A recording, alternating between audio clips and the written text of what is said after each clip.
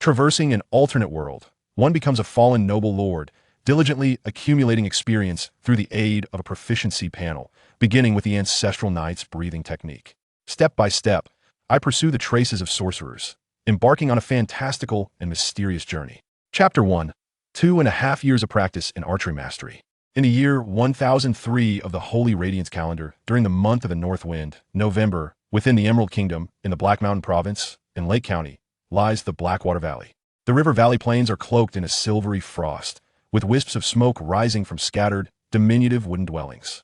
At an elevated location, a castle of modest grandeur is nestled against the mountainside, its collapsed towers and battlements revealing the misfortune of its lord.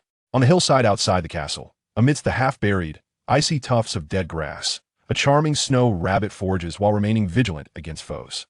70 meters away, a youth clad in a white fur coat, adorned with a white woolen hat and brown snow boots, conceals himself behind a gnarled tree, blending seamlessly with the surrounding expanse of white snow.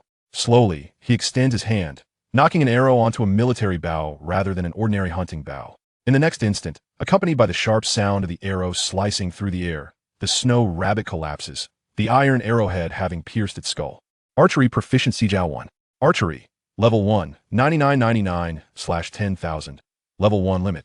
Tonight, we shall feast upon roasted rabbit. Levi licks his lips, and, with a mere thought, opens the proficiency panel. Levi snack. Archery. Level 1 limit. Horsemanship. Level 1 limit. Noble dance. Level 1 limit. Basic combat. Level 1 limit. Basic swordsmanship. Level 1 limit. Gazing upon the proficiency panel in his mind, a smile graces Levi's lips. The most difficult skill to master, archery, has reached its limit. Now, within the effective range of my bow, of my line of sight, any prey I target is guaranteed to fall. In the annals of the kingdom's history, my archery could be deemed that of a divine marksman. Yet here I am, merely a squire who has practiced for 2.5 years. In this 2.5 years, I have perfected the 5 fundamental skills required of a knight squire: riding, shooting, dancing, fighting, and swordsmanship, exceeding expectations. My physical condition has also been sufficiently honed. I should now be qualified to learn the breathing technique. Only by mastering the breathing technique can one truly become a knight in this world rife with calamities and predatory might, where supernatural forces lurk just to barely safeguard one's own life. After all, the original owner of this body may have been killed by a malevolent spirit. Levi is not a native of this world. He is a time traveler who reincarnated into this noble scion 3 years ago, during the first millennium of the Holy Radiance calendar, with the golden finger of a proficiency panel residing in his mind. From the last memories of the original owner, it seems he had hooked a corpse of a woman in white robes, her eye sockets hollow, hair disheveled, while fishing in the Blackwater River. Her pallid face was swollen, and the bloated skin was still oozing water, resembling the malevolent spirit described in local folklore, the water nymph. Subsequently, the original owner plunged into eternal darkness until Levi occupied the body. Later, a night, Sir Fred, discovered himself drenched and lying by the riverbank, surrounded by a stench of foul water plants and rotten fish, mumbling incoherent phrases reminiscent of incantations, such as, "I have no heir," a phonetic translation of Sir Fred's name. This true knight still believes that Master Levi had lost his sanity in frustration from not catching any fish, leading him to foolishly enter the water, resulting in this scene. Naturally, Levi refrains from sharing his encounter with the malevolent spirit with others, for it would be challenging to explain how he survived such an encounter. However, that malevolent spirit has become a psychological shadow for Levi, who dares not approach the banks of the Blackwater River. In truth, from what Levi currently understands, the legend of the malevolent spirit has existed since ancient times, yet the vast majority of people have never witnessed one. It is akin to the tales of sorcerers, extraordinary beings wielding the powers of wind, thunder, earth, and fire, of whom no one has ever laid eyes upon. Even Sir Fred, who traveled extensively across the Emerald Kingdom in his youth and has seen much, regards sorcerers as mere myth. Ah, sorcerers! What a noble and mysterious profession. No matter how strong a knight may be, he remains merely a somewhat powerful mundane, akin to the difference between a martial artist and an immortal practitioner. Levi feels a yearning. Most legends do not arise from a vacuum. Thus, upon witnessing the tangible existence of a malevolent spirit, Levi is resolute that sorcerers certainly exist in this world, far beyond mere fabrications of wandering bards. Yet, he also understands that, with his current abilities, the pursuit of sorcerers remains an ethereal aspiration, akin to gazing at the stars while needing to remain grounded. Hence, since the age of 10, Levi has diligently trained in the 5 knightly arts, and now, with the aid of the proficiency panel, he has mastered all 5 arts to their utmost limit in less than 3 years. Levi is confident that most formal knights, such as Sir Fred, do not surpass him in the foundational knightly skills, particularly in the archery he takes pride in. At the age of 12, Levi now stands at a height of 175 centimeters, appearing robust and powerful. Apart from the youthful innocence still lingering in his face, he is stronger than many adult males.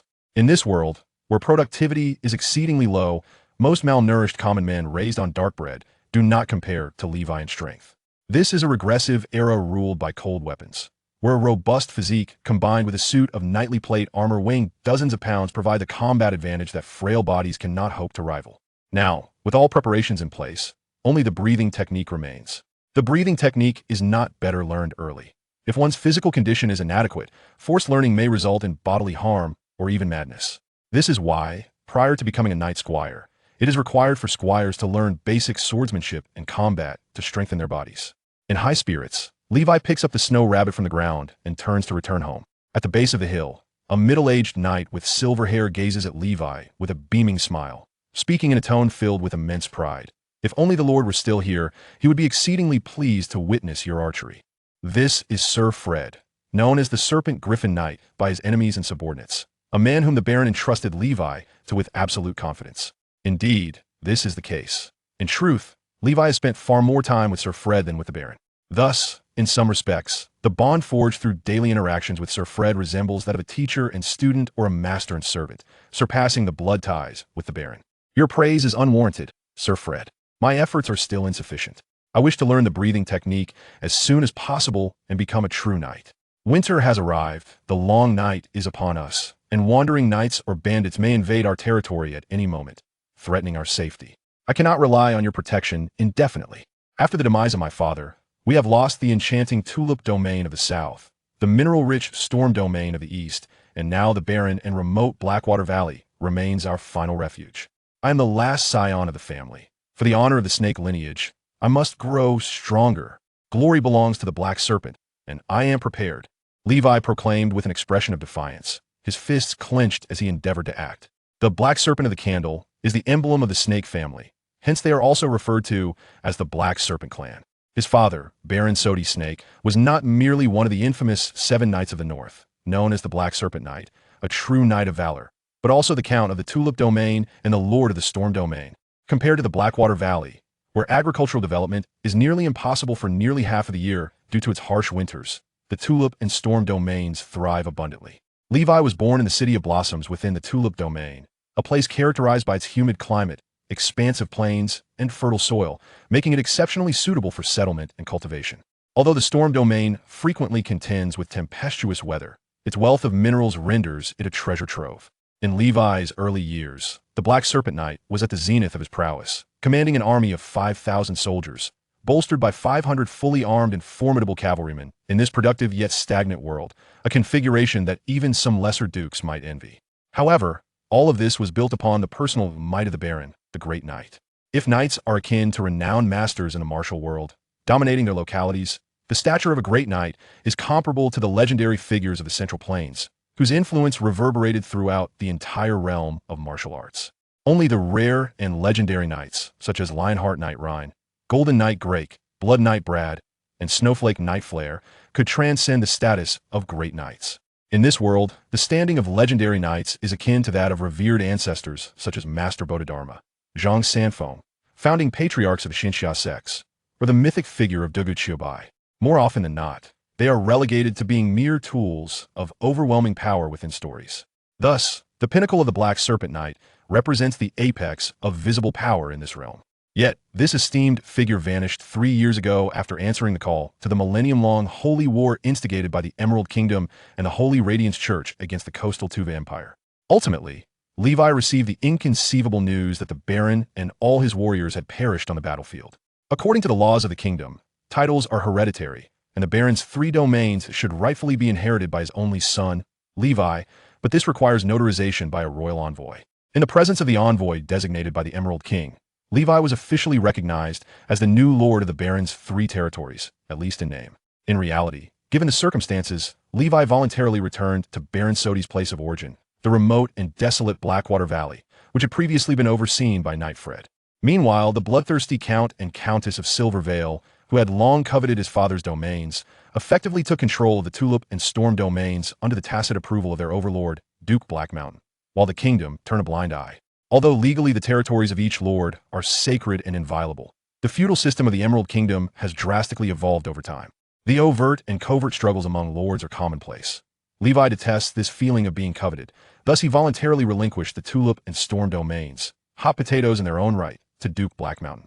As the largest territory in the north, the Duke of Blackmountain is the most seasoned and enigmatic of the 7 Knights of the North, having long desired to establish his influence in the south. Levi's seemingly reckless decision pleased Duke Blackmountain immensely. Innocent men suffer for their riches. In Levi's view, without a great knight or sufficient numbers of well-armed cavalry to deter external threats, holding onto the Tulip and Storm domains would be tantamount to courting death. With his proficiency panel at hand, it was far wiser to retreat safely to the small and humble Blackwater Valley and assume the role of a minor lord. Levi harbored no ambitions of kingship. He merely wished to quietly cultivate his breathing technique, gradually ascending to the ranks of knight, great knight, and even legendary knight, ultimately pursuing the path of the sorcerer. For, based on his current understanding, only a sorcerer could potentially fulfill his desire for immortality and truly stand unafraid of supernatural beings and monsters. However, despite his inner thoughts, in front of Knight Fred, his father's most trusted vassal, Levi maintained the facade he was expected to uphold. Moreover, the path of knighthood necessitates abundant resources and wealth. This world indeed favors the wealthy in arms over the learned. Thus, Levi's plan was clear: to master the breathing technique, swiftly become a formal knight, then manage his domain, amass wealth for his training, and once he possessed sufficient means for self-preservation, embark on a journey across the 7 kingdoms in search of a sorcerer. The middle-aged knight, Fred, listened quietly to Levi's youthful aspirations, a smile of contentment illuminating his weathered face. "Baron Levi, my master, you are indeed ready now. Please follow me." Chapter 2. The Black Serpent of the Candle and the Night Madman. In the subterranean depths of the ancient castle, there lay a hidden chamber that Levi had never before visited. Gradually, a stone table, engineered with intricate mechanisms, emerged from the ground. Upon it rested an aged and time-worn parchment, upon which were depicted various haphazard figures in vibrant crimson paint, each striking peculiar poses and engaged in diverse actions. Forming a circle, surrounding these figures was an abstract black-scaled serpent, seemingly capable of encircling the entire castle. Its forked tongue flickering as it held an ancient candle aloft on its jaw, the flickering flame dispelling the darkness and illuminating the surroundings. This was the ancestral breathing technique of the snake family. The black serpent breathing technique, a powerful foundation upon which the snake lineage stands. With the blood of the snake coursing through your veins, serving as the key to unlocking this legacy. This remarkable breathing technique is far more precious than the Blackwater Valley itself, Sir Knight Fred stated with grave seriousness. Levi inhaled deeply, realizing that he was finally on the path of true knighthood. As he understood, knights categorized breathing techniques into 4 tiers based on their intricacy and potential for growth: shallow, excellent, perfect, and legendary. Among these, a staggering 90% of breathing techniques are classified as shallow. Many who practice such shallow techniques find themselves stagnating in the role of squire for their entire lives, never attaining the rank of knight. Achieving the condensation of a life seed and entering the official knighthood is akin to striking a stroke of fortune. Ascending to the rank of a great knight is virtually impossible. For instance, the serpent griffin breathing technique practiced by Sir Fred is of this caliber. Naturally, an excellent quality breathing technique merely serves as a stepping stone to become a great knight. One requires 90% talent, 9% opportunity, and 1% perspiration to succeed. The perfect grade breathing techniques are typically reserved for noble families of the highest echelon, with very few existing throughout the kingdom. As for legendary quality breathing techniques, akin to those of legendary knights, they exist only in tales, and thus merit no further discussion. A significant characteristic of breathing techniques above the excellent quality is that most of them require the lineage's blood to practice. The precise reason for this remains unknown to knights. Such techniques are often referred to as bloodline breathing techniques or secret cultivation methods. The black serpent breathing technique is indeed a bloodline technique, exclusive to the snake family. Historically, there have been instances of knights attempting to seize the ancestral breathing techniques of other noble families. resulting in either a lifetime of futility or a tragic demise due to their own reckless ambition. Some say this is a curse laid upon those who dare to desecrate their family legacy by the ancestral spirits. However, Levi harbored no such fears. As a scion of nobility, he possessed pure snake blood, the offspring of the black serpent. Due to the immense value of the black serpent breathing technique, Levi refrained from taking it outside the chamber and, guided by Sir Fred, commenced his training within the confines of the chamber for a fortnight. During this period, Sir Fred remained by his side, and though he was not versed in the black serpent breathing technique, his vast knowledge allowed him to adequately instruct Levi in the fundamentals. One day, Levi awakened from a peculiar posture. Despite the apparent lack of vigorous exercise, he was drenched in sweat, veins bulging, face flushed, and breath quickened. He sensed that his blood was surging with an intensity beyond the ordinary, circulating at an extraordinary pace, as the energy stored within him was being fervently consumed, accompanied by an overwhelming hunger that made him yearn to devour an entire snow hare raw. "I'm famished," Levi growled, his voice low and hoarse. Observing his state, Sir Fred was prepared, presenting a platter of roasted meat, a bowl of sheep's milk, and a generous portion of white bread rolls filled with fragrant jam, accompanied by boiled cabbage. This combination of nourishment encompassed carbohydrates, proteins, and vitamins in abundance. In reality, the nobility of this world seldom consumed vegetables, regarding them as food fit only for the lower classes. However, Levi understood the importance of balanced nutrition and thus insisted on a harmonious blend of meat and vegetables in his meals. He inhaled the food voraciously, devouring it like a beast, the gnawing hunger dissipating as his demeanor began to relax. This single meal amounted to double the usual portion for a normal man, and yet he found himself merely 80% satiated. A new skill had manifested on the proficiency panel in his mind: Levi's snake. Black serpent breathing technique, level 1. Based on Levi's prior experiences, the appearance of a skill on the proficiency panel signified that he had successfully entered the initial stage. The next step was to diligently practice to enhance his proficiency. Moreover, acquiring a foundational understanding of the breathing technique also marked the threshold of becoming a squire. The stages preceding formal knighthood are categorized as squire phases: shield squire, sword squire, and prospective knight. During the shield squire phase, in addition to practicing the breathing technique, one must also learn the fundamentals of shield usage. Regardless of whether one will eventually require a shield, mastering its application in combat is an essential skill for any knight. The sword squire phase necessitates the study of authentic swordsmanship, not the rudimentary techniques of children.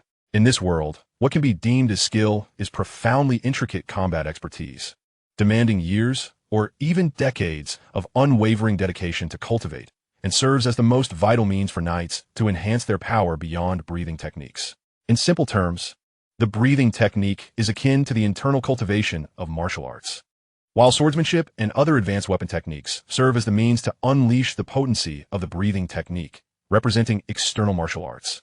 When one achieves a modest level of proficiency in breathing techniques, they're considered a prospective knight. A critical step for the next challenge lies in condensing the life seed. Should one succeed, the horizons will be boundless, transforming into a knight of formidable prowess on the battlefield. Failure, however, would render the prospect of recondensing exceedingly arduous. "It appears that you have initially grasped the black serpent breathing technique," Sir Fred observed, his expression a mixture of complexity and encouragement.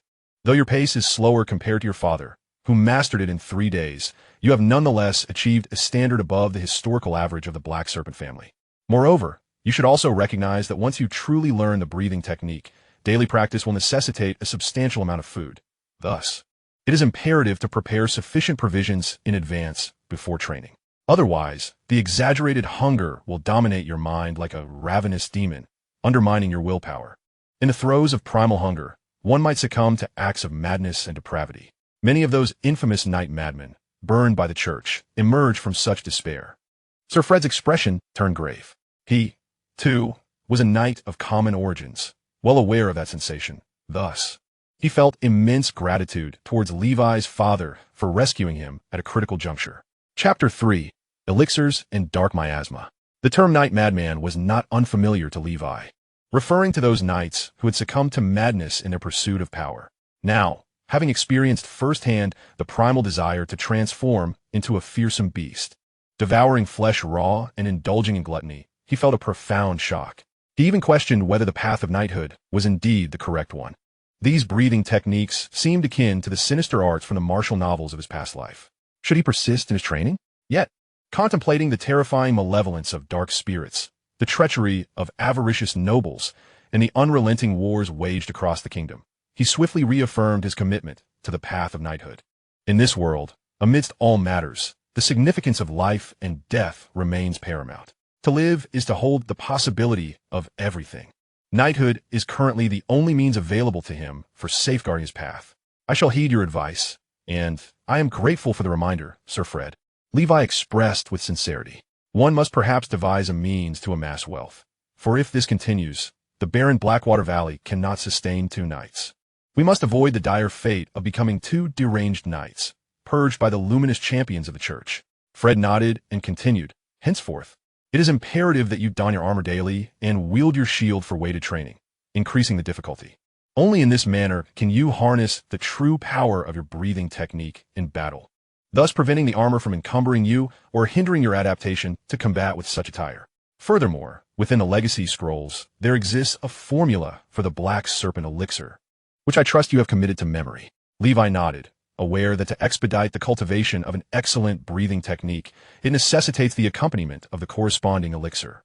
The black serpent elixir's recipe is not overly complex. 50 grams of serpent blood, 1 serpent gallbladder, 10 grams of powdered green water turtle shell, 10 grams of wood ash, 3 petals of mandrake, a drop of dragon saliva, a drop of liquid amber, and 100 milliliters of pure water. Most of these ingredients, save for the dragon saliva, are relatively easy to procure and inexpensive. Among them, any type of serpent's blood and gallbladder will suffice, though varying serpents yield differing effects. The dragon's saliva, however, poses a significant challenge. In this world, dragon saliva is not the product of a sperm whale's stomach, but rather derived from a glandular organ located within a terrestrial behemoth known as the earth dragon beast. In the tales of the kingdom's bards, the earth dragon beast is heralded as one of the most perilous creatures of the wild. They possess immense strength and are impervious to blades and firearms. Often featured in knightly tales and bardic lore, akin to the dragons in heroic sagas. Moreover, the earth dragon beast has a peculiar penchant for devouring glittering objects, such as gold coins and gemstones. Typically, to vanquish an adult earth dragon beast, one must either employ a formidable knight with the finest weaponry or assemble a cadre of 5 or more knights to ensnare the beast with traps and poison. Utilizing heavy artillery, like armor-piercing crossbows, for the hunt. One of the legendary feats of the Lionheart Knight, before achieving his legendary status, was the solitary slaying of a male earth dragon beast that had terrorized the northern territories of the kingdom. 3 esteemed knights had previously attempted to hunt this creature, all to no avail, with one young knight tragically perishing in the attempt. Ultimately, the Lionheart Knight succeeded, discovering within the beast's belly a trove of 8,000 gold coins and treasures of immeasurable worth. In the era of cold steel, hunting an earth dragon beast is no simple task.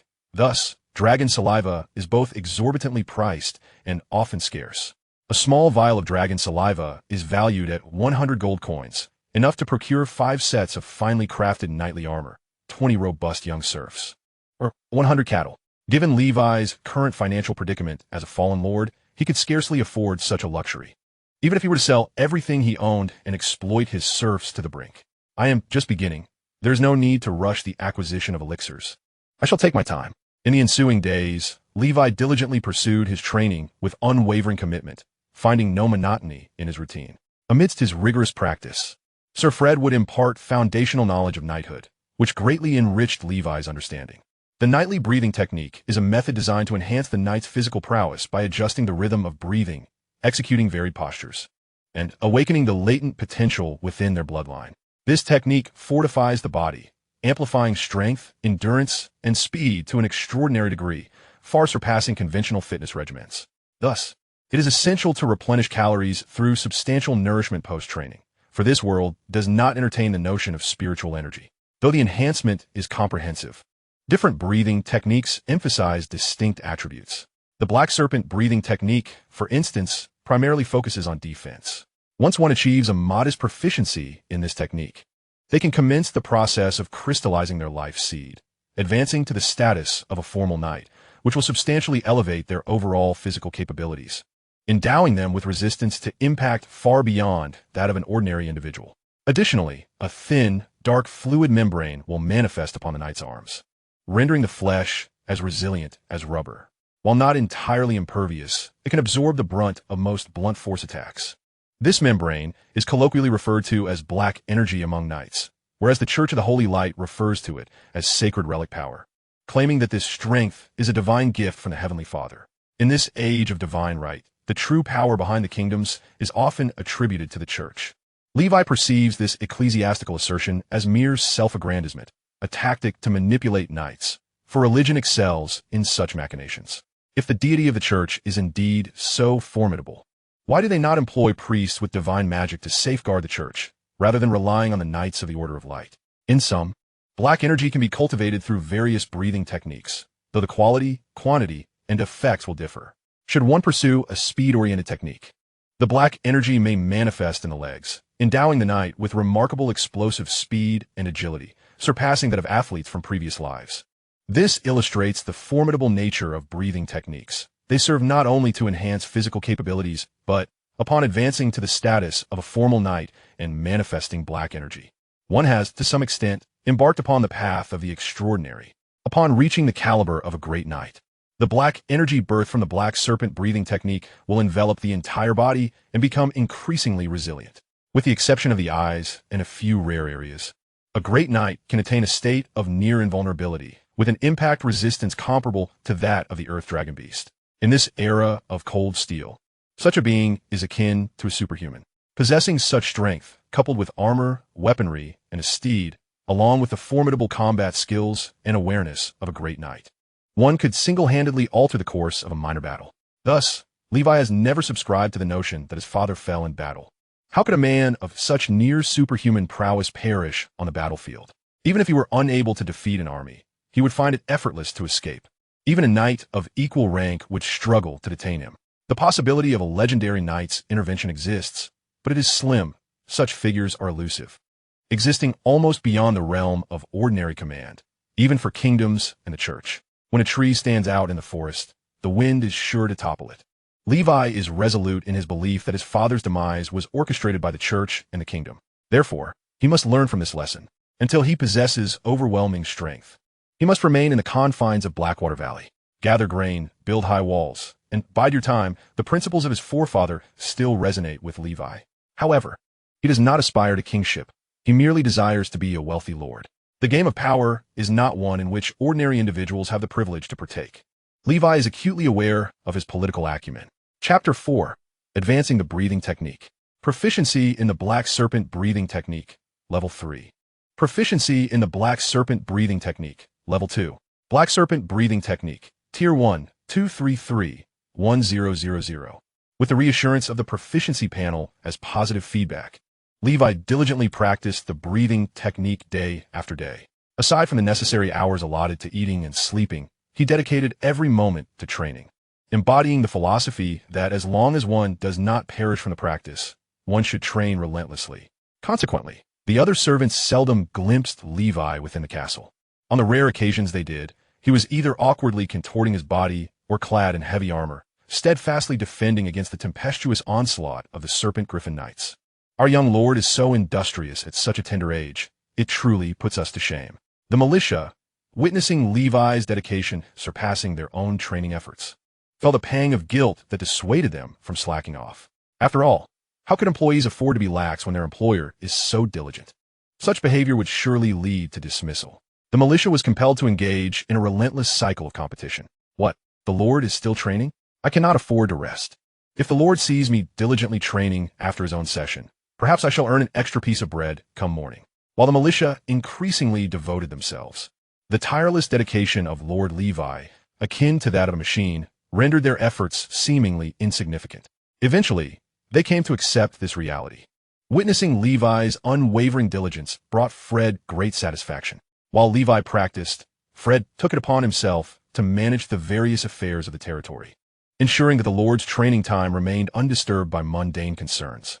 However, certain disputes among the residents still necessitated Levi's personal judicial intervention, preserving his dignity and authority as Lord. In his previous life, he had been a lawyer, making this the only aspect of his new existence that somewhat aligned with his former profession. Thus, The month of Northwind hurriedly passed amidst their bustling activities. The coldest month of the year, December, had quietly descended upon the land. This heralded a more ferocious cold wave and harsher snowstorms for the northern region of Blackwater Valley. Many serfs' dilapidated wooden shanties, having fallen into disrepair, were ravaged by the bitter winds and snow. With the mountains sealed in snow and the harsh winter upon them, reconstruction was hardly feasible. In his kindness, Lord Levi instructed Knight Fred to temporarily shelter these serfs within the castle, finding them tasks to perform. Young women and maidens were assigned as servants, responsible for the daily needs of Levi and Knight Fred. A selection of able-bodied men was incorporated into the militia, thus increasing their numbers to an unprecedented 50. These militia members were all under the command of Knight Fred, who taught them fundamental combat skills. In addition to their training, they were tasked with repairing the castle, undertaking heavy labor, and tending to livestock and farming. They were not fully professional soldiers, as Blackwater Valley could hardly afford to maintain a standing army. The elderly and children were assigned relatively lighter tasks, allowing everyone to contribute to the territory and earn their share of food, a piece of gray bread accompanied by a bowl of red bean soup. Gray bread, while superior to black bread, did not possess the softness of white bread. In fact, the productivity of Blackwater Valley was such that the delicate white bread barely sufficed for Levi and Knight Fred, whose formidable physiques required a substantial caloric intake. Levi's daily food requirements were 5 to 8 times that of an ordinary person, most of which was efficiently utilized by his breathing techniques to strengthen his body, with a small portion converted into waste. However, even this small portion necessitated 3 visits to the latrine each day. In contrast, Knight Fred, having surpassed the rapid growth phase of the breathing technique, consumed approximately 3 times the amount of an average person without consciously engaging in the technique. Levi's generosity endeared him to the serfs, who expressed profound gratitude to their young, kind, and handsome lord for his bountiful gifts. Meanwhile, Levi was immersed in the practice of his breathing technique, finding himself unable to extricate from its depths. Each day, he observed the tangible improvement in his mastery of the black serpent breathing technique, yielding a profound sense of accomplishment. Simultaneously, he remained vigilant against the potential incursions of wandering knights or bands of robbers in the wilderness. After all, for those homeless vagabonds, a minor lord like Levi was undoubtedly an inviting target for plunder. Fortunately, with Knight Fred at his side, Levi felt little concern for ordinary external threats. As the left hand of the Black Serpent Knight, Fred's reputation still commanded respect in the surrounding territories, even if he seldom took action himself. Amidst his training, Levi occasionally observed the results of Fred's instruction to the militia. From a motley group lacking cohesion, they had begun to develop a semblance of combat readiness under the knight's guidance, their progress becoming increasingly apparent. They would eventually become an essential force for the protection of both themselves and their territory. Truth be told, the population of Levi's domain remained rather sparse, placing its productivity among the lowest of baronial lands. After all, he had returned to Blackwater Valley with nothing, essentially starting from scratch. For the vulnerable Levi, this course of action was born out of necessity. Time held no dominion over his training, and the tranquility of Lord Levi's existence persisted.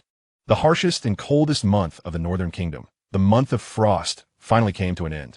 On the first day of the year 1004 of the Saintly Radiance calendar, the day of the Celestial Father's birth, coincidentally marked the new year of the Emerald Kingdom. Remarkably, this day also commemorated Levi's own birthday. Lord Levi Sneak of Blackwater Valley, Count of Tulip and Master of Stormhold, turned 13. Within the still chilly confines of the castle, Levi, having completed his peculiar and contorted breathing postures, stretched his tall frame of 6 feet, standing on the second floor in a dramatic pose reminiscent of a character from JoJo. Gazing down at the residents below, his aura had transformed dramatically compared to just a month prior. Beneath his youthful, sun-kissed features lay a serpentine gloom, his physique sculpted and robust, reminiscent of an exquisite ancient Greek statue. Observing Levi in such a state would elicit exclamations of disbelief. Was this truly a 13-year-old?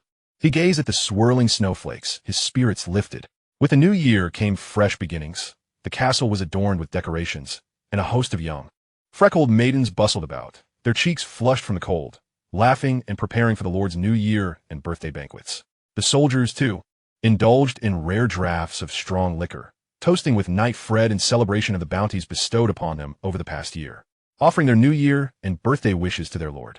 Other serfs delivered fragrant hams, cheeses, dried fruits, and fruit wines to the castle, expressing their gratitude to Levi. Compared to other feudal lords in this world, Levi, having traversed from modernity, held an immeasurably greater respect and kindness towards these laborers. Consequently, while the serfs of Blackwater Valley lived in poverty, they found contentment. Here, they could occasionally experience a semblance of human dignity, secured under the protection of their lord and knight Fred, ensuring a basic level of safety. Of course, Levi's buoyant mood stemmed from more than just this. Most importantly, after 2 months of relentless dedication to the black serpent breathing technique, he had finally advanced to the second tier. Chapter 5. The Dawn Swordsman and the Boar Knight. Levi's Sneak. Black Serpent Breathing Technique. Second tier, 15,000. Shield Technique. First tier, limit. Perhaps due to the solid foundation he had established previously. Combined with the daily tutelage of a seasoned knight, reaching the second tier of the Black Serpent Breathing Technique proved far simpler than Levi had anticipated. As for the shield technique, he had inadvertently mastered it to its limits, as its difficulty paled in comparison to that of foundational archery or swordsmanship. For someone who had dedicated a staggering amount of experience to perfecting basic archery, these challenges were trivial. From this day forth, Levi stepped into the second stage of knighthood, squire of the sword. He had drawn one step closer to his goal of becoming a full-fledged knight. The next milestone was to achieve the third tier of the breathing technique and attain the status of a knight in training. With a staggering requirement of 5,000 points for proficiency, Levi estimated that achieving the rank of knight in training would take at least 6 months. After such an intense period of focus on the breathing technique, he recognized the need to rest his body and mind. Practice must be balanced, lest he fall into obsession for maintaining an excessively high-stress state. Having become a sword-wielding squire, Levi has already acquired a basic level of strength. His physical prowess is now approximately twice that of an average male. In unarmed combat, relying solely on brute force, he could effortlessly overpower 5 adult men. This is indeed remarkable, especially considering he is merely 13 years old, a mere child. According to the account of Sir Fred, a seasoned knight, his physical capabilities are 5 times that of an average person.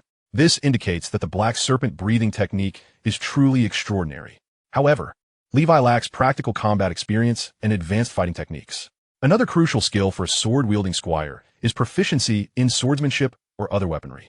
Knights seldom resort to using their fists and feet in battle, even though their punches could easily kill a man. As the saying goes, a length of an inch brings a strength of an inch. Fighting without weapons is rather foolish, for flesh and blood cannot withstand steel. To learn the art of swordsmanship, Levi must seek the guidance of Sir Fred, for even a genius like his father must concede that Sir Fred possesses superior talent in the way of the sword. This is evident from the moniker he earned during his early travels across the kingdom, the Dawn Swordsman. What a splendid title. There is no rush in learning to wield the sword. Today is the new year, and Levi intends to take a well-deserved day of rest to indulge in the joys of nobility. At the feast, Levi occupies the seat of the lord, with Sir Fred beside him. Aside from him, no other nobles are present, only those from within the territory. It is the depths of winter, with heavy snow blocking the roads, and the Blackwater Valley is situated in a remote area. Although there are the barony of Stonehold, Frostwind, and Silvermoon in proximity, the distances are considerable, leading to minimal interaction among these lords throughout the year, particularly in winter. Only in summer do they engage in some trade exchanges within their territories. In short, the barons who manage to survive in this region are not particularly prosperous, which renders Levi's father's rise to prominence all the more legendary, starting from the barren lands of the north and achieving remarkable feats in the kingdom's wars, earning renown among the nobles of neighboring countries as the Black Serpent Knight, ultimately becoming the lord of 2 prosperous territories. Nevertheless, Levi has little desire to engage with other lords. It is best for everyone to avoid trouble and coexist peacefully for mutual benefit. At the outer edge of the feast, the shy and timid serfs, filled with self-doubt, enjoy the same exquisite delicacies as their lord, but dare not indulge freely for fear of incurring his wrath. Within the territory, Levi is their king, able to dispose of them at will. Simultaneously, they are astonished to see such a young lord, who possesses a commanding presence that belies his 13 years. As the wine flows, Levi continues to eat and relish the attentive service of the maids, who blush profusely while tending to his robust figure. These young maidens, daughters of farmers, are efficient in their work and lively in private conversations. Yet they become quite reserved when serving Levi. Suddenly, a stout and diminutive boy approaches and kneels before Levi, placing a long cloth-wrapped bundle at his feet. Levi recognizes him as the son of the territory's blacksmith, Toby, whom he affectionately calls Little Toby, though his full name is Melon. "What brings you here, young Melon?" Levi inquires. Melon unwraps the cloth to reveal a knight's sword glinting with a chilling light. "My lord, this is the finest sword I forged last year, and I wish to present it to you," he says, bowing his head. "Oh." Levi accepts the sword, noting its minimal impurities. In this world of limited productivity, it is undoubtedly of average quality, worth 1 or 2 gold coins. Indeed, it is a fine sword. Levi praises without reservation, accepting it. The people of the territory are his vassals. Their lands and possessions belong to him, allowing him to accept this gift with ease, as he must ensure their safety in these tumultuous and dark times. "By the way, how is your father's health?" Levi asks with genuine concern. This is not feigned, for old Toby is the most crucial blacksmith in the territory, responsible for crafting weapons for the militia and tools for the serfs. He is a valuable asset to the land. Suddenly, little Toby bows his head and kneels, tearfully pleading, "My lord, yesterday while my father and I were mining on the mountain, we encountered members of the Wild Boar gang. I managed to escape, but my father was captured. I had no choice but to seek your assistance." Upon hearing this, Levi's expression turns cold. "The Wild Boar gang? My greatest fear has indeed come to pass. I understand your father's predicament, and I will take care of it. Return home and await my news." This unfortunate incident has soured Levi's good spirits for the day. After the feast, Sir Fred approaches Levi, his gaze filled with a lethal intensity. The Wild Boar gang's abduction of old Toby is clearly premeditated. They have been expanding their ranks and require a substantial amount of weaponry, making an exceptional blacksmith like him a prime target. The leader of the Wild Boar gang, the Boar Knight Pig, was once a blacksmith himself, a former apprentice of old Toby. Somehow, he obtained the breathing technique and managed to break through to become a formal knight. However, he should not pose a challenge for me. I can lead a team tomorrow to retrieve old Toby. Chapter 6, Tremors, Ripples, and the Force of Rotation. Levi shakes his head. There is no need for haste. The heavy snow has blocked the roads, and we cannot ascertain whether this is a trap set by the Wild Boar gang. Old Toby is a valuable talent to the Boar Knight and is not known for his loyalty. To preserve his life, he will surely comply with the Boar Knight's demands. Therefore, he should be safe for the time being. For now, let's ensure that little Toby is comforted. In the meantime, send someone to gather intelligence on the Wild Boar gang, and we will devise a plan. Ever since my father passed away, it seems that every Tom, Dick, and Harry wishes to trample upon our black serpent family. It is truly vexing. Sir Fred, you may retire for the night. Tomorrow, teach me the true art of swordsmanship. I shall also have the perfect opportunity to test the fine sword forged by little Toby." As Levi rests his forehead in contemplation, the flickering candlelight casts a golden hue upon his eyes, which emanate a commanding presence that is not merely that of a noble lord, but rather a formidable aura reminiscent of a legendary being from a distant age. Sir Fred gazes into Levi's eyes, feeling an unsettling impression as if he were being scrutinized by a fearsome beast.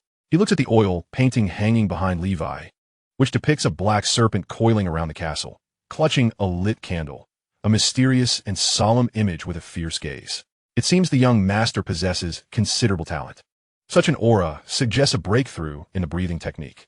Sir Fred muses to himself, somewhat astonished, as he sees echoes of the prowess displayed by the Black Serpent Knight in Levi's gaze.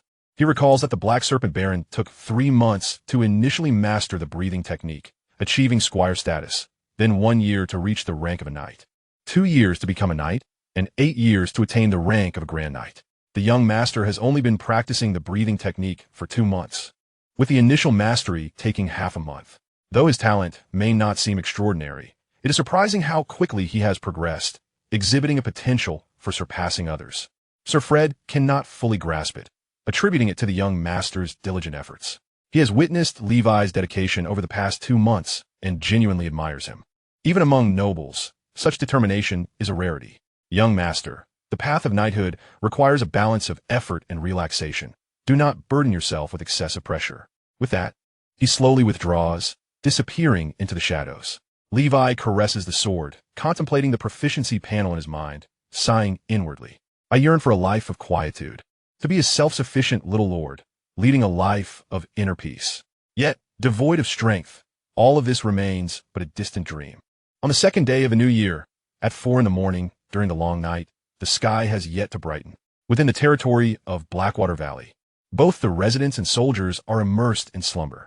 In the training grounds, Levi, clad in heavy armor, grips Frostmourne, the name he bestowed upon his newly acquired knight's sword. A tribute to the world he can never return to. Sir Frederick unsheathes his longsword, Dawn, and declares, "Today, I shall impart to you a sword technique I stumbled upon during my early travels across the kingdom. This technique bears no name. I shall refer to it as the Golden Cross slash. Essentially, the Golden Cross slash utilizes an immensely intricate and esoteric method of exerting force, delivering a cross slash of power that surpasses your imagination.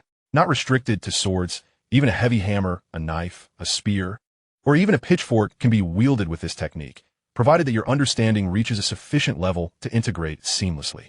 The Golden Cross slash comprises 3 realms: the vibrational cross slash, the ripple cross slash, and the rotational cross slash, each progressively more challenging to comprehend. The technique employs 3 forms of force exertion, the simplest being the vibrational force, followed by the advanced ripple force, culminating in the highest realm, the rotational force. I have been practicing this sword technique for over 20 years, and thus far, I have only fully mastered the ripple force. Nevertheless, its power rivals the finest and most intricate sword techniques. Therefore, the quality of this technique is entirely contingent upon the user's comprehension. If you possess average talent and can only grasp the vibrational cross slash, it remains a relatively rudimentary technique. However, should you be exceptionally gifted and attain the pinnacle of the rotational cross slash, it could very well evolve into a perfect or even legendary technique. Upon hearing this, Levi cannot help but smile wryly. If even you have only reached the ripple stage, is there truly anyone, aside from the originator, who can attain the supreme rotational realm? Sir Frederick smiles gently. Do not lose heart, young master. Achieving the second stage, mastering the ripple cross slash, is more than sufficient. Your father only mastered the ripple force. Yet among the great knights, his prowess was already of the highest caliber. Levi nods, undeterred. With the proficiency panel at his disposal, he is confident that he will eventually elevate this sword technique to its utmost pinnacle. Sir Frederick, wielding Dawn, emanates a formidable aura, his entire being vibrating in an almost phantasmal manner, transmitting this vibrational power to the knight's sword. Buzz, buzz, buzz. The longsword emits a resonant hum. The light of Dawn splits into 2, forming a violently vibrating cross slash. With a crack, the thick black dragonwood stump before Sir Frederick is cleaved into 4. He then sheathes his sword in one fluid motion. Levi is left astounded. Although black dragonwood lacks the hardness of steel, the knight's sword forged with the techniques of this world would be impossible for an ordinary person to cleave. Yet, through the unique vibrational power imparted to the knight's sword, Sir Frederick accomplishes this feat. Such is the might of a knight, such is the power of swordsmanship. It is awe-inspiring. Levi feels a deep yearning. This is what I aspire to achieve. A hint of pride flickers across Sir Frederick's weathered face. He has exerted only 30% of his strength. Were he to unleash his full potential with the ripple force, wielding the knight's sword, he could even slice through a knight's plate armor. However, doing so would inflict excessive damage on the sword, a reckless act. The vibrational force is more than sufficient to handle most adversaries. This exemplifies the technique of force exertion. You may not fully grasp it yet. Allow me to demonstrate once more. Sir Frederick understands that even a prodigy in swordsmanship would find it challenging to initially master the force exertion technique of the Golden Cross slash. Levi nods. It is simply too swift for him to comprehend. Not to mention, it has yet to appear on his proficiency panel. The proficiency panel can only indicate progress once he has grasped the technique to a basic level, but it cannot transform him into a prodigy who learns effortlessly. Thus, after countless demonstrations from Sir Frederick, Levi gradually begins to grasp the foundational principles of force exertion. He then embarks on his own attempts to wield the sword. Practicing swordsmanship is an incessant cycle of repetition, learning, error, and realization. A slight deviation in the technique of force exertion renders the creation of the so-called vibrational force impossible. Sir Frederick tirelessly teaches Levi again and again. For the past few days, Levi has neglected his breathing methods, fully immersing himself in sword practice, determined to achieve a preliminary mastery reflected on the proficiency panel. By the 3rd day, while engaged in his usual sword practice, Levi suddenly feels a faint, rhythmic vibration emanating from Frostmourne, akin to the breath of a living being. His face lights up with joy. He has sensed it. Although the vibrational force is slight, it undeniably exists. I have entered the realm. On the proficiency panel, a new skill has emerged. Chapter 7, Lord of the Wilderness and the Wilderness Brotherhood. Levi Snick. Black Serpent Breathing Technique. Level 2, 55,000. Golden Cross slash. Level 1, 11,000. Special effect, basic vibration. After 3 days, the golden cross slash is finally within my grasp. Yet, as Levi gazes at the newly added special effect on the panel, he ponders special effect? This is the first time I have encountered such a phenomenon. Clearly, the basic vibration refers to the vibrational power Sir Frederick spoke of, the most formidable aspect of the golden cross slash. This exceptionally clever technique of force exertion allows the knight's sword to generate rapid vibrations, achieving the effect of cutting through iron like mud. This also attests to the golden cross slash's superior quality. Remarkably, it possesses a special effect even at level 1. By contrast, the level 2 black serpent breathing technique lacks any special effects. Levi is astonished, contemplating where Sir Frederick acquired such an extraordinary sword technique. He now harbors serious doubts that the creator of this genius technique could be anything less than a great knight, perhaps even a legendary knight of lore. Having learned the sword technique, Levi is immensely satisfied, eager to push his limits. Seizing the moment, he practices the golden cross slash several more times. Currently, he has merely begun to grasp the method of invoking the vibrational force, producing only a feeble vibration that requires extended build-up. In a real combat scenario, he would have been defeated before he could even unleash the vibrational force.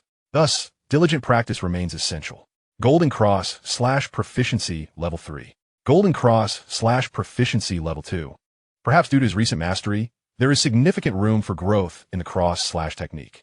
Each practice session allows Levi to increase his proficiency by at least 2 points. It is not until hunger strikes that he finally pauses. After resting for a while and having a bite to eat, he encounters Sir Frederick returning from training the militia. "Young master, have you mastered the vibrational force?" Sir Frederick inquires, noticing Levi's joyful demeanor. Levi nods. "In 3 days, I have grasped the vibrational force. It is not overly difficult. There exists a vast chasm between preliminary mastery and peak perfection. I have merely scratched the surface and given my prior foundation in swordsmanship, having leveled up basic sword techniques to their maximum. The vibrational force is merely the most elementary technique of the golden cross slash. Even those with modest swordsmanship talent can master it with time and effort. The ripple force and rotational force above it, however, become increasingly challenging." Sir Frederick beams. "You possess commendable talent in swordsmanship. Your father also took 2 days to master it." Levi was suddenly engulfed by a sense of frustration. He had not anticipated that his swordsmanship talent would pale in comparison to that of his father. "How long did it take you, Sir Fred?" he inquired. Knight Fred held up 2 fingers. 2 days? Levi guessed. "No, 2 iterations," Fred corrected. "I didn't ask." Levi felt profoundly disheartened. Was this what true swordsmanship genius looked like? He had practiced nearly 100 times over 3 days to barely grasp the basics, while Knight Fred had accomplished it with merely 1 attempt. In that moment, he deeply sensed the chasm that separated the prodigious from the ordinary. Even someone as formidable as Knight Fred had remained in the ripple phase for 20 years, still devoid of any hope of comprehending the force of rotation. What then, he mused, of an ordinary person? Fortunately, he had the proficiency panel. As long as he was willing to strive, as long as he lived, there would come a day when he would reach the realm of rotation. Levi steadied his emotions. "By the way, the people I dispatched to investigate the Boar gang have returned. Guess what?" Knight Fred squinted, gazing into the distance, and continued. "The Boar gang has allied with the Wild Brotherhood." "The Wild Brotherhood?" Levi scoffed. No wonder that Boar Knight was so audacious. It seems he found a powerful patron. The Wild Brotherhood was a faction of some renown in the Northern Kingdom. It was said to be an organization that worshipped the Lord of the Wilderness, primarily composed of wandering knights and various outlaws and brigands roving the plains. The Brotherhood advocated a return to the wild, freedom for all, and a belief that all emerged from chaos, ultimately returning to it, which they considered the ideal state of existence. The Lord of the Wilderness, in their view, was the embodiment of chaos in the mortal realm. To this end, they advocated the overthrow of the church and the tyrannies of the kingdom, abolishing all systems of power and nobility to revert to a primitive, almost anarchistic state, where only in such a condition could life evolve under the principle of survival of the fittest, ultimately allowing anyone to become divine. Undoubtedly, this was heresy, and thus, the Wild Brotherhood was a prime target for the church and the kingdom. Originally, this organization had long faded into obscurity, but the turmoil caused by the Millennium Holy War 3 years prior had distracted the kingdom and the church from such minor players. Now, the organization had resurfaced. "What do you wish to do?" Knight Fred inquired. Without hesitation, Levi replied, "Let them take care of the old blacksmith Toby for now. The young blacksmith Melon's skills are nearly sufficient. In a few days, we should assign more people to apprentice under him. We cannot afford to halt the production of weapons and equipment for the militia." Nightfred nodded. Indeed, this world is growing increasingly chaotic. It was not that Levi lacked courage. Rather, his current strength was vastly inferior to that of the Wild Brotherhood. This organization had existed for so long, absorbing numerous gangs and wandering knights. If it were not for the absence of high-ranking knights, one might fear that the number of knights within this organization could rival that of the greater earls. After years of lurking, who could guarantee that the Wild Brotherhood lacked any high-ranking knights? "I'm still too weak," Levi thought to himself. "If I possessed my father's strength, I could storm into the Boar gang, and surely the Wild Brotherhood would not dare to intervene." Levi chided himself before returning to his daily regimen of training. In the year 1004 of the saintly era, in the month of sprouting, February, which should have heralded the season of renewal, the Blackwater Valley, situated in the northern realm, remained ensconced in heavy snow, albeit not as frigid as the month of chilling winter. Levi was compelled to lead a life of seclusion, but he found solace in diligently practicing the black serpent breathing technique and the golden cross slash, which kept him perpetually occupied. His daily routine consisted of practicing the breathing technique twice each morning, noon, and evening, dedicating the remaining time to honing the golden cross slash. The breathing technique was foundational, undeniably paramount. However, it consumed a significant amount of his vitality, as well as the food supplies of the territory. If he were to fully commit to the breathing technique, the provisions stored before winter would become scarce, and the black bread was particularly unpalatable for him. Yet, at his current pace, practicing the breathing technique 6 times a day would conservatively yield 15 points of proficiency, allowing him to potentially break through to the 3rd level and advance to the rank of squire within a year. This speed was already quite rapid, not at all inferior to that of his prodigious father. As for the golden cross slash, Levi practiced until he reached the limits of his physical endurance. Unlike the breathing technique, the swordsmanship did not require excessive concern over losing control, thus allowing for swift improvement. Of course, Levi would grant himself a day of rest each week to afford his overworked body a chance to recuperate. The modifications to his breathing technique had rendered him exceptionally robust. For an ordinary individual, such a level of training could indeed prove fatal. In the year 1004 of the saintly era, in the month of life, March, as nature awakened and life flourished, Levi successfully advanced the golden cross slash to the 2nd level. He immediately accessed his proficiency panel. Chapter 8, 2nd level, effect, intermediate vibration. Levi's heart raced. Black serpent breathing technique, 2nd level, 125,000.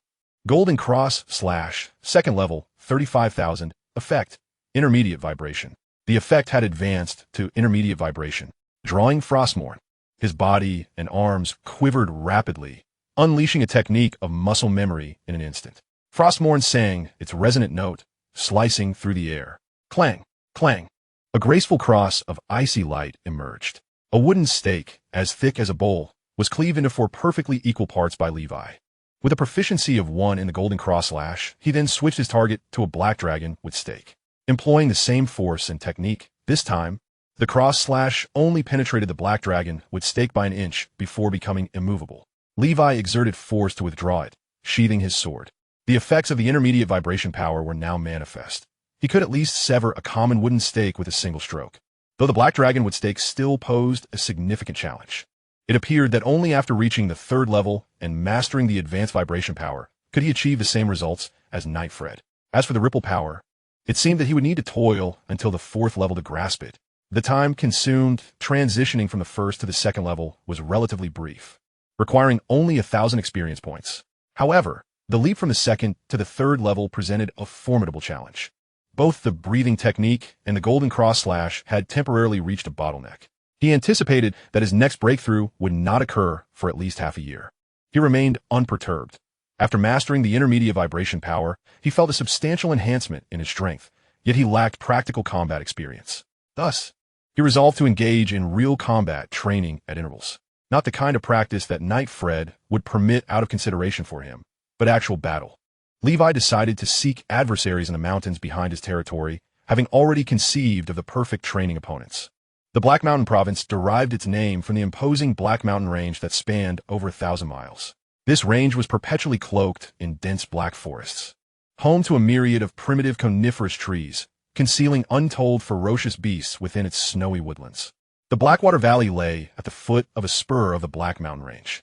Located on the periphery of the Black Mountain Range, it saw fewer wild beasts compared to the deeper regions.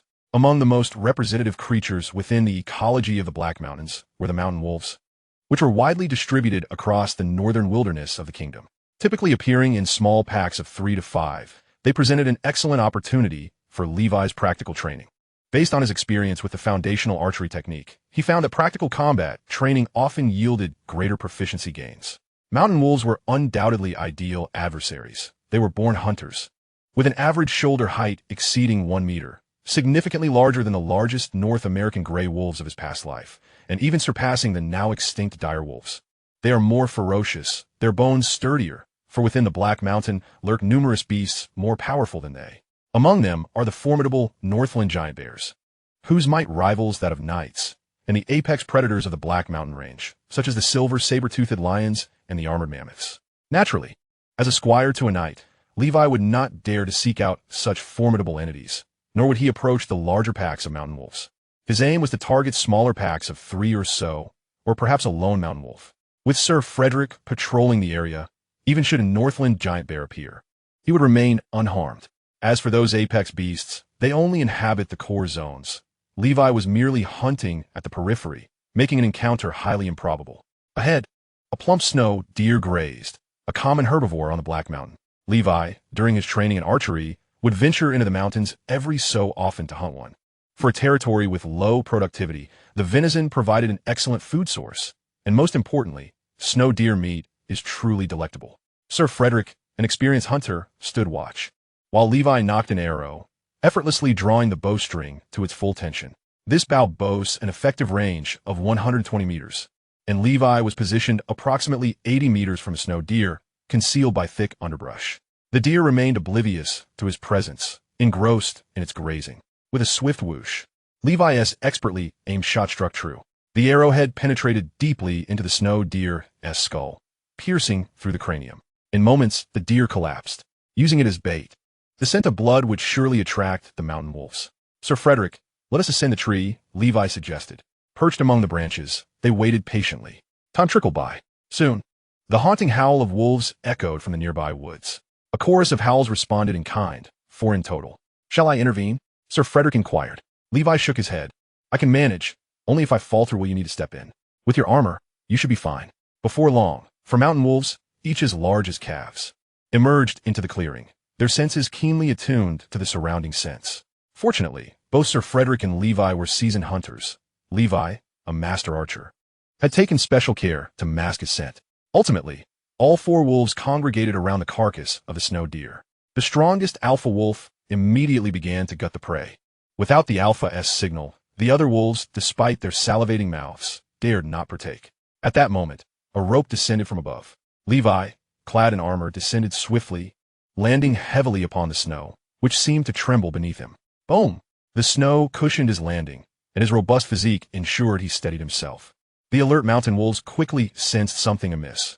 After a futile attempt to intimidate Levi with their howls, they charged at him under the alpha's command. Their speed was astonishing. Even seasoned hunters could do little but flee to the trees. Golden cross slash. The arc of Levi's blade cleaved through the air, sending shards of ice and snow scattering. One mountain wolf was struck down, cleaved into 4 pieces, its innards spilling upon the ground. A single, brutal strike ended its life with remarkable ease. The successful execution of the Golden Cross slash elevated Levi's proficiency by 5 points, an unprecedented achievement. The alpha wolf, witnessing this, was filled with dread. Its intelligence quickly informed it that it was no match for this human. It turned tail and fled. Having feasted upon his venison, did it dare to escape? The taste of wolf meat was not to be dismissed, and Levi would not allow it to slip through his fingers. The territory was too impoverished. Even as lord, he must hunt for sustenance. Instead of employing his archery skills, Levi pursued swiftly. Though encumbered by armor, his agility and speed surprisingly matched that of the mountain wolves, allowing him to quickly close the gap on one of them. Golden cross slash.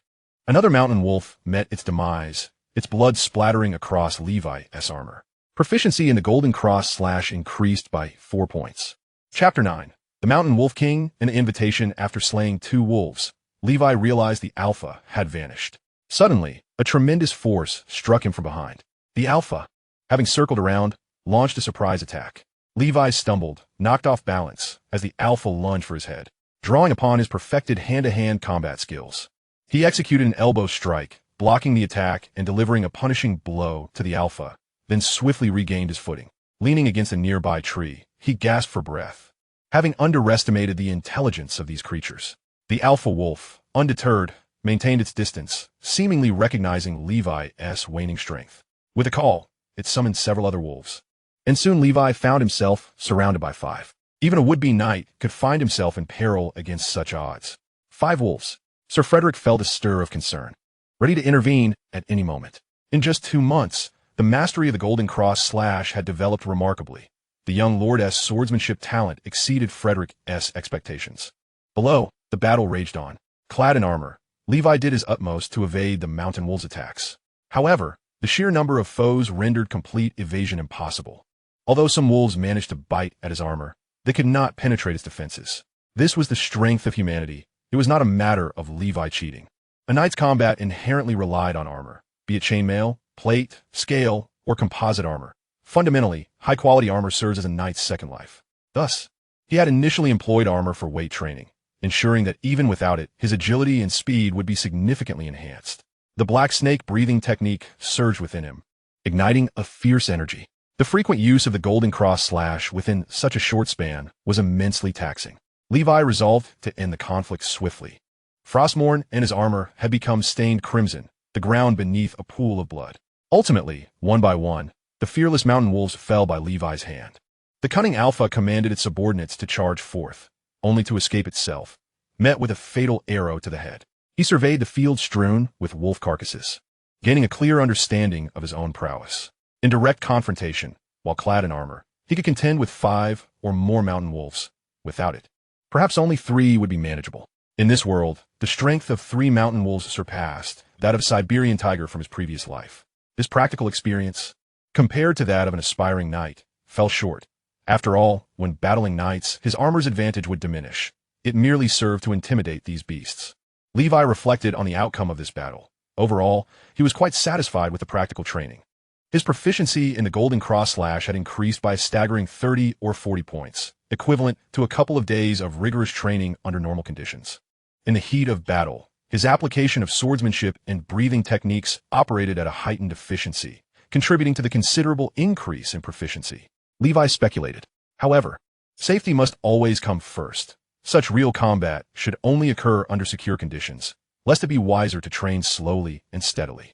With the proficiency panel in place, Levi did not need to grasp insights and breakthroughs amidst life and death struggles.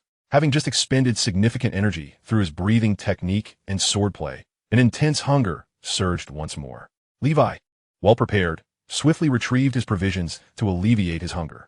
Sir Frederick approached, surveying the scene of carnage. Let us clean up and prepare to descend. The scent of blood here is overwhelming. It may attract a large pack of mountain wolves or other fierce beasts. If it were a pack of dozens or even hundreds of wolves, not only would Levi find himself in dire straits, but even Sir Frederick, should he be besieged, would stand little chance of survival. Armor would afford him no protection. It is not the invincible suit of Iron Man, but rather has its vulnerable points. The pelts of these mountain wolves are exquisite materials, perfectly suited for crafting fur coats, and their defensive capabilities are commendable. Moreover, their flesh serves as a vital source of sustenance. After disposing of the inedible entrails on the spot, Levi secured the carcasses of the snow deer and mountain wolves onto a makeshift sled, dragging over 1,000 pounds of bounty down the mountain alongside Sir Frederick. As he departed, a cacophony of howls surged through the wilderness, gathering in intensity. Soon, a horde of frost-white and black mountain wolves materialized at the site of Levi's battle, filling the glade with their presence. A formidable pack of over 100 wolves. Even a knight of renown would find themselves fleeing before such a sight. The wolves encircled, heads bowed, emitting low, mournful howls, until a silver giant wolf, towering over 1.30 meters, resembling a polar bear in stature, approached with a dignified gait. Its neck was adorned with a mane akin to that of a lion, exuding an aura of majesty. It was evident that this creature was the alpha of the pack. its size far surpassing that of an ordinary mountain wolf, possibly a variant breed. It gazed upon the scattered entrails with a complex expression before voraciously feasting on the remains of its kin. In the frigid winter, no morsel of food could be squandered. Once sated, the alpha reclined upon a large rock, its piercing gaze fixed on the imprints left by the sled and traces of blood, which ultimately led down the mountain. Cunning beasts seldom confront humans directly. Such an act would be unwise. However, with each passing winter, the snowfall became increasingly profound, and prey grew scarcer. As the dominion of this region, the alpha faced mounting challenges in sustaining its pack of over 100 wolves. The livestock within human enclosures undoubtedly presented an enticing temptation. Upon returning to his territory, Levi was met with cheers from his servants and soldiers, celebrating his successful hunt. Preparations for patrols were underway. For the ruckus of this hunt could incite retaliation from the wolves, prompting the blacksmith to forge additional arrowheads. Levi remarked coolly that, after a brief period of recuperation, the castle's primary defenses had been restored. He now commanded a militia of 50, albeit armed mostly with farm tools like pitchforks and equipped with rudimentary wooden shields.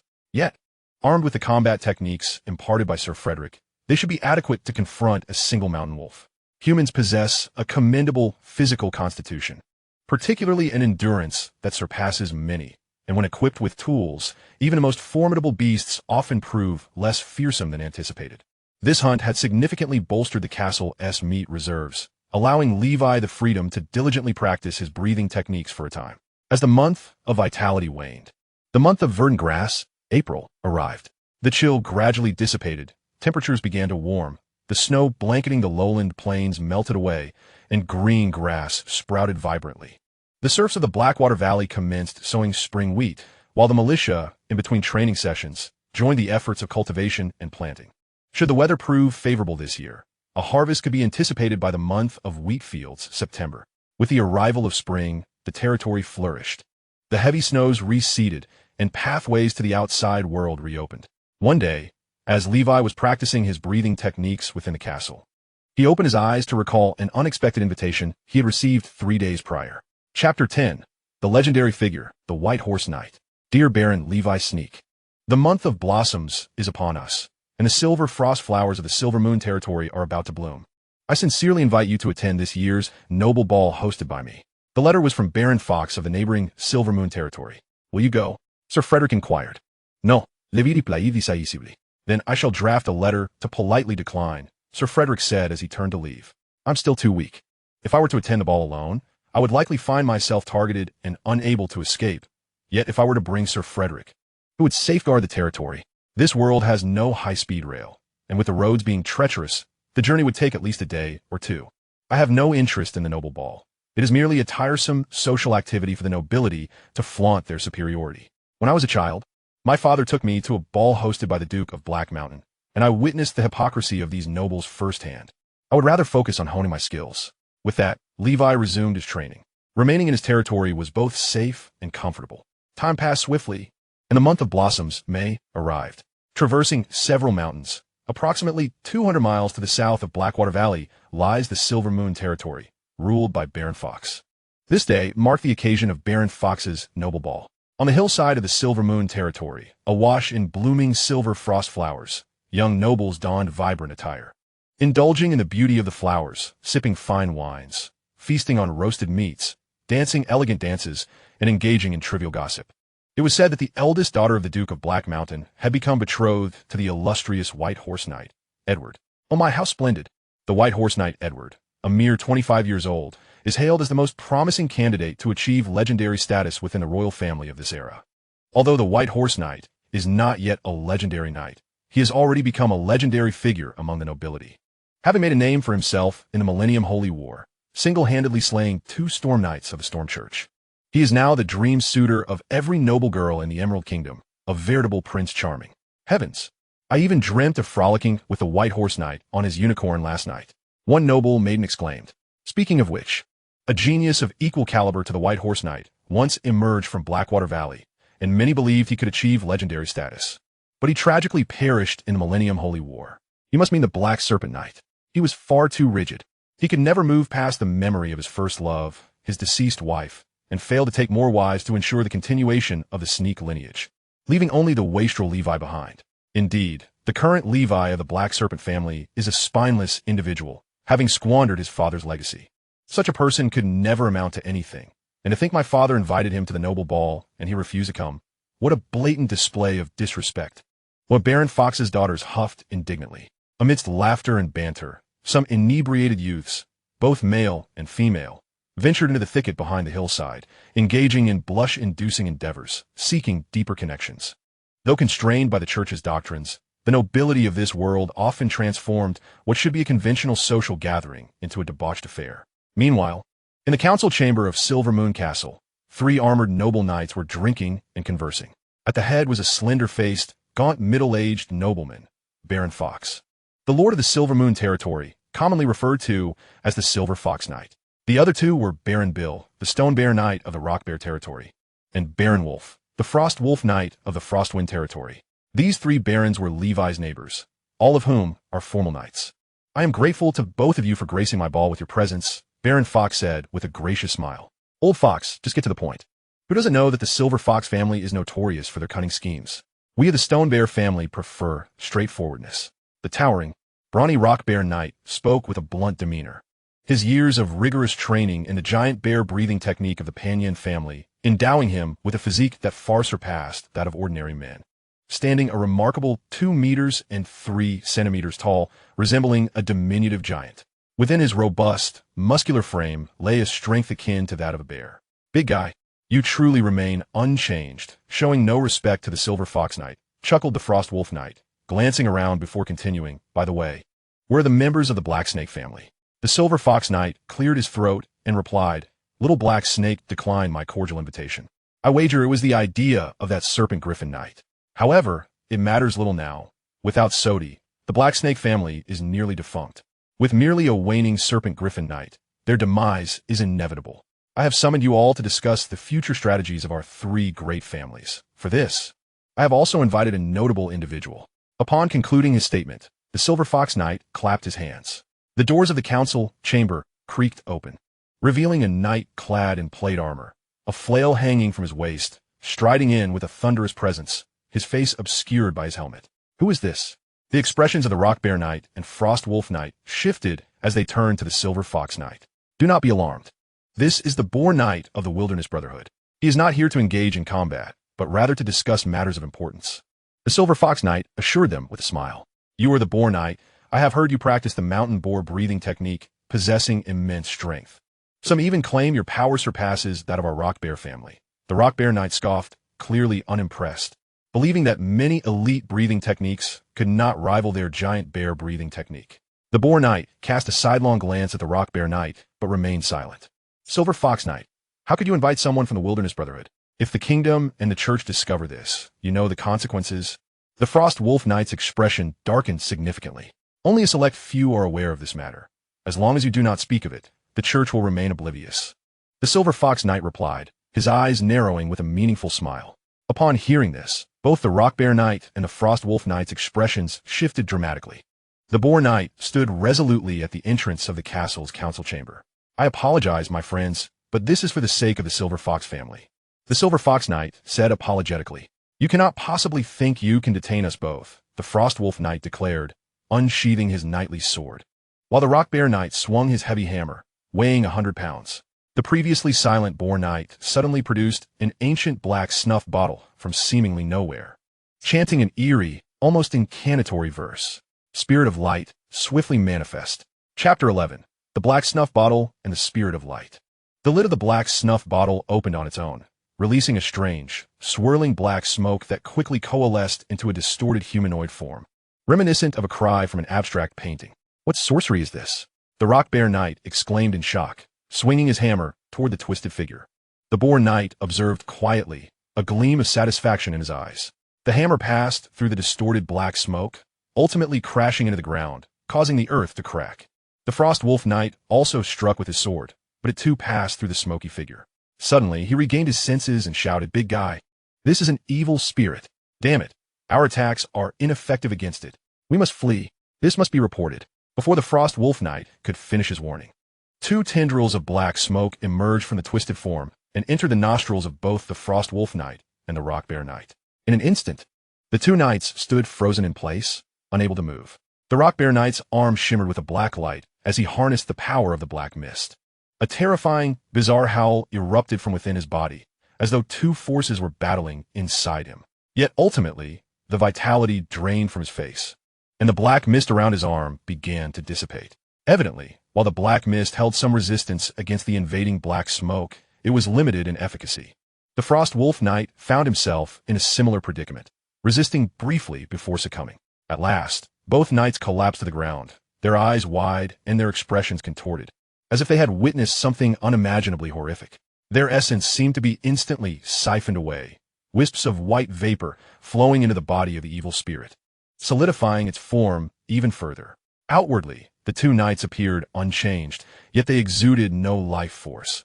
They were effectively dead. Burp. The evil spirit from the snuff bottle seemed sated, letting out a belch before retreating into the black snuff bottle, leaving behind a resonant statement in the council chamber.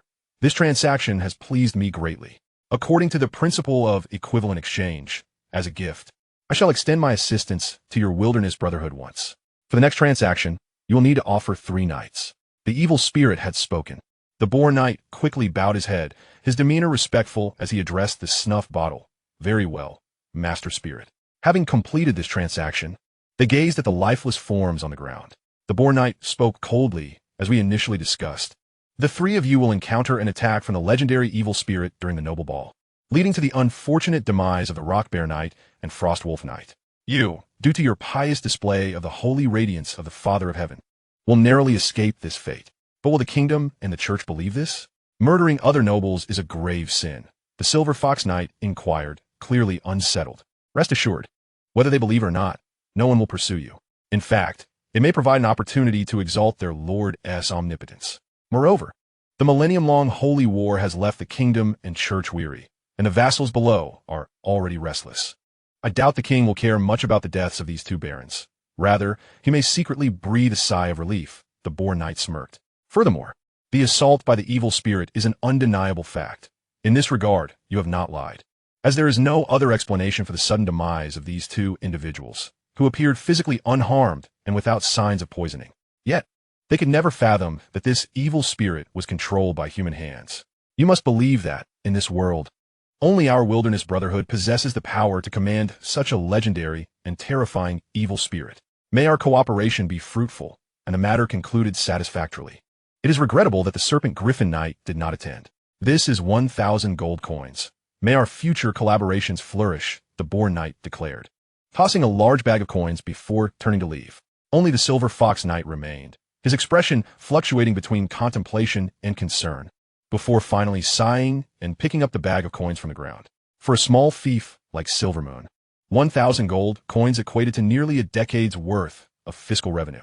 In this world, the purchasing power of gold was substantial for the Silver Fox Knight, who urgently needed to expand his military capabilities. It represented a fortune, enough for dozens of exquisite suits of knightly armor.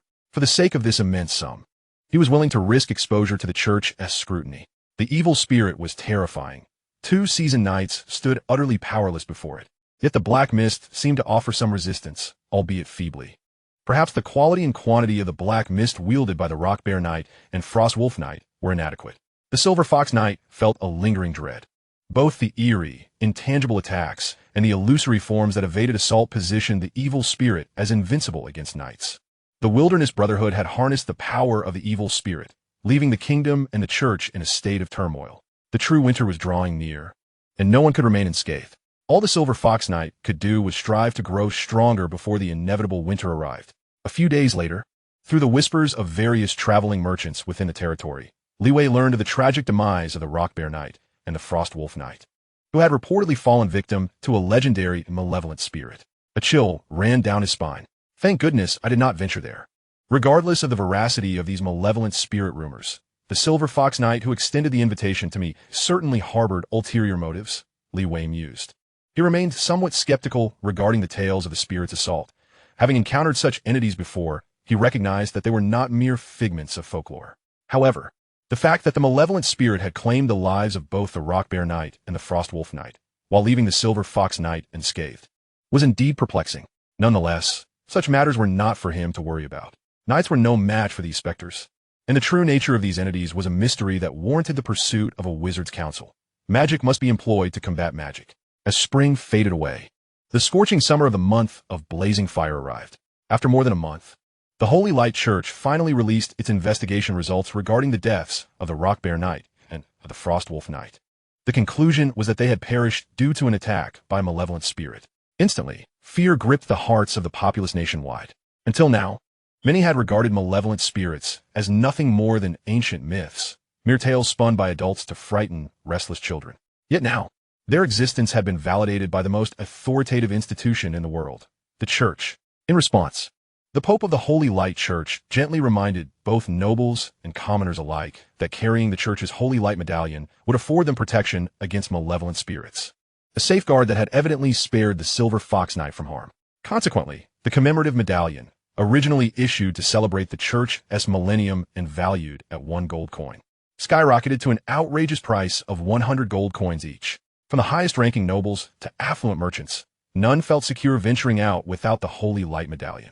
After all, while malevolent spirits had once been mere whispers in the wind, they now stood as a terrifying reality. Even the exalted knights, once thought invulnerable, were rendered vulnerable in the face of such supernatural foes. However, all of this bore no relation to the tranquil life within the Blackwater Valley. Chapter 12. The joy of farming within the verdant forested valleys of the Blackwater Valley territory. The Blackwater River meandered quietly, bearing witness to the passage of time. This year, the crops within the territory thrived splendidly, nourished by the melting snow from the mountains, ensuring that drought would not be a concern. The summer sun shone abundantly, albeit with the limitation of only being able to cultivate a single harvest. Everything within the territory operated in an orderly fashion, yet regrettably, Li Wei, having been a student of the humanities in his past life, possessed no knowledge of the sciences or the myriad inventions that could enhance productivity. Otherwise, he could have, like other transmigrators, embarked on a technological revolution, perhaps even ushering this exceedingly backward world into a steam age. He was neither adept at management nor farming. He merely immersed himself in accumulating experience, delegating both minor and major matters of the territory to Knight Fred and other specialists. For Li Wei, endowed with a mastery panel, his singular pursuit remained the quest for immortality in this otherworldly realm. The title and status of Lord were merely tools along the path to power. Wealth, authority, love, and the myriad troubles of earthly existence were but ephemeral distractions. In the year 1004 of the Holy Light calendar, during the month of the Forge, August, the southern regions sweltered, while the higher altitude of the Blackwater Valley in the north enjoyed temperate weather. Knight Fred led the militia to construct irrigation channels, drawing from the Blackwater River, resulting in an excellent harvest. Additionally, Lord Li Wei encouraged the serfs of his territory to fish in the Blackwater River during their leisure time, thereby augmenting the territory's income. Concerned about the malevolent spirits, he dared not approach the riverbank. Regrettably, his past life's dream had been to spend the day fishing, accompanied by a pack of cigarettes and a stool. As his strength grew, so too did his appetite, consuming over 10 pounds of meat daily. However, the production of beef and lamb in the Blackwater Valley was limited, leading Li Wei to contemplate the benefits of fish. The river teemed with cold water bass and salmon, known for their exquisite taste and nutritional value. While freshwater fish often contain numerous bones, Li Wei found them inconsequential, swallowing them whole. He also imparted various culinary methods from his previous life regarding river fish to the territory's cooks, instructing them to prepare fish dishes for himself and the soldiers. Steamed, braised, or grilled, the flavors were certainly not on par with those from his past life, as the Kingdom of Emerald resembled medieval Europe prior to the Age of Exploration. Lacking in spices, occasionally some were traded from foreign lands, but those were monopolized by the aristocracy and the royal family. Even Li Wei could not afford them. Nevertheless, these dishes were far superior to the dark culinary concoctions previously produced. The pristine waters of the Blackwater River imparted a minimal earthy taste to the fish. Thus, this arrangement alleviated some of the meat consumption issues for both himself and the soldiers in the territory. Knight Fred also partook in the river fish, a rarity since becoming a knight, as river fish were typically deemed food for the lower classes in the eyes of the nobility and knights of this world. However, witnessing Li Wei's frugality and commitment to saving the territory's expenses by consuming river fish left Fred profoundly impressed. Young Master Li Wei is destined for greatness. In this atmosphere of tranquility, time continued to flow, leading to the month of the wheat harvest. The fields of wheat within the territory shimmered with golden hues. In the joy of the impending harvest, illuminated Lord Li Wei's countenance. Farming was indeed a splendid endeavor. On this particular day, a designated rest day, Li Wei savored wine while observing the serfs below as they harvested the wheat. This year's favorable weather led him to believe that the wheat yield would surpass that of the previous year. However, when the month of abundant harvest, October, arrived, Li Wei was taken aback. Compared to the previous year, the yield had increased by less than 1%. He called upon Knight Fred and the Territory steward, examining past data and uncovering an intriguing phenomenon. Regardless of the year's conditions, the wheat yield in the Territory had remained remarkably consistent. Upon further investigation, Li Wei discerned that the Territory's policies were flawed. According to the customs of this world, serfs were considered the lord's private property, and the land was bestowed upon the lord by the king as private property. The income generated by the serfs, whether from wheat or other agricultural products, was largely appropriated by the lord, with only a small portion retained for the serfs themselves. The remainder was exchanged for money by the minor lord, who then forwarded a portion to the higher lord, ultimately reaching the royal family of the Kingdom of Emerald. This distribution was referred to as tribute funds. Over time, many serfs had grown complacent, treating sowing and fertilization with indifference, knowing that regardless of their efforts, a portion would inevitably be owed to the lord. Thus, why should they exert themselves? As long as the yield was not drastically low, the lord would not impose severe penalties upon the serfs. As everyone's yields were comparably low, Li Wei felt it was imperative to reform the policies within the territory. He summoned Knight Fred and shared his thoughts, which left Fred somewhat astonished. Historically, such actions seem unprecedented. As the lord, if you believe the serfs are slacking off, you can simply set rigid annual quotas for them. If they fail to meet the targets, they would face severe consequences. There is no need for such generosity. You are too kind-hearted. Li Wei shook his head. The best way to motivate these individuals is not through punishment, but rather by ensuring they are well fed. Knight Fred pondered this. Then let us give it a try. If it does not work, we can always revert to the original approach. There is nothing to lose. Thus, following the month of abundant harvest, a new policy began to take effect within the territory. The steward went door to door, delivering astonishing news to the serfs. The Lord has proclaimed, beginning next year, each household is required to pay only 60% of their annual wheat harvest to the Lord, with the remainder belonging to the serfs themselves. The serfs residing in the wooden shanties exchanged incredulous glances. Is this truly the case? Oh, benevolent Father of Heaven, the Lord cannot be deceiving us, can he? Are you questioning the Lord's authority? No. Ultimately, to quell the concerns of these serfs, Levi felt compelled to deliver a personal address, announcing the implementation of the decree. Upon learning of its authenticity, the serfs erupted in joyous exclamations, for the first time feeling a glimmer of hope in their lives, envisioning a bright future ahead. Levi himself was uncertain whether the strategy would prove effective, yet he sensed that it was time for change. The autumn of Blackwater Valley always felt fleeting. In the blink of an eye, the month of the northern winds had arrived. In the training grounds beneath the castle, Levi's body and arms trembled, creating an afterimage as he executed a splendid cross slash with his frostmourne. The resilient black dragon would post, scarred with various marks from strikes, finally splintered into 4 pieces. The sound was crisp and the cuts were clean. Golden cross slash level 1 chimed the system's notification. Levi exhaled, his expression transforming into one of astonishment as he leaped with uncontainable joy. He felt as elated as a teenager should. A breakthrough. Levi's sneak. Black serpent breathing technique. Second stage, 450-25,000. Golden cross slash. Third stage, 110000. Special effect. Advanced vibration. Chapter 13. The Storm Emperor and the 7 Divine Beings. Advanced vibration power. This is indeed advanced vibration. The first phase of the golden cross slash, the vibrating cross slash, I have perfected it. The exhilaration brought forth by this surge in power compelled Levi to exclaim in delight. Now, facing a prospective knight, I should possess the strength to contend, though regretfully, I lack the opportunity for a trial, for the golden cross slash is a lethal technique. Once unleashed, it must draw blood. Levi sheathed his sword. It had been a year since he began practicing the black serpent breathing technique, and now he was not far from the 3rd stage, likely to achieve it by the end of this year. At that point, he would truly be a prospective knight in every sense. To become a true knight would signify that he finally possessed the means for self-defense within this world, stepping into the ranks of its upper echelon of power. Overall, the difficulty of mastering the breathing technique far surpassed that of the first phase of the golden cross slash.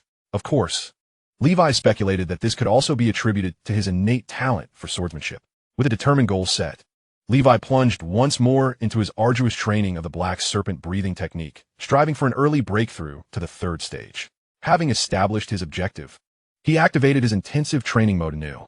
Life as a lord is thus characterized by repetition, monotony, and tedium, yet each time he glimpsed the notification of level 1 proficiency, Levi felt that all of it was worthwhile. In the year 1004 of the Holy Radiance calendar, in the month of winter, it was the third year since the conclusion of the millennial holy war between the Emerald Kingdom and the Tuva Empire. Though the two nations had ceased their grand conflicts, minor skirmishes persisted. In truth, everyone understood that this was not merely a war between two nations. It was fundamentally a struggle between the churches behind them. The Holy Radiance Church, devoted to the benevolent Father of Heaven, and the Storm Church, which worshipped the Storm Emperor, continuously sought to expand their territorial influence, aspiring to extend their dominion over the entire world. Yet, achieving such a feat was daunting. Presently, there existed 7 great kingdoms and empires, each with its own populace and aristocracy adhering to their respective divine beliefs. The myriad factions engaged in both overt and covert battles, vying to annihilate the other 6 kingdoms and churches, striving for global unification, a task fraught with challenges. However, since the inception of the 7 churches, their purpose and significance have resided in the propagation of faith. Thus, it is foreseeable that the evolution of civilization will inevitably intertwine with these religious conflicts. Setting aside the grand wars between nations, within the vast mountains surrounding Blackwater Valley, another fierce battle was unfolding.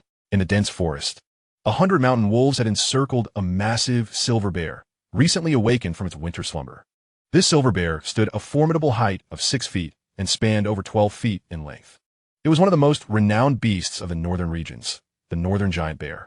Upon reaching adulthood, it possessed the strength of a knight, with the most exceptional among them wielding the power of high-tier knights, effortlessly combating even the mightiest of elephants. However, this particular northern giant bear was slightly smaller, for it was a female. Adult male bears typically exhibited the prowess of peak knights. Opposite the northern giant bear loomed the vast pack of wolves, led by the formidable mountain wolf king.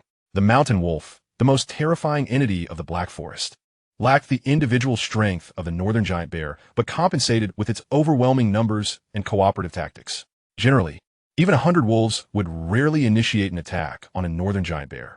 However, this year, food was scarce, and the territory, originally belonging to the mountain wolf king, had been encroached upon by the female bear in search of sustenance, even preying upon its subordinate wolves on occasion. Today, seizing upon the bear's winter slumber, the mountain wolf king deliberated for some time before deciding to eliminate the bear and enjoy a hearty feast. Unexpectedly, the bear proved to be exceptionally vigilant, seemingly sensing the approach of the wolf pack from afar, and attempted to make a hasty retreat, though ultimately, it was pursued and caught by the pack, led by the mountain wolf king.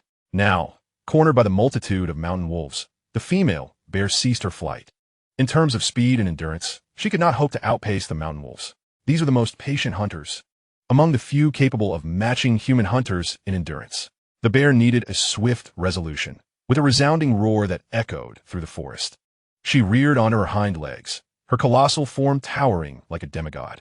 Many ordinary mountain wolves began to retreat in fear, yet upon witnessing this, the mountain wolf king howled to the heavens, rallying his pack's morale. He was a rare and exceptional mutated wolf king, a being that could rival knights, though he could not match the northern giant bear in a one-on-one confrontation. Yet, he was not a solitary fighter. Thus, the clash between wolves and bears erupted in the valley. Countless mountain wolves fearlessly lunged at the female bear, while she swatted down with her massive paw, obliterating any wolf that failed to evade her strike. Not even wolves, nor even knights clad in armor, unless they wore full plate, could withstand a single blow from the northern giant bear. While plate armor might barely withstand a frontal assault, the sheer force would still be enough to shatter the internal organs and bones of most non-defensive breathing technique knights. Both sides fought with everything they had, driven solely by the instinct to survive. There was no right or wrong, merely the will to live. In the end, the northern giant bear was overwhelmed. Its once mighty form now covered in mountain wolves, its thick, tough fur marred with countless wounds, blood staining the snow beneath it. Exhausted yet unyielding, it continued to fight. Eventually, after losing a full third of its pack, the female bear was on the brink of collapse. The cautious mountain wolf king seized the moment, sinking his sharp fangs into the bear's neck, while the other wolves began to eviscerate her. The anguished roar of the northern giant bear echoed through the mountains, causing the birds and beasts to flee. Even the king of the forest would fall. In this domain, only one ruler could remain, the mountain wolf king. Shortly thereafter, the bear fell silent, the battle coming to an end. The mountain wolf king reveled in his spoils, with the bear's carcass and the bodies of his fallen comrades. He would have ample sustenance for a month. As for the deceased wolves, he harbored no pity, as long as food remained plentiful. Fresh blood would soon replenish the ranks of the pack. Unbeknownst to the wolf king, a short distance away, in a bear den nestled several miles from his location, 3 diminutive bear cubs mournfully gazed towards the direction of their deceased mother, aimlessly scurrying about in a state of panic. Born in the spring of this year, these cubs of the northern giant bear, which take over 7 years to reach maturity, appeared quite sizable for their age, but had yet to learn the art of hunting. Instinct whispered to them that perhaps survival lay at the intersection of the deep mountains and human settlements, where they could stealthily infiltrate the human encampments at night to scavenge for food, while keeping a safe distance from the perilous wolf packs. The trio of plump cubs consisted of one with a grayish hue, another pure white resembling their mother, and a third with a peculiar genetic mutation. A mix of black and white. All were undeniably chubby, lacking the imposing stature of their mother. The 3 little ones, tails linked together, stumbled towards the valley of Heishui, where an unknown new life awaited them. Yet, having not mastered the skill of hunting and lacking the strength to fend for themselves, their chances of survival were grim, likely never to witness the dawn of another day. Such is the cruelty of the world. To live is inherently arduous, is it not? Chapter 14. The Travels of Glyn and the Witch Roland. In the year of Sacred Radiance, 1005, on the very first day of a new year. Ever since the Rock Bear Night and the Frost Wolf Night were ambushed, reports of malevolent spirit attacks have sporadically surfaced, though their veracity remains uncertain. In response to the recent surge of these spectral assaults, the Sacred Radiance Church proclaimed that one of its bishops had developed a highly effective holy water against malevolent spirits. Dubbed Holy Light No. 1. One need only consume a bottle once every 7 days, and after a month, one would be impervious to all evil. Upon its release, this holy water was priced at 10 gold coins per bottle, with an initial batch of 3,000 bottles selling out within a week, astonishingly garnering 0 negative reviews.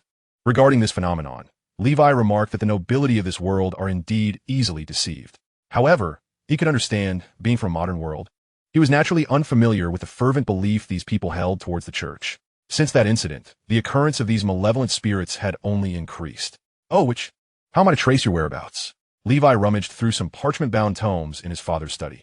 Thus far, this world had neither developed paper-making nor printing technology. Consequently, even a noble family like his own possessed a rather limited collection of books. In the end, he found nothing. Knight Fred hastily entered the study, his expression brimming with excitement as he addressed Levi. "Young master, I bring you an utterly unimaginable birthday gift." The sight of the typically composed Knight Fred so animated piqued Levi's curiosity. Fred commanded his subordinate to wheel in a cage draped with a cloth. With a flourish, he unveiled the cloth, revealing 3 furry creatures curled up in a corner. Bears? Levi's expression turned peculiar. Before him were 3 bear cubs, each the size of a calf. "What business do you have gifting me 3 bears, Knight Fred? These are no ordinary bears. They're the cubs of the northern giant bear." "What? Northern giant bears?" Levi exclaimed in astonishment. He had heard of them, renowned beasts that surpassed even seasoned knights in size upon maturity. Last night, a farm woman discovered something sneaking in her yard, stealing her chickens, and found this little fellow.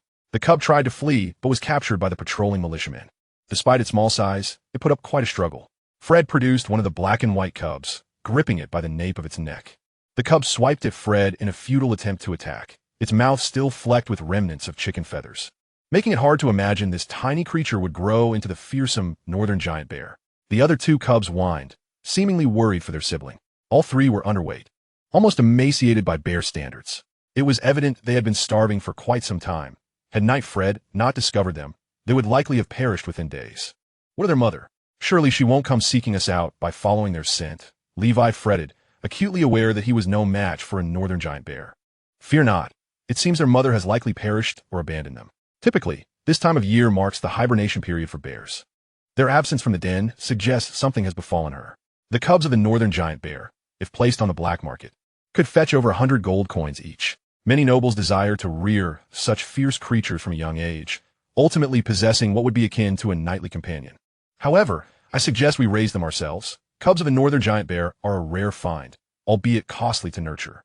Knight Fred, in high spirits, fervently encouraged Levi to care for the 3 cubs. Very well, let us keep them.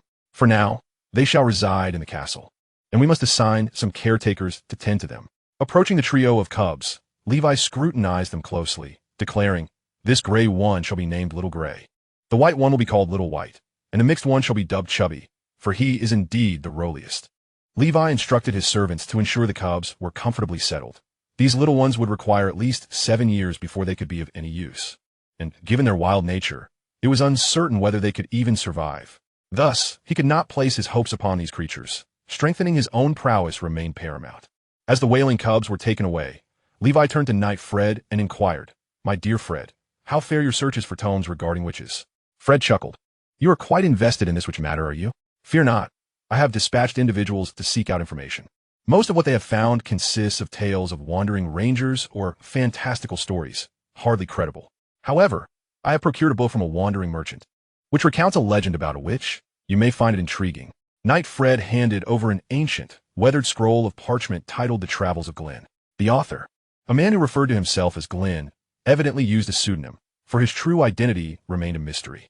Returning to his chamber, Levi opened the travelogue and began to read from the beginning.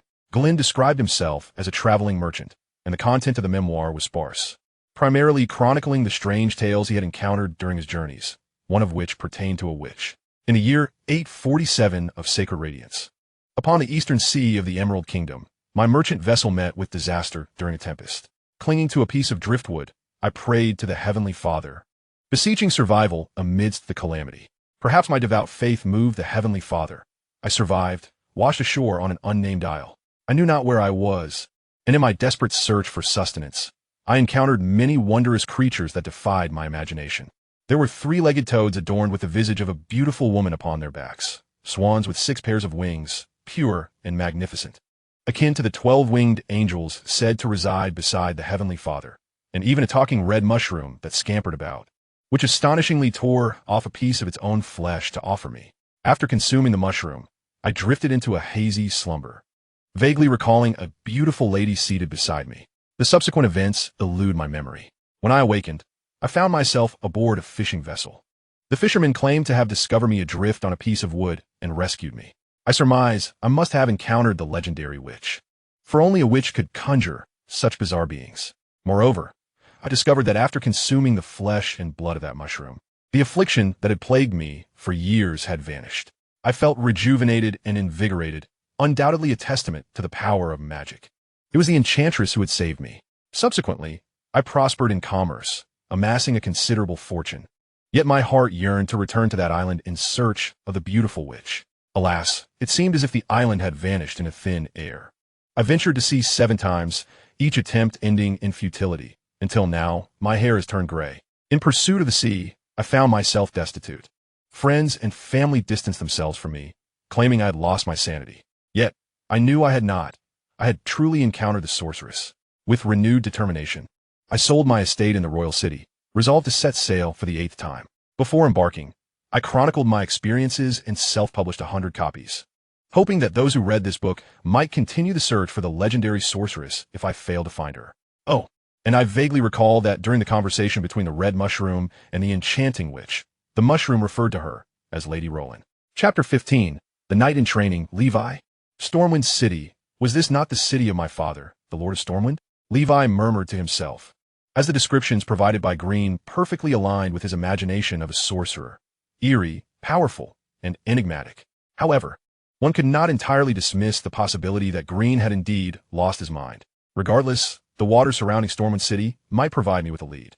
Levi quietly noted this down and turned to other travelogues, which bore no relation to sorcery and yielded no useful clues, prompting him to incinerate the travelogues in frustration. How splendid it would be if the internet existed, Levi lamented. He then devoted himself to his training, nearing a breakthrough to the 3rd tier of his breathing technique. This month, he anticipated achieving the status of a knight in training. During this period, Levi made it a point to visit the bear enclosure of the 3 little bears daily, monitoring their health. Should all 3 cubs survive, he would possess 3 knight-level Northland giant bears, a rarity across the entire kingdom. At that point, he would no longer need to ride a warhorse. Instead, He could ride the Northland giant bears and even craft a set of bespoke armor for them. The mere thought of charging into battle atop an armored giant bear filled Levi with exhilaration and fervor, reminiscent of a scene from the fantasy film The Golden Compass. Such a mount would befit the aesthetic of a world steeped in sword and sorcery. In his quest to ensure the healthy growth of these three little creatures, Levi exerted considerable effort. He assigned 3 militia members to care for them around the clock, providing them with fish, wolf meat, deer meat, goat milk, and cow's milk, occasionally supplementing their diet with vegetables to prevent developmental issues due to nutrient deficiencies during their growth phase. Levi interacted with the cubs daily, employing the most traditional and effective method of taming, familiarization. In truth, many mammals, regardless of their wildness, can gradually form bonds if nurtured from a young age. Levi even procured a book on animal training, The Clown Circus's Guide to Animal Training, which included works by scholars from the kingdom studying Northland giant bears. To his surprise, after reading The Clown Circus's Guide to Animal Training, Levi discovered an additional skill on his proficiency panel, Levi's snake. Black snake breathing technique, Tier 2, 48, 995, 000. Golden Cross slash, Tier 3, 5, 610, 000. Special effect, advanced vibration. Animal training, Tier 1, 661, 000. Is this even possible? Levi was taken aback, having long struggled to comprehend the criteria for skill acquisition on his proficiency panel. The only certainty was that combat techniques and breathing methods were included, while the inclusion of other life skills seemed dictated by the panel's whims. Regardless, the addition of a new skill delighted Levi, particularly as it was practical and timely for his current needs. To confirm his hypothesis, Levi instructed Knight Frederick to procure animal training-related books from across the nation. The Clan Tribe's Animal Training Manual, the Royal Circus's Animal Training Notes, methods for training eagles from the Highland Tribe. In short, he began to invest heavily in acquiring various animal training books. It is worth noting that in this era, books were quite costly. Nevertheless, to gain experience, Levi had no choice but to dip into his savings. This left Knight Frederick perplexed. "My lord, do you aspire to become a beast master?" Frederick asked with a mix of amusement and disbelief. "No, Sir Frederick. I merely wish to employ the correct methods to tame those 3 little bears. They are far too wild. Each time I approach, they roar at me," Levi replied earnestly. "Very well, but our funds are dwindling. We now possess only 68 gold coins," Frederick shrugged, resigned. "Fear not, Sir Frederick. I am mindful of my expenditures," Levi assured him. The process of collecting books would take time, yet Levi continued to utilize his rudimentary methods of taming, primarily relying on the allure of delectable treats. After all, which bear could resist the aroma of roasted venison slathered in honey? The 3 little cubs, while fierce towards Levi, were unabashedly bold when it came to enjoying his offerings. For a time, Levi felt as if he were immersed in a Pokemon game. 7 days later, Levi's breathing technique finally reached the 3rd tier. He felt an overwhelming surge of power coursing through his limbs. As he practiced the breathing technique, his respiratory rate soared, drawing in copious amounts of oxygen, significantly elevating the oxygen levels in his blood. His physical attributes experienced an explosive enhancement. In the frigid winter air, wisps of white steam enveloped his body, and he exhaled 3 plumes of white mist. His muscles reverberated, akin to the gentle purring of a sleeping cat. After more than a year of training, Levi finally met the standards of a knight in training. He opened his proficiency panel. Levi's snake. Black snake breathing technique. Tier 3, 110, 000. At last, he had achieved Tier 3. Levi exhaled in relief, knowing that the next step was to refine his physique continually. Once he attained peak condition and fully realized Tier 3, he would condense his unique life seed and ascend to the rank of a formal knight. However, being a knight in training represented a pivotal threshold. Over 90% of individuals practicing breathing techniques found themselves stymied at this juncture, with only 1% potentially breaking through to become formal knights. Levi stretched his muscles, savoring the explosive power within him. Now, he could slay 5 mountain wolves without the need for armor, relying solely on his sword skills. Upon entering the realm of knight in training, his physical capabilities had increased multifold, surpassing that of an average adult male by more than 3 times, especially his flesh. Levi lifted his shirt to reveal his rock-solid 8-pack abs. His bronze skin gleamed. He struck a light punch to his abdomen. It stung a bit, but otherwise, it was tolerable. After all, my strength is several times that of an ordinary adult male. In a typical fight, an unarmed opponent would struggle to inflict any harm on him, provided they did not target vital areas, which exemplified the might of the black snake breathing technique. This was merely the beginning of being a knight in training. Should he become a formal knight, Levi estimated that his physical prowess would quintuple his current abilities, comparable to that of Knight Frederick, who had long since attained that rank. The superiority of an advanced breathing technique became evident. To reach the level of a knight like his father would grant him a physical constitution 10 times that of an ordinary person, truly monstrous. Chapter 16. The Path to Wealth. Forging. Year 1005 of the Holy Radiance calendar, month of sprouting. It has been some time since Li Wei made a breakthrough to the 3rd tier of the breathing technique. During this period, he diligently studied the miscellaneous tomes collected by Sir Fred, which documented the lore of wizards and various texts related to beast taming. His proficiency in taming animals improved rapidly. The mere act of reading was a novel experience for Li Wei that significantly enhanced his skills. Before long, he surpassed the 2nd tier in beast taming. Li Bei Sneak. Beast taming, Tier 2, 15,000. Remarkably, he had only perused a small fraction of the beast taming literature. The Emerald Kingdom boasts numerous circuses, each with its own unique insights and techniques pertaining to beast taming. Every reading session proved immensely beneficial to Li Wei. Furthermore, various cultures, particularly those residing in the rugged terrains of mountains and grasslands, possess profound knowledge of advanced taming techniques. Thus, through mere reading, Li Wei felt he could elevate his status as a beast tamer. In addition to his studies, he applied some of the theories learned from books to the practical training of 3 young bears, which also contributed to his proficiency. Conversely, his progress in the breathing technique had only increased by a few hundred points over the past month. To reach the 10,000 point threshold required for breaking through to knighthood typically takes around 2 years. The acquisition of the black serpent elixir needed to be prioritized. Li Wei began to feel a headache. The cash flow of his territory was a mere handful of gold coins. Aside from that, the estate housed a few dozen cattle and over 100 sheep, all valued at no more than 100 gold coins. Moreover, these livestock could not be sold, as they were essential to the survival of the serfs and a vital source of daily dairy and meat products for Li Wei. He would never resort to such exploitative measures. Were it not for the decent price he received for the mountain wolf pelts he had hunted in recent times, he might have faced starvation. Wealth, how can I achieve it? Or rather, how can I leverage my proficiency panel to attain prosperity? Just then, Sir Fred entered, his face etched with concern. Young Master Li Wei, the blacksmith Melon has once again inquired about his father. His father is doing well with the Wild Boar gang and has become their chief blacksmith.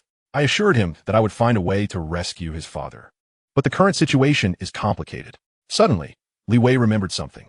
He and Sir Fred mounted one of the 2 horses in the territory and hurried to the blacksmith Melon's home. At this moment, Melon wore a sorrowful expression. It had been over a year since his father was captured by the Wild Boar gang. Although the Lord had promised to help bring his father back, there had been no signs of action thus far. Melon, are you still troubled by your father's predicament? Li Wei, draped in a black cloak and clad in knightly armor, approached slowly on horseback. Yes, my lord, Melon replied, kneeling on the ground. Li Wei helped him to his feet.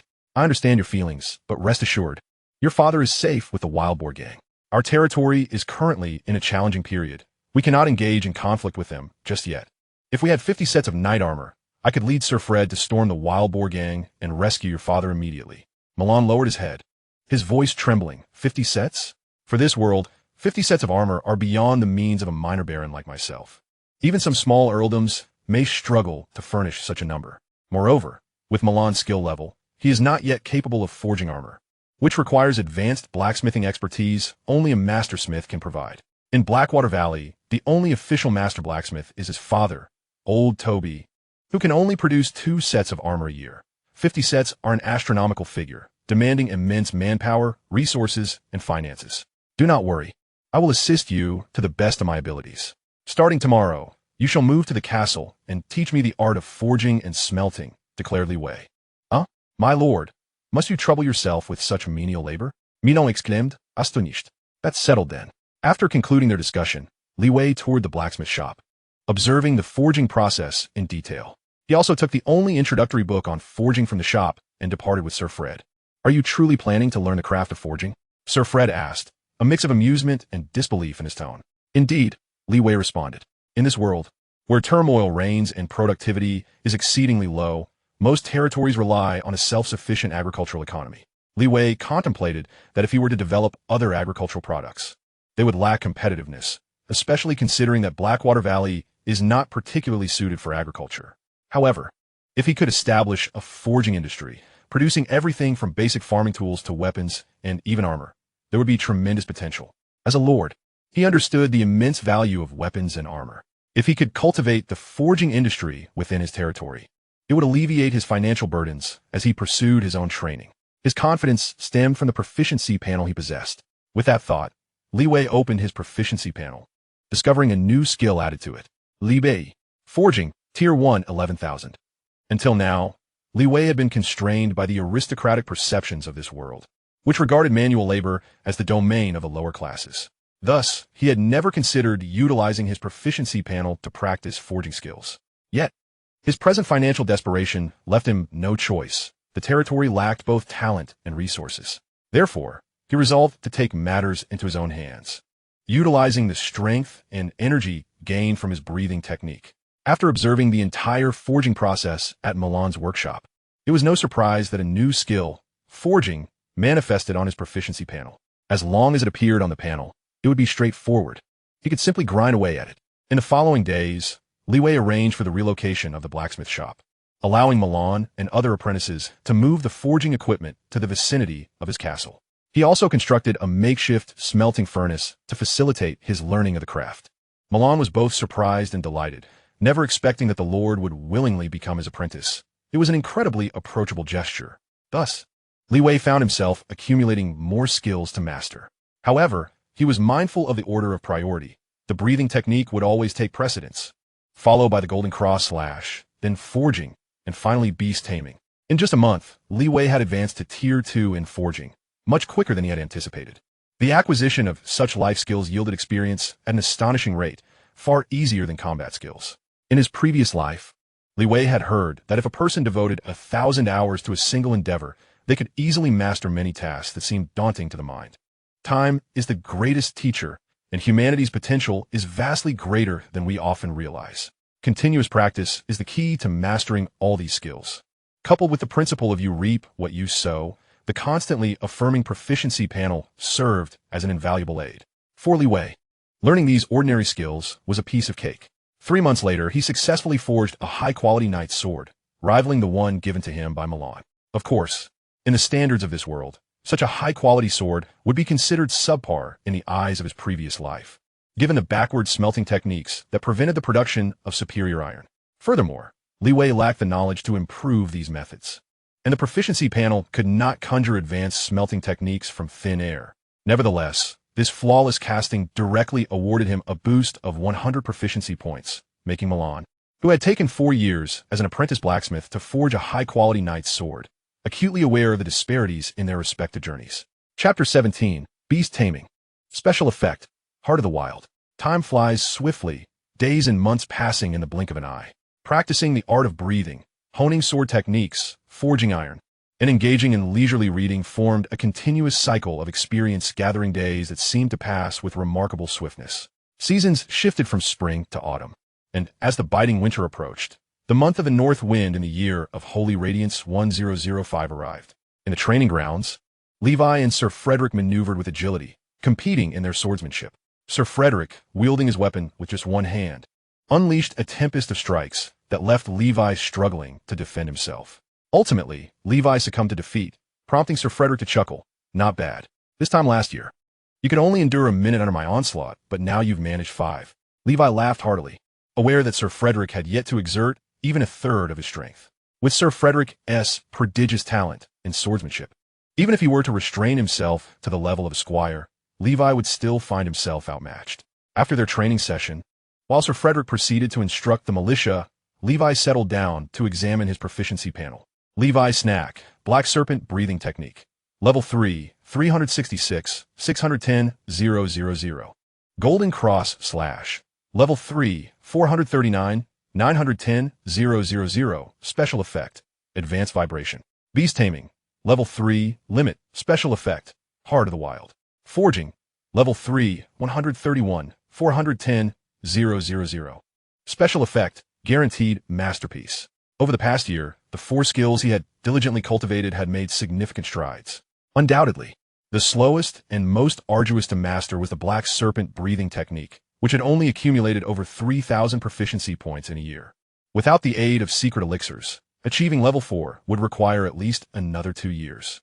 Although this pace was commendable, Levi remained unsatisfied. The world was fraught with peril. Lacking strength rendered one subservient. For instance, the wild boar gang had bullied the weak, audaciously abducting his people. With their backing from the Wilderness Brotherhood, he found himself powerless. However, the Golden Cross Slash was progressing at a commendable rate. At this pace, Levi anticipated mastering ripple energy within a year. With that power, he believed he could contend with an official knight, even as a squire. As for beast taming, having reached its limit, Levi had perused nearly every book on the subject available in the market and had 3 northern bear cubs as his subjects. Thus, enhancing this skill posed little challenge. He felt confident in claiming the title of Beastmaster. To Levi's astonishment, upon reaching the limit of his beast taming skill, a special effect emerged, which he had never anticipated. Heart of the Wild. This ability enabled him to perceive the thoughts of most beasts through observing their movements and listening to their sounds. He could communicate effortlessly through body language, specific vocal techniques, and with the tamed creatures. The most evident change was that the 3 cubs no longer exhibited fear or aggression towards him. Instead, they approached him with familiarity. Levi could astonishingly sense their thoughts. A wondrous experience. Thus, with such an extraordinary skill, he had cared for the cubs splendidly, witnessing a remarkable transformation in their size over the year. They now measured nearly 2 meters in length and weighed over 500 pounds. Though in comparison to their mother, a few tons heavy, they were still mere infants. An adult man, unarmed, could no longer subdue them, and if the 3 cubs were to attack together, even Levi, as a squire, would need to exercise caution. Having witnessed a northeast tiger shatter a car window with a single paw in a past life, he understood not to underestimate these seemingly adorable creatures. The most alarming aspect was that they were still under 2 years old. Reaching the limit of his beast taming skill was merely one of Levi's accomplishments over the past year. Another achievement he valued highly was his level 3 forging skill. While this level was not the pinnacle, it had also yielded a special effect, guaranteed masterpiece. The straightforward description of this effect was pivotal for Levi's future plans for prosperity. With this level 3 forging ability, becoming wealthy enough to rival nations would be challenging, as he was but one man with limited time to dedicate to forging. However, sustaining himself and funding his training was certainly feasible. Over the past year, Levi had forged over 100 knightly long swords, 50 of which were masterpieces. To arm his militia, prior to reaching level 3 in forging, he could only occasionally produce a masterpiece, but now, every long sword he forged was guaranteed to be of exceptional quality.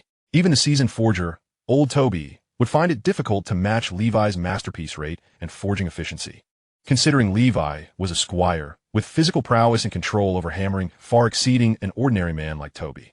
However, to become a true master forger in this world, merely forging long swords would not suffice, for the complexity of crafting knightly armor represented the pinnacle of forging artistry and was the lifelong ambition of every forger. For Levi, now at level 3, the proficiency gained from forging long swords had become minuscule. Each sword forged only contributed a meager point towards his proficiency, a mere drop in the ocean compared to the thousands required.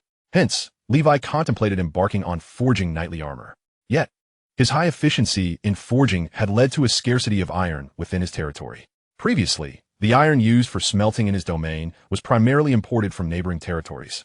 But due to the recent turmoil, the lords possessing iron mines had significantly reduced their exports, as it was a vital strategic resource. Fortunately, charcoal was not a concern, as the endless Black Mountain Range provided an inexhaustible supply of timber for a small territory like Blackwater Valley. Levi decided to sell a batch of surplus knightly swords. He had no immediate plans to expand his forces, intending instead to form a well-trained contingent of 50 elite soldiers. With too many men, the territory could not sustain itself. Subsequently, he planned to search for iron mines in the Black Mountain region behind his territory, recalling some articles he had read in his previous life on locating iron ore, a venture he was eager to try. Of course, with the heavy snow sealing the mountains. Both selling knightly swords and searching for iron would have to wait until spring of the following year. Levi temporarily halted his forging and devoted himself fully to breathing techniques and swordsmanship. In the year of Holy Radiance 1005, during the month of winter, while practicing his breathing techniques, Levi was suddenly awakened by the distant howls of wolves emanating from the mountains behind the castle. His expression turned grave, discerning that the howls were alarmingly close to his stronghold. Just as he was about to inquire about the situation, Sir Frederick rushed in, exclaiming, "Young Master Levi, Our territory is under attack by a pack of wolves, numbering in the hundreds. Many livestock from the farms have been slain, and several farmers have been taken. Stay inside the castle. I will lead a team to confront the wolves. What? I'm going to. Levi's complexion shifted. Although encounters with wolves were not uncommon for Blackwater Valley, this scale of an attack was unprecedented.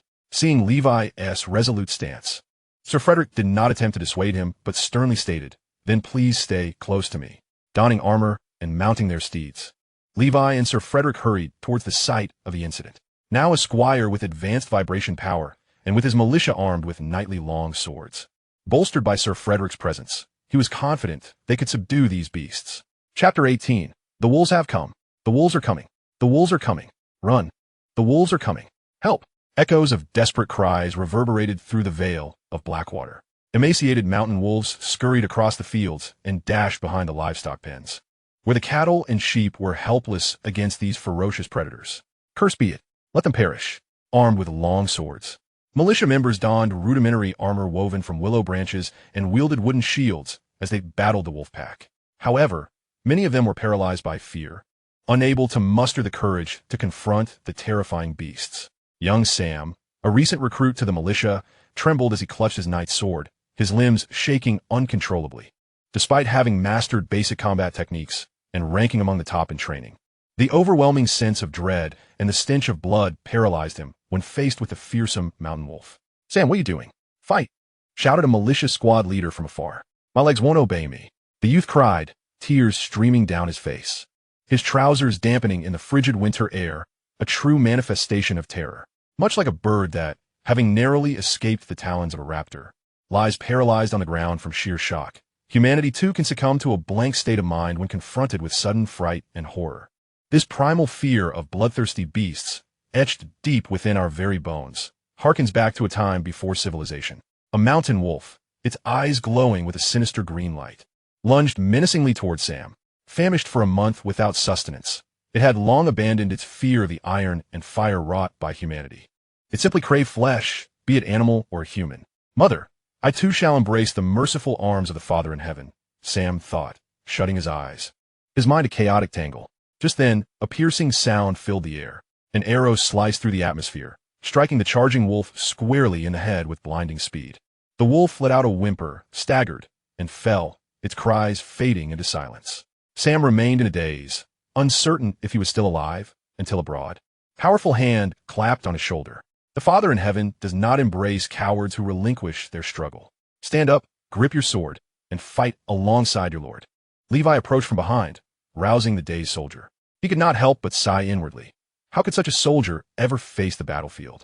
The lack of real combat experience was evident. With that, Levi leaped into action, confronting another mountain wolf. His arm moved like a phantom. The blade was unsheathed, delivering a golden cross slash. Advanced vibrational force.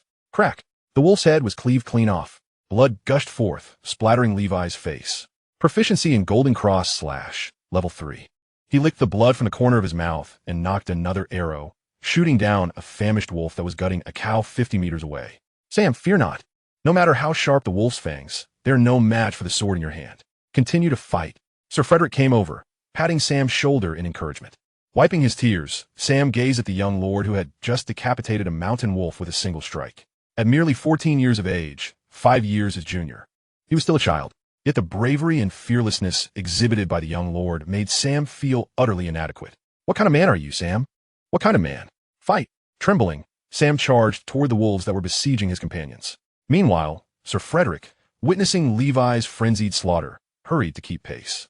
Such a sizable pack of wolves surely had a wolf king among them. The strength required to command such a multitude would likely be formidable. Although the wolf king had yet to reveal itself, Sir Frederick was convinced it lurked in the shadows, observing everything. Indeed, a long howl echoed from halfway up the mountain. The wolf king, a male mountain wolf the size of a mature polar bear, coldly surveyed Levi and Sir Frederick as they wreaked havoc below. With an instinctual perception, the wolf king discerned the formidable strength of the two men, particularly that of the middle-aged warrior. If these two humans were not eliminated, the losses to its wolf pack might surpass those suffered in its previous battle against the northern giant bear. After all, human intellect and weaponry far surpassed that of the northern bear. Moreover, it detected the scent of the northern bear on the young human. a scent it had previously encountered on its deceased companions. Thus, the cunning and intelligent Wolf King resolved to eradicate these two humans, no matter the cost. With a leap, it bounded down the mountainside, its form a ghostly white blur, faster than even the swiftest cheetah. In many ways, the mutated Wolf King had transcended the limitations of its kind, no longer a mere beast, but something far beyond. At the base of the mountain, a pile of mountain wolf corpses lay near Levi, who had become a harbinger of death to the pack. Rather than flee upon encountering him, the wolves had recklessly surrounded him, attempting to overwhelm him with sheer numbers. Yet, Sir Frederick stood as a steadfast guardian, his mission as a loyal vassal of the Black Snake family being to protect his lord's safety. Faced with the swarm of wolves, Sir Frederick showcased his terrifying prowess for the first time before Levi. His sword became an impenetrable wall. Any wolf daring to attack was swiftly dispatched by his blade. No mountain wolf could withstand a single strike from Sir Frederick. Yet, Levi could tell that the knight was drawing upon the power of his breathing techniques. Exhaling clouds of vapor in the frigid air, his gaze shifting from gentle to fierce. Young master, a formidable foe approaches. I shall confront it with all my might. You must ensure your own safety, Sir Frederick warned coldly, summoning 5 militia members to guard Levi, creating a protective circle around him. Levi nodded, his attention drawn to a swift white line in the distance. A colossal frost-white wolf, akin to a bolt of lightning, charged into the fray, effortlessly tossing aside 3 militia members who stood in its way. One was even struck down, his death gruesomely horrific. The Wolf King, Levi hissed, with a malicious protection. He drew his bow, aiming at the Wolf King with his highest-level archery skills. Even against a moving target, Levi had always been able to strike true. However, this time, although his arrow found its mark, the Wolf King deflected it with its razor-sharp claws. What speed? Levi gasped in astonishment. Sir Frederick, be cautious. This Wolf King is no ordinary foe. The Wolf King's strength surpassed that of even the most formidable knights, a terror far greater than 100 ordinary mountain wolves. Chapter 19, Slaughtering the Wolves. Sir Frederick's expression turned grave as he donned his armor, gripping his sword and preparing for battle. Meanwhile, the Wolf King leapt, covering an impressive distance of over 10 meters, its claws as menacing as tiger's paws, aimed directly at Sir Frederick. In a swift maneuver, Sir Frederick rolled away, attempting to thrust his sword into the Wolf King's belly. Yet, to his astonishment, the mountain Wolf King twisted its body mid-air with the agility of a feline, evading the strike. Goodness, is this truly a mountain wolf? Sir Frederick's mind raced with disbelief. Throughout his life, he had traveled far and wide, never encountering such a formidable creature with such mastery of combat. This was undoubtedly knightly-level prowess, something a mountain wolf could never possess unless it underwent an exceedingly rare mutation. Bang! The clash between the wolf's claw and the knight's longsword reverberated through the air. The Wolf King felt a sharp pain and a tremendous force coursing through its claws. Leaving them numb, it realized that the individual before it was formidable, and it dared not engage in a direct confrontation any longer. Instead, it relied on its speed and agility to evade Sir Fred's relentless attacks, seeking to exhaust the knight's stamina. Sir Fred, recognizing the Wolf King's strategy, planted his feet firmly and faced his adversary. He perceived the unwavering murderous intent gleaming in the Wolf King's eyes, coupled with a spark of cunning intelligence. With a resolute shout, Sir Fred launched his assault, refusing to believe that a noble knight could be bested by a mere beast. Meanwhile, Levi understood that his own power was insufficient to directly intervene in the battle against the Wolf King. In an effort to minimize the loss of life and property within his territory, he began to eliminate the ordinary mountain wolves still wreaking havoc in the region. Once his men had dispatched the common wolves, a multitude would converge to overpower the Wolf King. Victory would surely be theirs. With the support of his militia, Levi's mastery of archery flourished. Though he yearned to hone his swordsmanship on these wolves, the present circumstances were hardly conducive to such practice. Thus, his arrows flew forth like death's harbingers, claiming the lives of mountain wolves one after another. Ultimately, Levi exhausted all his iron arrows. Aside from the one aimed at the Wolf King, the remaining 36 arrows struck true, dispatching 25 wolves on the spot. This feat left the militia in awe, with Levi's uncanny precision aiding them. The militia, previously overwhelmed by the wolf pack, found their burden considerably lightened. With no arrows left, Levi was compelled to engage in close combat, wielding his longsword alongside the other militia members. Clad in armor, he generally avoided fatal injuries as long as he was not besieged by too many wolves. However, the ordinary militia suffered greatly. Their vine armor proved inadequate against the terrifying bite force of the mountain wolves. Levi witnessed many of his men sustain injuries, and some had already been torn apart by the pack, with wolves feasting upon the bodies of his fallen soldiers. Levi's eyes blazed with fury, his blood surging with righteous wrath. He channeled his every ounce of energy into the breath technique and charged the beasts. Golden Cross / Proficiency 3. Golden Cross / Proficiency 2. Golden Cross / Proficiency 4. Each perfect kill was accompanied by a rise in proficiency. As Levi fought to the end, he lost count of how many he had slain. His armor became drenched in the blood of wolves.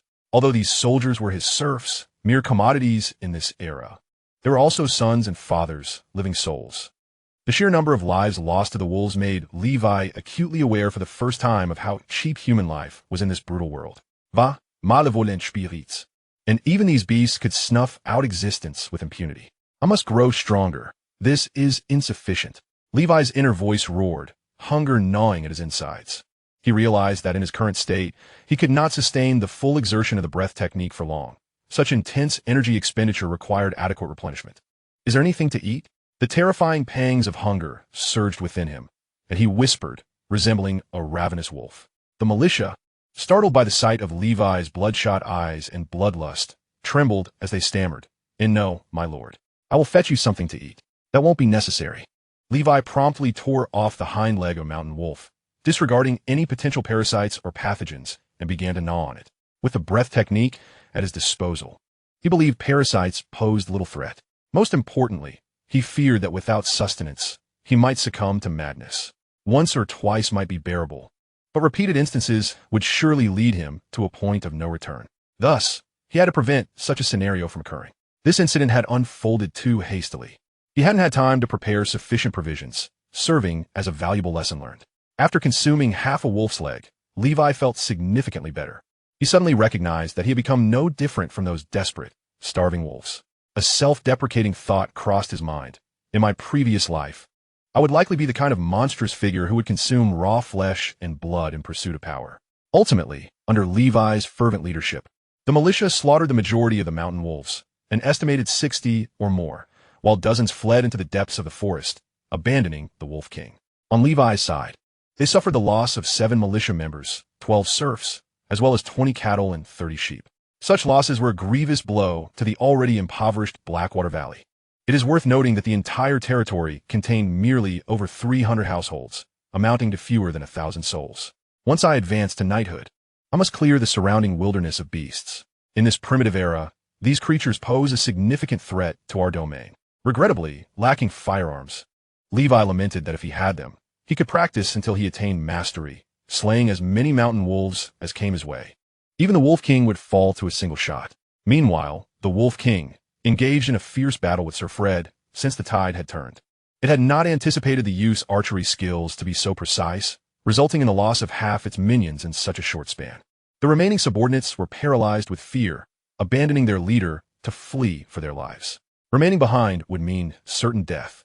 The Wolf King desperately evaded Sir Fred's strikes, but was ultimately struck on the hind leg by the longsword. Wounded, it limped away with astonishing speed, leaving Sir Fred in its wake. "Let it escape," Sir Fred muttered with a frown. "This Wolf King is too cunning." Having suffered this setback, eliminating it entirely will be challenging now. "Fear not, as long as we have the Wolf King's blood, we can track it down." "It shall not escape," Levi asserted coldly, confident in the keen sense of the northern great bears. Chapter 20. The Demise of the Wolf King. The territory lay in ruins. A river of blood flowing amidst the carcasses of livestock, humans, and predominantly wolves, littering the landscape. Levi sheathed Frostmourne, his expression grave. "Ensure the deceased are properly buried. Transport the injured to Dr. George, and send the remaining beef and wolf meat to my castle. Strip the pelts from the wolves and sell them to fur merchants. Next, I shall eradicate the hidden threats lurking around our territory." "Understood, my lord," replied the steward, Alfred, still reeling from the recent horrors. The bloodthirsty, terrifying wolf pack had surged forth, while this young lord navigated their ranks with calm and composure, dispatching them with ease. He could not help but recall the cold and formidable black serpent knight, Baron Soder. He is increasingly resembling his father. Alfred mused to himself as he hurried to carry out Levi's orders. Levi and Sir Fred then returned to the castle. "Sir Fred, let those 3 beasts catch a whiff of the Wolf King's blood on your sword." Levi led Sir Fred to the courtyard, where 3 juvenile northern great bears, each the size of Siberian tiger, were frolicking. Little white, little gray, little chubby, come here, Levi called, and the 3 bears scampered eagerly to him. Over the past year, the expense of raising these 3 bears had become increasingly burdensome. While both he and Sir Fred could eat, their consumption paled in comparison to the voracious appetites of these creatures, who required at least 10 kilograms of meat each day. And they were still juveniles. Once mature, they would need nearly 100 kilograms daily to sustain their massive frames. Raising bears for 1,000 days, using them for a moment. Levi's nurturing of these 3 bears is not merely a whimsical indulgence in keeping a pet. In this era of scarcity, such a lavish pursuit can only be realized in dreams. As the 3 little bears catch sight of Levi, they joyfully rush towards him, standing upright. Subsequently, Sir Frederick presents the knightly sword, stained with the blood of the Wolf King, for the bears to sniff. Through a year of training and with the aid of the wild heart, Levi has developed a profound understanding of the bear's thoughts. At this moment, upon detecting the scent of blood, the bears become visibly agitated. Levi, attuned to their emotions, inquires, "Is this the wretch who slaughtered your mother?" He refers to them as the 3 brothers, as they're all male bears. The trio nods, their eagerness palpable as they prepare for action. Although they have yet to reach maturity, they are no match for ordinary mountain wolves. Very well, lead me to it. Today, we shall avenge your mother, as well as my residents and soldiers, Levi declares coldly. The Wolf King, having sustained an injury to its hind leg from my ripple force, is hindered and will not venture far. This is indeed the perfect opportunity to strike a fallen foe. Once it recovers, hunting it down will prove difficult, Sir Frederick observes. Then I must trouble you, Sir Frederick, to take 10 of our strongest soldiers. We shall venture in the mountains to hunt the wolf, Levi commands. After arranging for the aftermath of the wolf disaster, Levi and his companions follow the 3 brothers as they ascend a mountain.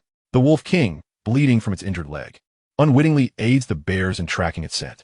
From the Wolf King's path, Levi discerns its high intelligence, as it repeatedly attempts to lead them astray, forcing them into dead ends on several occasions. However, with Levi's mastery of hunting and the formidable sense of smell possessed by the 3 brothers, they ultimately locate the Wolf King's lair in the Black Mountain. Upon a massive stone, the colossal Wolf King is ravenously tearing at the carcass of a mountain wolf, feasting upon its kin. Sensing Levi's approach, it halts its meal, letting out a howl that summons dozens of mountain wolves to its side. The Wolf King, its eyes a blood red, fixates upon Levi and his companions with a menacing glare, immediately recognizing the 3 bears and deducing that this human has taken them in. Such magnificent creatures. Too bad you must perish, Levi muses, drawing his bow and letting an iron arrow fly.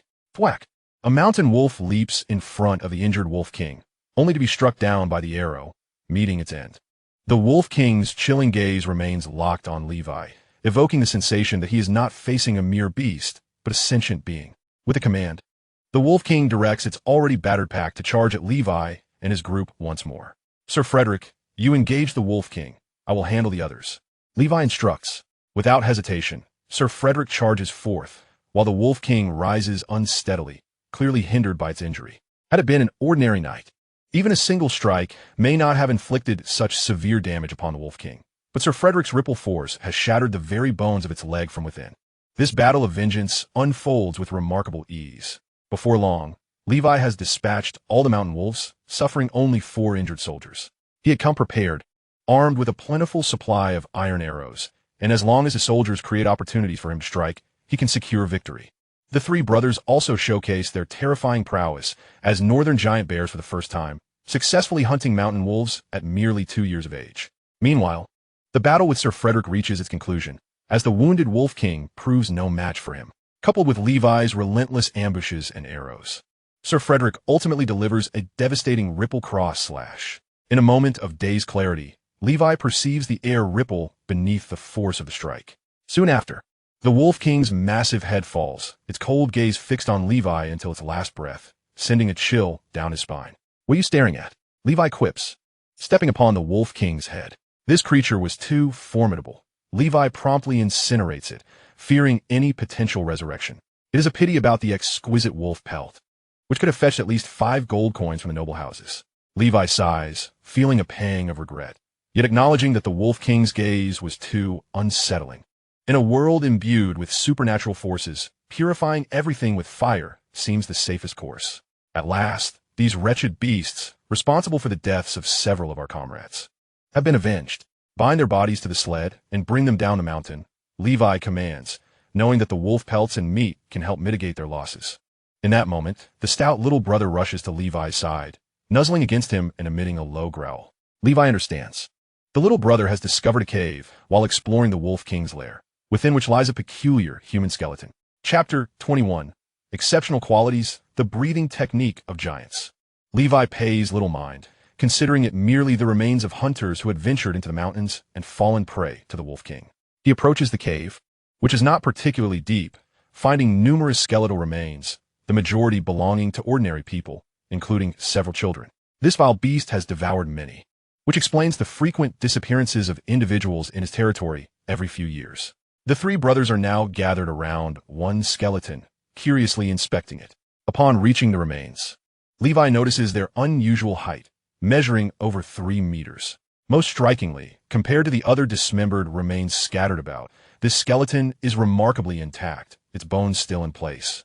Unlike the others, which have been reduced to fragments by the wolf pack, this skeleton remains propped against the cave wall, its hands poised as if gripping an invisible sword, exuding an aura of regal authority, reminiscent of a king, with a presence that commands respect. It has presumably existed in this manner for an unknown duration. Such height! The mere skeleton stands at 3 meters. How tall must this being have been in life? Levi marvels, yet recognizes it is not so surprising. In a world where breathing techniques can defy fate, many individuals are exceptionally tall. Consider Levi himself. At just 14, he stands at 1 meter 80. By the time he fully matures, reaching 1 meter 90 is certainly within the realm of possibility. Thus, this is likely the remains of a knight who met his end here for reasons unknown, and one who died a natural death, rather than being slain by wolves. Moreover, the wolf pack seems to fear these remains. While other skeletons lie shattered, this one remains pristine, save for the marks of time. Levi also notes an ancient iron ring upon the skeleton's pinky finger, inscribed with the words of the Emerald Kingdom, Melon. While remaining vigilant against the possibility of this skeleton transforming into a malevolent spirit, Levi secretly harbors a glimmer of hope to discover something of value within. Perhaps a treasure map. Regrettably, after extensive examination, he finds nothing of worth beyond the ring bearing the name Melon. Sir Frederick enters the cave, offering a cursory glance at the skeleton. This appears to be the remains of a knight, and given the commanding presence it retains, even in death, it is highly likely that it belonged to a formidable champion among the knights. I surmise that someone must have come here long ago and stripped him of his armor and knight's sword, Sir Frederick remarked. By the way, is the skeleton of a great knight valuable? Levi blurted out, his impoverished state making him hope to find something of worth. Sir Frederick sighed. Such a thing cannot be sold. Who knows what powerful factions or perilous tales are intertwined with this skeletal remains? Levi was well aware of that. His inquiry was merely casual. However, on the subject of the history of the Emerald Kingdom, I recall the mention of a family named Melon, known as the Giant Family, whose emblem is that of the Frost Giant, masters of the noble art of giant breathing. However, that family was annihilated by the Church's Holy Radiance Knights for the sin of sacrilege 800 years ago. Could this great knight possibly be a descendant of a Melon family? Sir Frederick suddenly proposed. That is quite plausible. Being a great knight and possessing a ring inscribed with the Melon name makes it hard to be mistaken. Moreover, this locality was not part of our family's dominion until 2 centuries ago. We only became the lords of Blackwater Valley then, Levi realized. Perhaps this individual escaped from the holy sword of the Radiance Knights and sought refuge in these remote mountains, remaining hidden until his demise, Sir Frederick speculated. Then I must ascertain whether he left behind any treasures, Levi declared, beginning to meticulously search the surroundings. Ultimately, upon confirming that the skeleton was likely that of a Melon family knight without any distinct peculiarities, Levi felt disheartened and prepared to depart, intending to delve into historical texts for further study. However, the chubby one seemed to have discovered something, incessantly sniffing around. He then pinpointed a spot and excitedly began to dig around the skeleton, prompting the other 2 brothers, Little White and Little Gray, to join in, albeit in confusion. Levi, now intrigued, paused as Sir Frederick, noticing his interest, smiled and shook his head, stepping back to remain vigilant. Before long, the trio had excavated a large pit around the skeleton. Compared to the northern giant bear, Levi thought they resembled more like industrious groundhogs. With a thud, the sound of claws scraping against something solid drew Levi's attention. In the pit lay a square iron chest, about 1 meter on each side. The chubby one beamed with pride, eagerly looking at the chest, seeking Levi's approval. How intriguing, Levi mused, not realizing that the northern giant bears were employed in such a manner. He patted the heads of the three brothers, rewarding them with some dried meat, and called in a few soldiers. To ensure the iron chest posed no traps or mechanisms, he instructed the soldiers to pry it open from a safe distance. Accompanied by Sir Frederick and the three brothers. Was inside? Levi inquired. My lord, it appears to be a suit of armor, and beneath it, there seem to be some gold coins. We've struck gold, the soldier exclaimed excitedly. Levi's heart leapt with joy. Indeed, this place might very well be the last refuge of that Melon family knight, who had fled with his family's treasures, ultimately succumbing to injuries or some other fate. As he prepared to investigate the contents further, a soldier's scream pierced the air. Ah, the armor has come to life. It is attacking me. It hurts. Several soldiers rushed out, clutching their heads, terror-stricken. Behind them stood an empty suit of armor, which, at that moment, wielded a soldier's knight sword with remarkable skill, striking down the soldiers with finesse. I'll handle this, Sir Frederick exclaimed, disregarding the perplexity of the armor's animation, drawing his sword to engage in a fierce battle with the enchanted suit. The clash between man and armor was intense and fervent. Levi instinctively thought of malevolent spirits, having encountered them previously, and the armor's animation left him pondering other explanations, until he noticed the chest of the armor, adorned with an imposing frost giant motif and inscribed with the name Melon. A bold idea struck him as he seized the opportunity while Sir Frederick battled the armored knight to dash into the cave and approach the skeleton. He gazed at the small finger of the skeletal hand, which bore a ring, similarly engraved with the name Melon. An audacious thought took root in his mind. He pried the ring from the skeleton's finger, revealing a series of tiny inscriptions on the inner band. Custom magic armor, crafted by the frost giant, which, Gerwig. Chapter 22. The Saint's Remains and the Seven Knights of Heaven. The moment Levi extracted the ring from the skeleton's finger, the animated knight's armor collapsed into a heap of disassembled components. Sir Frederick, who had been grappling with the animated armor, finally breathed a sigh of relief. As a formal knight, it was unfathomable to him that he could not subdue such inanimate objects. This is an attack by malevolent spirits. Indeed, it must be. They possessed the armor and attacked us. Yet Sir Frederick managed to drive them away. His prowess is extraordinary. Oh heavens, have malevolent spirits finally emerged in our Blackwater Valley? Merciful Father in heaven, obliterate these wretched spirits. The soldiers believed that a malevolent spirit had taken over the armor, leading it to assault them. Sir Frederick remained silent. Although he had never encountered a malevolent spirit, he felt that such entities, capable of effortlessly slaying the Rock Bear Knight and Frost Wolf Knight, should not be so feeble. Yet, in that moment, he could not conjure a better explanation. Levi, however, gazed at the pile of armor, his excitement uncontainable. Wizards, who tread without effort upon iron shoes, discovering what they seek without labor. Who would have thought that within the back mountains of the territory lay clues to a wizard? Now, I can state with absolute certainty that wizards exist in this world, or at least once did. After tirelessly searching for traces of wizards, Levi had begun to doubt whether they were mere myths. However, gazing at the inscriptions on the ring, he was finally convinced. Unfortunately, there was no contact information left behind, and given that this ring was 8 centuries old, he wondered whether the witch Gerwig was still alive. Speaking of which, both Lady Roland, as chronicled in the Chronicles of Green, and this Gerwig were witches. Was it possible that all wizards in this world were female? What if I actually discover a way to become a wizard one day? Would it entail something akin to the Sunflower Manual? Levi's thoughts wandered, ultimately shaking his head in resignation. He had merely stumbled upon a thread of evidence indicating the existence of wizards, and the distance to truly step into the realm of sorcery and enter that bizarre and mysterious world remained vast. Clearly, this suit of armor was custom-made by the witch Gerwig for that Melon family knight. Perhaps the sacrilege committed by the Melon family 800 years ago was connected to this. Reflecting on this, Levi recalled a religious tale he had encountered not long ago about the Father of Heaven. This story, found within the Codex of Creation, compiled by the third pope of the Holy Radiance Church, narrated the tale of the Father of Heaven.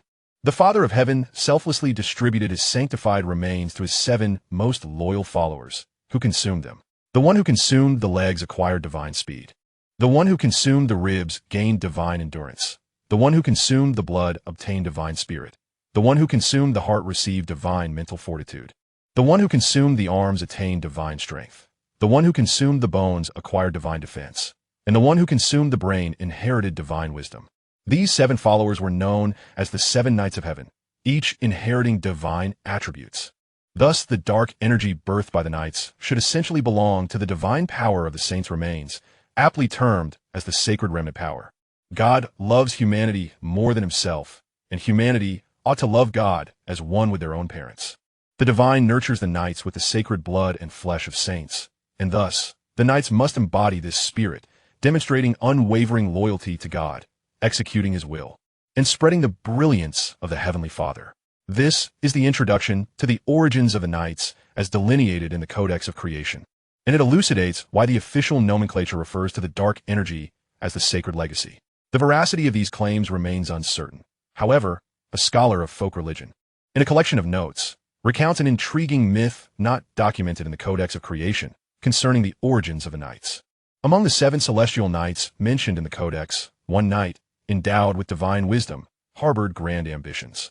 In an era where the Heavenly Father and angels resided in the celestial realm, and saints had vanished from the mortal plane, this knight and his descendants sought to usurp the authority of the gods of the celestial realm, wielding their superhuman intellect to covet the very essence of divinity, the divine nature itself. In essence, this knight, who was meant to embody the principles of the divine in the mortal world, aspired to ignite the divine fire and consolidate godhood for himself, an act that undoubtedly provoked the wrath of the gods. After many years, the angels of the celestial realm descended upon the mortal realm, intent on suppressing this faction with their unparalleled divine might. Yet, they discovered that these individuals, in the absence of divine presence, had harnessed the wisdom of the gods to devise cataclysmic spells, mastering the elemental powers of fire, earth, wind, water, light, darkness, thunder, and even the cycles of life and death that were meant solely for the divine. The ensuing battle engulfed the continent where the 7 kingdoms now reside, leading to the fall of some angels. Ultimately, however, the angels secured victory, annihilating the knight endowed with divine wisdom and his progeny. This faction became the magicians of legend, while the knight who inherited divine wisdom was known as the progenitor of all magicians, Sauron. This tale was imparted to me by a retired priest, and I cannot shake the feeling that magicians still exist within our world, albeit hidden from our sight. Recently, Levi gathered numerous legends and texts regarding magicians, encompassing travelogues and unofficial histories, discerning some truths amidst the fabrications. Initially, Levi regarded these as mere myths. However, in light of the history of the Melon family and the witch Gerlweg behind a frost giant's magical armor, it appears that these narratives may not merely be figments of imagination. Perhaps there truly are deities in this world. Levi contemplated a chilling reality. The gods and the church undoubtedly harbor animosity towards this potentially formidable group of magicians, which may explain why they rarely reveal themselves in this land. Should he continue to pursue the path of the magician?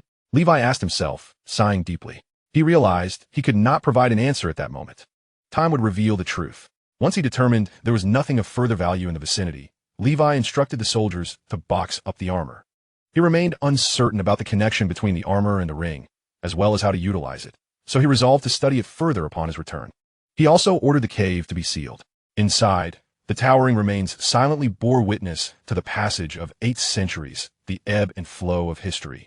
With only the Church of the Holy Light standing resolute, unyielding, Levi decreed that the incident involving the malevolent spirit must remain confidential, as disclosing it would only incite unnecessary panic. Otherwise, there would be no mercy, having gleaned the Church's stance towards magicians. He deemed it prudent to exercise greater caution in his future search for clues regarding them. If the formidable giant family could be vanquished by the Radiant Knights, then the Church's eradication of him would be but a trivial task. Chapter 23. The Master of the Zero Circle Illusion Mirror. Upon returning to his territory, Levi assessed the bounty from his recent expedition to eradicate the Wolf King, deeming it quite substantial, including those he had previously slain within his domain. Levi had amassed a total of 108 mountain wolf corpses.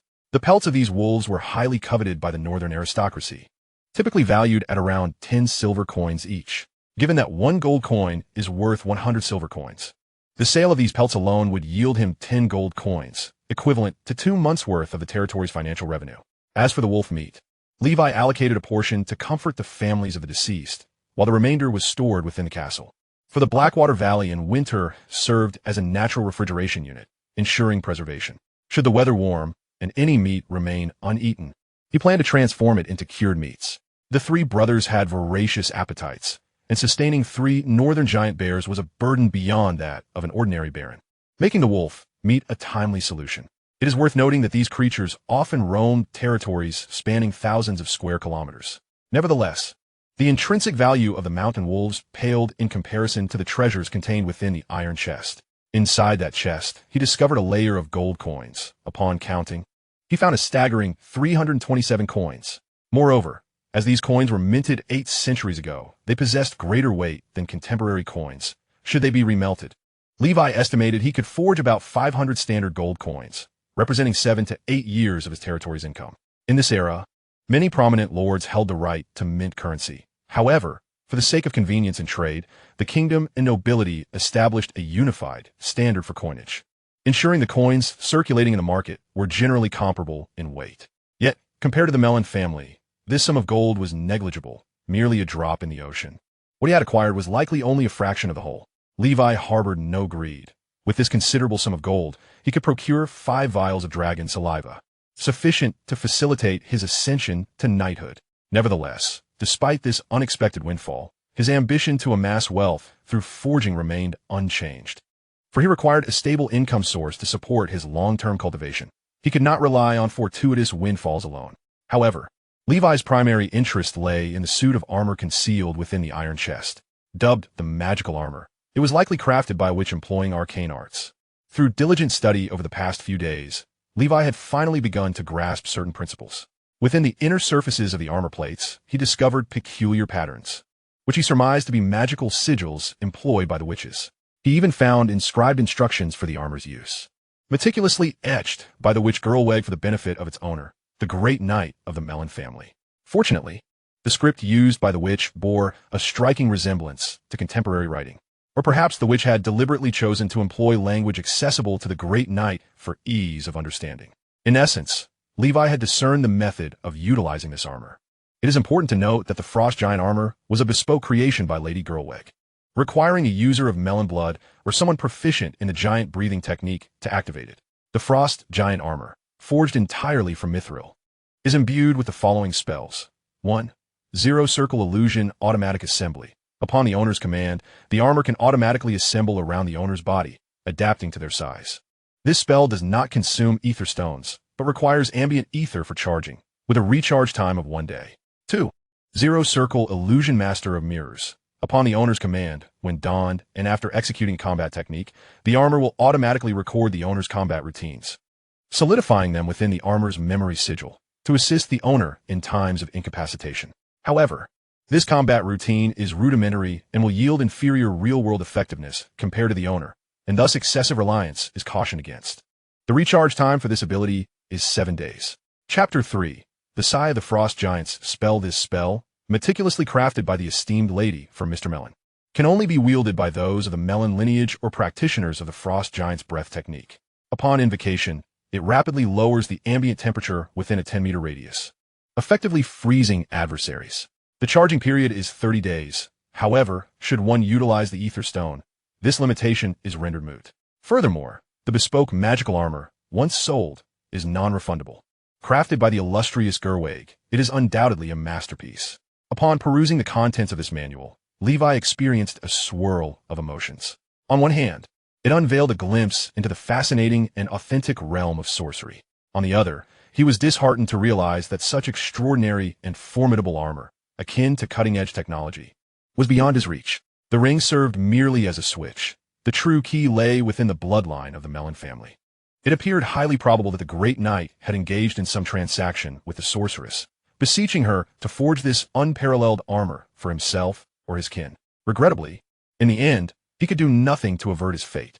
Before his demise, the great knight Melon concealed the armor deep underground, perhaps in the hope that one day a descendant of his lineage would reclaim it, utilizing it to rise anew. Yet to others, the armor would merely be a heap of scrap metal, for they lacked the Melon bloodline. Frustrated, Levi attempted several times to unlock its potential, yet to no avail. The sorceress did not deceive him. As for the other variant of the giant's breath technique, it bore no distinction in bloodline requirements. Like the typical bloodline breathing techniques of the Blacksnake family, it cannot be cultivated by those outside the lineage. Moreover, Even if Levi sought alternative means to attain the Melon bloodline, it was futile, for that family had long been extinguished. Cursing his misfortune, Levi could not suppress his exasperation. Yet, it was not entirely hopeless. After all, he possessed a proficiency panel, while others might be unable to train in the breathing techniques of other families. He was not necessarily bound by such constraints. He resolved to seek an opportunity to validate this possibility. If successful, he would devote himself entirely to uncovering the giant's breath technique, not only for the sake of the armor, but more importantly, Levi believed that it could prove invaluable in his future endeavors to trace the footsteps of sorcerers. He needed to investigate the history of the Melon family. Perhaps in the dust of history, he might unearth something of great utility. Levi secured the armor, reflecting that the recent wolf invasion had turned fortuitous. Not only had he recouped his losses, but he had also discovered new leads on sorcerers, reinforcing his resolve for the impending quest. Of course, the most pressing matter remained the mastery of the black snake breath technique, for it constituted the bedrock of his power. It was time to procure dragon spittle. With his mind made up, he began preparations to venture beyond his territory to gather the materials required for concocting the black snake elixirs. Chapter 24. Encounter with robbers in the year 1006 of the Holy Radiance calendar, during the month of Vitality. The season of blossoming grass and the return of life had arrived once more. Several months had elapsed since the wolf disaster in Blackwater Valley, and the lives of the denizens had returned to normalcy. Following the eradication of the wolf pack, led by the mountain wolf king, evidence of wolves had become scarce. Levi concluded that this region of the Black Mountains was likely home to only this one pack of mountain wolves. Although his drastic measures might have disrupted the ecological balance of this small area, Levi felt little concern for such matters. Moreover, even if the snow deer and wild hares proliferated, they would merely serve as easily obtainable game before Levi, whose archery skills were at their pinnacle. On this day, clad in lightweight chainmail and draped in a coarse linen robe, Levi traversed the expanse of Blackwater Valley. Within the territory, he and Sir Frederick were the only ones adorned in such intricate armor, which was prohibitively expensive to distribute among all soldiers. "Young Master Levi, do take care," cautioned Sir Frederick, his expression grave. "The northern territories are wild and fierce, and with the kingdom embroiled in ceaseless conflict, the number of robbers and dispossessed knights has surged. Though you have advanced to the rank of squire, you must exercise utmost caution. Avoid contact with strangers. If you can flee, do so. Wealth is but a fleeting possession, and you are the last hope of the Black Snake family." Levi chuckled lightly. "Fear not, Sir Frederick. I am 15 now and capable of looking after myself. During my absence, I will rely on you to oversee the affairs of the territory." Sir Frederick nodded solemnly, and with a wave, Levi, burdened by a sizable pack, stealthily departed under the cover of night. His training had slowed considerably, and the resources required for his cultivation had become increasingly demanding. This expedition had 4 objectives. First, to procure dragon spittle for the black snake elixirs. Second, to find buyers for the weapons and armor he had forged, preferably reliable long-term clients. Third, to gather additional breathing techniques, particularly bloodline techniques, and ascertain whether he could cultivate multiple techniques concurrently. If so, he would only need to find the giant's breath technique to don the frost giant's magical armor, transforming his capabilities dramatically. And fourth, to perhaps stumble upon clues regarding sorcerers. Once the first 3 issues were resolved, Levi could devote himself to the mastery of the breathing techniques without concern. The fourth could be left to fate. If he found something, it would be a boon, but if not, he would take his time. For the path of the night alone would occupy him for a considerable duration. Levi's destination was Icewind City, located several hundred miles east of Blackwater Valley, within the domain of Count Silvermountain. It was the largest city within a 1,000-mile radius and one of the 4 great cities of the north. To acquire the rare dragon spittle, Levi needed to venture to a major city, and he was reluctant to entrust this task to others. After much contemplation, he resolved to undertake it himself. His own strength had undergone a remarkable transformation. Having been a squire for some time, and with the advanced vibrational phase golden cross slash and his perfected archery skills, he felt confident enough to face knights should the need arise, thus prepared for any unforeseen circumstances. Moreover, he was merely going to purchase supplies, not engage in combat. So under normal circumstances, he did not anticipate danger. Nonetheless, Levi took ample precautions for this journey, packing provisions of meat and other sustenance, as well as 50 arrows. Iron arrows were too cumbersome for travel.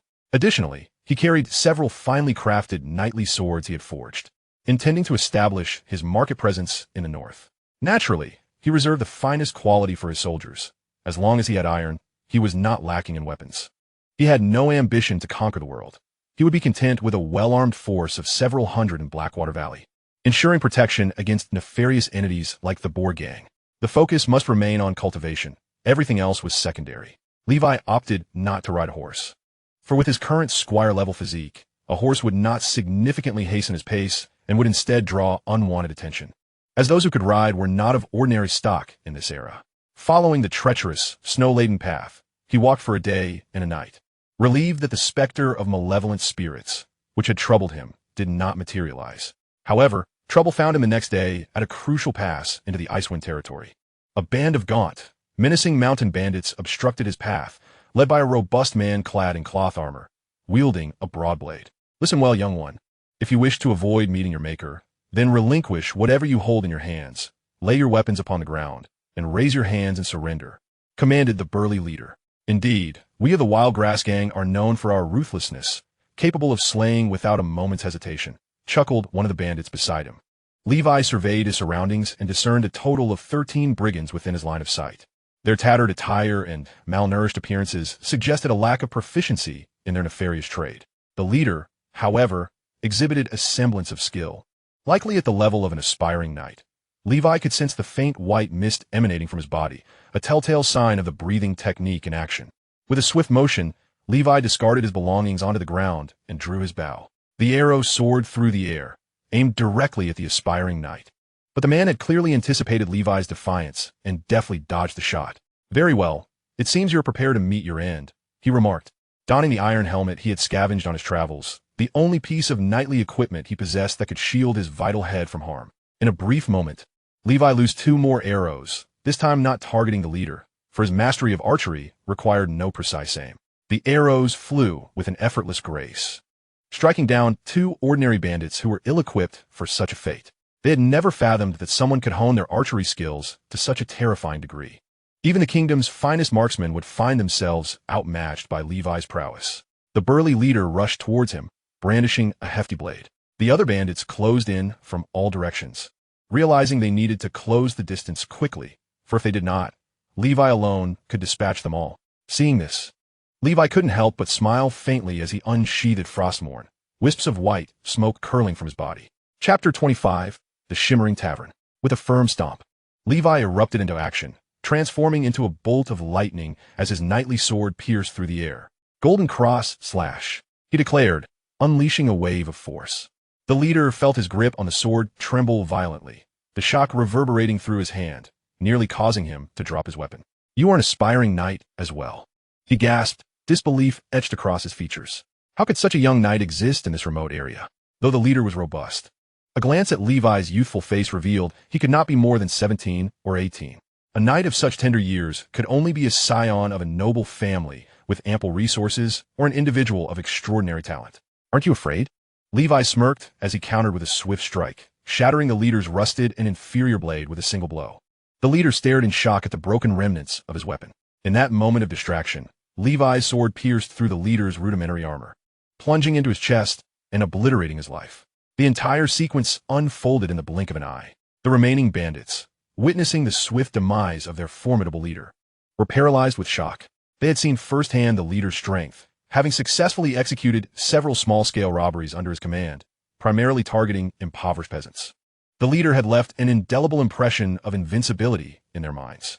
Thus, when he decided to establish the Wild Grass Gang to expand his influence in the region, they had eagerly joined his cause. Now, with their leader's lifeless body lying in the snow, panic ensued, and they scattered like frightened birds. Levi would not let them escape. Those who dared to rob him must brace themselves for death. With a few well-placed arrows, the fleeing bandits succumbed to their fates, collapsing in the snow. The survivors, realizing escape was futile, prostrated themselves, pleading for Levi's mercy. "Please, noble knight, spare us. We are mere commoners trying to survive. I never intended to kill. I only sought to steal some rations to fill my stomach. I swear, by the grace of the heavens, believe me, you cannot slay me. I have a blind wife to care for." They implored, their eyes reflecting an overwhelming desire for life, as if the youthful figure before them embodied the grim Reaper himself. "Depart," Levi replied calmly, his gaze unwavering. "Thank you, you are a good man. We shall never dare again," they muttered. Uncertainty etched on their faces as they turned to flee. Levi's cold eyes followed them as he readied his bow once more. In the snow, he gathered dry twigs and arranged the 13 bodies together, igniting them with flint to create a roaring blaze. May the flames warm the afterlife you now inhabit. He murmured softly, his tone gentle and serene. Among the bandits, the youngest was scarcely older than him, merely a child. Levi believed that most of their final words were sincere. In moments of sheer terror, it is challenging to utter falsehoods. Yet, what concern was it of his? Were it not for his own strength, he might have been the one to meet a grim fate. The reasons for their descent into outlawry were myriad, but fundamentally, it was the chaos and darkness of this era that had forged their path. However, the rationale for their demise was singular. They sought to harm Levi. Ultimately, after collecting a handful of silver coins from the destitute brigands, he resumed his journey. Not long after, he arrived at Icewind City. In the distance, he beheld the magnificent silver-white fortress nestled among the mountains. Alongside the most prominent structure, a pure white church bearing a hint of Gothic design. Quite impressive, he mused. It rivals the Flower City of my father's Tulip Duchy. Flower City is exquisite and ornate, while Icewind City is grand and imposing, distinctly reflecting northern architecture. After presenting his pass, Levi entered the city without delay. Compared to his own desolate Blackwater Valley, with its meager population of merely 1,000, Icewind City buzzed with activity. According to unofficial estimates, the city boasted a resident population of around 100,000, not accounting for transient merchants and travelers. Of course, this was nothing compared to the modern cities of his past life, which often housed millions, but in comparison to the early medieval cities of Europe with similar productivity levels, it was significantly more vibrant. This was understandable, considering the Emerald Kingdom's territory far surpassed that of Europe. Without lingering, Levi proceeded directly to the largest trading company in Icewind City, the Emerald Trading Association. Bearing the name of Emerald, this association was undoubtedly formidable, backed by the royal family and several Grand Dukes, including the Duke of Black Mountain. To become a shareholder in the Emerald Trading Association, one would need at least the rank of Earl. Thus, it was an alliance of the nobility, nearly monopolizing every industry within the Emerald Kingdom. The branch in Icewind City was but a small fraction of its operations, with the headquarters situated in the Emerald Royal City. Levi, feeling the weight of the gold coins in his pocket, found a sense of security in the several hundred coins he now possessed, enough to consider himself affluent. "Good day. Do you have any ambergris?" Levi inquired. He harbored no concern about being recognized. He was merely an inconspicuous lord from the north. In an age devoid of the internet, few would know of him. Upon hearing his request for ambergris, the staff at the trading company recognized Levi as a man of wealth, likely an aspiring knight practicing breathing techniques, a notion they had become accustomed to. "Apologies, sir, but we currently do not have any ambergris in stock. However, do not leave just yet. You might wish to explore our other offerings." Levi's figure had already vanished into the bustling street. Fortunately, I had mentally prepared myself. If even the Emerald Trading Company lacked ambergris, there was but one place in the entire Frostwind City where it might still be found. Should that place also fail to have it, I could merely return home and persevere. It would only require a tad more time. Levi casually purchased a white wolf mask from a gift shop. After adorning it, he meandered through the winding streets until he was drawn to a cozy little tavern, its entrance resonating with the melodious strains of a harp, playful whistling, and the raucous laughter of men indulging in drink. The tavern glowed warmly under the dim light of dusk and through the windows. One could see the fire crackling in the hearth. A wooden sign at the tavern's entrance proclaimed, "The Shimmering Tavern. Entry fee, Lionheart Spirits. Come, my friend, partake of this Lionheart Spirits. May your future shine as brightly as the noble Lionheart Knight." At the tavern's entrance stood a burly man, a figure of strength, who required each patron to pay 1 gold coin for a cup of the exorbitant Lionheart Spirits, thus demonstrating their financial prowess and courage. For beneath its surface as an ordinary tavern, the Shimmering Tavern clandestinely operated as an underground market, commonly referred to as the Black Market. Chapter 26. 7 Legends, 7 Drinks. No one knows when the Shimmering Tavern began to appear in the major cities of the kingdom, not limited to the Emerald Kingdom alone. Travelers have even reported finding its presence in the other 6 nations. It is an organization that sprawls across the continent, amalgamating functions of clandestine trade and bounty commissions. Naturally, to the common folk, who are barred by the 1 gold coin price of the spirits, it appears as a den of the wealthy, a place where royal nobles revel. Filled with alluring women adorned in scant attire, their bodies twisting like serpents, many hailing from distant lands, each possessing a unique charm. Inside and outside the tavern, 2 worlds coexist. Levi, being the son of a great knight, was well aware of the Shimmering Tavern's reputation. If given the choice, he would prefer to avoid entering. However, with the Emerald Trading Company out of stock, he had no choice but to give it a try. 1 cup of Lionheart spirits, please. Levi reluctantly produced a gold coin and handed it to the imposing man of knightly stature. The presence of a knight guarding the entrance indicated the extraordinary nature of the Shimmering Tavern. It is a peculiar organization, seemingly transcending the realms of nobility, royalty, and even the divine authority of the church. 1 gold coin could procure a cow, a fine knightly sword, or even a serf, and could compel the lofty priests of the Holy Radiance Church in Frostwind City to offer a prayer on your behalf. Yet here, it merely grants 1 a cup of spirits. Of course, this also serves as the entry ticket. The burly man handed over a cup of liquor shimmering with a faint golden hue. Once consumed, entry into the tavern was granted. This was the Lionheart spirits, crafted to commemorate the legendary and mighty Lionheart Knight. The Shimmering Tavern offers only 7 types of spirits, rotating weekly, each priced at 1 gold coin. They include Lionheart spirits, blood spirits, floral nectar, snowflake ale, black rum, golden spirits, and the nameless spirits. Beyond these, no other beverages are available. Legend has it that these 7 spirits are dedicated to the memory of 7 deceased legendary knights: the Lionheart Knight Ren, the Blood Knight Brad, the Floral Knight Elena, the Snowflake Knight Flair, the Black Knight Blake, the Golden Knight Grek, and the enigmatic Faceless Knight whose true name remains unknown. Many speculate that the shadowy figure behind the Shimmering Tavern must be one of these legendary knights, enabling its establishment across the 7 nations and within the watchful eyes of nobles and royalty in various cities. Levi harbored no fears regarding the possibility of poison in the drinks, for the tavern's reputation within the underground world remained impeccable. Upon finishing his drink and stepping into the tavern, he was immediately enveloped by the lively and boisterous atmosphere. The air was thick with the scent of hormones, mingled with the potent aroma of alcohol. At the bar, a flamboyantly dressed proprietress was indulging in floral nectar. Numerous patrons, like Levi, donned masks, while many daring souls revealed their true faces. Raucous men engaged in drinking games, teasing the tavern's serving women, only to be reprimanded sharply by the proprietress, who wielded her authority with a fierce tongue. It was well known that those who dared lay a hand on Shimmering Tavern staff met with dire consequences. Navigating through the cacophony, Levi made his way to a secluded, domed chamber at the rear of the tavern, where the true market thrived. Before simple stalls, vendors hawked their wares, while a large wooden board displayed a variety of commission requests written in chalk. These requests were personal in nature, with the Shimmering Tavern merely serving as the platform. The diverse nature of these commissions gave rise to a new profession, bounty hunters. Many wandering knights transformed into bounty hunters. After surveying the market, Levi's expression brightened as he halted before a figure clad in full armor. Before this armored individual lay a small black vial, emanating an enchanting and peculiar fragrance. One Levi had often inhaled in his youth while his father concocted potions. Ambergris. 200 gold coins for a vial, no bargaining. The armored knight, clearly a formal knight, exuded a palpable aura of strength, though not quite matching that of Sir Fred, yet still radiating a formidable presence. Ambergris has always been stable at 100 gold coins per vial. How could you possibly sell it for 200? Levi could not help but interject. The knight scoffed. Do you still wish to buy ambergris for 100 gold coins? Dream on. You may check with the Emerald Trading Company. The Royal White Horse Knight has practically monopolized all the ambergris in the kingdom to elevate himself to legendary status. There is virtually none available on the market.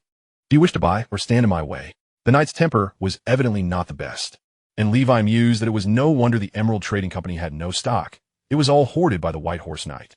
Levi was well aware of the White Horse Knight, hailed as the strongest genius of the Emerald royal family in a millennium, the foremost among those beneath the legendary knights. With no other options, Levi did not wish to wait for the price of ambergris to drop. He had no idea when that might occur. How many vials of ambergris do you have? Levi inquired. How many do you need? The knight's gaze fixed upon Levi. 2 vials. With 500 gold coins on his person, Levi had originally intended to purchase ambergris. Even if it was expensive, he had no choice but to buy. 2 vials of ambergris would suffice for him to concoct the black serpent potion, enabling him to break through to become a formal knight. All right, I didn't expect you to possess wealth despite your lack of prowess. You must be a noble scion from the north. The knight remarked to himself. Levi chose not to respond, and the knight, realizing the futility of further conversation, fell silent. Levi accepted the 2 vials of ambergris from the knight, inspected them to confirm their authenticity, then relinquished 400 gold coins, equivalent to more than 5 years of his territory's fiscal income, his heart aching at the loss. Consider yourself fortunate, were it not for my urgent need for funds. I could have sold these 2 vials at the upcoming shimmering auction for at least an additional 100 gold coins. Should you require ambergris in the future, seek me out at the Shimmering Tavern.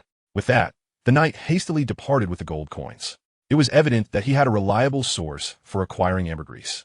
Having acquired the coveted dragon's breath, Li Wei had successfully fulfilled the most significant purpose of his journey. With a remaining sum of 100 gold coins, he intended to procure a bloodline breathing technique, eager to test whether his proficiency panel could transcend bloodline limitations, enabling him to practice the breathing techniques of other families.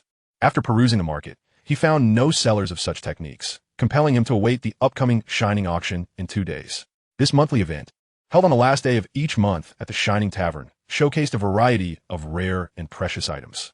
Li Wei recalled his childhood visit to the Shining Auction in Blooming City, where an exceptionally rare, non-bloodline breathing technique fetched an astonishing price of 5,000 gold coins. With some time to spare before the auction, Li Wei found an empty space to set up his stall. The stall fee had already been covered by the cost of a drink at the tavern's entrance. The Shining Tavern must be immensely wealthy, truly a place of unparalleled opulence. Li Wei displayed the knight's swords he intended to sell before him, filled with envy as he compared it to the Emerald Chamber of Commerce, which seemed trivial in comparison. He estimated that the tavern's daily drink sales could easily yield over 100 gold coins, accumulating to tens of thousands annually, nearly on par with the income of a high-ranking count's territory. Li Wei's father had once aimed to invest in the Shining Tavern, yet even as a Grand Knight, he had been unable to find a way to do so, as the tavern appeared to never accept new shareholders. "How much for this sword?" inquired a figure adorned with a white wolf mask, standing before Li Wei's stall. "Premium longsword, 2 gold coins each. No haggling, but customization and bulk purchases are welcome. Provided design schematics are supplied," Li Wei replied in a subdued tone. "A bit expensive," the masked man remarked, turning away. Li Wei remained unperturbed. He was confident in the quality of his crafted swords. 2 gold coins were undoubtedly a fair price. The patrons of the Shining Tavern were typically influential figures or knightly lords, and he believed there would be discerning buyers among them. Shortly thereafter, a robust knight clad in heavy armor and an iron helmet approached Li Wei. A hefty morning star dangled from his waist, exuding an unmistakable aura of a true knight. "Word has it you accept custom orders for weapons and armor," he stated. Li Wei raised his head, feeling a shift beneath his white wolf mask. Another formal knight, whose presence was even more formidable than the one who had sold him the dragon's breath, wielding a morning star that suggested he practiced a strength-based breathing technique. "Indeed, customization requires design schematics. I can forge weapons, armor, and even specialized military equipment if you have the designs," Li Wei asserted confidently. "It seems you are a remarkable blacksmith." The knight replied, his tone unassuming. "Not too shabby," Li Wei downplayed. "I will take these 2 swords. Additionally, I propose a long-term exclusive partnership. Your crafted weapons and armor will be sold to me first, with no sales to other lords. As for pricing, I can offer 20 above market value." The knight tossed 5 gold coins onto the stall, ensuring Li Wei covered his drink expenses. "Agreed. Let us finalize the transactions at the Shining Tavern," Li Wei suggested, aware that conducting business outside could expose him to theft. Within the tavern, no one dared to create a disturbance. "Very well, a pleasant collaboration. May I ask how to address you?" "Geralt of Rivia," Li Wei responded, absent-mindedly recalling a character from a game in his past. "Excellent, Mr. Geralt. Let us convene on the last day of every 3 months here at the Shining Tavern, as I will require a substantial quantity of weapons, armor, and saddlery. Here are the design schematics. By the way, might you be interested in joining a grand organization with boundless prospects and a luminous future?" The knight suddenly inquired, but was swiftly interrupted by Li Wei. "No."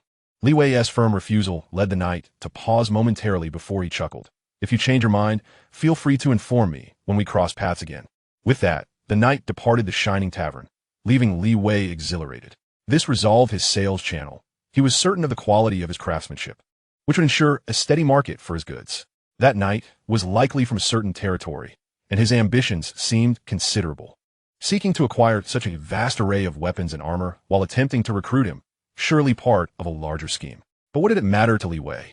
He shook his head, his identity remaining unknown to all. Even if the knight's intent was rebellion, it would not implicate him.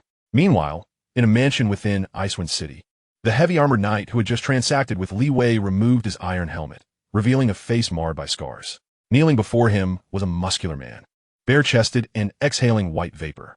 Vice President, I have found an exceptional blacksmith and secured a collaboration, the knight reported, bowing his head. Very well, Boar Knight. Your recent performance has pleased me.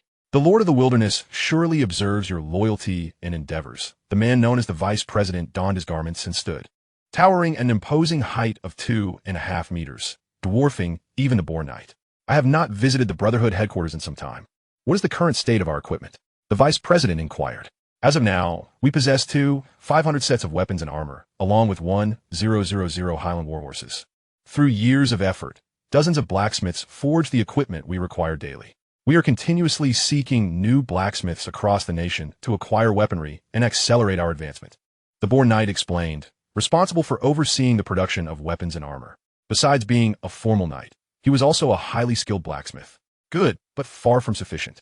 To overthrow those avaricious nobles, we require at least 10,000 fully armed cavalry and over 100 formal knights to charge in a battle.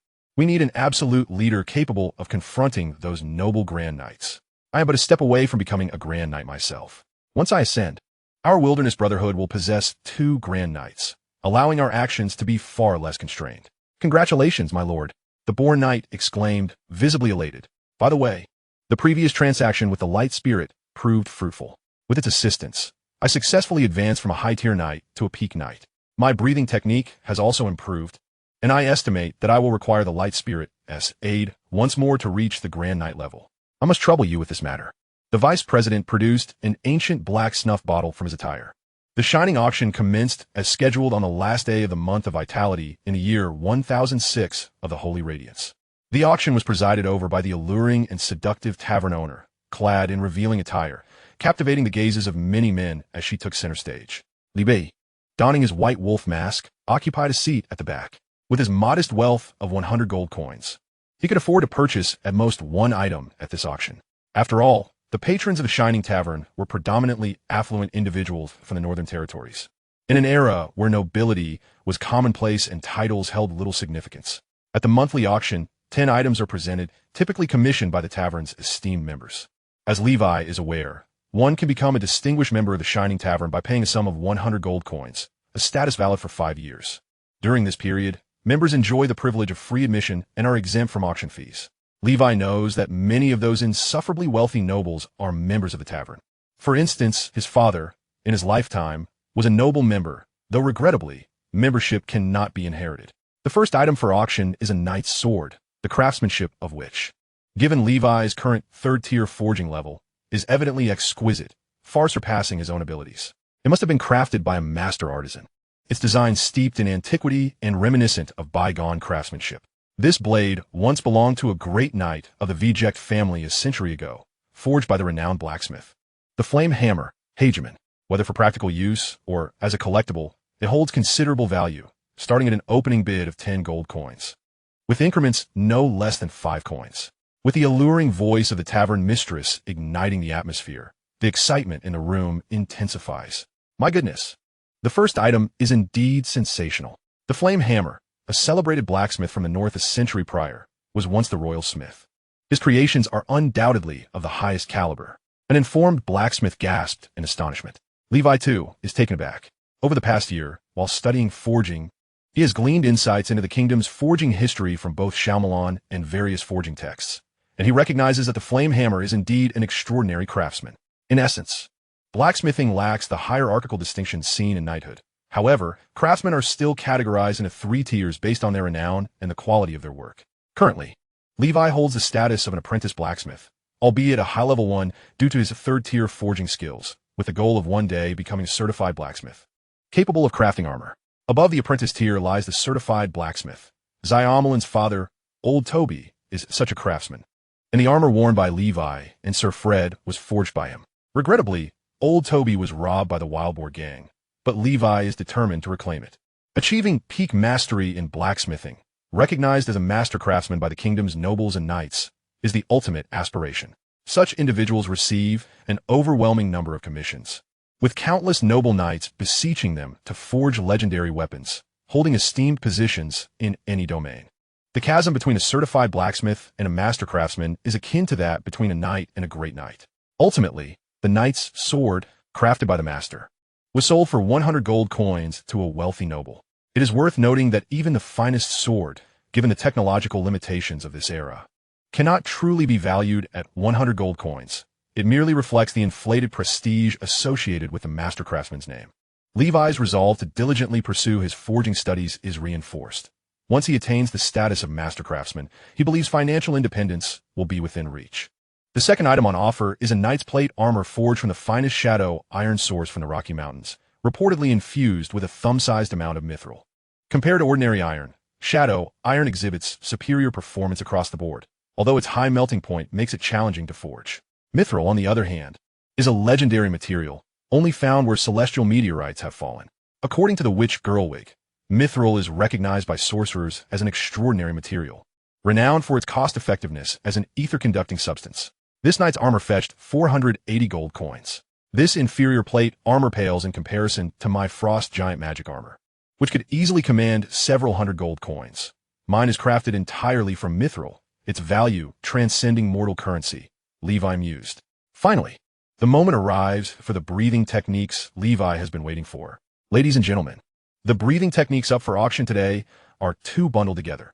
The Frostwolf breathing technique from the Frostwolf family and the Giant Bear breathing technique from the Giant Bear family. Starting at 100 gold coins, with minimum increments of 1 gold coin. Although these breathing techniques are of a rudimentary quality, they hold some collectible value as noble techniques. The tavern mistress seems anxious about their sale, promoting them vigorously. Upon hearing her words, Levi's expression shifts. He did not expect that the techniques being auctioned belonged to his two neighbors. It appears that the descendants of the Frostwolf Knight and the Giant Bear Knight have fallen to the point of selling their ancestral breathing techniques following their father's death. However, given that these techniques are only of a rudimentary level and are bloodline techniques, Levi doubts anyone else would be interested in purchasing them. The auction hall buzzes with the murmurs of other nobles and knights, but after a prolonged silence, only sporadic bids emerge. Ultimately, when Levi raises the price to 120 gold coins, no one else bids. He successfully acquires the two bloodline breathing techniques for a reasonable price. If these were non-bloodline techniques, even of a rudimentary level, they would command several hundred gold coins. For those possessing the noble bloodline, these breathing techniques are invaluable treasures. But for most outsiders, they are merely trifles. After all, acquiring them would not allow for practice. They could only be collected.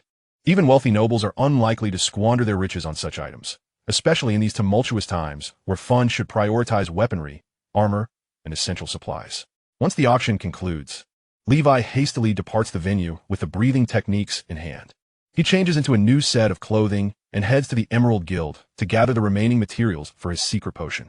Aside from dragon's saliva, the other materials are quite common. For the snake blood required for the potion, Levi purchases a basket of white crystal snakes, a species unique to the frigid climate of the north. Furthermore, he peruses the library and various bookstores in Icewind City, acquiring any tomes that may relate to sorcery at great expense. That night, Levi travels through the night, opting for a more secluded mountain path. Aside from encountering a few wolves along the way, he does not encounter any bandits or highwaymen. On the second day of the month of green grass in the year 1006 of the Holy Radiance calendar, a weary Levi arrives at Blackwater Valley. Upon spotting his return, Sir Fred, residing in the castle, visibly relaxes. "Young master, you have finally returned," Sir Fred exclaims, opening the city gate to welcome Levi back. "Everything has been normal while I was away?" Levi inquires. "All is well in the territory. Was your journey successful?" "Fairly so," Levi replies as he exchanges pleasantries with Sir Fred before retreating to his chamber.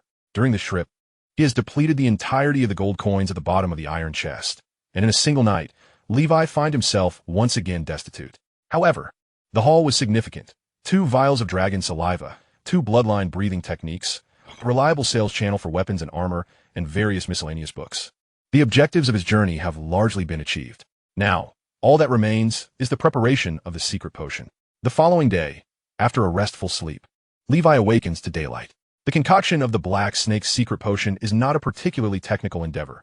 Unlike the alchemical practices of his past life, it does not require any form of fire. One merely needs to combine the ingredients in fixed proportions and then knead them into small pills. Consequently, Levi successfully prepares 200 pills of the secret potion. If the quantity of the potion exceeds a certain threshold, the potency of the dragon saliva would be overly diluted, rendering it ineffective.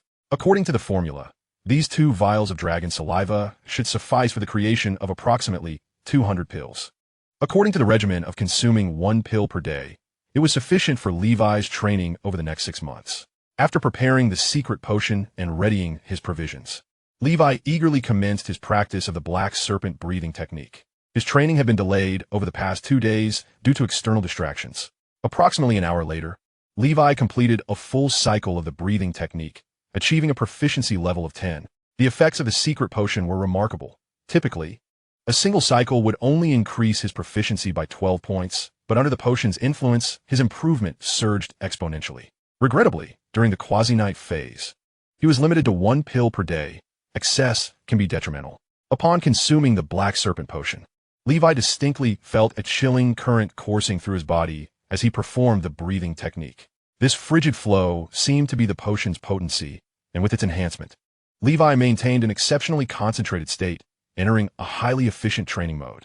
After completing the breathing technique, wisps of white vapor began to emanate from his pores, followed by the expulsion of dark impurities from within.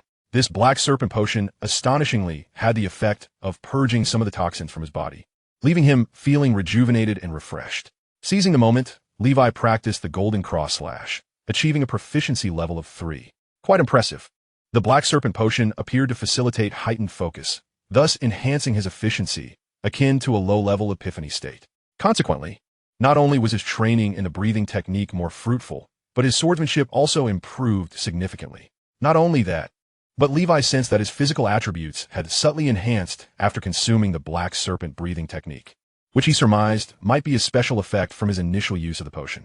After practicing the breathing technique and the golden cross slash several more times, Levi completed his training for the day. He then retrieved the frost wolf breathing technique and the giant bear breathing technique, both of which he had acquired at the auction. These 2 techniques were of a rudimentary nature and were bloodline techniques, making them the least valuable among breathing methods. Levi first unrolled the scroll of the giant bear breathing technique. The parchment depicted small figures in various poses, reminiscent of the black serpent breathing technique from his own lineage. If the black serpent technique leaned towards the arcane, the poses of the giant bear were characterized by grand movements, akin to some vigorous martial arts from his past life. At the center of these figures was a colossal bear, a behemoth resembling a small mountain, roaring towards the heavens and exuding an aura of primal ferocity. This was the family crest of the rock bear clan, the Panyan giant bear. It was evident that the giant bear breathing technique emphasized strength, complementing his black serpent breathing technique.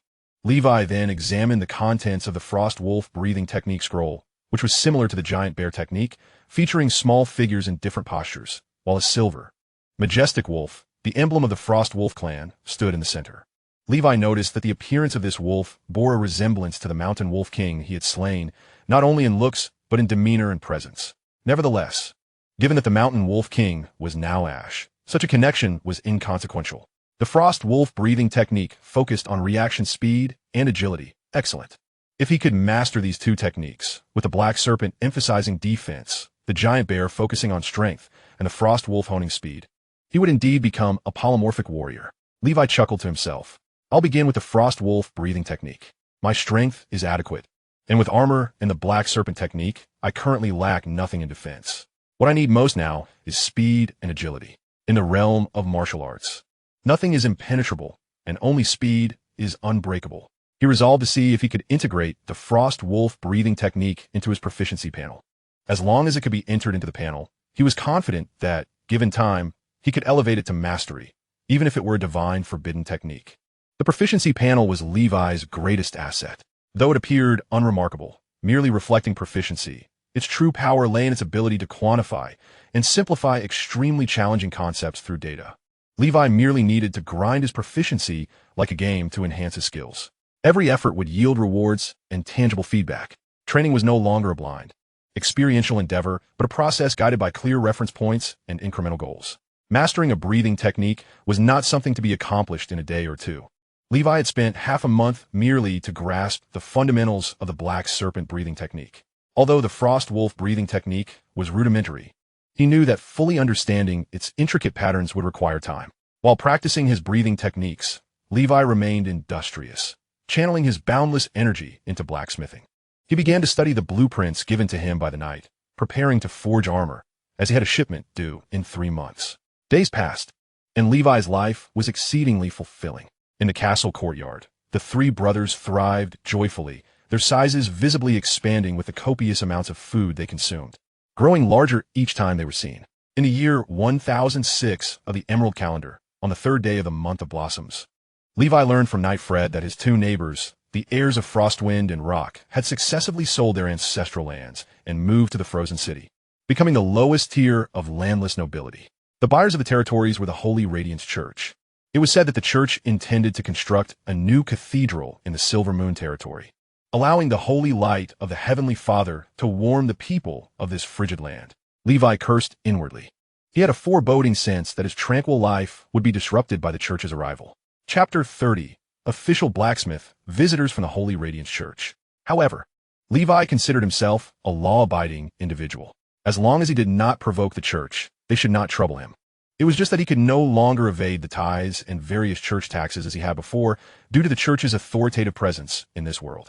Regardless of the veracity of the divine, the 7 major churches were undeniable powerhouses. In the Emerald Kingdom, the Holy Radiance Church was akin to the heavens. Ultimately, it came down to a lack of strength. If he possessed the power of a great knight, he could easily distance himself from worldly disputes and ensure his safety anywhere in this realm. If he became a legendary knight, much like the one rumored to preside over the Glimmering Tavern, he could establish a black market in the cities and territories of various kingdoms and nobility without fear of taxation or retribution. In an age devoid of divine miracles, legendary knights were the gods among men. Thus, Levi's ambitions were clear. If he could not attain the status of sorcerer, he would strive to become a legendary knight and truly embody a god among mortals. Before he knew it, the month of blossoms had passed. From the intelligence provided by Knight Fred, it was evident that the church was acting swiftly. Barely had they expelled the lords of the Rock and Frostwind territories than they began compelling the serfs within those lands to construct a cathedral far grander than Levi's castle. As the month of blossoms drew to a close, Levi diligently practiced the frost wolf breathing technique in accordance with the scroll's teachings. It had been a month since he had mastered the black serpent breathing technique in merely half that time. Was it possible that this bloodline breathing technique truly required a bloodline to comprehend? Li Wei, filled with a sense of dissatisfaction, believed that he should have grasped the rudimentary frost wolf breathing technique within a matter of days. Yet, after a month of diligent practice, he found himself still unable to make any progress, which left him somewhat disheartened. Let us endure for another month. If that fails, I shall attempt the giant bear breathing technique. Should that also prove futile, I shall resign myself to the fact that my enchanted armor must be melted down into mithril and reforged into ordinary armor, he mused, acknowledging his disappointment. Nevertheless, this past month was not devoid of achievements. With the aid of the Black Snake Elixir, his proficiency in the Black Snake breathing technique surged by a remarkable 1,000 points, more than double the usual training rate. At this pace, he anticipated that he could ascend to the rank of a formal knight before the elixir was exhausted, contingent upon successfully condensing a life seed. Furthermore, his mastery of the Golden Cross slash also increased by over 1,000 points. In the realm of forging, he made notable strides as well. Throughout the month, he dedicated himself to crafting the armor plates, a meticulous task far more intricate than forging a knight's sword. Being his first endeavor in armor crafting, Li Wei found himself somewhat clumsy, compounded by the myriad of distractions in his life. After a month's toil, he finally completed the primary components of the armor. On this day, Li Wei was again engaged at the forging station within the castle, hammering away diligently. He employed the cold forging technique to create armor resembling plate armor, as requested by the knight. This type of armor, while more straightforward to craft than the complex chainmail, was essential for withstanding the piercing strikes of arrows and long swords on the battlefield. Unlike chainmail, which only offered protection against common arrows but was lighter, with his bare arms revealing his robust muscles, the final section, the breastplate, began to take shape under his relentless hammering. Ultimately, with a notification of proficiency gained, Li Wei's specially designed plate armor for the knight was finally completed. Now, he could consider himself a formal blacksmith, boasting a forging proficiency of 101. The armor, with its sharp lines, rugged beauty, and substantial presence, emanated a metallic aroma as Li Wei admired his masterpiece with satisfaction. Indeed, this shall be priced at 25 gold coins per set, he contemplated, noting that the typical market value for such plate armor hovered around 20 gold coins. However, given his craftsmanship, which guaranteed superior quality, selling it for 25 gold coins was hardly exorbitant. Only nobles and knightly lords could afford a full suit of armor worth the equivalent of 20 oxen for aspiring knights or attendants. Possessing even a single component was a notable achievement. Sadly, the primary obstacle remained the world's underdeveloped productivity and the scarce yield of iron. Since arriving in this world, Li Wei had come to appreciate the comforts and conveniences of his previous life. Even as a noble, the sense of happiness he experienced paled in comparison to that of his former existence. The value of the technological advancements that once surrounded him became painfully apparent only after their loss. The forging of this plate armor alone had garnered him several hundred points in proficiency, a truly monumental task. With the completion of several dozen pieces, he anticipated advancing to the 4th tier in forging proficiency, wondering if the effects would change at that point. Li Wei's current statuses were as follows: Black Snake Breathing Technique, Tier 3, 5011100000, Golden Cross / Tier 3, 5427100000, Effect, Advanced Vibration, Beast Taming, Tier 3 Limit. Effect, Heart of the Wild, Forging, Tier 3, 200-810000, Effect, Guaranteed Masterpiece. As he gazed at his proficiency panel, he noted that while his tiers had not changed significantly in the past few months, his progress bar had made substantial advancements. Just as he finished placing the armor down, he noticed Sir Frederick approaching, who had been waiting for a while. "What brings you here, Sir Frederick?" Li Wei inquired as he donned his attire. "Young master, representatives from the church have arrived," Sir Frederick replied with a shrug. "How many of them?" Li Wei asked. "Just 2, a priest and a formal knight." "Then let us go and see," Li Wei responded, putting on his noble garments, with chainmail worn beneath for added safety. Ever since he became aware of the dangers in this world, he had taken to sleeping in 2 layers of chainmail, with a piece of chest armor for extra protection. Although it was quite uncomfortable, safety, however, outweighed discomfort. Outside the castle, a priest clad in a white robe of holy light stood alongside a church knight adorned in silver armor, waiting patiently at the castle's entrance for their host to grant them entry. "My lord Abraham, this Baron of the Black Snake has indeed shown great disrespect by making us wait in this dismal place for so long," remarked the tall knight with an irritated expression. As a formal knight of the church and a member of the Radiant Knights, he was accustomed to being revered wherever he went. The priest cast a sidelong glance at the knight before calmly responding, "Radiant Knight, do not be hasty. Such impatience will only expose our vulnerabilities to the enemy." As the castle doors swung open, Li Wei and Sir Frederick emerged, riding their horses. Li Wei, with a smile, dismounted and performed a proper noble greeting. "Dear Priest Abraham, I extend my heartfelt welcome to you in the Vale of Blackwater." Chapter 31. Tracing taxes back to a century ago within the council chamber of Blackwater Vale. Priest Abraham sat upright, flanked by the Radiant Knight standing at attention beside him. Li Wei occupied the seat opposite the priest, with Sir Frederick standing guard beside him. Li Wei appeared somewhat tense and fearful, his subtle expressions readily observed by the astute Priest Abraham. "Indeed, he is but an immature youth," the priest mused internally. Prior to his arrival, he had conducted investigations into the prominent nobles in the vicinity, particularly noting the significance of Blackwater Vale, which had once been home to a figure like the Black Snake Knight. He had heard whispers of the young baron's timid nature, and upon seeing him, he confirmed his suspicions. Clearing his throat, Priest Abraham addressed Li Wei directly. "Baron Li Wei, I have come here with the intention of purchasing Blackwater Vale." Without preamble, Priest Abraham stated his intention. In this era, the church functioned as a colossal lord, wielding vast territories through various means of acquisition, with their landholdings only second to the royal family. Many churches and monasteries directly or indirectly controlled numerous estates and lands. One significant method of acquisition involved purchasing lands from fallen nobles.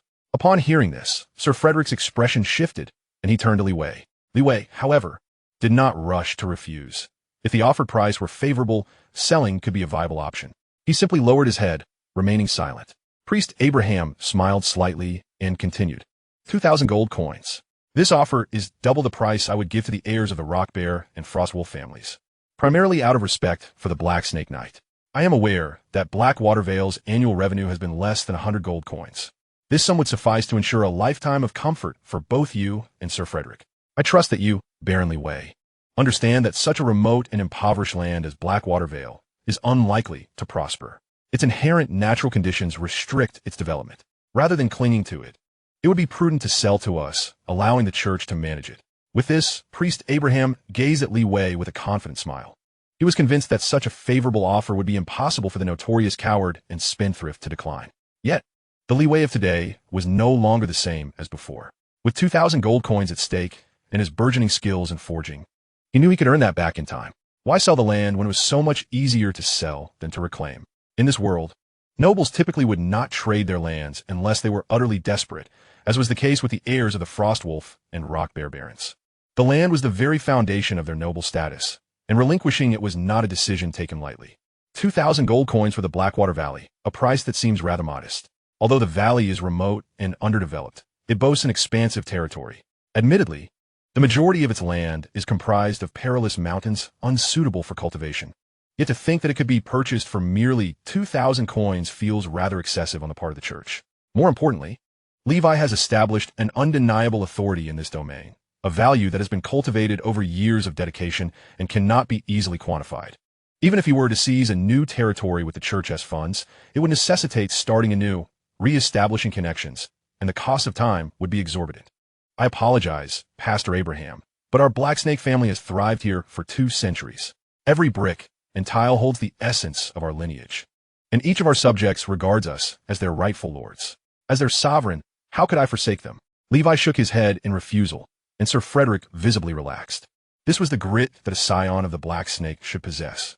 Though they could not retain the Tulip and Storm territories due to the overwhelming interests entangled therein.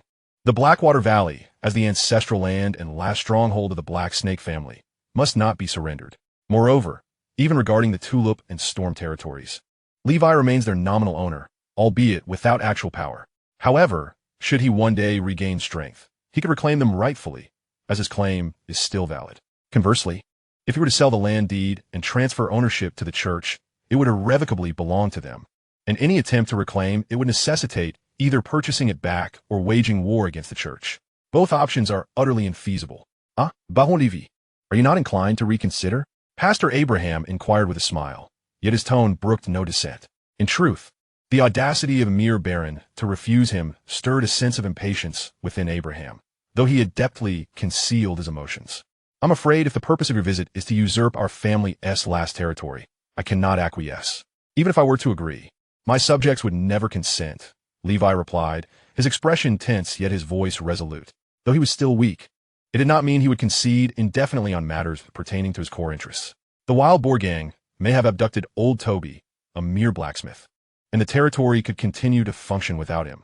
Yet without land, how could he practice his breathing techniques? Without territory, all his expenses would balloon, and he would lack any source of income. Surely he could not stoop to working as a blacksmith for another. 2,000 gold coins, though seemingly ample, would evaporate in no time. Very well, let us put this matter aside for now. However, I extend an open invitation to you, Baron Levi, to discuss this further at Silver Moon territory. Now let us address the second matter at hand, the tax arrears owed by Blackwater Valley, Pastor Abraham stated. You are aware that you hold 3 territories, all of which require taxation to the church. Following your father's passing, the church extended maximum tax concessions to the Tulip and Storm territories to support the Black Snake family. Nevertheless, due to the remote location of Blackwater Valley, the church has historically turned a blind eye. Baron Levi, you ought to know that according to regulations, the church can levy taxes on all lands under the benevolence of the Heavenly Father, regardless of previous tax exemptions, with no statute of limitations on retroactive taxation.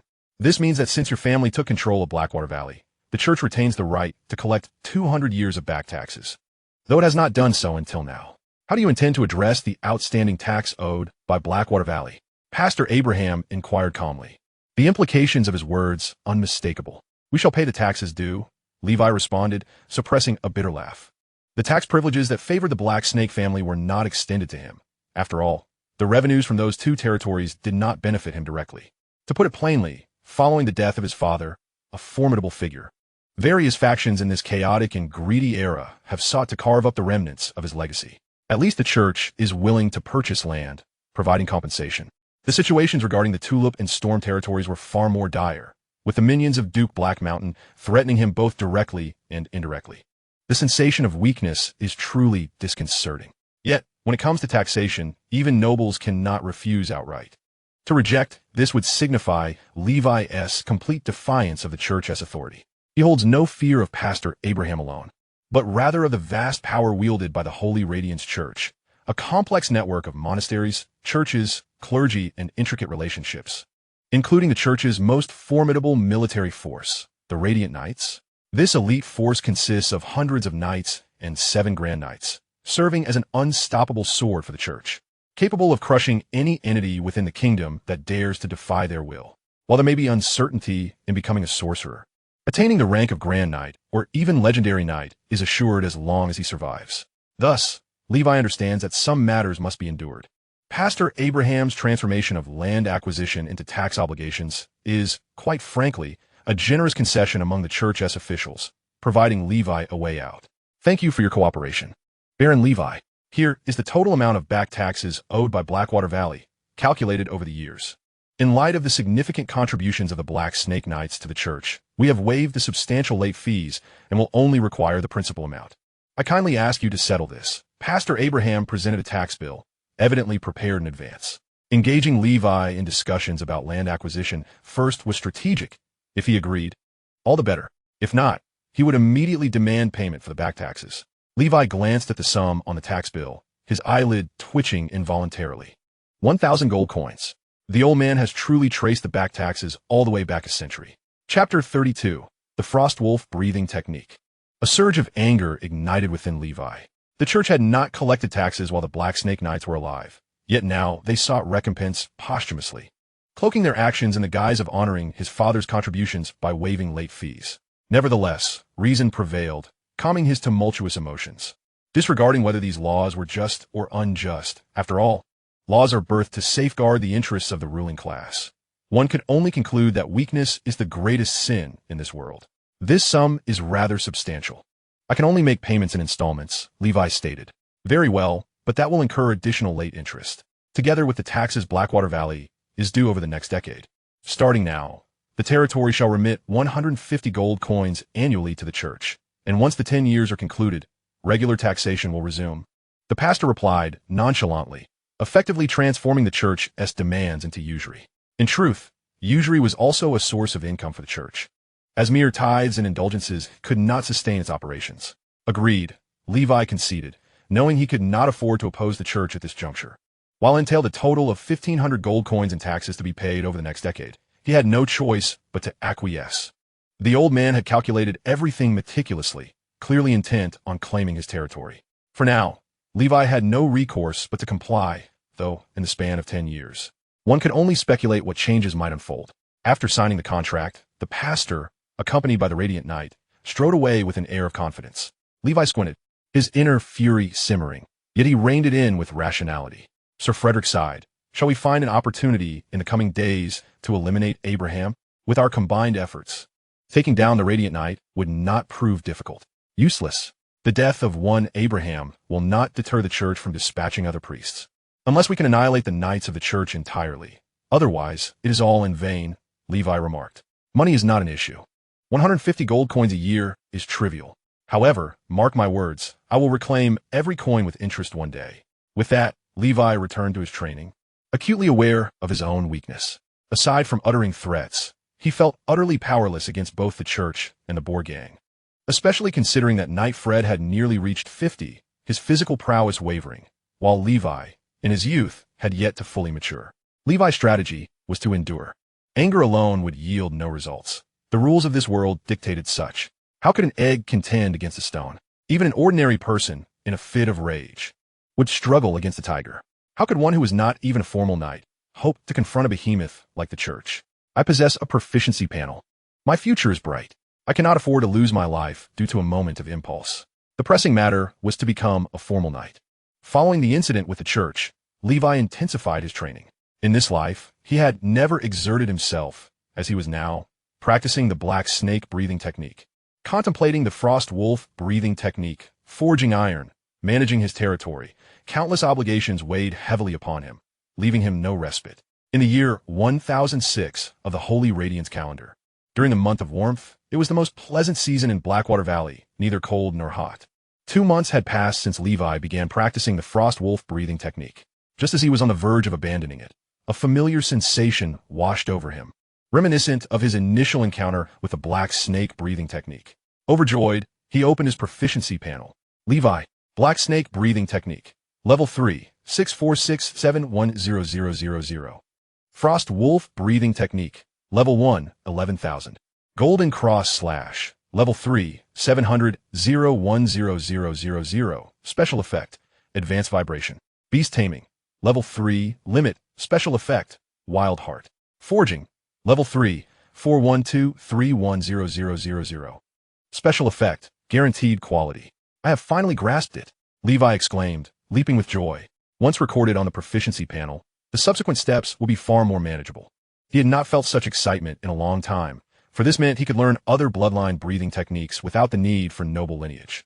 The only drawback was the lengthy initiation period, but that was inconsequential. Once it's on my panel, I shall eventually push it to its limits. Filled with confidence, Levi suddenly conceived a plan. Once he acquired sufficient strength, he would endeavor to collect the most elite knight breathing techniques from around the world, whether they pertain to strength, speed, endurance, or defense. He desired them all, even if he could not become a wizard. The accumulation of numerous breathing techniques would surely elevate him to the pinnacle of this world, potentially surpassing the achievements of legendary knights and allowing him to become a true deity of humanity, the king of the century.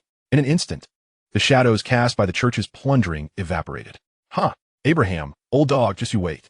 Seizing the moment, Levi continued to practice the frost wolf breathing technique. Days passed in this manner. At the end of the month of flowing fire, Levi personally led a team, equipped with the armor and weapons he had crafted over this period, to the Shining Tavern in Icewind City, fulfilling his agreement with the unknown knight, still trading under the name of Geralt the White Wolf. He sold 6 sets of exquisite plate armor and nearly 100 knight swords for less than 300 gold coins, but regrettably, he did not encounter the knight selling dragon's bile. A visit to the Emerald Merchant Guild yielded no goods either. Ultimately, he returned to his territory with the gold coins, alleviating the financial crisis within. However, the iron ore within the territory had been completely depleted. With no other recourse, Levi relied on the scant knowledge from his previous life to search along the Blackwater River Valley. After considerable time, he discovered a small exposed iron mine several dozen miles upstream of the Blackwater River, finally resolving the ore crisis. To ensure a steady supply of iron, many of the militia in the territory were assigned to mine, chop wood, produce charcoal, and smelt iron during their training, while the number of blacksmith apprentices also increased significantly. Levi intended to establish the forging industry as a vital pillar of his territory, ensuring stable agricultural production as the foundation.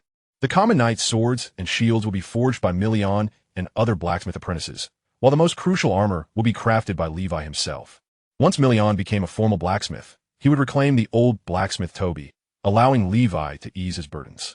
Thus, from mining to charcoal production, smelting, and ultimately forging, with clearly defined roles, the efficient operation significantly increased the output of weapons and armor.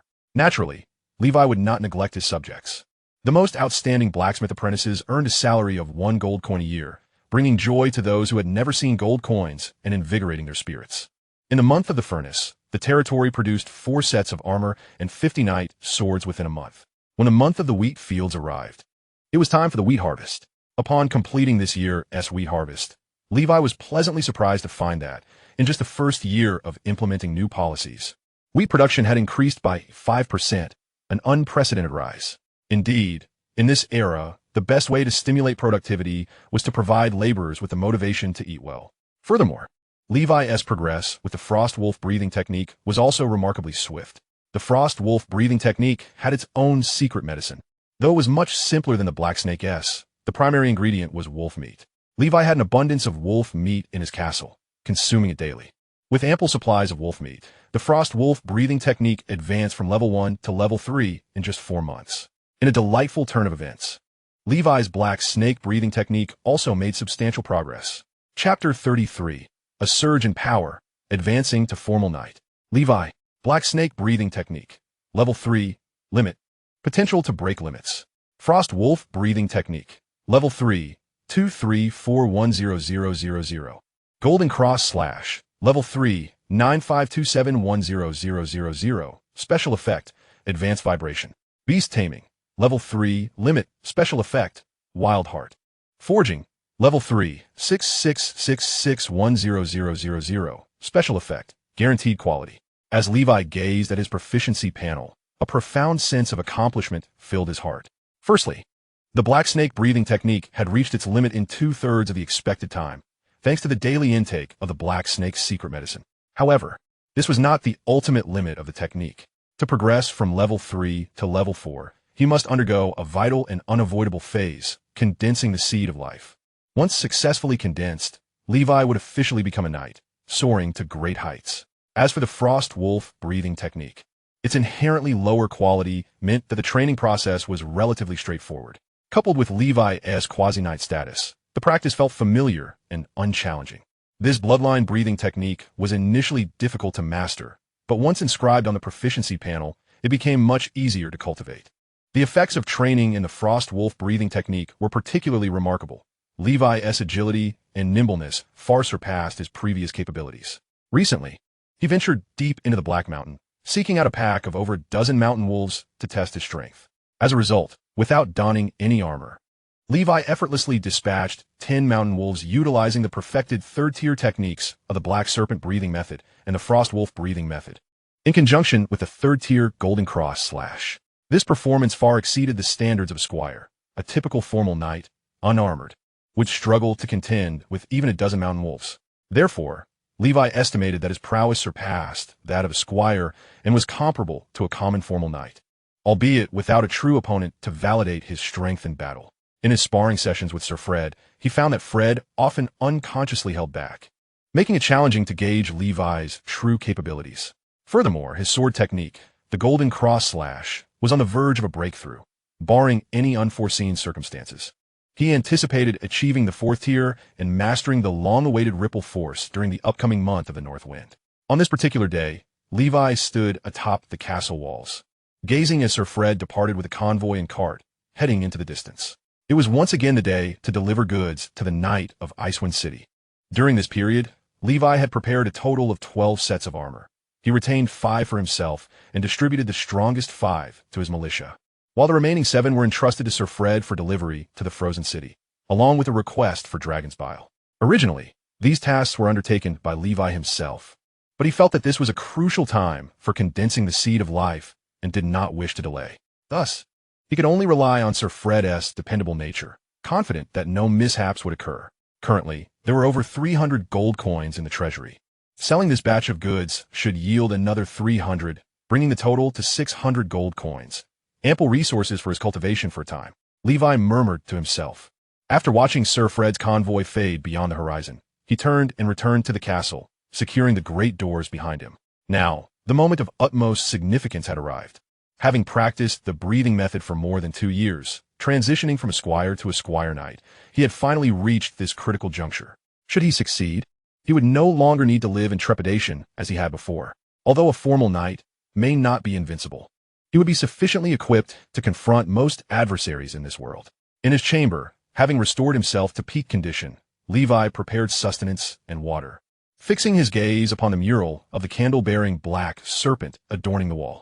He began to concentrate, applying the insights imparted by Sir Fred to condense the seed of life. The so-called seed of life, from Levi's prior life's perspective, resembled the dantian, albeit located near the heart instead of the abdomen. Levi's black serpent breathing method operated at an extraordinary velocity, with his body repeatedly enacting the poses of the technique. Akin to a coiled serpent ready to strike, its twisted and sinewy muscles brimming with latent power. A thick mist of white smoke emanated from Levi's form as he felt the moisture within his body rapidly depleting. Yet, this was not the time to quench his thirst. He endured the extreme discomfort of dehydration, persisting with the breathing technique. His blood grew increasingly viscous, and he sensed that if this continued, death might be imminent. Nevertheless, at this critical moment, he was unwilling to relent. It must succeed. I have painstakingly cultivated my proficiency through sheer effort. I cannot allow it to be in vain. Levi's inner voice cried out. Boom! As his breathing technique reached its zenith, a powerful energy surged through Levi's limbs, flooding towards his heart like an incoming tide. A searing pain struck his left chest. It hurt, oh how it hurt! A heart-wrenching agony. Levi understood that this was the pivotal step in condensing the seed of life. Before this energy entered his heart, he could still abandon the endeavor. He could seek another opportunity in the future. But once this energy reached his heart, there would be no option for retreat. Failure would mean death. This torrent of force could obliterate a knight's heart and send his internal organs flying. Many succumbed to death at this juncture simply because their will was insufficiently resolute. The shallower the breathing method, the more prone to error this step became. Fortunately, the black serpent breathing method was of exceptional quality, significantly reducing the risks and enhancing the likelihood of successfully condensing the seed of life. Levi's cultivation was built upon a solid foundation, methodically developed through diligent practice, and ultimately, after enduring 5 minutes of excruciating pain, he finally exhaled a sigh of relief. Wiping the sweat from his brow, he erupted into joyous laughter, reveling in the moment. From his arrival in this world in the year 1000 to now, 6 years had passed.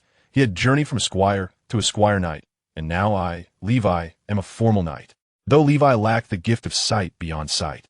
Upon stepping into the realm of a formal knight, he sensed, almost intuitively, a serpentine black mist, elusive and undulating, coiling around the surface of his heart, its tendrils branching out like a myriad of capillaries, intricately entwined with his heart and all its vessels. This black mist was the manifestation of the seed of life cultivated through the black serpent breathing method, which could also be referred to as the black serpent seed. The tendrils of mist had fully integrated with Levi's circulatory system. From henceforth, the energy Levi derived from sustenance would flow through his bloodstream, nurturing and enlarging the seed of life on the surface of his heart. Additionally, the black gas emitted by the seed would circulate throughout his body, permeating his limbs under the influence of the breathing method. This was the cycle of black energy. With a mere thought, the seed of life felt akin to a new organ within him, one he could command. A gentle stream of black gas flowed from the seed, ultimately reaching a small area in his arms by the bloodstream. Simultaneously, he observed a sinuous black mist resembling a serpent coiling along the back of his forearm, accompanied by a sensation of tautness in his muscles. His muscles began to harden within a short time, and, upon touch, the texture was akin to that of a car tire, rough and resilient. The black serpent breathing method emphasized defense, and this protective quality first manifested in the hardened area of his forearm, enabling him to block and defend against enemy strikes even when unarmed. Wondering if he could transfer this energy to his palm, Levi made the attempt and, after much effort, managed to shift the black energy to his palm, causing it to vanish from his forearm. This discovery filled Levi with elation. However, when he tried to extend it to his left chest, he faltered. At his current level, the black energy could only traverse the forearm and palm. To expand its reach, he would need to continually enhance the seed of life, ultimately aspiring to achieve a level akin to his father's, where the black energy could envelop his entire body, even extending to his lower regions, transforming into a true black spear. After replenishing his strength with food, Levi opened his proficiency panel. Levi, Black Serpent Breathing Method, 4th Tier, 120,000, Special Effect, Basic Defense. Having broken through to the 4th tier of the Black Serpent Breathing Method, a special effect was finally born. Basic Defense. By enveloping parts of the body with black gas, it can withstand certain degrees of blunt force attacks and mitigate damage from sharp weapons. Levi gazed intently at the introductory effects of the Basic Defense, resolute in his determination to conduct a thorough experiment. Only by fully comprehending his own capabilities could he truly excel in combat. With Sir Fred absent, Levi pondered briefly before making his way to the bare enclosure of the three brothers. At that moment, the trio was blissfully lounging against a foam mountain, indulging in delectable fish meat. "Xiaobai, come here," Levi called out, knowing that Xiaobai possessed the most composed demeanor among the three. Upon hearing his name, Xiaobai bounded over with unrestrained delight, eager to engage in a loving embrace with Levi. Now nearing 3 years of age, the brothers stood a towering 3 meters tall, rendering Levi at just over 1.8 meters, akin to a diminutive figure in comparison. Xiaobai's weight had escalated to an astonishing 800 kilograms, comparable to the heftiest adult male brown bears of Levi's past life. Presently, each of the brothers individually possessed strength comparable to a seasoned knight. Had it not been for Levi's recent advancement to a formal knight, significantly enhancing his strength, even a gentle embrace from Xiaobai would have sent him sprawling. "All right, enough with the licking. You'll wear my skin away." Levi laughed heartily, releasing Xiaobai. "Come, Xiaobai, strike me with your claws, using only half your strength," he commanded directly. Xiaobai whimpered, appearing utterly confused, unable to comprehend why Levi would invite him to attack. He shook his head vigorously, hesitant to comply. "It's fine. This is my command.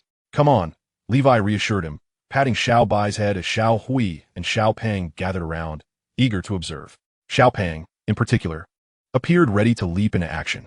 "You step aside. Your strikes lack finesse." Levi waved Xiao Peng away, who reluctantly withdrew. Eventually, Xiaobai mustered his courage and assumed a combat stance. Levi, unarmed and bare-chested, readied himself. "Come at me." He beckoned, and Bai charged forward. The bear's paw came rushing toward him with a gust of wind. Now that's a fine approach. Levi activated the black serpent breathing technique.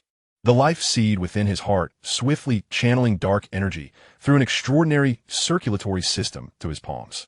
With a resounding thud, Levi was propelled backward, but he adeptly rolled to dissipate the tremendous impact. He had met Bai's paw with his own.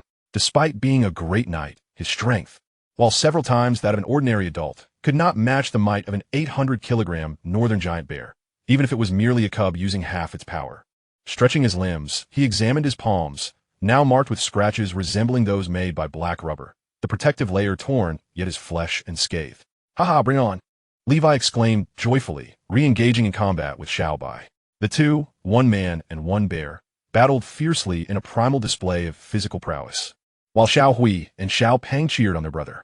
Ultimately, Bai, panting heavily, collapsed onto the ground, clearly fatigued. While Levi felt a bit weary himself, he was still capable of continuing the fight.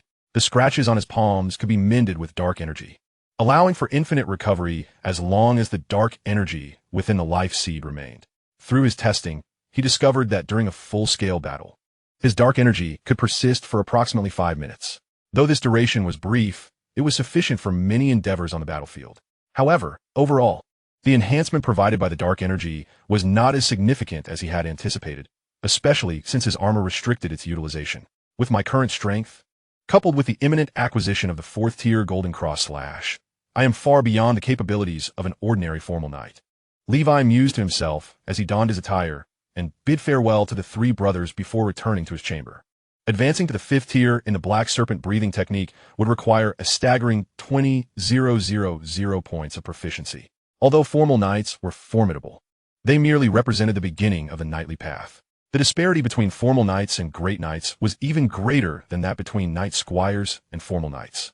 Throughout the entire Emerald Kingdom, the number of formal knights might number in the thousands, yet the count of great knights would certainly not exceed 100. The journey of grinding for experience was arduous and far-reaching. Chapter 35, Lord of Shadows and Phantom Knight. Formal knights, when viewed through the lens of any noble faction within the kingdom, held immeasurable importance. Presently, even without a territory, Levi could leverage his strength to align himself with another noble's domain, becoming their knight and pledging his loyalty. However, having grown accustomed to the role of lord, Levi had little desire to serve as a subordinate to another. He had already been a dog to capitalists in his past life. In this life, he was determined never to live under the whims of others again. The breakthrough to knighthood deserved celebration. Today, he would forego training and instead request massages from the twin maids in the evening. Under various pressures, Levi operated like an unyielding machine, relentlessly training, grinding experience, forging, and accumulating wealth. While this was undoubtedly fulfilling, he was still human and would inevitably feel fatigue. Today, he felt it was time to allow himself a proper respite. Planning to abstain from practicing the breathing technique for the next few days, opting instead for rest and further honing his Golden Cross Slash. A balance of work and leisure was essential to life. The pursuit of mastery was not the ultimate goal. Rather, it was to live freely and unencumbered, with cultivation merely a means to an end. That evening, Levi soaked in a bath, having expelled numerous toxins following his promotion to formal knight. The twin maids diligently massaged his muscles, one on each side. "Master, your body is too rigid and coarse. My hands are hurting," Ariel pouted, inadvertently revealing a glimpse of her bosom as she spoke softly. "If you're tired, take a break. Let your sister continue." "You two can alternate," Levi replied, eyes closed, savoring the rare moment of tranquility. After a peaceful night, Levi completed his bath and returned to his room to rest. He hoped that Sir Fred's journey would be successful. Levi held concern for Sir Fred, not out of worry for the cargo worth several hundred gold coins, but because Sir Fred was Levi's only family in this world. He did not wish to lose him. Thus, Levi succumbed to a deep slumber. Under the starry night, silence enveloped the world. In the dark, a figure clad in black stealth attire, akin to a ghost, infiltrated the Blackwater Valley. Approaching the side of the Black Serpent Castle, he stood in the valley, gazing at the imposing ancient fortress built against the mountains, murmuring to himself, "This castle is strategically located, easy to defend yet difficult to assault. Alas, to me, is merely a facade." After waiting 7 days, he finally observed the departure of the Serpent Griffin Knight. "He, Baron Levi, your head shall be claimed by me." The Phantom Knight, without hesitation. This figure, garbed in knight attire and simple leather armor, moved with remarkable agility. He was the Phantom Knight, a merciless assassin hailing from a kingdom-wide organization known as the Whisper of Death. This organization resembled an assassin-esque guild, with members scattered across the nation, answering to 5 supreme leaders. Their targets could range from commoners to nobles, and even formal knights or members of the royal family. As long as the payment was sufficient, formidable assassins would be dispatched to fulfill the contract. The Phantom Knight was one such assassin, primarily tasked with assassination missions in the vicinity of Icewind City. Recently, he had received an assassination assignment from a high-profile client through a broker. The client held a position of great esteem, and the Phantom Knight did not even know who they were, though he did not particularly care. As long as the payment was adequate, he would find a way to eliminate even a formal knight. As a wandering knight, the Phantom Knight harbored no concerns. After committing murder, he could vanish into the distance, eluding capture. Since embarking on his journey, he had flawlessly executed numerous assassination missions. His targets included a baron, 3 noble disciples, the wife of an earl, and even 2 fully fledged knights. Thus, he deemed the assassination of Levi to be a trivial task, given Levi's reputation for profligacy and cowardice, which was somewhat known among those familiar with the Black Serpent Knight.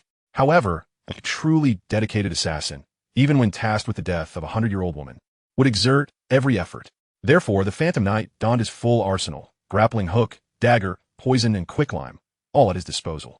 He approached the castle with utmost caution, observing the patrolling soldiers below. Under the cloak of night, he assessed his surroundings, resolving to scale the wall with the fewest soldiers guarding it, utilize the grappling hook, and swiftly locate Levi's bedroom to execute the sleeping Levi, subsequently claiming his bounty. A perfect plan, he smirked inwardly. He identified the wall with the weakest defenses, where a drowsy soldier stood guard. Stealthily, he advanced, relying on his agility to maneuver behind the soldier. The Lord of Shadows reigned above. The Phantom Knight did not worship a benevolent deity, but rather a lesser-known Lord of Shadows, whose dominion encompassed murder, deception, and darkness, an object of veneration for most assassins and a select few schemers and politicians. He dispatched the soldier with precision. The soldier, a mere mortal, though trained, paled in comparison to the Phantom Knight's prowess as a formal knight. The soldier's body quickly succumbed to the chill of the northern winds. The Phantom Knight paid no heed to the corpse, for by dawn, he would have long vanished into the wilderness. Utilizing the grappling hook, he scaled the high wall and gracefully descended, dusting off his attire before raising his gaze, only to find 3 enormous shadows curiously scrutinizing him. These shadows belonged to the trio of bears, Little White, Little Gray, and Little Chubby. The wall he had deemed least fortified concealed the bear pen of the 3 brothers. The Phantom Knight had never imagined that upon infiltrating the castle, he would come face to face with 3 massive bears. Damn it, that wretched Levi keeps bears within the castle, he exclaimed internally, realizing these were not ordinary bears, but northern grizzlies, albeit still juveniles. The 3 brothers, likewise perplexed, had sensed a strange scent approaching the castle even before he arrived. Levi had trained them to recognize the scents of every soldier and servant within the castle, ensuring that any unfamiliar intruder would be detected immediately. Consequently, the Phantom Knight, believing himself to be undetected, was oblivious to the fact that he had already been discovered by the trio. Now, he faced the prospect of enduring an assault from 3 northern grizzlies. Though still young, their presence instilled a twinge of anxiety within the Phantom Knight. By the gods, I must demand a higher fee for this task. Chapter 36. Damn it. Am I truly this formidable? The 3 brothers charged toward the intruder in unison, acting upon Levi's relentless command to eliminate any stranger who dared enter through the back door. The Phantom Knight's body tensed with anticipation. These beasts dare to attack a formal knight? If you were adults, I would flee without a second thought. But you are merely a bunch of youngsters. The Phantom Knight activated his siren's breathing technique, a rudimentary non-bloodline technique focused on speed and agility. Furthermore, it endowed him with remarkable flexibility akin to an octopus, allowing him to contort his body and enhance his nimbleness. By employing this technique, he shrank his form, gaining a significant boost in speed and agility. He danced like a nimble mole, weaving through the brothers' ferocious assaults with the grace of a waltz. Despite the brothers' swift attacks, they struggled to land a blow on the Phantom Knight. I told you, you are no match for me. Were it not for time constraints, I would delight in bleeding you 3 beasts dry with my serpentine dagger. The Phantom Knight swiftly leaped over the bear pen, disappearing into the night. The three brothers roared in frustration at the direction of his vanishing figure, yet their bulk rendered them clumsy and unable to follow. The commotion, however, alerted the patrolling soldiers. When they arrived, they found the agitated bears and were left perplexed, assuming the trio had grown hungry. They hurriedly sought food for the bears while enhancing their patrols and vigilance. Meanwhile, the Phantom Knight, having evaded the three bears, elegantly adjusted his attire before donning a mask resembling that of a raven's death mask, the standard issue of the organization known as the Harbingers of Death. This served a dual purpose: to conceal his identity and to provide protection against toxins and dust, ensuring that when assassins deployed quicklime or other poisonous gases against their targets, they would not inadvertently harm themselves. What is professionalism? This is professionalism. The Harbingers of Death are an exquisitely proficient assassination team. The Phantom Knight did not merely pursue this vocation for monetary gain. After over a decade in the field, he had amassed a fortune exceeding 1,000 gold coins through his assassination contracts, surpassing the wealth of many minor nobles, enough to secure a comfortable retirement. Yet, he chose not to indulge in such a life. He relished the thrill of dancing upon the knife's edge, squandering his earnings instead. Murder! What a magnificent endeavor! Each flawless assassination was akin to composing a beautiful requiem. The Phantom Knight could not help but hum a heartwarming nursery rhyme from his homeland. Oh, little white rabbit, so lovely and bright, I shall pluck away your fur with delight. Oh, little white rabbit, obedient and spry, first I'll remove your head, oh my. Oh, little white rabbit, so gentle and kind, then I'll take your tail, leaving you behind. Employing his adept lock-picking skills, the Phantom Knight silently unlocked Levi's door, making almost no sound in the process. A competent assassin must master the art of stealth. He glided to Levi's bedside like a musical note. Upon the bed, Baron Levi lay sleeping on his side, cocooned in blankets, his breathing steady and relaxed, accompanied by the faint sound of snoring, indicating a deep slumber. The Phantom Knight drew forth his dagger, delicately applying poison to the blade. To die in slumber is the mercy bestowed upon you by the Lord of Shadows. Farewell, Baron Levi, he mused internally. With precision, the sharp dagger plunged toward Levi's heart. This keen blade was destined to shatter his heart, and for added assurance, even if the first strike did not prove fatal, the venom from the serpentine would swiftly permeate Levi's bloodstream, ensuring his demise. Yet in the next moment, a dark hand seized the Phantom Knight's right arm, disarming him of his dagger. The entire sequence unfolded with astonishing speed. It appeared as though Levi had never truly been asleep, but was instead prepared. The Phantom Knight felt an immense force grip him, his siren's breathing technique, while adept at agility, lacked in raw strength, rendering him no more powerful than an average adult. In contrast, Levi's mastery of the black serpent breathing technique was of exceptional quality. Though it did not emphasize strength, it still vastly surpassed that of the Phantom Knight. His palm grasped the collar of the Illusion Knight, and with a sudden lunge, he sprang to his feet, his towering frame of over 6 feet standing upon the bed. Yanking the Illusion Knight upward, clad in 2 layers of chainmail vests, with a breastplate adorned with an engraved black serpent, Levi had always slept this way. It was the only means by which he could dare to close his eyes. Thus, even when the Illusion Knight plunged a weapon into his heart, it proved futile. You wish to harm me? Levi had indeed been asleep, but the thunderous shouts of the 3 brothers jolted him awake, and he could not return to slumber, instead feigning sleep. According to his training for the 3 brothers, if someone attempted to scale the walls and infiltrate, they were to shout and raise the alarm. Therefore, Levi surmised that someone had breached his castle, and the likelihood of a skilled individual being able to scale the walls was high, suggesting that they were likely targeting him. He resolved to feign sleep and observe the intentions of the intruder. As anticipated, a strange figure cloaked in black entered his chamber, intent on assassinating him.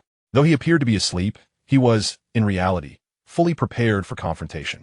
With Levi restraining his right hand, the Illusion Knight clawed at Levi's face with his left. But Levi employed the Frostwolf breathing technique, evading the attack with remarkable agility. Seizing the Illusion Knight's arm, he twisted forcefully, and with a sickening crack, the Knight's arm broke in response to the pressure.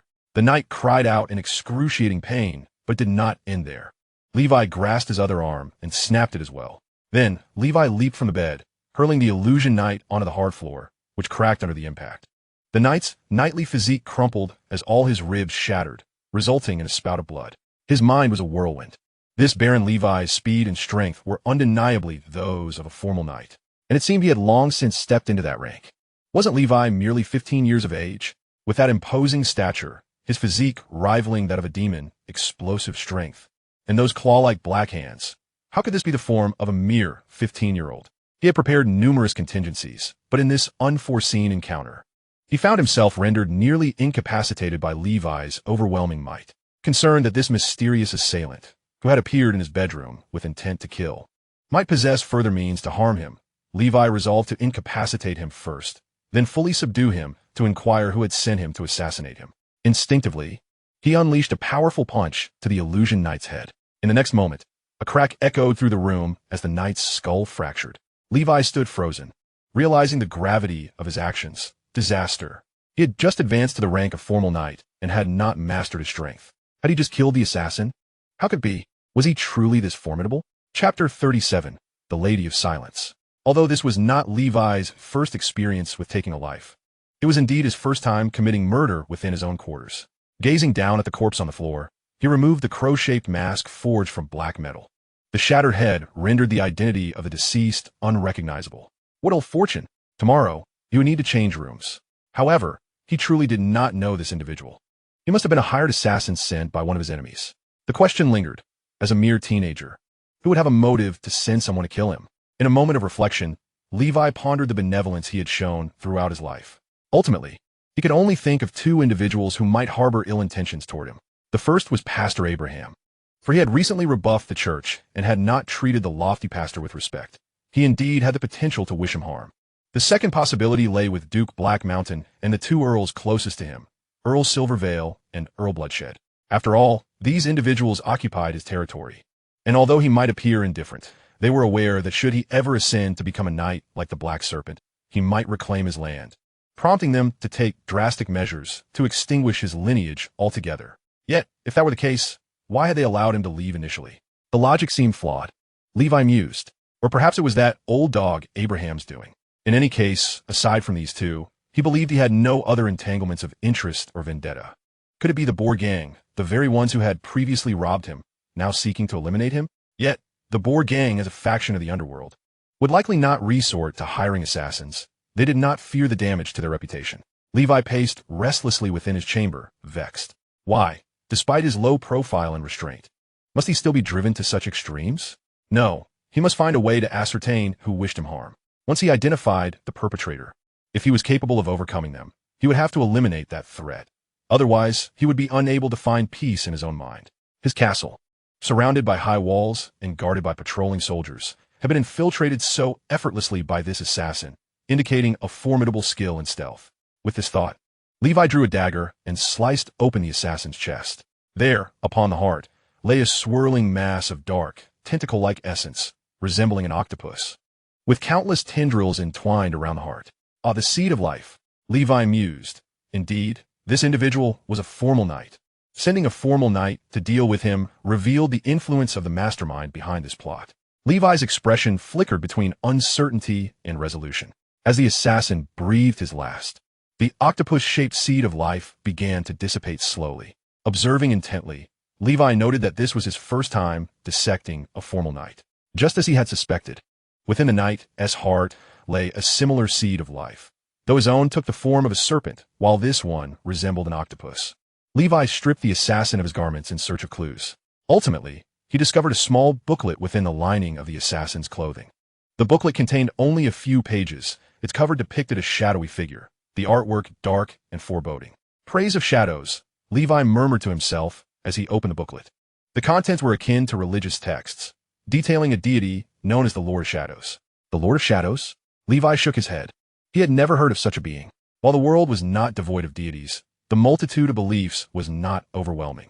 Aside from a heavenly father worshipped by the Church of Radiance, there were the Earth Mother of the Church of the Earth, the Ice Goddess of the Winter Church, the Storm Emperor of the Storm Church, the Eternal Flame of the Church of Immortality, the Dragon King of the Dragon Church, and the Lord of Stars of the Church of the Stars. These seven constituted the pantheon revered by the peoples of the seven nations.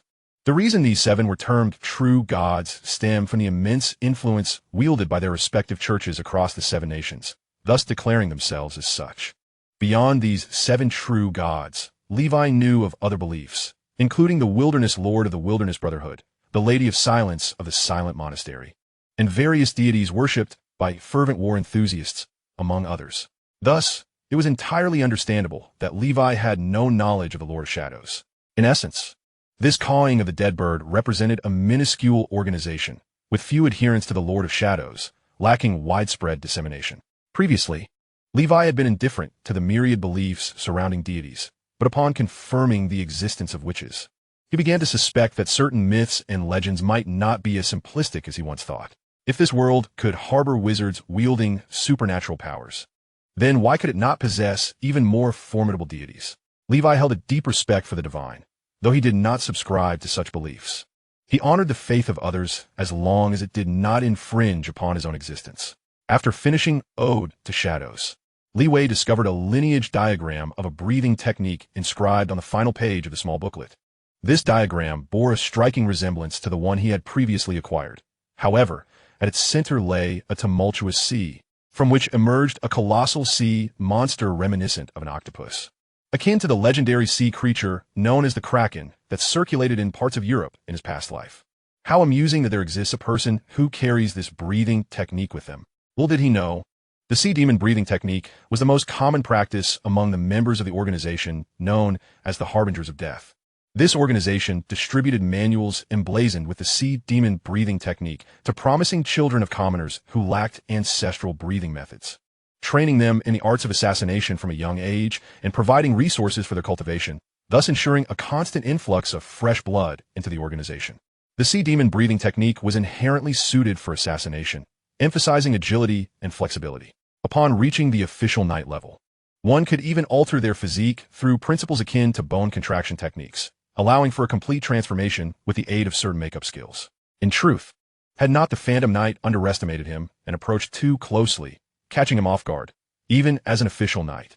Killing the Phantom Knight would not have been an easy feat. Leeway carefully stored away the Ode to Shadows, along with the crow's beak mask and the rather impressive dagger, as well as other assassination tools. He dismembered the worthless assassin's corpse and cast it into the roaring fireplace, watching as the body burned amidst the flames, crackling and emitting a foul odor. In the haze, he seemed to glimpse a frenzied shadow of an octopus rising from the fire, only to dissipate upon closer inspection, leaving behind a charred skeleton. The nature of breathing techniques is indeed enigmatic. Leeway remained contemplative. Chapter 38. Cross/Level 4, Primary Ripple Effect. Thus far, all the breathing techniques Leeway had encountered were associated with various creatures, which often became the heraldic symbols of nobility emblazoned upon their crests. For instance, the Snake's family's candle-holding black serpent, the Rockbear family's granite bear, the Frostwolf family's silver frostwolf, even the Black Mountain family's burden bear black whale, and the Royal family's emerald dragon. All breathing techniques, without exception, were linked to these creatures that, in reality, did not exist in this world. To promote their noble lineage, families concocted elaborate legends, casting their heraldic symbols as protagonists within these tales. The candle-holding black serpent from the Snake's family, for instance, was portrayed as the sacred serpent bringing light and hope to a chaotic and dark world. However, after practicing various other breathing techniques and witnessing some extraordinary phenomena, Leeway began to harbor some suspicions. Yet, these conjectures would require further exploration of additional breathing techniques, perhaps even validation after ascending to the legendary knight level. The dagger used by the Phantom Knight to attempt Leeway's assassination was a short blade about a foot long, its hilt curling like a serpent's tail. It was likely coated in poison, necessitating caution. Nevertheless, its craftsmanship was rather mediocre. It merely utilized fine materials, seemingly infused with some rare metals. I could remelt it and forge a dagger tailored to my needs, making it more convenient for self-defense, Leeway mused. Given his current third-tier forging skills, this posed no challenge. The mask bore a resemblance to the bird-beaked masks from medieval Europe during the plague, likely offering some protection against toxic fumes. And this bag of lime, how insidious. Fortunately, my reflexes were quick enough to prevent this individual from launching an attack. Otherwise, I would have been in real danger. As Leeway examined the assassin's implements one by one, he increasingly sensed that the forces behind this were not to be taken lightly. Once Sir Fred returned, he would inquire about his extensive travels and knowledge. Perhaps he could shed some light on the matter. Having spent a sleepless night, Leeway opted to practice his breathing techniques instead. Following this assassination attempt, he became acutely aware of the necessity for vigilance. He deemed it unsafe to sleep in his easily located bedroom and resolved to construct a sanctuary within the castle, known only to himself and Fred. stocked with supplies and equipped with alarm mechanisms where he would spend his nights. In these dark times, extreme caution was imperative for survival. The following morning, after completing his breathing exercises, Li Wei emerged to the clamor of militia outside, discovering the lifeless body of soldier, already cold. "My lord, someone murdered Boak last night." A militia captain stammered, his face pale with disbelief, grappling with the reality that his soldier had perished silently in the cold night without his knowledge. Li Wei understood that it was likely the assassin who had infiltrated their ranks and killed Boak. "Cremate Boak and send some food and money to his widow," he instructed the steward. "Regardless of the culprit's identity, I will ensure justice is served for my people. Furthermore, increase the patrols. Remain alert at night. Otherwise, do not blame me for my lack of mercy." His gaze turned icy as he regarded the soldiers. He refrained from divulging the events of the previous night, as he could not guarantee there were no traitors among his ranks. This assassination attempt did not deter Li Wei from his training. Given the current stagnation of his breathing techniques, he focused on honing his soul swordsmanship, the golden cross slash. This crisis only reinforced Li Wei's understanding of the importance of strength. Had he not advanced to knight status, even if he had detected the assassination attempt, what would he have done? It would have been a certain death. It was precisely because he had cultivated an excellent breathing technique that he possessed strength beyond that of ordinary knights upon entering knighthood. Coupled with his training in the Frostwolf breathing technique, which compensated for his speed and agility, Li Wei had managed to survive. He felt assured that he was on the right path. He aspired to master more breathing techniques to enhance his physique in terms of speed, strength, endurance, and defense, acquiring a broader repertoire of combat skills and survival tactics, ultimately transforming himself into a versatile warrior, equipped with unparalleled attributes, akin to a platinum star. Perhaps the levels of breathing techniques were lowly in nature, but through sheer quantity, Li Wei believed that one day he could transcend the mortal coil through his physical form. After 2 days of fervent training, on a bright and sunny morning, Li Wei stood in the training grounds, his arm trembling rapidly as all his strength converged there. A whip-like sound pierced the air as his right hand wielded Frostmourne, the blade slicing through the air, creating ripples. Subsequently, a force far superior to mere vibrations transmitted from Frostmourne into a half-inch thick iron plate. Crack! Frostmourne pierced through as if breaking through a layer of leather. Centered on the tip of Frostmourne, the iron plate began to crack, curling outward as though penetrated by armor-piercing ammunition, revealing a fist-sized gash. The blade itself emitted a wail, as if even it struggled to bear such might.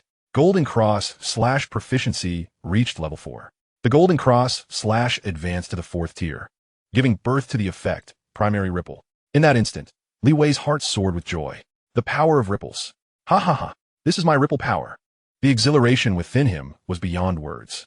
This terrifying lethality manifests an almost iron-cutting effect. This is what Fred referred to as the ripple effect. Remarkably, Levi mastered it in just 3 years. Of course, the primary credit goes to the proficiency panel. With my talent, it would take at least 15 years to grasp the ripple effect. It is worth noting that Knight Fred took a considerable amount of time to achieve mastery, and my innate abilities pale in comparison to his. Levi possesses a keen self-awareness and does not succumb to arrogance. He reflects that his current accomplishments are entirely attributable to the proficiency panel. With a mere thought, he opens the proficiency panel. Levi, Black Serpent breathing technique.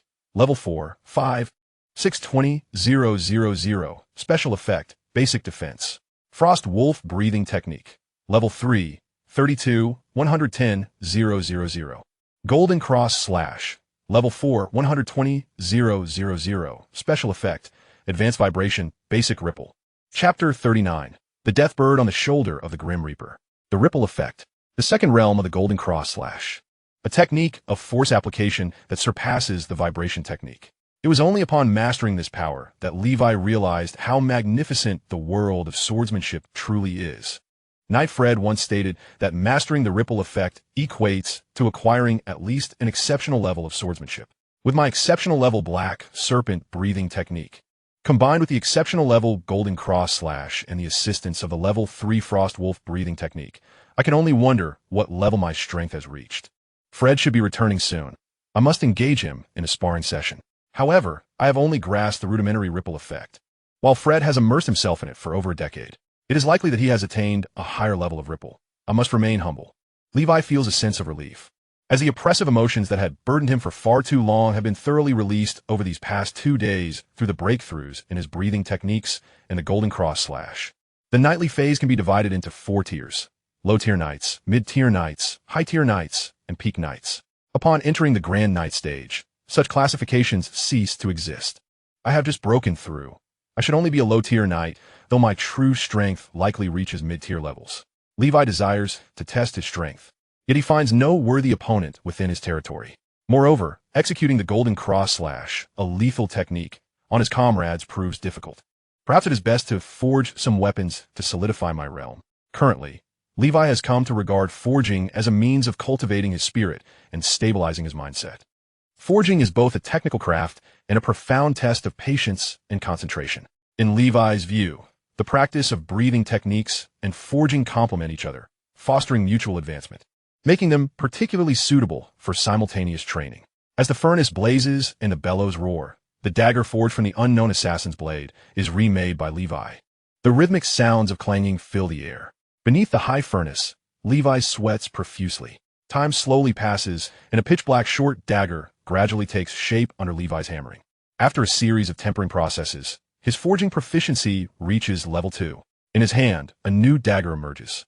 Compared to the previous dagger's bizarre and twisted form, the reforged dagger resembles a bronze short sword from the Warring States period in his past life, exhibiting a more conventional design. After toying with it for a moment, he even attempts to wield it using the advanced ripple technique, ultimately succeeding. As Knight Fred remarked, the Golden Cross slash resembles a technique of force application more than mere swordsmanship. If one were to attain a profound and esoteric level, even a hammer or a Gatling gun could unleash the ripple effect. However, at present, Levi can only utilize the ripple effect through this bladed weapon. Furthermore, he discovers that this dagger endures the trials of the ripple effect more readily than his sword, Frostmourne. It must be a matter of material. Frostmourne is crafted from ordinary iron, and although its workmanship and quality are commendable, it is evidently insufficient for the effortless application of the ripple effect. If only he had access to the advanced alloys from his previous life. In the future, he must forge a bespoke sword for himself using superior materials. After completing his forging, Levi returns to the castle to begin crafting a secret chamber uniquely his own. The following dawn, Knight Fred returns to the Black Serpent Castle. Weary yet determined, accompanied by a group, Levi steps out to greet him, smiling. "How did it go?" "Young Master Levi, I have not failed in my mission." After dismounting, Knight Fred hands Levi a pouch. Upon opening it, Levi discovers a vial of dragon saliva and a heap of gold coins. "I appreciate your hard work, Fred." With this, the anxiety that had weighed on Levi's mind dissipated. After all, as a formal knight, Fred would likely encounter no trouble unless he provoked it. "Is there any dragon's saliva available from the Emerald Merchant Association?" Levi inquires. Fred shakes his head. "No. The Merchant Association has informed me that dragon saliva will be unavailable for a considerable time." I inquired further and learned the reason. The White Horse Knight and others practicing the dragon breathing technique require dragon saliva as a secret material. In the past, this would not have been an issue, but due to the millennium-long Holy War, the Tuva Empire, a primary source of dragon saliva, has prohibited exports to the Emerald Kingdom. The number of earth dragons within the Emerald Kingdom has also dwindled to a mere shadow, rendering dragon saliva increasingly scarce. If this continues, we may have to venture into the Tuva Empire to obtain dragon saliva in the future, Fred explains. Levi furrows his brow, realizing that the war has impacted him in this manner. However, the existing supply of dragon saliva should suffice for some time, so he is not overly anxious. Nonetheless, he must devise a solution. The Black Serpent medicinal concoction significantly aids the practice of the Black Serpent breathing technique, not only accelerating training speed, but also continuously enhancing his physique. The medicine must not cease. By the way, it seems you have been promoted to a formal knight. Young Master Levi. Fred smiles as they return to the council chamber. Indeed, Fred. A few days ago, I officially became a knight, solidifying my life seed. Levi does not conceal this from Knight Fred. He trusts him implicitly. If Fred harbored any ulterior motives, the young Levi would have long since met his demise. Your speed in becoming a formal knight in just 3 years rivals that of your father, a true genius. If your father could see your achievements now, he would be overjoyed. Alas, Fred mutters with a hint of melancholy. If only the Lord were still alive. After both master and servant share their sentiments, Levi recounts the events of the assassination attempt that night to Knight Fred. Initially, Fred is overwhelmed with guilt, believing that his absence contributed to the assassination incident. He then examines the birdbeak mask, his expression grave, and slowly states, "This is the mask of the deathbird." The deathbird? Indeed. According to legend, the deathbird is a black divine bird perched upon the shoulder of the Grim Reaper. Once the deathbird opens its beak and cries, someone is destined to die. It resembles a crow, and there exists an organization whose members walk the earth adorned with the visage of the deathbird, accepting exorbitant commissions to assassinate anyone, whether commoners, nobles, or even royalty. This organization is shrouded in mystery and seems to cast a shadow over numerous significant events throughout the kingdom's history. This organization is known as the Voice of the Deathbird, and it is rumored that its founder was a legendary knight. Who might that be? The Faceless Knight, Nameless. Chapter 40. The Legendary Knight, Faceless Knight. The Faceless Knight, Nameless, could very well be the most enigmatic of the legendary knights to have ever existed in history. No one knows his name, nor when he became a legend, and not a single soul has laid eyes upon his visage. Yet his title, the Faceless Knight, is indelibly etched in the hearts of countless individuals throughout posterity. He is an anonymous legend. Should the Song of the Dead Bird be the creation of the Faceless Knight, then this organization indeed possesses formidable might. Frederick, who do you think might wish to eliminate me? Levi inquired. Frederick pondered for a moment before responding. Most likely, it is the Duke of Black Mountain. But the Duke of Black Mountain had the opportunity to dispose of me 6 years ago, Levi retorted. That was a different matter entirely. 6 years ago marked the era of the Holy War, coinciding with the death of your father. To eliminate you at that juncture would have stirred unnecessary complications. However, now 6 years have elapsed. The Black Serpent Knights have faded into the annals of history. And as the heir to the Black Serpent, you have long since vanished from the public eye. At this moment, hiring an assassin to discreetly eliminate you would be most prudent. Little does the Duke of Black Mountain realize that in merely 6 years, you have transformed from a mere child into a true knight, Frederick articulated. Could it be the church's Abraham behind this? Levi queried. Possibly, but the likelihood is slim. If the church genuinely desired to take action against you, they would not require such convoluted methods. After all, for the Duke, the indiscriminate murder of a noble necessitates a careful dance around the laws of the kingdom and the rules among the aristocracy. Conversely, for the church, with the Heavenly Father above, they embody the law. Moreover, Abraham is a man who values gold over allegiance, having already agreed to remuneration.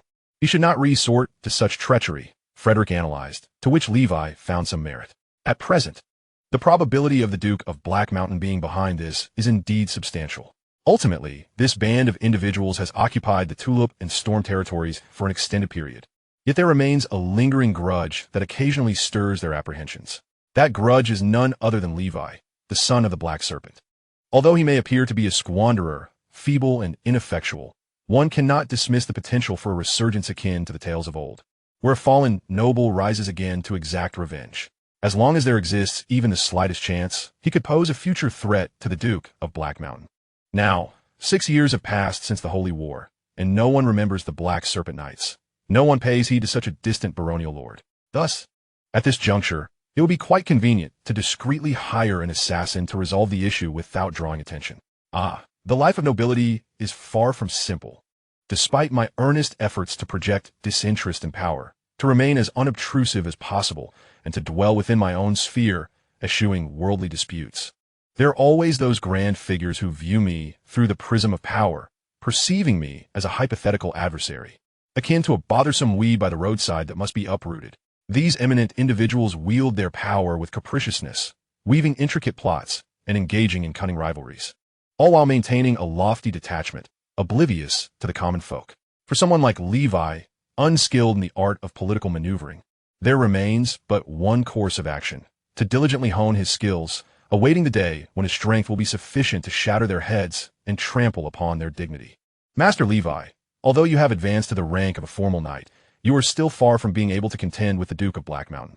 Not to mention the Duke, even the Bloody Count and the Silver Veil Count are formidable knights. In terms of both personal prowess and military might, they far surpass us. You must not act impulsively, Frederick cautioned, observing the reddening of Levi's eyes. Rest assured, Frederick, I possess my own sense of measure. For now, we shall continue our lives as usual. In the future, I intend to retain half of the armor we forge each month for our own use. I aim to first equip a battalion of 50 elite soldiers. If conditions permit, I wish to purchase war horses and train our militia in a true cavalry. A fully armed, well-trained, and agile cavalry unit would significantly bolster our strength, Levi articulated his future plans, emphasizing the necessity of cavalry. In this era of cold steel, cavalry reigned supreme. A formal knight could single-handedly contend with 10 trained foot soldiers, yet he would be utterly powerless against a unit of 10 cavalry. The impact of a warhorse, weighing several hundred kilograms, clad in heavy armor and wielding long lances, maces, and greatswords, is nothing short of terrifying. Should Levi command a troop of 50 cavalry, he could easily dominate over 2/3 of the baronial territories. With several hundred cavalry, even earldoms would not daunt him. As for thousands, such thoughts are beyond his current imagination. During the millennium of the Holy War, King Emerald initiated a counter-invasion against the Tuvan Empire, amassing over 20,000 cavalry from various nobles in the name of the crown. In essence, while knights may wield immense martial prowess, the true determinants of large-scale warfare remain the size of the armies, their equipment, and particularly the cavalry. Levi had initially not intended to expand his military forces. He merely sought to earn a modest income to support his training. Yet he soon realized his error. In this world, once he ascended to this position, he must be ever vigilant against challenges from all directions. He must cultivate military strength to safeguard himself. Levi's strategy is to pursue excellence, first by establishing a fully equipped cavalry, regarding the construction of the cavalry and the issue of weaponry, leveraging the burgeoning forging industry in his territory. Resolving this matter is merely a question of time. What troubles Levi most, however, is the procurement of warhorses. As he understands, a high-bred, well-groomed mountain warhorse commands a price of 80 gold coins. To outfit a complete cavalry unit of 50, excluding weapons and armor, he would require thousands of gold coins solely for the horses. Furthermore, these steeds consume dozens of pounds of feed daily, necessitating the inclusion of human food to maintain their nutrition, rendering them a veritable money pit for a minor lord in this era. Nonetheless, contemplating the potential crises of the future, Levi resolves to press forward, albeit with careful deliberation. Ultimately, it circles back to the issue of financial resources. I concur with the master's perspective. To reclaim the territories of the Black Serpent family in the future, cavalry is indispensable. However, at this stage, the territory's finances cannot possibly sustain a cavalry unit. We shall take our time, Frederick remarked. By the way, there is another matter I believe warrants your attention. Frederick suddenly interjected. I believe I know the identity of the knight with whom you transacted. Who is it? The Boar Knight. Chapter 41. The Limitless Frost Wolf. The second life seed. The Boar Knight? Indeed. When old Toby was robbed by the Boar gang, I conducted a thorough investigation into this individual. So I am confident in my identification. I never expected him to brazenly appear in Icewind City after joining the Wilderness Brotherhood, Frederick declared. Levi was equally astonished, realizing he had unwittingly sold weapons to a potential adversary. After all, the Boar Knight had taken old Toby, a grievance Levi had long wished to avenge. The Boar Knight did not recognize you, did he? Levi inquired. No, we were both masked, and upon catching a glimpse of what I suspected to be the Boar Knight, I instructed our militia to handle the transaction, Frederick replied. After all, he had earned the moniker of the Dawn Swordsman, had he directly confronted the Boar Knight. Even with a mask, there existed a slim chance of recognition. In this regard, Frederick had been quite prudent. Shall we continue trading our armor with the Boar Knight in the future? Frederick hesitantly posed. Levi pondered for a moment before speaking. Though the Boar Knight is my adversary, he is quite straightforward when it comes to payments. For now, let us refrain from alarming the enemy. We shall continue with the transaction and wait for a more opportune moment to reveal our true intentions. Should we perhaps tamper with the armor we intend to sell, say, by offering the Boar Knight armor that appears identical but is of inferior quality? Otherwise, wouldn't this transaction merely bolster the enemy's strength? Sir Frederick inquired. There is no need for such subterfuge. The Boar Knight himself is a certified blacksmith. Should I meddle with the wares, he would likely uncover the ruse and grow suspicious. As for strengthening our foes, there is no cause for excessive concern. Once the Boar gang joined the Wild Brotherhood, their true adversaries became not us, but the Church, the kingdom, and the entire aristocratic class. Given the Boar gang's size, they cannot possibly consume this surplus of weaponry. It is most likely intended for the Wild Brotherhood. I suspected as much. The Boar Knight invited me to join a mysterious organization upon our first meeting, likely seeking to recruit me for their armoring needs. In essence, we are not the targets of the Boar gang. The meager arms we sell them are trivial in the grand scheme of the Wild Brotherhood's ambitions. Thus, let us proceed naturally, earning the Wild Brotherhood's coin. When the time is right, perhaps on the day the rebels rise, we shall seize the opportunity to reclaim all that was sold to the Boar gang, including old Toby's goods. The profits we earn shall serve as compensation for what the Boar gang has taken from Toby, Levi remarked with a wry smile. Patience was Levi's greatest virtue. With the proficiency panel at his disposal, his training progressed at a remarkable pace, and as time unfolded, the gap between his power and that of others in this world would only widen. The Boar gang and the Duke of Black Mountain would be no match for him. Once he attained the status of a legendary knight, he would possess the strength and charisma to rally followers, capable of vanquishing them all. Levi was merely 15 years old. Time was forever on his side. In the Blackwater Valley, at the Black Serpent Castle, during the year 1007 of the Holy Radiance calendar, 3 months after the assassination incident, Levi had finally constructed his sanctuary within the castle. To be precise, the sanctuary was not inside the castle itself, but nestled within the mountains behind it, connected to the castle via a secret passage leading directly to a concealed chamber in the castle's basement, where the Black Serpent breathing technique was hidden. This sanctuary was modest, measuring only 20 square meters, primarily excavated by Levi himself. For the sake of secrecy and safety, he had not enlisted the help of the serfs. He had diligently utilized the golden cross slash to carve out this refuge. Only Sir Frederick was aware of his endeavors, which left him both amused and perplexed. Within Levi's sanctuary lay a considerable stockpile of jerky, grains, and pure water, resembling a doomsday refuge. The confined space provided him with a sense of security akin to the comfort of hiding beneath the covers in childhood, where he felt impervious to harm. On the floor of the sanctuary, with his upper body bared, Levi practiced the breathing technique. Suddenly, he opened his eyes, his gaze electrifying, exhaling a plume of white vapor that shot forth like an arrow. Rising to his feet, his bones cracked satisfyingly, and a pleased smile graced his face. After consuming some food to replenish his energy, he felt an even greater surge of power than he had 3 months prior. His physique had become increasingly perfect and symmetrical, rendering even the former Governor Schwarzenegger a mere shadow in comparison. His skin bore a faint bronze hue, starkly contrasting with the typical pallor, and he now stood nearly 6 feet 3 inches tall. His arms were as thick as the thighs of many adult men, an embodiment of latent strength. It was hard to imagine that he was still but a 16-year-old boy. This imposing and virile appearance filled Levi with satisfaction. This was true masculinity, a stark contrast to the slender physiques of many so-called men.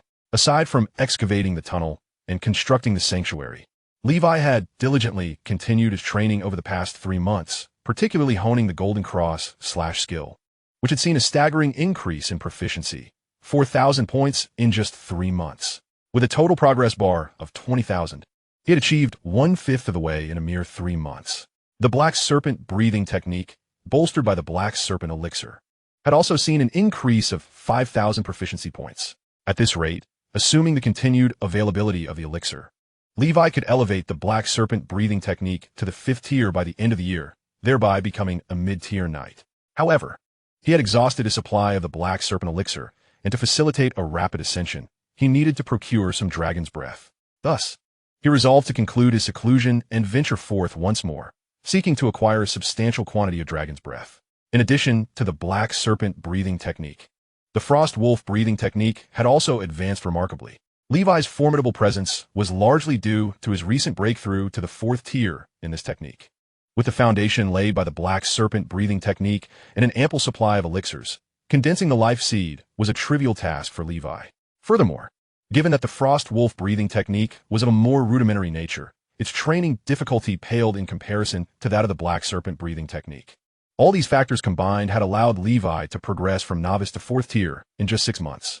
At this stage, the life seed, known as the Frost Wolf seed, now coiled alongside the Black Serpent seed, which had been formed from the Black Serpent breathing technique, creating a striking contrast of energies within him.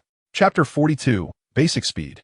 Swift as a cheetah, Levi was uncertain if he was the only one possessing 2 life seeds, but such individuals, even if they existed, would be exceedingly rare. After the initial excitement, he opened his proficiency panel. Levi, Frost Wolf breathing technique, 4th tier, limit, special effect, basic speed. It has reached its limit at only the 4th tier? Indeed, rudimentary breathing techniques lack depth, Levi mused, feeling a tinge of disappointment. Now he comprehended the significance of a superior breathing technique. The Black Serpent breathing technique, at the 4th tier, merely marked the beginning of a true knight's journey, with ample potential yet to be realized. In contrast, the Frost Wolf breathing technique, at the 4th tier, represented both the commencement and conclusion of a knight's path. This limitation was intrinsic to the technique itself, and for the time being, Levi could not find a solution. Thus, a Frost Wolf Knight would only possess the strength of a low-tier knight unless he were to adopt a different breathing technique. Nevertheless, acquiring basic speed had not been in vain. Basic speed, your attack speed, movement speed, reaction speed, and other agility-related attributes are 3 times the average human standard, making it easier for you to evade enemy attacks. Levi murmured to himself. 3 times the speed of an ordinary person was quite commendable. He resolved to test it shortly. He contemplated how advantageous this special effect could be, as it aligned with his original goal in mastering this breathing technique. He then glanced at his other skills. Both the Black Serpent breathing technique and the Golden Cross Slash still had a considerable distance to cover before breaking through, with no immediate hope in sight. His forging skills had suffered due to his focus on tunneling and training over the past 3 months. Otherwise, he would likely have reached the 4th tier, directly affecting the production of armor. However, there was little to be done. Levi had only 24 hours in a day and needed to attend to basic human needs, making it impossible to juggle everything simultaneously. Once I have forged my skills to the 4th tier and amassed 800 gold pieces from selling a batch of armor, I shall venture forth, thought Levi. After all, reaching the 4th tier of forging was imminent, and he was eager to witness the extraordinary effects that would accompany this newfound mastery. Returning to the castle through the underground passage, Levi, accompanied by Sir Frederick, made his way to an open field, where he intended to test the efficacy of the newly acquired effect, the basic speed enhancement. This assessment would encompass various aspects, including running speed, attack speed, and reflexes, allowing Levi to gain a preliminary understanding of his current capabilities and to avoid any miscalculations that could lead to unfortunate mishaps in real combat situations. The running speed was the easiest to evaluate. Levi first measured out a track of approximately 100 meters, then leaned forward, his leg muscles tensing, wisps of white vapor escaping from his pores, accompanied by a faint hissing sound reminiscent of steam. Bang! He mentally signaled the start of his sprint. With a thunderous burst, he shot forth like an arrow released from its bow, his form nearly a blur. Sir Frederick gazed at Levi in astonishment, even through the eyes of a mid-tier knight. The young master's explosive speed was anything but ordinary. In a mere 5 breaths, approximately 5 seconds, Levi had covered the 100 meters. Gasping for breath, he quickly regained his composure. 100 meters in 5 seconds. This was utterly astonishing. Levi was taken aback, recalling that during his university days in his previous life, the passing mark for the 100-meter dash was 14.9 seconds, with a perfect score being 12.5 seconds. He was uncertain about the average running speed of humans in this world, but due to widespread malnutrition, apart from a select few knights, it was highly probable that the overall standard was inferior to that of his former life. Even the likes of Usain Bolt, a paragon of sprinting prowess in his former world, had only managed to break the world record to a time of 9.58 seconds. Among all mammals, only a few, such as cheetahs, could outrun him, yet their endurance paled in comparison, limited by their underdeveloped cooling systems that made it arduous for them to sustain such peak speeds for more than a few minutes. Though Levi's speed was still somewhat slower than that of a cheetah, he estimated that he could maintain that extreme state for around 10 minutes. This was remarkable. The rudimentary breathing technique had already yielded such formidable results. Levi felt a surge of excitement. If I could discover an advanced or even perfect speed-oriented breathing technique and cultivate it to its zenith, how swift would I become? Enough daydreaming. It was time to continue the testing. Next, Levi intended to evaluate his attack speed and evasive maneuvers. As the saying goes, in the realm of martial arts, no force can withstand the might of speed. The Frostwolf breathing technique was designed to enhance agility and swiftness across multiple dimensions. Sir Frederick, you may now unleash your full strength without concern for my safety. I wish to ascertain the true extent of my abilities and to discover where my limits lie. Levi declared confidently to Sir Frederick. Very well, my lord. But do remember, you asked for this, Sir Frederick replied with a smile. Come at me with all your might. With that, Levi drew his sword, Frostmorn, ready for battle. If it becomes too much, I shall call for a halt, Sir Frederick said with a serious expression as he unsheathed his Dawnbreaker and advanced toward Levi. Sir Frederick refrained from employing the Golden Cross Slash, a technique meant solely for lethal strikes, and instead utilized basic swordsmanship. Levi, too, engaged in fundamental swordplay. The two knights danced around the open space, their attacks pouring forth like a torrential downpour, only to retreat and engage in a steady standoff. The sounds of clashing steel echoed throughout the castle. Unbeknownst to them, Levi and Sir Frederick had exchanged several hundred blows, each seemingly evenly matched. Sir Frederick, Please do not hold back. In true combat, an enemy would not show mercy, Levi stated earnestly. Sir Frederick chuckled ruefully. Very well. But I am nearing my limits as well. Your prowess is impressively close to that of a mid-tier knight like myself. With that, Sir Frederick suddenly unleashed his full strength. His practiced serpent eagle breathing technique was also speed-oriented, surpassing even Levi's frostwolf breathing technique in swiftness. The serpent eagle, a legendary bird of prey known for hunting various venomous snakes, possessed long talons and a nimble agility that allowed it to evade the swift strikes of its serpentine adversaries. Thus, even as Levi exerted himself to the fullest, Sir Frederick deftly countered his assaults, though the most significant factor remained their disparity in experience. Sir Frederick had been a knight for over a decade, while Levi had only just embarked on his journey, lacking sufficient accumulation of skill. Eventually, Sir Frederick sheathed his sword, panting heavily, and remarked, "Congratulations, my lord. Your abilities have far exceeded my expectations. It won't be long before you surpass this old relic." Chapter 43. Forging to the 4th tier. "Thank you, Sir Frederick," Levi replied, breathless but smiling. A faint aura of black mist, emanating from his frostwolf lineage, shimmered around his leg muscles. It was this very essence that enabled Levi's speed to transcend that of ordinary individuals, enhancing his agility and evasion. Remarkable. I am one step closer to becoming a multifaceted warrior. Levi stretched his limbs, feeling the presence of the frostwolf and black serpent bloodlines quietly coiling within his heart. He sensed that the frostwolf lineage was being suppressed by the black serpent lineage, akin to a biological instinctual hierarchy, or perhaps the dominance of a superior lineage over an inferior one. There existed a suppression among breathing techniques as well. The life seeds born from advanced breathing techniques would invariably overshadow those of rudimentary ones. This was a pattern Levi discerned after simultaneously cultivating multiple breathing techniques. Having reached the limits of the frostwolf breathing technique, Levi resolved to prioritize the cultivation of the siren breathing technique documented in the tome, while also considering the bear breathing technique. Breathing techniques that could alter one's physical form were indeed rare and would prove immensely beneficial. Levi mused to himself. Given his current level of attainment and experience, mastering these rudimentary breathing techniques should not consume much time, thereby not causing any significant delays. The effects born from these techniques would still be highly advantageous to him.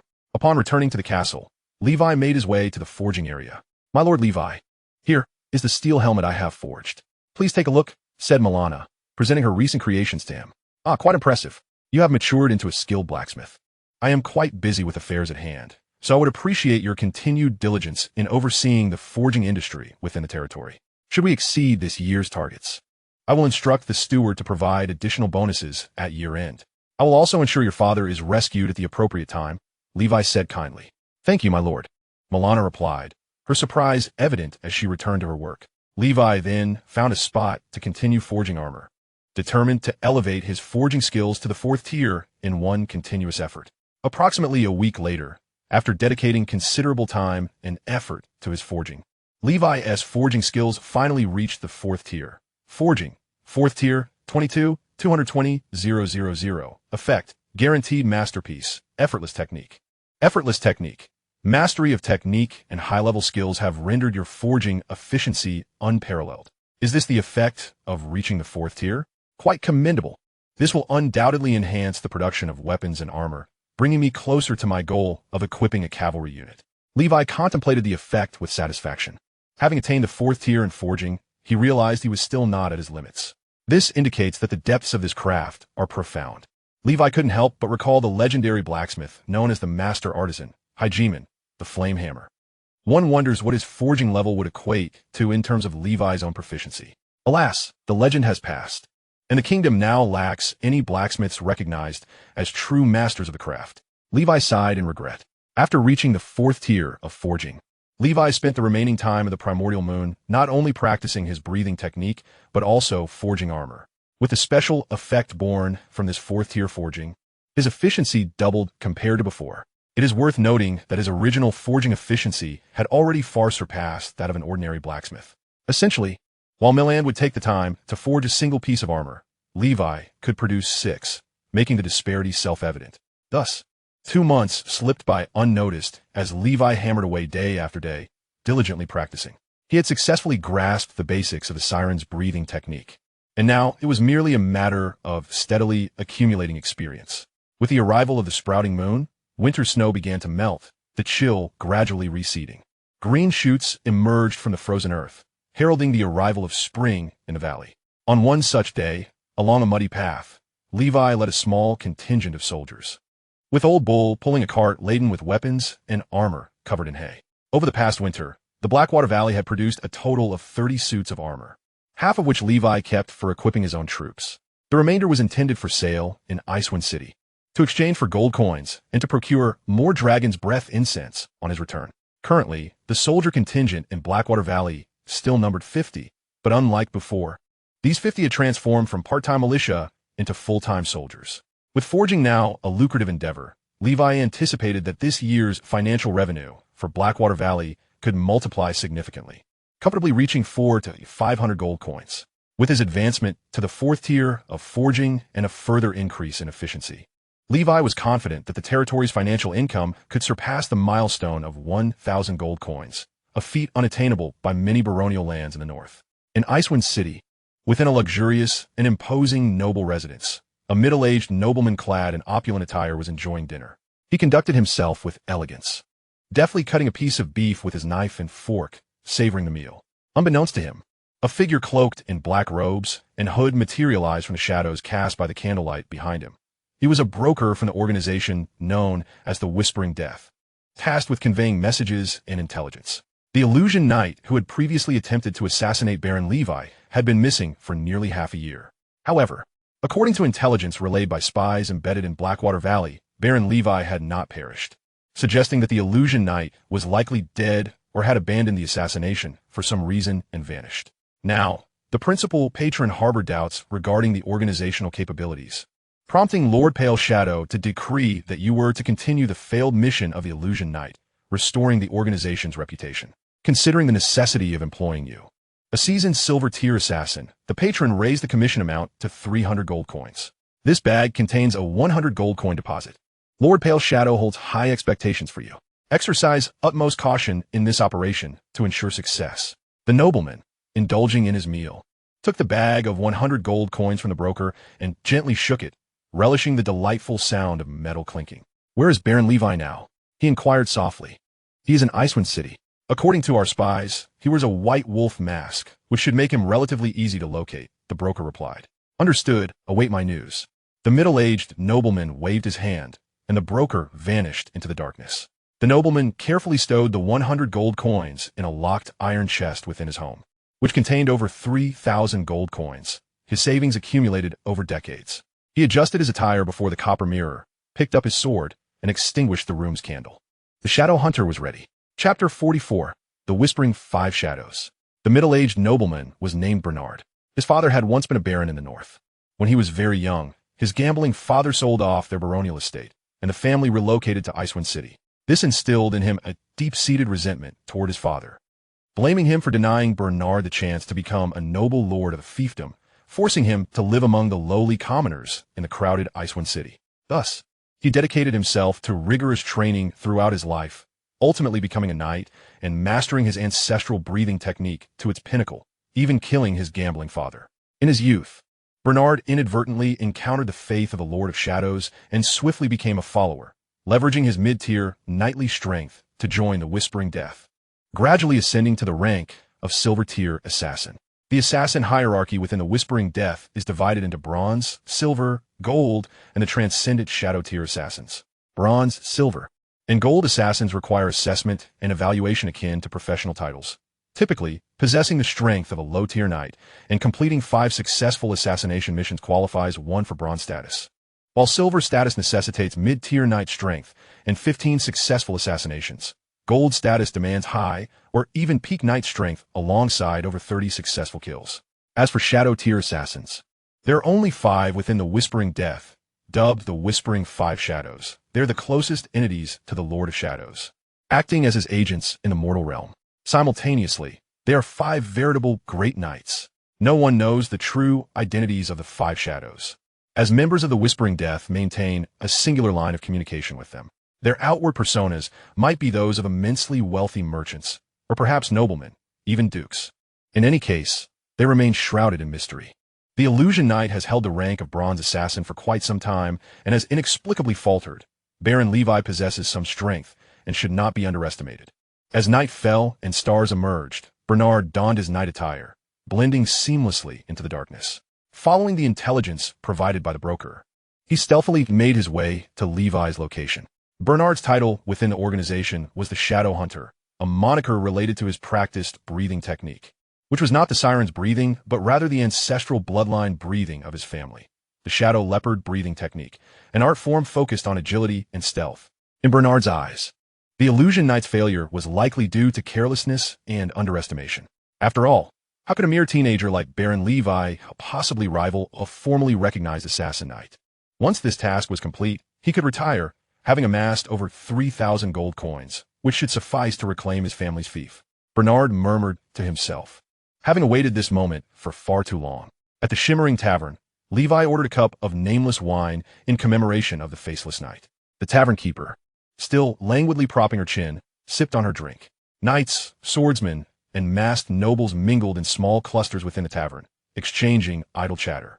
Before long, a burly knight clad in armor entered, the very knight with whom Levi had conducted business. He was none other than the Boar Knight, leader of the Boar gang, as referred to by Sir Fred. Now, he had become a member of the Wilderness Brotherhood, and his status may have risen significantly. Why has the supply been somewhat lacking recently? The Boar Knight frowned as he approached Levi.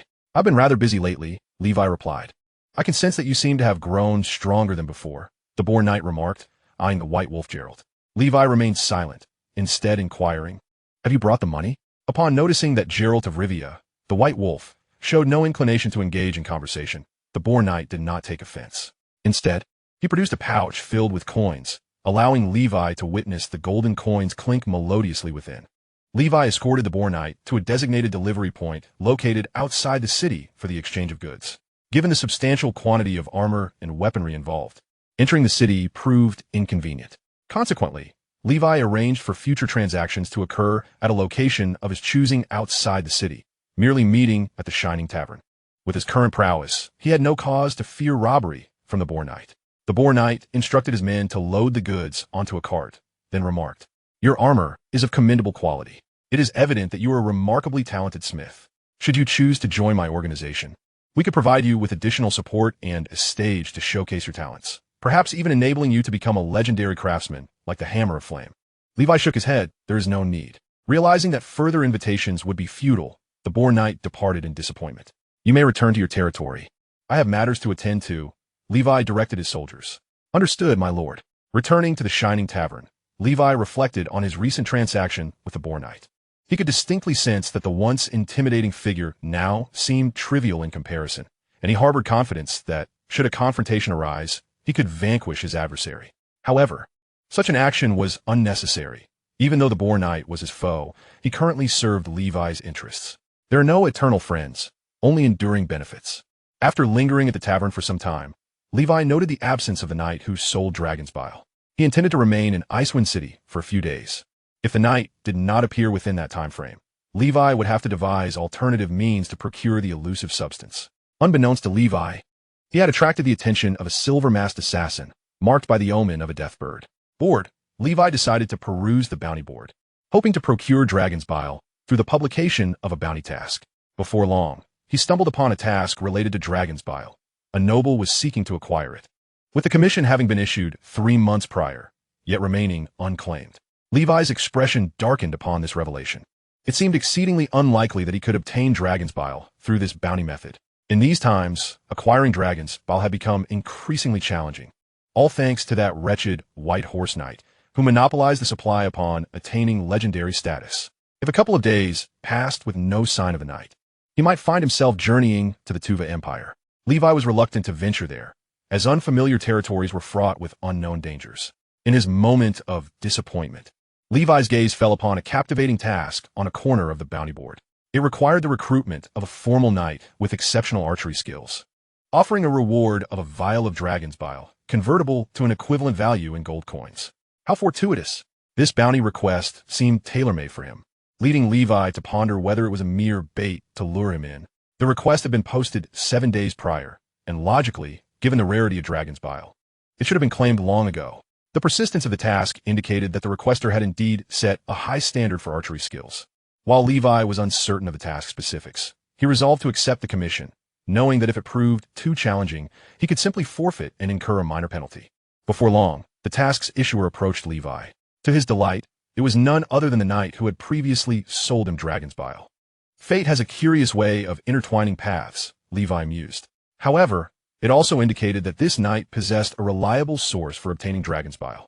The knight seemed unaware of Levi's identity and inquired with a serious tone, "Sir, have you thoroughly understood the task requirements? My expectations for archery skills are exceptionally high." The knight wore a dubious expression, as he had been approached by no fewer than 10 self-proclaimed archers who, upon testing, had proven to be utterly inept. "Why not test my archery skills to see for yourself?" Levi replied calmly, undeterred by the knight's skepticism. "Very well, follow me," the knight instructed before departing the shining tavern. And Levi pondered briefly before following. In the wilderness outside Icewind City, the knight selected an open area, having procured 3 lively snow hares from a hunter. "To ascertain whether your archery meets my standards, I shall conduct a necessary test," he stated. "No problem," Levi affirmed. The knight nodded and opened the cage, releasing the 3 hares, which darted off in different directions across the wilderness. Within moments, they had covered nearly 100 meters. "You may begin shooting. If you can hit 2 of them, you pass," the knight declared, though his demeanor suggested he held little hope. Hitting a single hare was challenging enough, but successfully shooting a second one so swiftly would be an insurmountable task for most knights.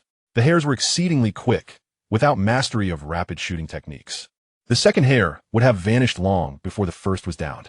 Yet in the next moment, Levi demonstrated remarkable prowess, casually releasing an arrow toward a hare that was about to dart into the underbrush, without even glancing at the result. He swiftly nocked another arrow, targeting a second hare that had already sprinted over 100 meters away. To the knight's astonishment, both hares fell, struck down by Levi's arrows with pinpoint accuracy. As for the third hare, Levi chose not to shoot. Although he was confident in his ability to hit it, he deemed it unnecessary, as passing the test sufficed, while revealing too much of his prowess would be ill-advised. Levi believed this outcome would sufficiently convince the knight. Indeed, the knight, coming to his senses, exclaimed, "Your archery is truly exceptional. You have met my criteria. Now, I shall divulge the details of our task. I am Graf, a bounty hunter. May I inquire your name, sir?" "You may call me the White Wolf, a free knight," Levi responded. A free knight, in essence, was a wandering knight. Some landless wanderers prefer to refer to themselves as free to convey a sense of dignity, akin to how some unemployed individuals in the past labeled themselves as freelancers or authors. Graf said nothing further. The man who called himself the White Wolf clearly wished to conceal his identity. However, from Levi's demeanor and attire, it was evident he was no mere wandering knight, but rather a noble knight. Nonetheless, Graf was uninterested in revealing the White Wolf's identity. He merely required the White Wolf's exceptional archery skills to assist him in a significant undertaking. Graf led Levi to a residence he had acquired in Icewind City. Upon arrival, Levi observed that 3 knights were already present in the estate, one of whom stood over 2 meters tall, evidently trained in a physically demanding breathing technique. He bore an enormous shield that likely weighed over 100 pounds. Additionally, among the other 2 companions, one is a rare female knight. In this world, where patriarchal values prevail, it is exceedingly uncommon for women, regardless of their noble lineage or royal ties, to be permitted to study the art of breathing techniques. Consequently, true female knights are a rarity. This particular knight possesses a petite stature, clad in lightweight leather armor that hugs her slender yet vibrant form, complemented by her cascading golden curls and long, elegant legs, which undoubtedly captivate the gaze. The final member of the trio is a middle-aged gentleman wielding a lance, currently engaged in feeding his beloved steed in the stables. All 3 individuals are formal knights, presently gathered at Graf's estate, evidently drawn by his bounty quest. "Lord White Wolf, allow me to introduce you to the remaining 3 members of our expedition. This robust figure, akin to a mountain, is the Black Rhino Knight. The elegant lady beside him is the Red Spider Knight, and the gentleman tending to his horse is the Blue Falcon Knight," Graf stated with a smile, exuding confidence. "We have assembled 5 formal knights for this mission to ensure its absolute success." "What precisely is the objective of our endeavor?" Levi inquired, noting Graf's reluctance to divulge the details thus far. Graf shook his head and led Levi to a storage room within the estate, where he flung open the door to reveal a sizable machine occupying much of the space. Upon seeing it, Levi's expression shifted. It was a military siege crossbow designed for large-scale warfare, reputed to be capable of tearing through plate armor and even demolishing fragile walls. Our target for this operation is a land dragon beast, Graf declared. At this revelation, Levi turned on his heel and began to walk away. Chapter 46. The Deceit of Human Nature. Upon hearing Graf's intention to hunt a land dragon beast, Levi's demeanor changed, displaying a clear reluctance to participate. Adult land dragon beasts are formidable creatures of the Great Knight tier, truly impervious to blades and arrows. Although the presence of 5 formal knights along with a military-grade crossbow provides a glimmer of hope for slaying the beast, it remains merely that hope. Any unforeseen incident could lead to dire consequences, potentially resulting in the loss of life. While Levi seeks dragon saliva, he understands that its absence does not preclude his ability to practice breathing techniques. It merely necessitates a longer time frame. At only 16 years of age, achieving the rank of Great Knight before 30 would not place him beneath the level of his father, a true prodigy. Therefore, there is no need to court such peril. The adage that fortune favors the bold aligns closely with the mindset of a gambler, a sentiment Levi finds unappealing. He prefers to act with certainty. With a proficiency panel at his disposal, he can steadily hone his skills. As Levi turned to leave, Graf hastily called out, "Lord White Wolf, please do not depart. My resolve to hunt the land dragon beast stems from ample confidence. I have been tracking this creature for years, and just a month ago, it engaged in battle with a great knight from the Tova Empire, sustaining significant injuries, while the knight himself escaped grievously wounded. I have gone to great lengths to procure this crossbow from the military, and I have enlisted 3 knights of exceptional skill, akin to your own. With all these preparations, I cannot claim certainty, but I possess a 70% assurance of success in slaying the land dragon beast. If we succeed, I am willing to offer you 2 vials of dragon saliva." Graf, having encountered a true sharpshooter, was determined not to let this opportunity slip away. Levi's archery skills were pivotal to his plan of slaying the land dragon. Although the crossbow possesses immense power, it requires precise aim. Graf had spent 7 days recruiting skilled archers at the Shining Tavern, only to be met with frauds. Now that he had found Levi, he was unwilling to wait any longer. He feared that with the land dragon beast's formidable physique and regenerative abilities, its wounds would heal before he could initiate the hunt.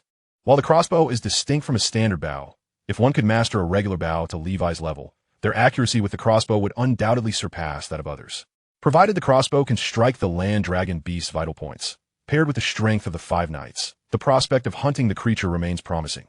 After all, it is merely a beast, incapable of matching the intellect and tools of humanity.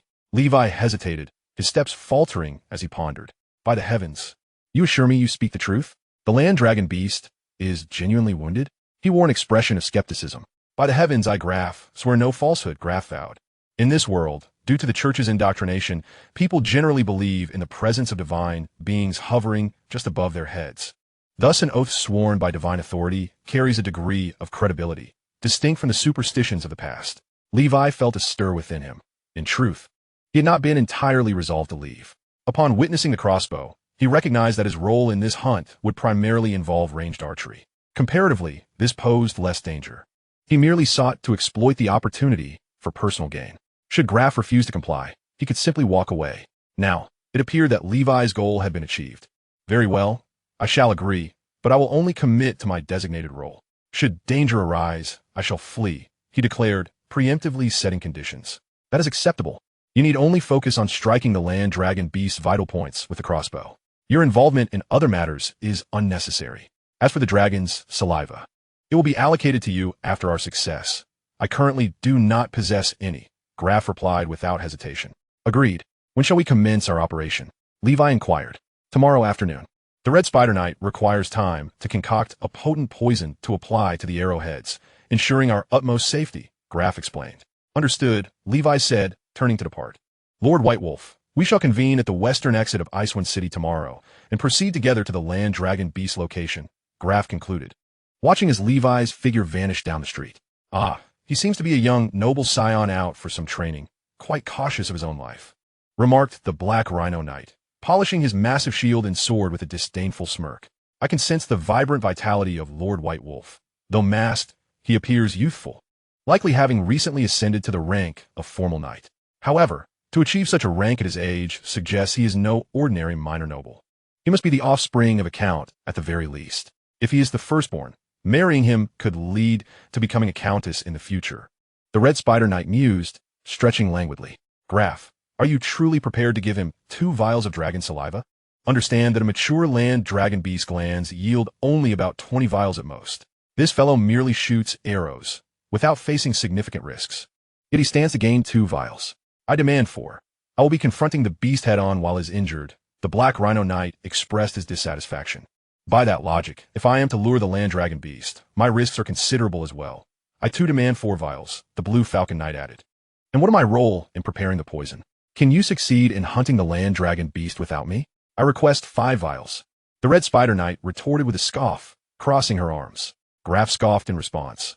I am merely ensuring his commitment. He is but a fledgling noble out on his own. How could I possibly grant him 2 vials? As for you all, do not be so audacious in your demands. After all, I alone know the location of the land dragon beast, and only I could procure this crossbow. If you are unwilling to undertake this mission, you are free to leave. Besides, aside from the sharpshooter, there are plenty of wandering knights at the Shining Tavern eager for work. I offered you this task because of our amicable relations. Do not betray my trust. The 3 knights, witnessing Graf's indifference to their tactics, ceased their verbal exchanges. For these wandering knights, the pursuit of wealth was arduous, and they were naturally reluctant to relinquish the opportunity before them. The successful completion of this task would yield a substantial fortune in Dragon's Bile. Chapter 47. Barehanded against the blade, arrows like thunder. Upon departing Graf's estate, Levi made his way toward a nearby inn. As he traversed a damp, shadowy alley, he felt an unsettling sensation, as if someone were tailing him. He glanced back but found no one in pursuit. Intrigued, he began to silently invoke the black serpent breathing technique. The essence of the black serpent danced in unison with his heartbeat, tendrils of dark energy coiling around Levi's arms. Should one lift his garments and armors, they would witness the ominous black mist enveloping his forearms, a grotesque semblance of serpents intertwined. Suddenly, he abruptly raised his gaze as a shadow descended from above. A cerulean dagger aimed directly at his face, slicing through the air with alarming speed. Levi barely had time to raise his arms in defense. The fabric of his clothing ripped with a sharp sound, followed by the clanking of his chainmail as the iron rings shattered, scattering across the ground. In the next instant, a sound akin to rubber being severed echoed. With a thud, Levi was propelled backward, landing amidst a heap of refuse, startling a horde of large black rats into a frenzied escape. Pain surged through him, but there was no time to assess the injury on his arm, for a flurry of sharp throwing knives whistled through the air toward him. Levi's frost wolf breathing technique surged to its limit, infusing black energy into his legs. He shot forth from the debris like a released arrow, refuse cascading around him. He deftly swatted aside the knives with his hand shrouded in dark energy. The sound of clashing metal ringing through the air. Knives embedded themselves into the sides of the alley. With a clang, Frostmourne was drawn, unleashing the golden cross slash. The ripple of power. Levi's blade clashed with the approaching shadow's rapier.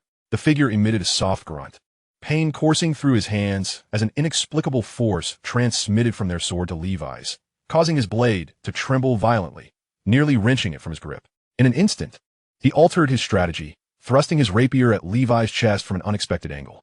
Levi finally discerned the shadow's identity, a male clad in black leather armor, his face obscured by a birdbeak mask identical to that of the knight who had previously attempted to assassinate him. The ominous call of the harbinger of death. Not this wretched organization again. Why could they not be rid of him? With no time to ponder why he had been exposed, Levi unleashed both the frost wolf and black serpent breathing techniques to their utmost capacity, a fierce white mist erupting forth, tearing through his garments. Witnessing the spectacle of Levi, now almost enveloped in white vapor, Sir Bernard felt a jolt of surprise. Typically, knights could gauge a fellow knight's rank by the intensity of their white mist. The sheer force emanating from Baron Levi suggested he was not merely a low-tier knight. Such a manifestation was characteristic of mid-tier knights who had trained for over a decade. Yet, intelligence indicated that Baron Levi was merely 16. By the gods, is there truly a 16-year-old mid-tier knight? Or have I misidentified my target? If I am mistaken, so be it. I cannot concern myself with that now. I must return with this man's head. In the blink of an eye, Sir Bernard unleashed a tempest of rapid stabs toward Levi, intending to eviscerate him. Levi, a master of the most fundamental swordsmanship, executed his blocks, parries, and strikes with a fluidity that surpassed even the seasoned mid-tier knight. This realization unnerved Sir Bernard further. Levi, too, was astonished. This assassin's prowess and technique far exceeded that of his previous assailant. The man moved like a panther in the shadows, artfully evading Levi's advances while countering with increasingly perplexing attacks. To Levi, the assassin's skill was nearly on par with Sir Frederick when he exerted himself fully, indicating that this foe was indeed a mid-tier knight, a standout among knights, given the rarity of high-tier and peak-tier knights. For most, reaching the status of a low-tier knight was already a pinnacle. However, the advantages of Levi's superior black serpent breathing technique began to manifest within the duel.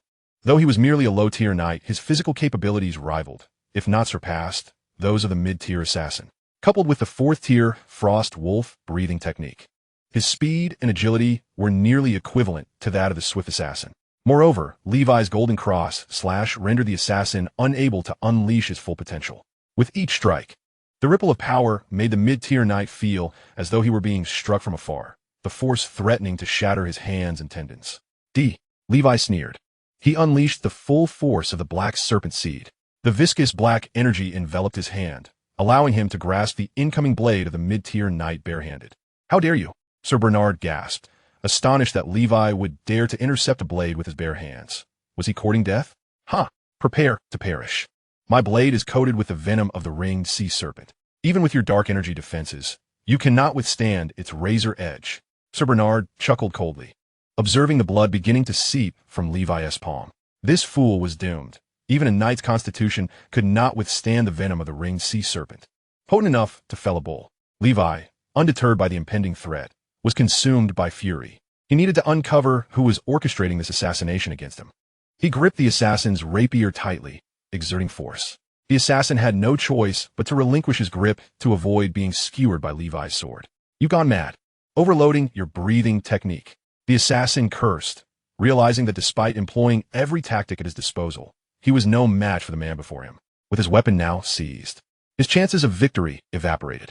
In that moment, the thought of retreat crossed his mind. This assassination attempt had failed. If failure was inevitable, it was better to retreat intact. He rolled away from Levi's sword and, impossibly, propelled himself off the wall, scaling the rooftops. This man's agility surpassed his own. Levi hastened to an open area, watching as the assassin nimbly leaped from rooftop to rooftop. Levi rubbed the arrowhead against the surface of the reclaimed rapier, then drew back his bow, poised as the assassin approached the mouth of a dark alley, ready to escape. At that moment, Levi was fully charged. The arrow flew forth like a bolt of lightning. Howling through the air, the assassin let out a cry of pain as he tumbled from the rooftop. Chapter 48. The White Wolf Arrives, Nighttime Slaughter. The sensation of numbness and itchiness began to spread from the gash on Levi's palm, a clear sign that the snake venom was taking effect. In his past life, an appropriate anti-venom would have been necessary. However, in this existence, such remedies were non-existent. He forced the venom-tainted blood from his wound using black energy, washing the injury with clean water. Fortunately, the wound was not severe, and the amount of toxin was minimal, thanks to his dark energy defenses. The technique of the black serpent breathing method indeed proved formidable. After expelling the majority of the serpent's venom, the residual toxins that could not be purged did not inflict significant harm upon Levi, and soon, sensation returned to his palm. The serpentine essence within his heart pulsated, incessantly consuming his internal energy and transforming it into wisps of dark mist to eradicate the lingering poison. Having replenished his sustenance and tended to his wounds with rudimentary bandaging, Levi seized the cover of night to depart from that place. The assassin, if all went as expected, had likely succumbed to the serpent's venom as well.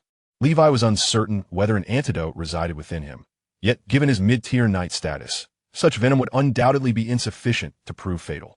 Moreover, Levi's arrow had not struck a vital area. As a mid-tier knight, the assassin possessed acute danger perception, allowing his honed combat instincts and muscle memory to evade a lethal blow at a critical moment.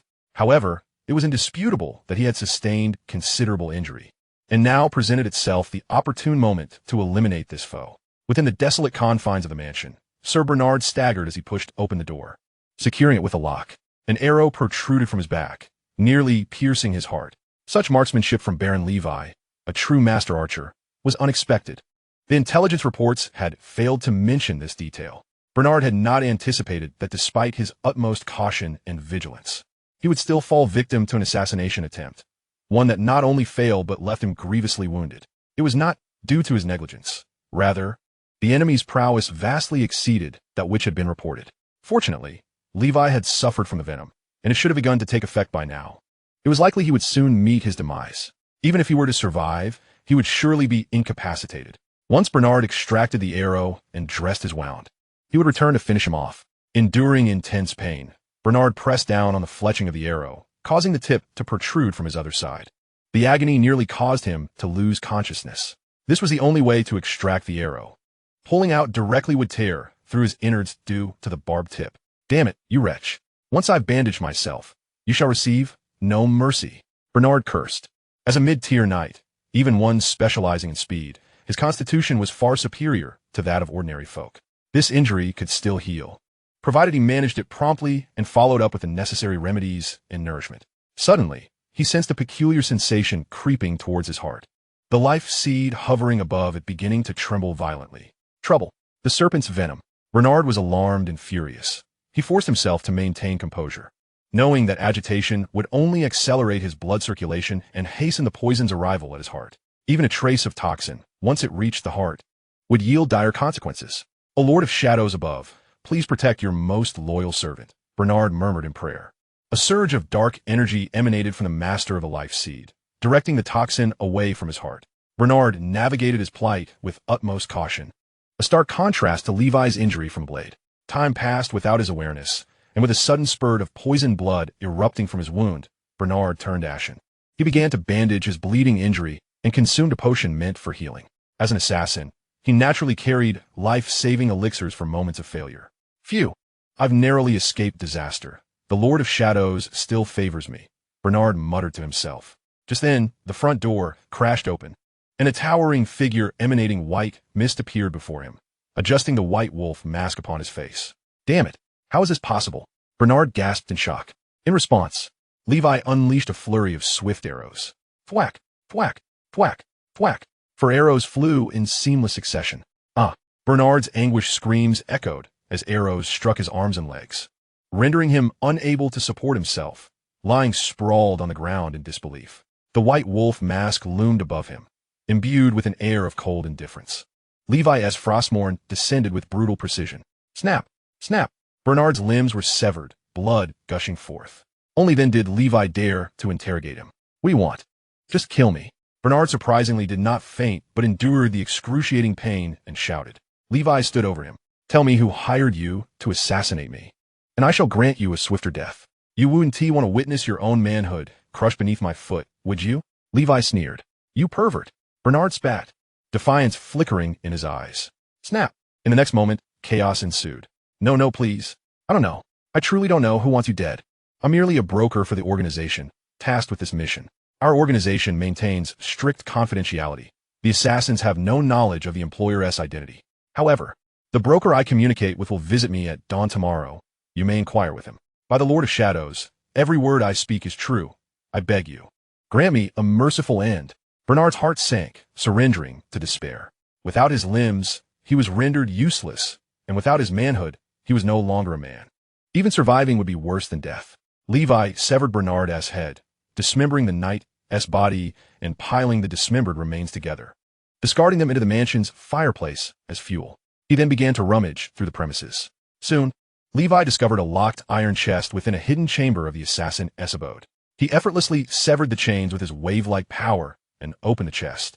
A glimmer of gold dazzled his eyes, nearly blinding him.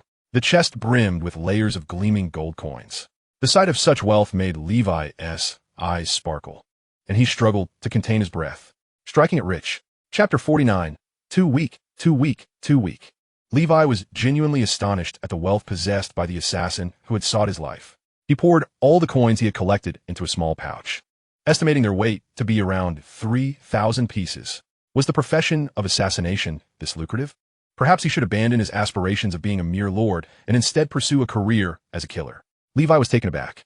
Unbeknownst to him, Sir Bernard, as a silver-tier assassin, had previously completed numerous assassination missions successfully. As a most effective mid-tier knight, the fees to enlist his services typically range from dozens to even hundreds of gold coins. After deducting the organization's commission, he still garnered a considerable amount, compounded by the wealth pilfered from his slain targets.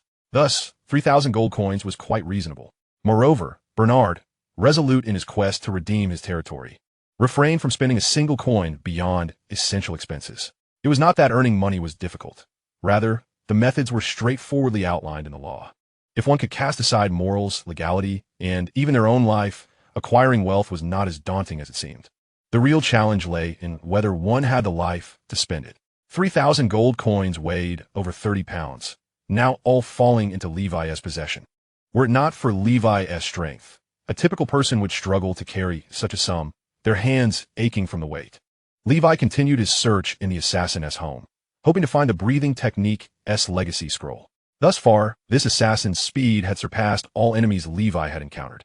Had the assassin possessed a better understanding of him, with his mid-tier knight capabilities, Levi might not have survived. Ultimately, to Levi's disappointment, he found no trace of a legacy scroll and had to abandon his quest.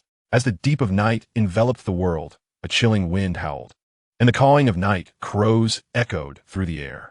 Levi leaned on the frostmourne with one hand, seated at the elongated table within the assassin's abode, silently consuming the provisions and water he had brought along, awaiting the arrival of his quarry. He had calibrated his state to its utmost peak. The minor wounds he had sustained previously were of no consequence to him. Fortuitously, the ancestral breathing technique of his family was defensive in nature, proving invaluable in the face of such a sudden ambush. Layering on the thickest armor was indeed the way to prevail. Time passed inexorably, and Levi felt no drowsiness. As dawn approached, before the first light graced the sky, the night crows returned to their nests, and faint footsteps resonated from the street outside. Levi's gaze shifted, his muscles tensed, his form akin to a poised jaguar ready to pounce. A hesitant silhouette entered Bernard's estate, surveying the shattered door and the bloodstains in the yard. Shrouded in confusion, this was the broker tasked with liaising with Bernard. What had transpired? The broker had yet to comprehend the situation when a towering figure, reminiscent of a demonic deity, blocked the doorway. Adorned with a white wolf mask and brandishing a bloodied knight's sword, he spoke with chilling finality. You have finally arrived. Prepare to meet your demise. You're Levi? You survived? Or Bernard? You have slain Bernard. The broker exclaimed in horror, realization dawning upon him. Yet, what awaited him was a cross-shaped slash of light that pierced the darkness, heralding the dawn. Boom!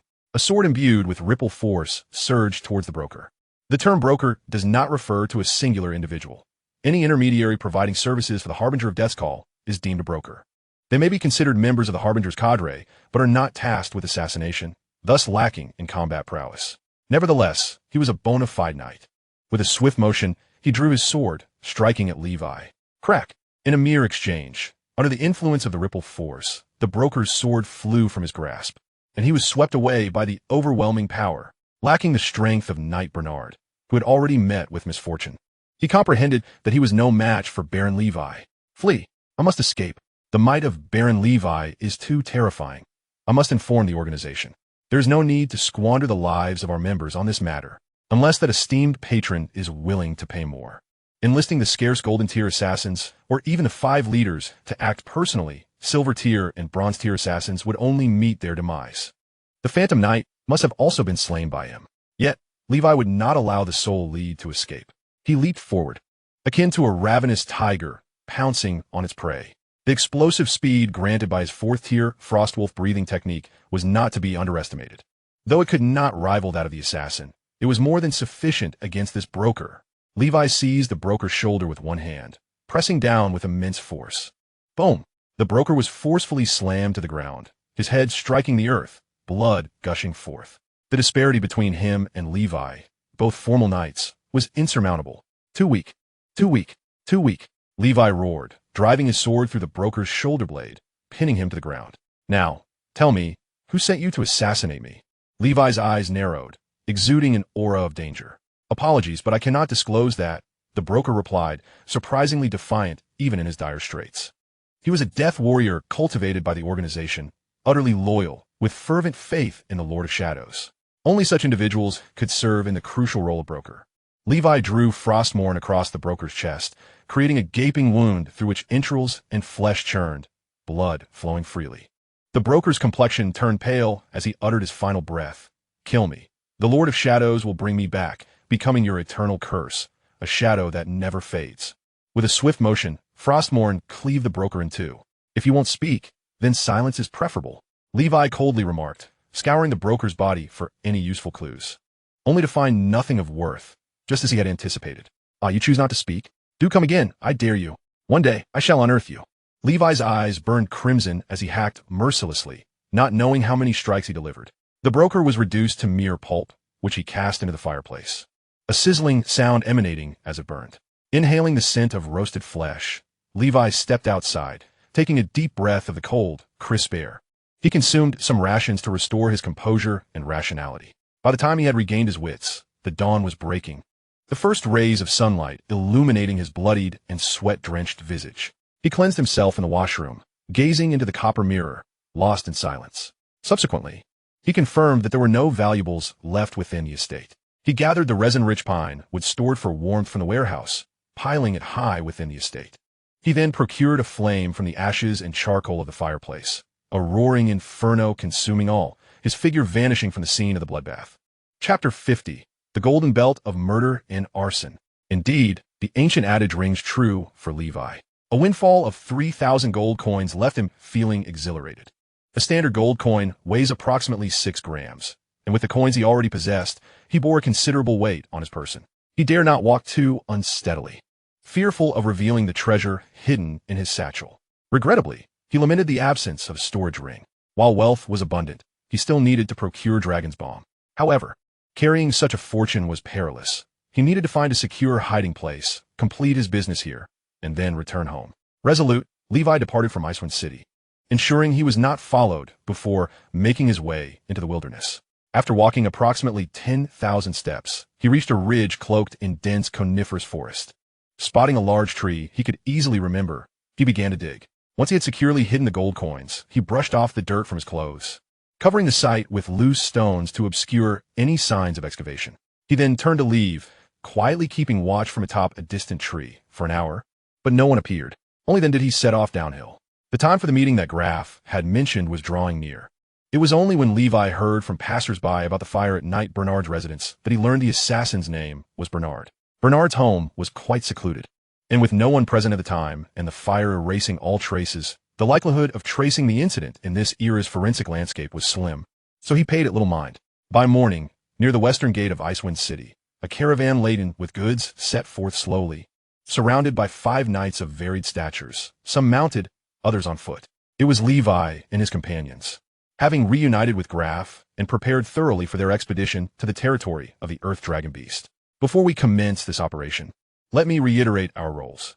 I shall take the lead in locating the Earth Dragon Beast. The Azure Falcon Knight will leverage your speed to lure the beast within range. The Black Rhino Knight will collaborate with the Azure Falcon Knight, utilizing your massive shield and defensive strength to restrain the beast. While the Red Spider Knight will ensure your prepared poison is applied to the arrows, guaranteeing that Lord White Wolf can shoot without distraction. Understood, the Azure Falcon Knight affirmed. Let's hope you do not falter. The Black Rhino Knight surveyed his surroundings, ultimately fixing his gaze upon Levi.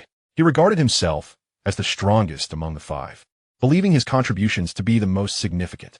However, he harbored deep-seated doubts regarding the archery skills and team dynamics of the recently joined White Wolf. Very well, that territory lies at the juncture of the Emerald Kingdom and the Tuva Empire. Aside from being wary of the Earth Dragon Beast, we must also remain cautious of the Tuva Empire's forces.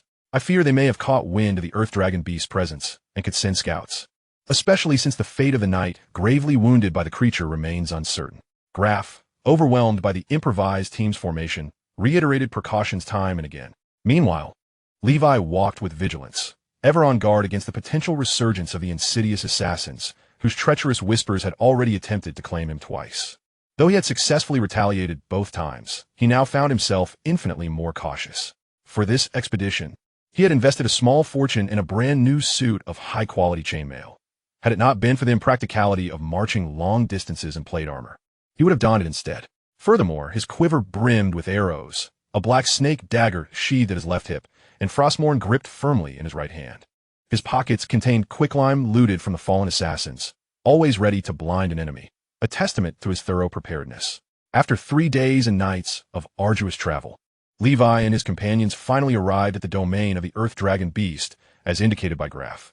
They found themselves in a vast valley, at the heart of which lay a dense jungle, while majestic snow-capped peaks loomed in the distance, forming the boundary between the Emerald Kingdom and the Tuva Empire. Beyond those mountains stretched an endless expanse of coastal hills and plains inhabited by the Tuva people. Unlike the Emerald Kingdom, the Tuva Empire operated under a central feudal authority, thus boasting a significantly greater overall strength. Before the millennium of holy war, the Tuva Empire frequently invaded the Emerald Kingdom. It was not until the millennium that the Emerald Kingdom formally declared war, assembling a coalition of nobles. The Holy War eventually concluded with the Tuva Empire's withdrawal, but not without heavy losses on the side of the Emerald Kingdom. The Earth Dragon beast primarily resided within the Tuva Empire, and the one Graf had discovered likely migrated from that region. As the path became increasingly treacherous and the wagons struggled to advance, Graf and the Black Rhino Knight resorted to carrying the siege crossbow. Eventually, they set the crossbow atop a stable elevation, granting them a panoramic view of the valley below. Ahead lies the territory I have marked for the Earth Dragon beast. Red Spider Knight and Lord White Wolf, prepare yourselves here while we attempt to lure the beast. Graf instructed. Lord White Wolf, remember, the creature's only vital points are its eyes and the area behind them, where its brain is located. While we may breach its defenses elsewhere, given its vast size, it is unlikely our arrows would fell it swiftly.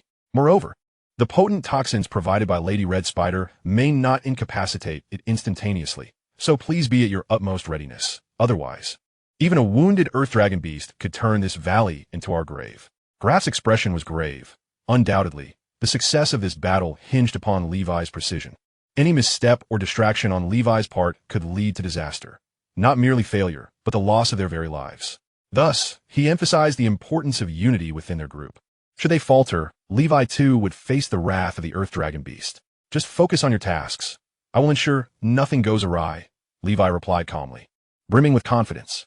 I hope so, the Black Rhino Knight remarked, scrutinizing Levi before turning away, followed closely by the Blue Falcon Knight and Graf. Meanwhile, the Red Spider Knight retrieved a small vial, emitting an unusual fragrance from within her tightly fitted armor.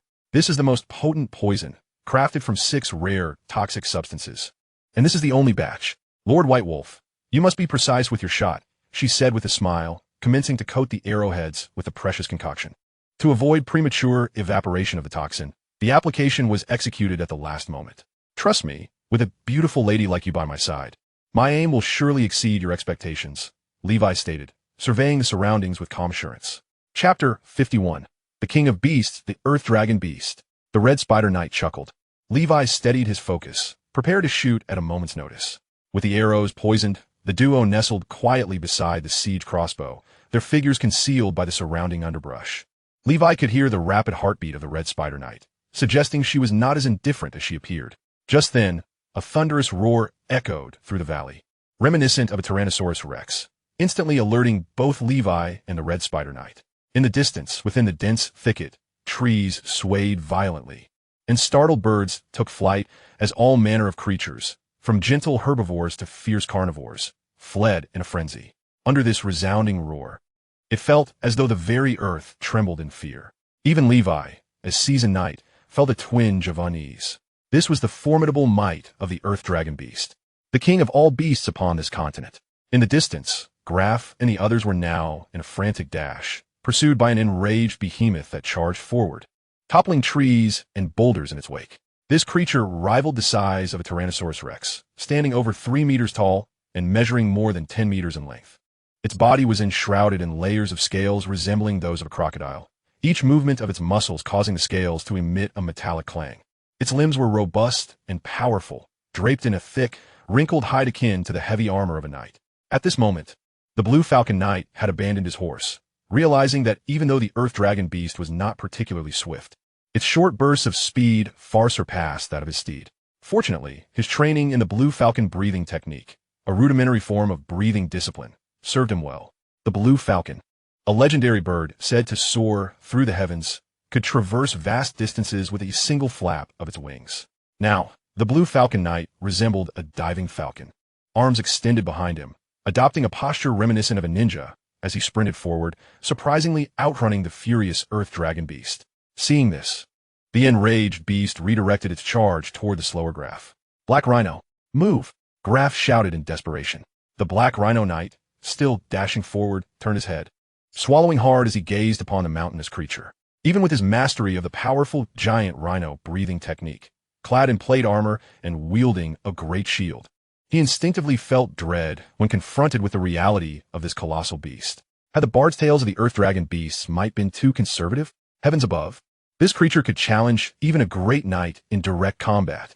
With every ounce of weight it bore, its strength multiplied. Black Rhino, quickly draw this cursed beast away.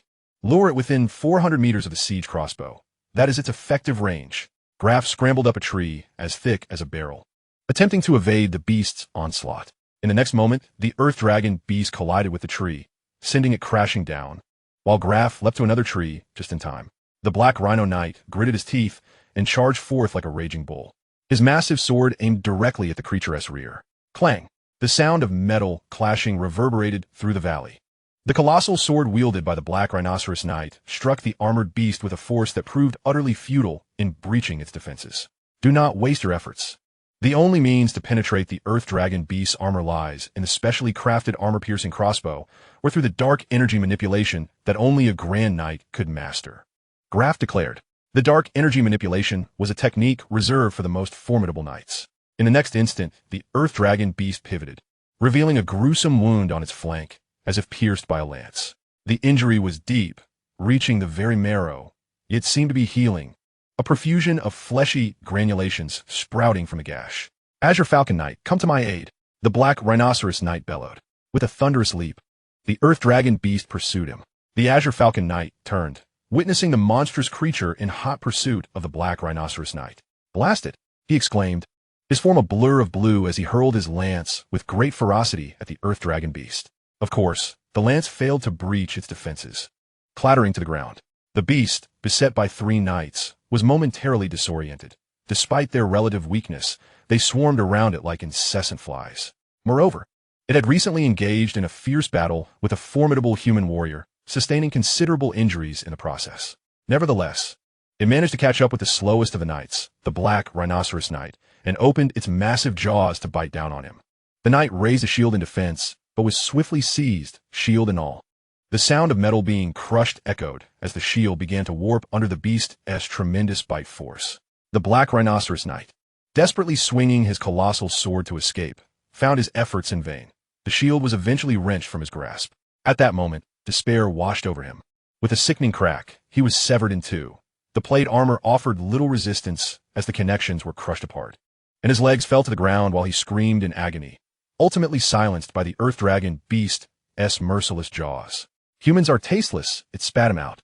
In the blink of an eye, the knight who stood as a bulwark against the creature was vanquished, and Graf felt his heart plummet into despair. The Earth Dragon Beast continued its onslaught toward the Azure Falcon Knight, who, filled with dread, summoned every ounce of strength, nearly exhausting his life force. To infuse his legs with dark energy, he surged forward like a steam locomotive, racing towards Levi's position. On the surface, Levi appeared unfazed, yet internally, he felt a flicker of anxiety. My Lord White Wolf, I see you. The Red Spider Knight could no longer remain, overwhelmed by an intense sense of impending doom. Fearing catastrophe, she swiftly retreated from the high ground. Levi cast a glance at the fleeing Red Spider, a glint of murderous intent crossing his eyes. A pack of swine. Utterly unreliable. 3,000 meters, 1,000 meters, 400 meters. Though he had entered the effective range, he refrained from firing, wary of insufficient lethality at such a distance. Shoot already. I can't hold on much longer. The Azure Falcon Knight cursed. 300 meters, 200 meters. The knight, having exhausted himself, slowed dramatically, unable to maintain his pace. At that moment, the Earth Dragon Beast had closed the distance. Just as its gaping maw lunged for the Azure Falcon Knight, a sharp whoosh pierced the air. A specially crafted 2-meter-long crossbow bolt shot forth with deadly precision. With a resounding thud, it penetrated the beast's armored skull, driving deep into its vital areas. The Earth Dragon Beast roared in agony, having failed to notice the presence of another behind the bushes on the high ground. Enraged, it lashed out, trampling the terrified Azure Falcon Knight before charging towards Levi. Still alive, are we? Chapter 52. The Divine Arrow Slays the Dragon. Justice descend from the heavens. Levi did not flee at once. After releasing the first arrow tipped with poison, he swiftly knocked a second arrow onto the armor-piercing crossbow. The distant Red Spider Knight, hidden behind a massive boulder, could only hold her breath as the roars of the Earth Dragon Beast grew ever closer. From the harrowing cries, it was evident that the Azure Falcon Knight had followed the Black Rhinoceros Knight into the embrace of the Celestial Father. At 27, she was still young, and as a rare female knight, her beauty might attract the attention of a count or his heir, securing her position of nobility as a countess. Meanwhile, Levi had unleashed his second arrow. Blinded by bloodlust, the earth dragon beast crushed rocks underfoot, kicking up clouds of dust as it barreled toward Levi. The arrow did not strike at its vital point, but instead aimed for the beast's foreleg. Levi realized that the Graf Knight was little more than a fool. The so-called critical spot was hardly a guaranteed kill. It was far more prudent to aim at the beast's limbs, rendering it crippled. As anticipated, the armor-piercing bolt shattered the joint of the earth dragon beast's leg. With a crack, the creature stumbled and fell forward. Levi, regarding the last of his armor-piercing arrows, aimed once more at the beast's hind leg. With another thunderous roar, the earth dragon beast's cries echoed in anguish. With your forelegs and hind legs broken, how will you escape? Await your demise. Levi taunted, retreating quietly to observe. He pondered briefly before withdrawing another arrow, this time aiming for the beast's eyes. At last, the potent poison crafted by the Red Spider Knight began to take effect. The infamous toxin, said to kill 100 men with a single drop, proved its worth. The earth dragon beast, even more formidable than the Grand Knights, began to tremble uncontrollably. Before long, it grew increasingly feeble. Graf, indifferent to the fallen bodies of his two companions, seized the colossal sword of the Black Rhinoceros Knight and thrust it into the creature's eye, stirring the blade within to ensure its death. Exhausted, he collapsed to the ground, panting heavily, yet his heart soared with joy. He had successfully slain the earth dragon beast. Aside from the invaluable dragon saliva, the beast's scales, hide, and bones would fetch a handsome price. The flesh, too, could be lucrative, but Graf was uncertain if anyone would purchase the meat of a poison creature. He had calculated that, including the dragon's saliva, a mature earth dragon beast could be worth over 5,000 gold coins. A fortune, an absolute fortune. With such wealth, he could purchase a fine barony in a prosperous land, ascending to the ranks of nobility. Alternatively, he could secure a modest position within the church, becoming a revered cleric, never again needing to serve as a bounty hunter or smuggler. Ha ha ha, I, Graf, have finally reaped the rewards of my labor. All the scheming has been worth it. As for the deaths of his two companions, Graf held little regard. Their demise was in fact beneficial, as it would lessen the share of dragon saliva he would need to distribute. With the earth dragon beast slain, it was time to divide the spoils. The Red Spider Knight sauntered over leisurely, while Levi approached with an air of calm. My Lord White Wolf, I owe you my gratitude. I have never encountered such an exceptional archer as yourself, Graf said with a grin. Spare me the pleasantries. Let us proceed to extract the dragon saliva as previously agreed. Levi replied. Graf nodded eagerly, of course. I shall take care of it. With that, he produced several specially designed vials and commenced extracting the gland from the earth dragon beast's mouth. Despite its massive size, the gland that produced the dragon saliva was merely the size of coconut, its contents unknown. A distinctive and alluring fragrance permeated the air. Soon, Graf extracted all the dragon saliva essence, totaling 13 vials, far fewer than he had anticipated. This revelation cast a shadow over Graf's expression as he turned away from Levi and the others, a sigh escaping his lips. Had there been more than 15 vials, he would have willingly offered 2 to Levi. However, with only 13 at hand, he hesitated momentarily before reaching a resolution. As he spun around, the short sword he wielded to extract the dragon's saliva lunged abruptly toward Levi's neck. Red Spider, attack! He bellowed. The Red Spider Knight appeared to be fully prepared, thrusting a poison dagger toward Levi from behind. This secret concoction of potent venom was not just a single dose, but 2. The lethal toxin, capable of incapacitating a ground dragon beast, would undoubtedly prove fatal for Levi.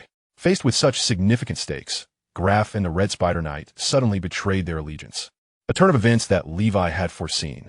He had long discerned their camaraderie from the exchanges between Graf and the Red Spider, indicating a shared history that rendered him an outsider, a target of suspicion, especially at this critical juncture of profit distribution when vigilance waned. Consequently, Levi had already fortified himself against any sudden assault. When he had previously shot at the ground dragon beast, he had been confident in his ability to hit it from 300 to 400 meters away. Why wait until 200 meters? It was to draw the creature closer to the Azure Falcon Knight, thus allowing it to eliminate that threat as well. After all, among the 4, only the Azure Falcon Knight's speed could counter Levi's Frost Wolf breathing technique at its 4th tier limit, posing the greatest danger to him. Once the Azure Falcon Knight was dealt with, and with the Black Rhinoceros Knight already torn to shreds, Only Graf and the red spider remained. Even if they suddenly turned against him, Levi was confident he could overcome them both. The frost wolf breathing technique surged to its zenith. Boom! Levi's form erupted with terrifying power. He leaped high, soaring over the red spider knight's ambush, and hurled a handful of quicklime downward. The sudden onslaught caught the red spider knight off guard, blinding her momentarily. Drawing Frostmourne, he cleaved at her with vigor. Receive my strike. The justice of heaven. Golden cross slash. Ripple power. The red spider knight was taken aback by Levi's not only exceptional archery skills, but also his impressive mastery of the breathing technique.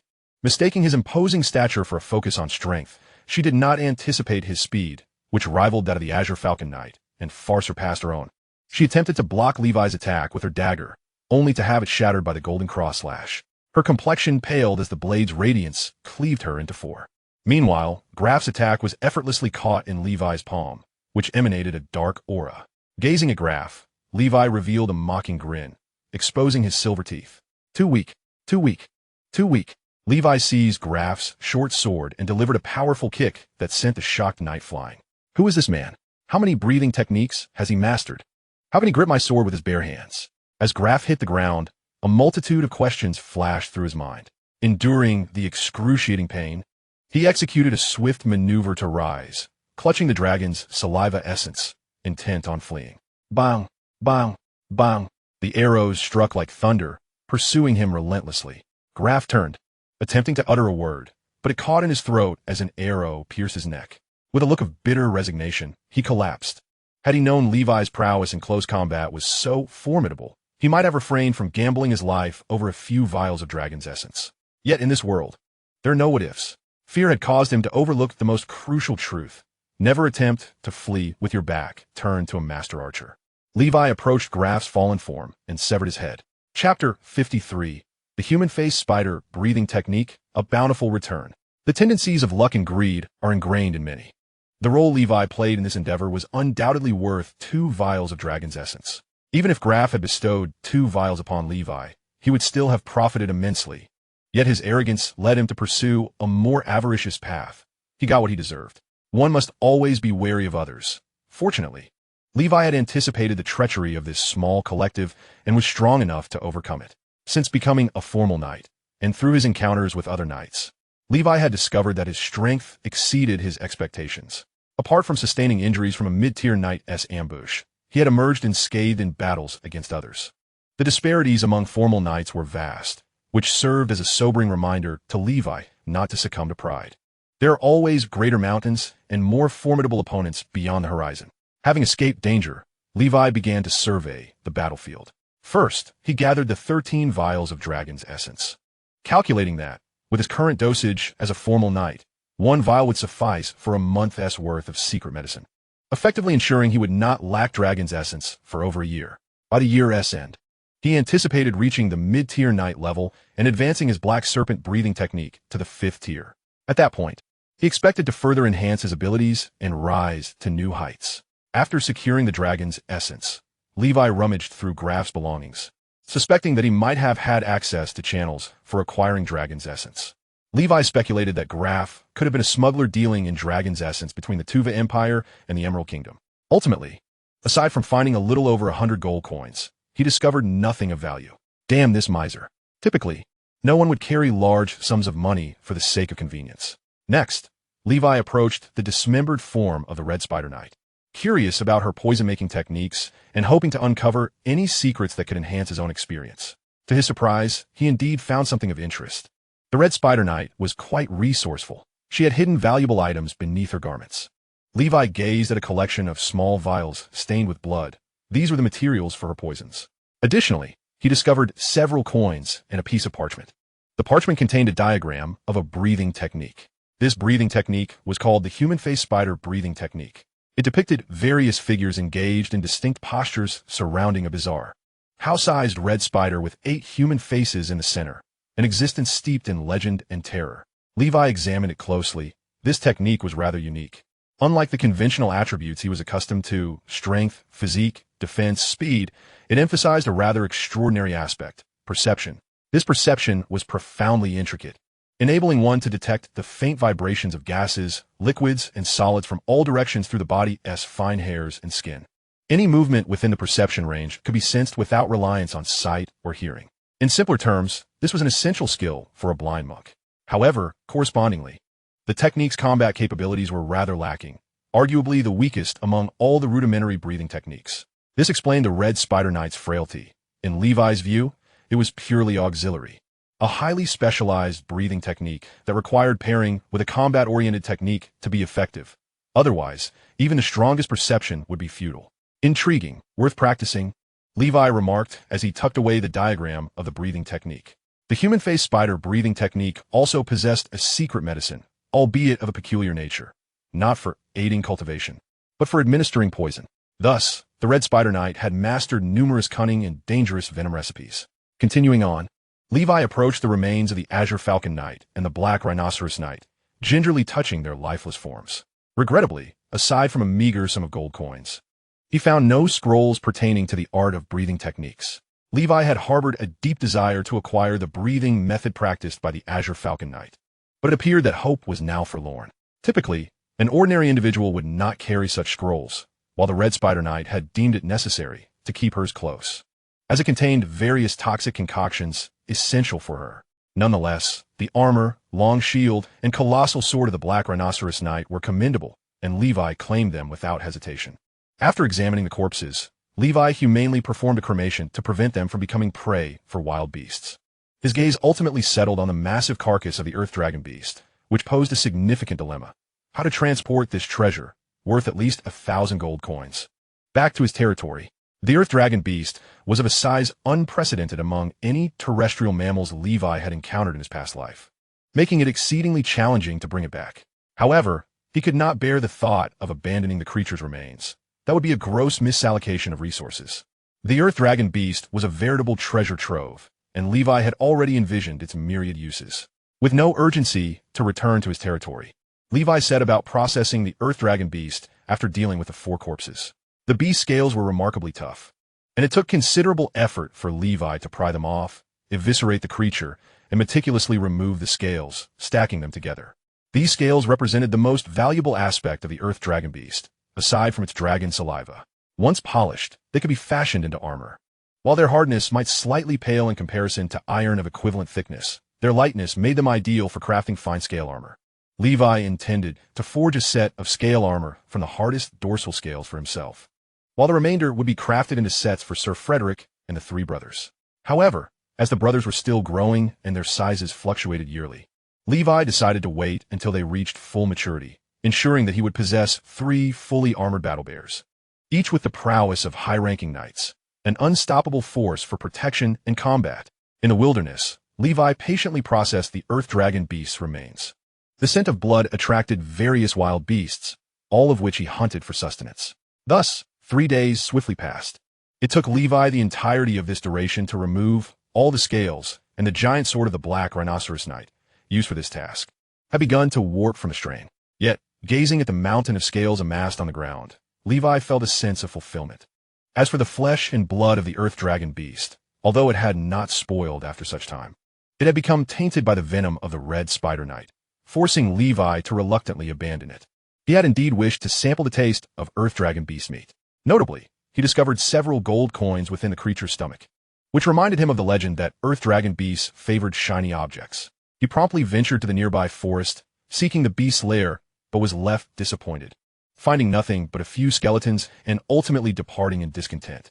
Upon returning, Levi washed the Earth Dragon beast's hide, allowing it to dry before crafting a bag to hold the scales. He then retrieved the abandoned cart they had previously left behind, now laden with the Earth Dragon beast scales and the disassembled crossbow, setting off in the direction from whence he came. The crossbow possessed tremendous power, and Levi intended to find time upon his return to experiment with replicating it. This time, he did not return to Icewind City, but instead retrieved the gold coins he had buried, taking a longer route and finally reaching Blackwater Valley after half a month. Chapter 54, The Outlaw Baron Levi. On the journey home, Levi pondered deeply. Why had assassins sought to eliminate him immediately after his departure from Blackwater Valley? How had he, despite wearing a mask upon entering the city, still been recognized? It was also worth noting that a previous assassin had struck when Sir Frederick was leaving the territory. The correlation between these 2 incidents could not be mere coincidence. There was only one plausible explanation. There was a traitor within Blackwater Valley, Someone had been leaking information to the Deathbird or other entities wishing to erase him. Levi's expression darkened. Blackwater Valley was not vast, and identifying the traitor would not be difficult. He had already begun to formulate a plan. Upon his return to Blackwater Valley, Levi concealed all his gold coins within the small treasury of his refuge, reserving only enough for the castle's daily expenses, while he had already devised a plan for the rest of his wealth. Sir Frederick, seeing Levi return safely, finally eased his worries. "My lord, you have been gone for a month, and I was quite troubled," Sir Frederick remarked. "Frederick, my recent expedition yielded fruitful results, and I intend to diligently practice the breathing techniques now." "I have a task for you to handle in the coming days," Levi replied. "Of course. In the year 1007 of the Holy Radiance, in the month of Greengrass, rumors circulated that the Emerald Royal family's rising star, the legendary figure of the entire Emerald Kingdom, known as the first among legendary knights, the White Horse Knight Edward, had failed to break through to the legendary knight realm. Whether this news was true or false, the royal family later claimed it was mere gossip, asserting that the White Horse Knight remained on his quest for legend, with the final outcome yet to be revealed. Should the White Horse Knight ascend to the legendary knight status, he would likely be the first to emerge after the millennium. The status of the Emerald Royal family would soar accordingly. A legendary knight could effectively deter numerous ambitious and covetous noble families and underground forces. Meanwhile, in Icewind City, the church published the results of their investigation into the fire that occurred over a month ago, revealing that someone had murdered Sir Bernard and set his estate ablaze. The church discovered unburnt remnants of Sir Bernard's skeleton amidst the ashes of his fireplace, and they condemned such acts of murder and arson in the strongest terms. As a result, fear gripped the hearts of the citizens of Icewind City. Sir Bernard, known for his humor, thriftiness, and genuine character, had fallen victim to the hands of a nameless outlaw. Where's the outlaw's conscience? Moreover, Sir Bernard was not just any knight, but a true mid-tier knight, a paragon among knights. If he could not withstand the outlaw's assault, who among the inhabitants of Icewind City could guarantee their survival against such lawlessness? Save for the likes of the Count of Silver Mountain, a high-ranking knight, and a scarce few others? Enraged, the Count of Silver Mountain viewed this as a provocation from the brigands. He dispatched his silver hunters to conduct round-the-clock patrols of Icewind City, vowing to confront the forces of darkness to the bitter end. On the other hand, within Blackwater Valley, the mastermind behind the murder of Sir Bernard, the outlaw Baron Levi, was busy concocting secret potions in his refuge. After a period of preparation, he had successfully brewed 13 vials of dragon saliva into secret elixirs, ready to indulge in them while grinding for experience. The soldier who impersonated me has since left Blackwater Valley. Now we shall see who takes the bait. Levi muttered to himself within his refuge. Upon returning to Black Snake Castle, Levi kept a low profile, sensing treachery lurking within the castle. Thus, he devised an experiment for that evening. During the day, he instructed a soldier who closely resembled him in stature and appearance to impersonate him, donning his clothing and riding his horse out of Blackwater Valley, claiming to visit friends in Icewind City. Given the small size of Blackwater Valley, if there were indeed a traitor, they would likely seize the opportunity to slip out unnoticed to relay information. After all, in this world devoid of mobile phones, messages could only be delivered by human couriers. Levi sought to discover who would leave the valley that night. Uncertain of the efficacy of his plan, Levi decided to test it. If it failed, he would devise another strategy.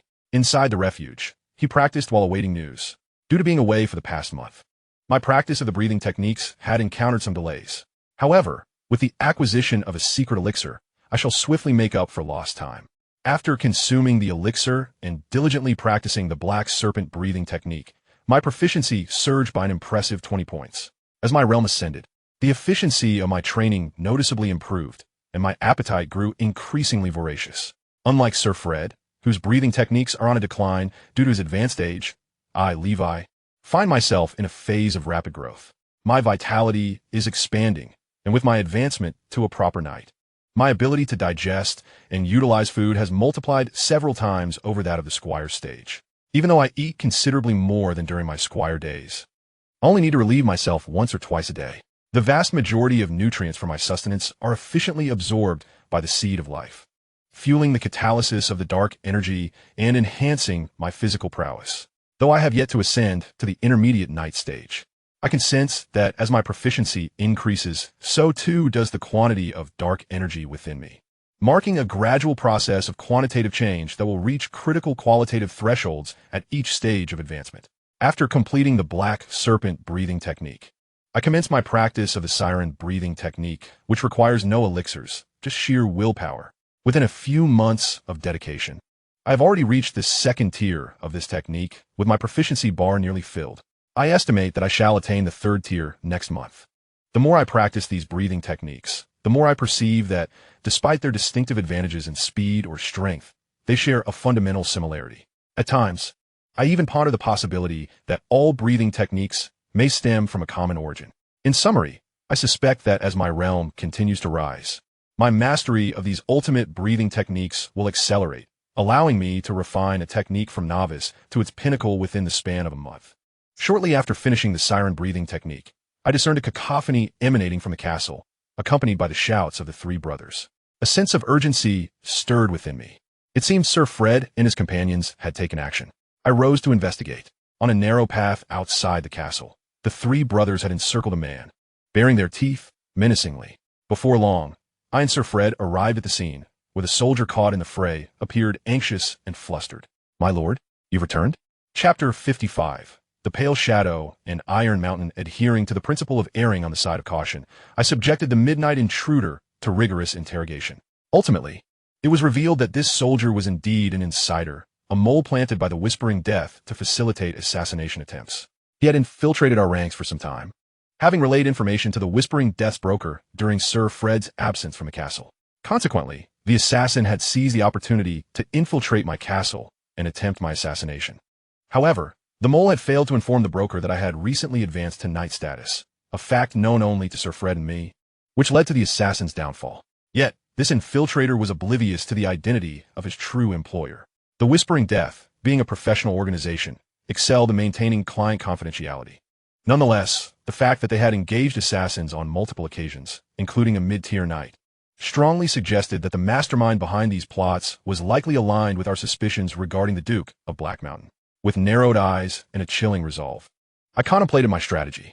The Duke, having commissioned assassins twice, would not rest until his objectives were achieved. Considering his power and status, I could only imagine the challenges that lay ahead. Currently, he refrained from direct action due to legal constraints, but after 2 failed attempts, I was uncertain what extreme measures he might resort to next. At this juncture, my options were limited to 2: abandon my territory and noble title to evade the Duke's pursuit, or remain the Lord of Blackwater Valley, albeit with impending complications. Ultimately, I resolved to take a cautious approach, as both options presented their own merits and drawbacks. With my imminent ascension to the intermediate knight stage and a burgeoning treasury, I could begin to bolster the military strength of my domain. Given my current prowess, unless the Duke himself came for me, I believed I could manage a retreat if necessary. In the end, I sent the infiltrator to meet his maker. I should have been more vigilant. I remarked to Sir Fred, "My apologies, my lord. This is my failure, and I assure you, such an incident will not occur again," Sir Fred replied, his voice heavy with remorse, feeling he had not fulfilled his duty to protect me. "It is no matter. I simply require time, though not much. I will ensure those who wish for my demise come to regret their endeavors. By the way, Sir Fred, do not forget to discreetly inquire about the giant breathing technique and the melon family," I instructed. Returning to my sanctuary, I resumed my practice of the breathing techniques. Regardless of external threats, even the end of the world would not deter my commitment to training. It was a matter of persistence. In a foreboding and shadowy black castle located within the Emerald Kingdom, a line of black crows perched ominously on the rooftop, while flocks of dark birds circled the dim sky above. The entire castle exuded an oppressive atmosphere of death. Deep within the castle's underground wine cellar, a pallid, brooding nobleman with a slender, well-proportioned frame savored of vintage wine he had cherished for years. Raising a glass of blood-rolling wine, he stepped onto the balcony of the second floor, where a red-eyed raven descended from the heavens, landing upon his shoulder, a letter bound to its leg. The red-eyed raven, swifter and more precise than a carrier pigeon, was a rare messenger within the organization, typically summoned only for communication with significant clients or trusted members. He opened the letter, which bore no signature, and read, "Esteemed Pale Shadow, I had no intention of disturbing you, a Shadow-class assassin, with this correspondence. But I must express my concern regarding the task I entrusted to your organization some time ago, for I have yet to receive a response. Based on the information at my disposal, the target I wish to eliminate appears to be very much alive. If your organization lacks the capability to execute such a straightforward task, I must question your professional competence. I shall grant you one final opportunity. Should you fail to fulfill my request, our collaboration may come to a close. Sighing, the nobleman, his pallor deepening, gripped the stone railing, dark energy surging from his fingertips, extending beyond his body. From a distance, it appeared as though his nails elongated into razor-sharp claws reminiscent of a vampire. Deep scratches marred the stone railing, leaving indelible marks. After a moment, the pale nobleman inscribed on a blank piece of parchment with a feathered quill, "Deploy the gold-ranked assassin Iron Mountain to complete the task of eliminating Baron Levi. Under no circumstances must this mission fail." Signed, Pale Shadow. The red-eyed raven took flight, carrying the message into the distance. The pallid noble wore a grim expression. For even now, he found it incomprehensible how Baron Levi had survived 2 assassination attempts. The Phantom Knight was merely a bronze-ranked assassin. His failure was to be expected. However, Sir Bernard was a silver-ranked assassin, one of only 30 such esteemed individuals, each of whom was invaluable. Yet, not only did Sir Bernard fail to carry out the assassination, but he also lost his life. The pale shadow of death was perplexed as to whether external forces had intervened or if Baron Levi had retaliated against Sir Bernard. If it were the former, he could grasp the situation. If the latter, it was simply unbelievable. 6 years ago, Levi had been a cowardly wretch, stripped of protection and forced to surrender for survival. Could such a transformation truly occur within 6 years? The pale shadow mused. As an elite assassin of the Gloomwing organization and one of the 5 shadows, he was indifferent to Baron Levi's affairs. To him, the only noteworthy fact about Levi was that he was the son of the infamous Black Serpent Knight, and nothing more. However, he had to be mindful of the organization's reputation, maintaining its high professional standards and favorable standing, especially since they were collaborating with a genuine heavyweight, a figure who stood nearly at the pinnacle of power and prowess. The Gloomwing could not afford to lose this client. Iron Mountain was a rising star among the organization's gold-ranked assassins, a 30-year-old high-ranking knight, and a legitimate bastard of a great noble. He practiced an excellent family breathing technique and was potentially on the path to becoming a great knight himself. Among the 12 gold-ranked assassins in the organization, his overall strength ranked within the top 5. If Iron Mountain could not complete the task, it seemed that only the 5 shadows of Gloomwing might be capable of executing the assassination. Yet, as the leader of the organization, the minimum target he personally engaged with was always of at least the count rank. If matters progressed to the point where he had to personally eliminate a mere upstart, the Pale Shadow might need to seriously consider the dissolution of Gloomwing, allowing everyone to return to their respective homes and resume their own affairs. They could no longer afford to bring shame upon the esteemed figure of the Faceless Knight. Chapter 56, 4th Order Sea Demon, Special Effect, Bone Compression and Shape-Shifting. In the year 1007 of the Holy Radiance calendar, during the warm month, within the Blackwater Valley, the gentle flow of water meandered, flanked by lush green grass, blooming flowers, and buzzing wild bees, embodying the essence of spring. In the fields of the river valley, serfs diligently engaged in the spring plowing. Last year had brought an extraordinary harvest, and under the leadership of Baron Levi, the overall situation was stable and improving, filling everyone with optimism for the future. On the training grounds, Sir Frederick was instructing soldiers. Among Levi's 50 standing soldiers, nearly half had now been outfitted with matching armor. Under Sir Frederick's guidance, they grew increasingly robust, with several trusted elite individuals even training in a rudimentary form of a non-bloodline breathing technique. This breathing technique was the sea demon breathing method obtained by Levi. Although not strength-based, if these soldiers mastered it, they would be capable of fighting effectively clad in armor on the battlefield. Moreover, they would become more agile, evading attacks with greater ease. Currently, only 5 militia captains, chosen for their commendable talents and trustworthiness, were practicing the breathing technique. Although Levi had acquired wealth, he could not afford to provide training for all 50 soldiers. Given the current financial situation of the territory, such an expenditure was untenable.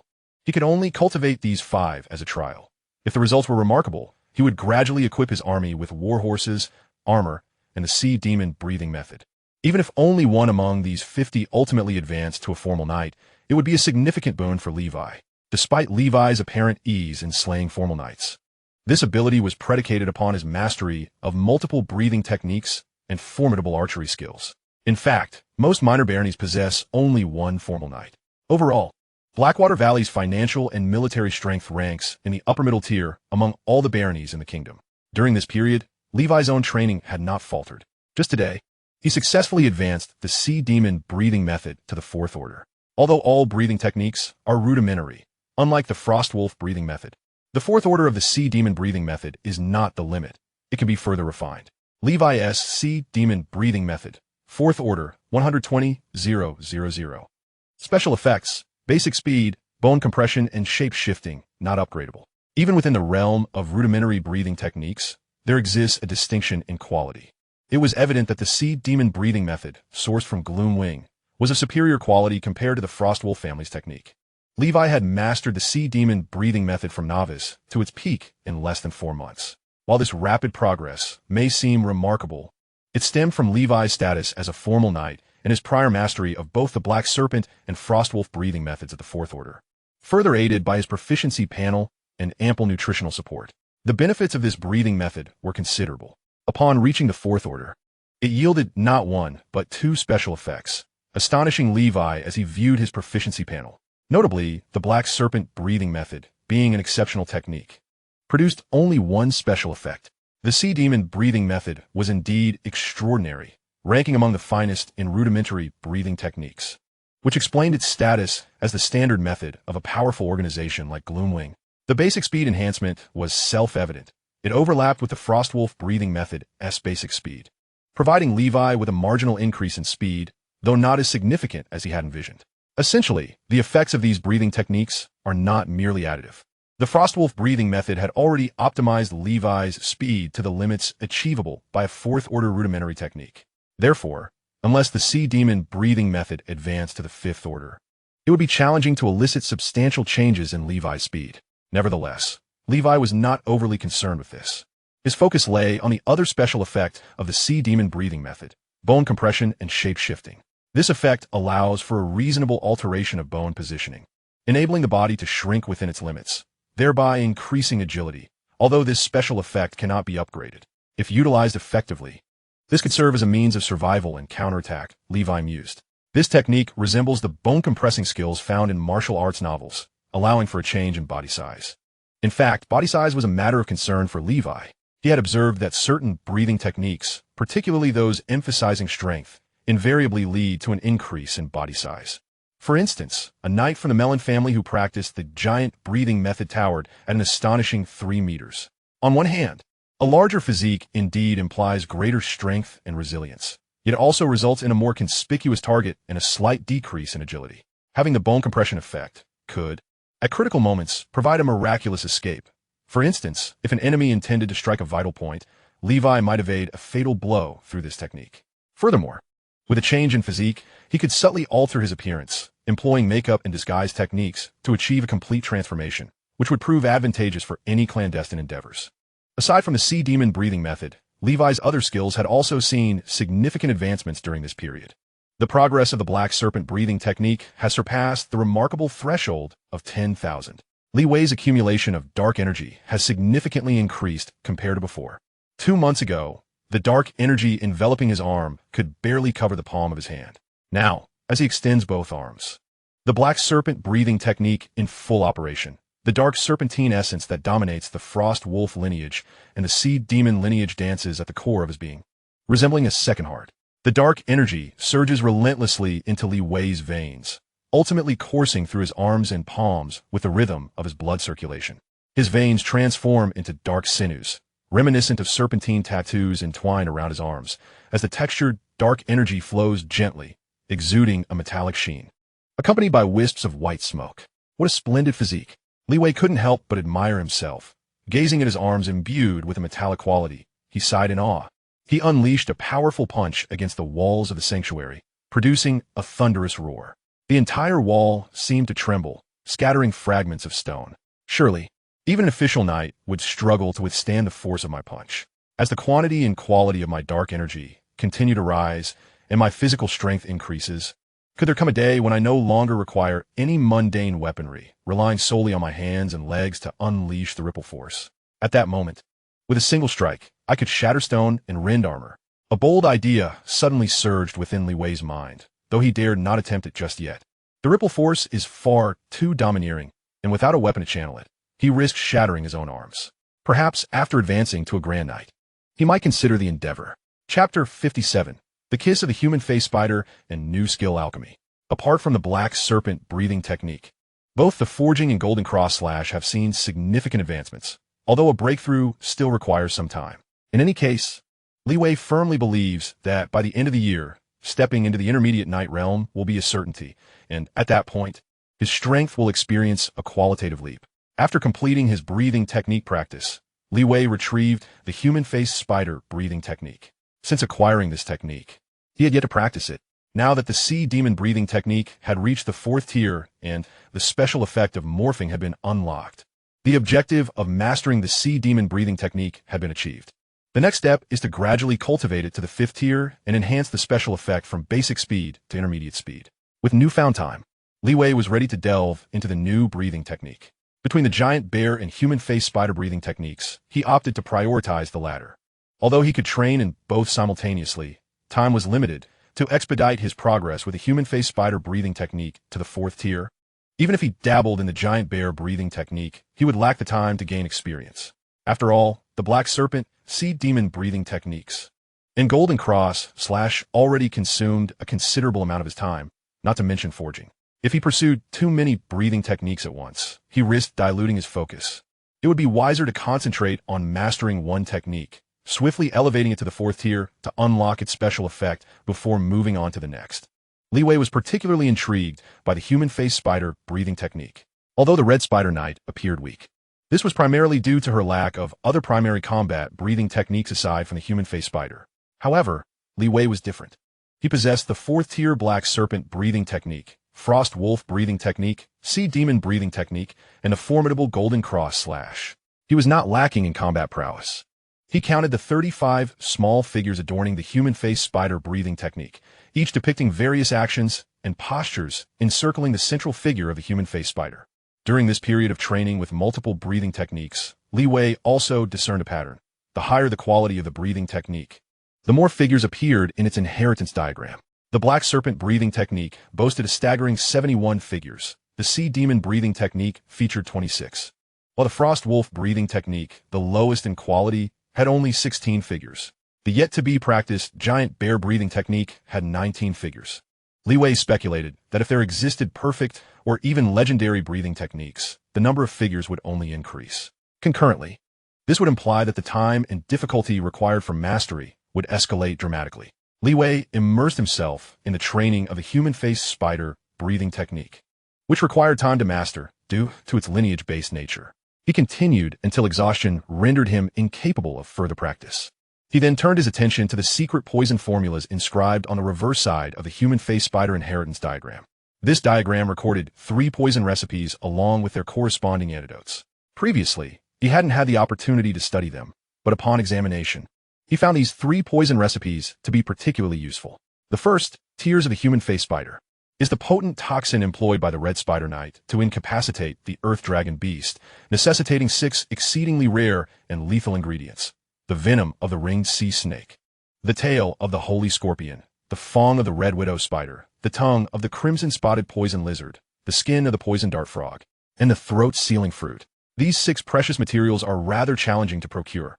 While they may not rival dragon saliva in rarity, they are not easily obtainable. Fortunately, the Red Spider Knight's collection contains some remnants of these materials that should last for a considerable time, especially since Li Wei intended to use them against humans rather than the colossal earth dragon beasts, which would not require such large quantities.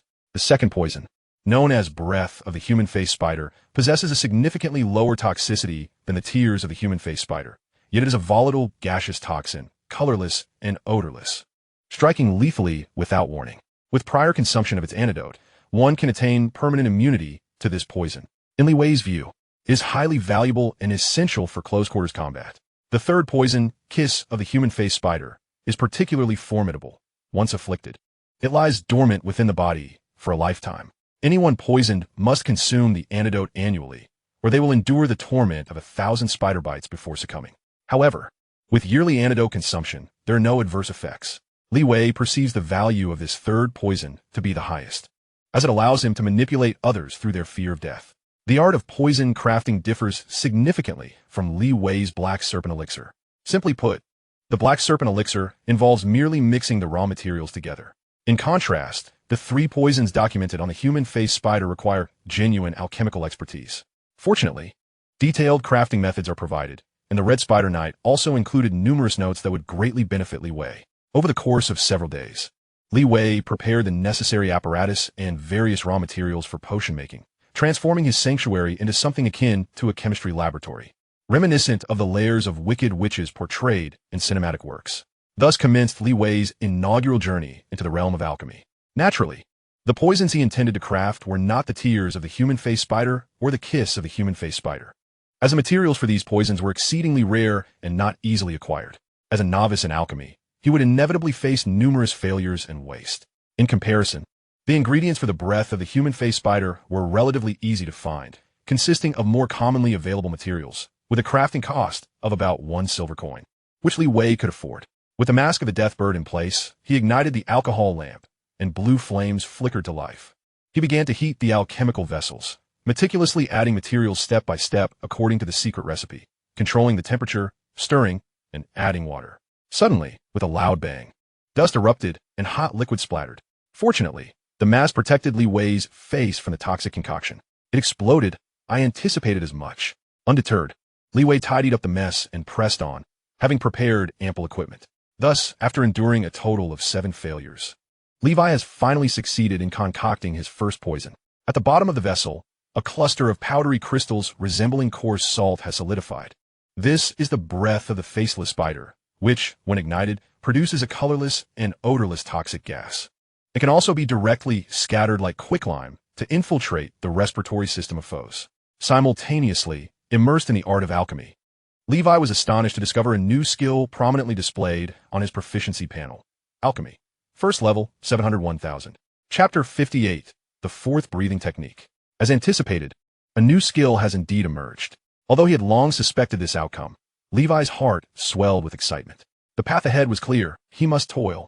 Levi was invigorated by his relentless efforts, his determination growing stronger with each endeavor. Even the most dedicated grinders from his past life in DNF would bow to his fervor. The quantity of the breath of the faceless spider produced in one go was insufficient for practical application in combat. A larger dosage would be required, unless one were confined in a poorly ventilated space. Thus, Levi continued his alchemical pursuits. He prepared a second and third batch. Whenever fatigue from the alchemy set in, he practiced the breathing technique.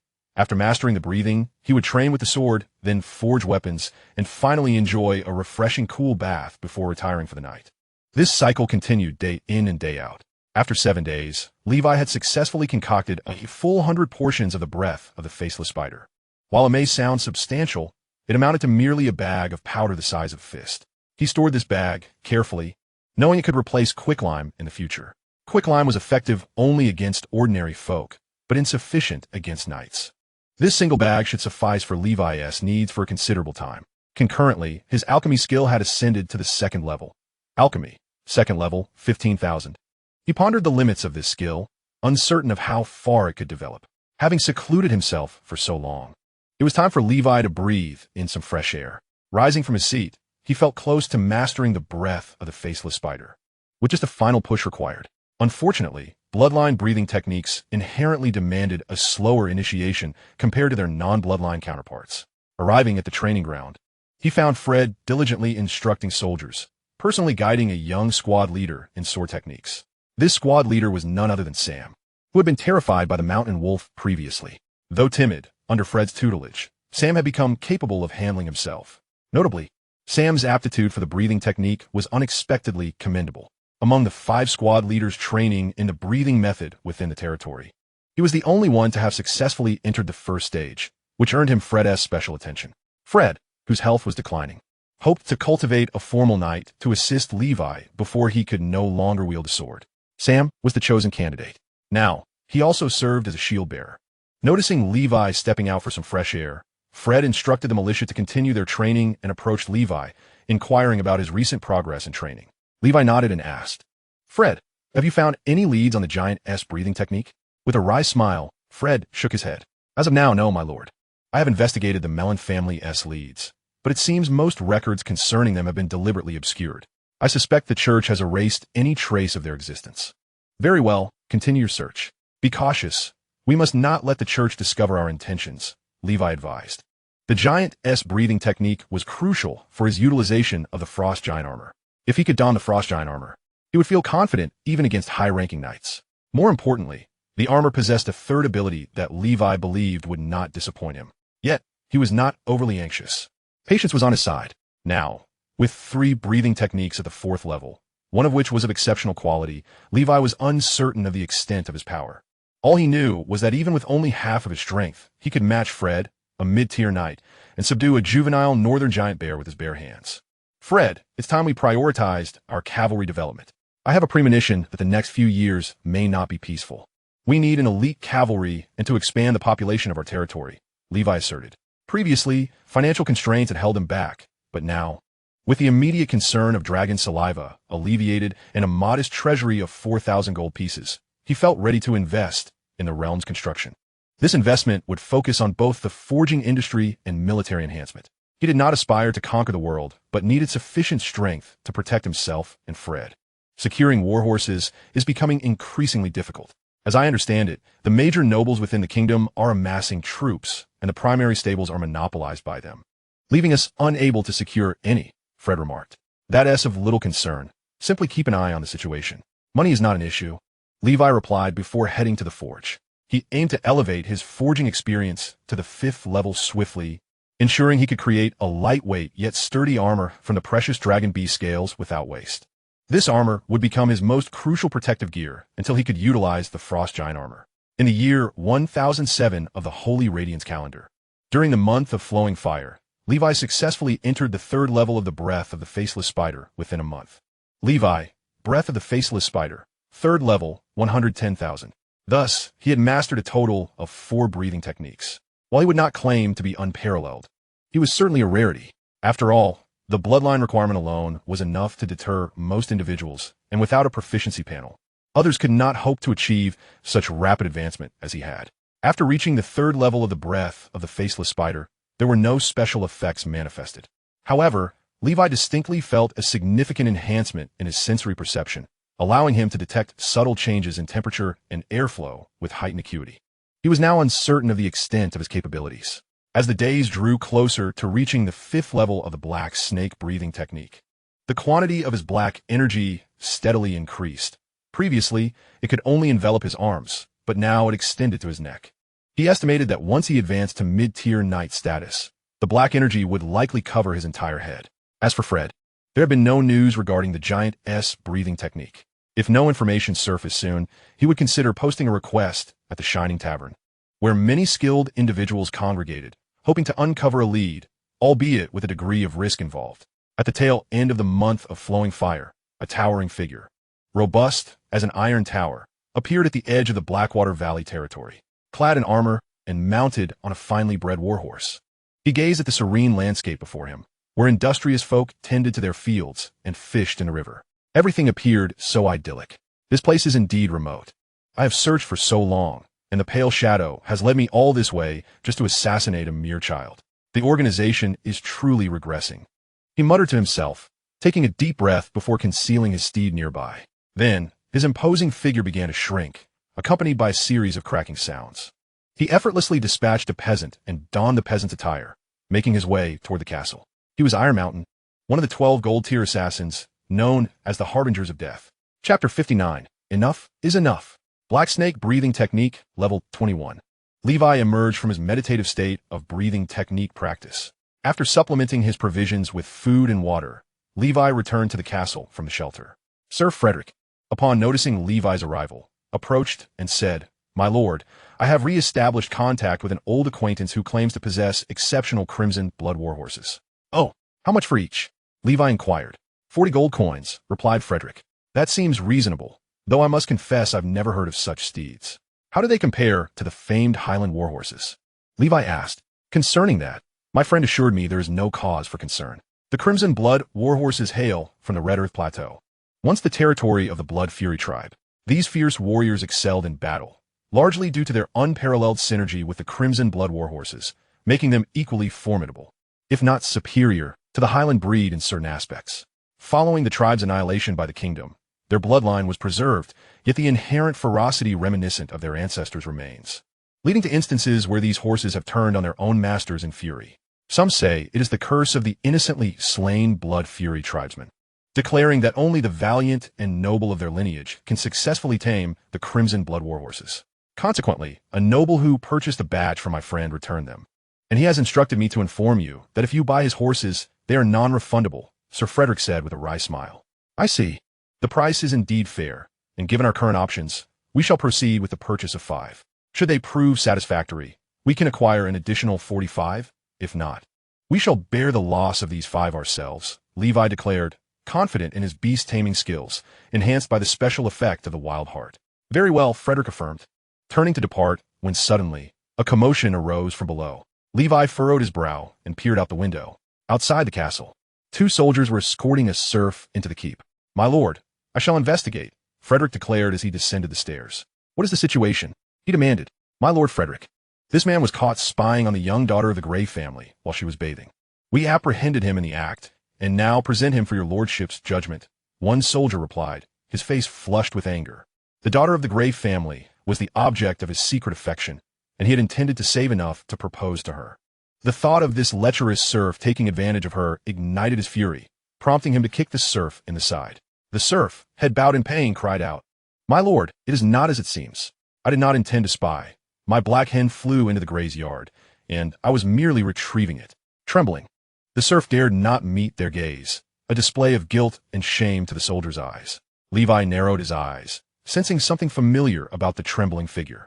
Look at me and tell me your name, Frederick demanded, sensing an oddity as he unsheathed his sword, pointing it at the serf. In an instant, the serf transformed, his hands morphing into claws as he lunged for Frederick's legs. Frederick, having anticipated treachery, narrowly evaded the attack, while the serf capitalized on the moment to rise. His body swelled, muscles rippling, veins bulging, as he seized the swords of the 2 soldiers nearby. The soldiers, realizing the serf was a formidable opponent, launched their assault. However, the disparity in strength was insurmountable. He disarmed them with ease and turned their own weapons against Frederick. The confrontation unfolded in mere moments. Despite being a mid-tier knight, Frederick found himself cornered by the serf's relentless onslaught. Though superior in swordsmanship, Frederick's cultivation and mastery of breathing techniques paled in comparison to the serf's prowess. At this juncture, Levi, stationed on the 2nd floor, swiftly notched an arrow. Thwack, thwack, thwack, thwack, for arrows flew true, striking the serf's back. Yet, he remained unbowed, dismissively laughing off the projectiles as he parried Frederick's strike with one sword, while the other lunged towards Frederick's abdomen. Frederick's ripple energy shattered the serf's blade, but in the process, his own sword fractured. Realizing the peril, he thrust the broken blade at the serf, who, undeterred, grasped the jagged weapon with his dark hand, the ripple energy causing him excruciating pain, yet he pressed on, stabbing Frederick in the gut. By now, the soldiers surrounded him, their archery skills lacking, and fearing to injure Frederick, they hesitated to fire. Meanwhile, Levi, fully armed, leapt from the upper floor. The soldiers encircled the serf, but he shielded the injured Frederick, compelling Levi and the knights to halt their assault. With a grappling hook shot from his sleeve, he secured himself to the castle wall, cradling Frederick, and gazed at Levi with a smile, saying, Dare you pursue me? Levi's expression darkened. This individual's strength was formidable, having subdued the mid-tier knight in mere exchanges. He was at least a high-tier knight, possibly a peak knight, an elite force, second only to the grand knights in the kingdom. The familiar grappling hook was unmistakably the mark of the harbinger of death. My lord, what shall we do? Captain Sam inquired, his face etched with concern. Gather 10 men and follow me. Sam, you lead the others to secure the castle and maintain order. Be wary of further enemies, Levi commanded. Proceeding to the bear pen where the 3 brothers resided, he mounted the white bear and, accompanied by the other 2, dashed through the castle gates, intending to utilize the brothers' keen sense of smell to track the enemy. Certainly, the 3 brothers would also provide formidable assistance in combat. Harbinger of death, regardless of Frederick's fate, Levi could no longer endure this cycle of torment. Enough was enough. He had reached a point where he could no longer remain passive. Chapter 60, Blood Battle. Though Sir Frederick was merely Levi's vassal, relinquishing him was not an option Levi could entertain at this moment. Moreover, he had to resolve matters with the Harbinger of Death. Otherwise, he would be unable to live a normal life. The enemy was a powerful foe, having mastered 2 breathing techniques, far surpassing the assassins previously dispatched by the Harbinger of Death. However, Levi believed that with his proficiency in 4 distinct breathing techniques as a multifaceted warrior, coupled with his various preparations, he could stand a chance against this adversary. Navigating the forest on his white bear, a terrain he knew well from frequent hunts, Levi soon spotted the hulking figure. The serf's right hand hung limply, blood streaming profusely, enshrouded in dark energy. Frederick lay abandoned, his fate uncertain. Taking a moment to compose himself, Levi calmly addressed the figure. "Before you take my life, might you reveal the identity of your employer, who possesses such cowardice and despicable nature, that even to murder a minor, they must repeatedly implore you to take action?"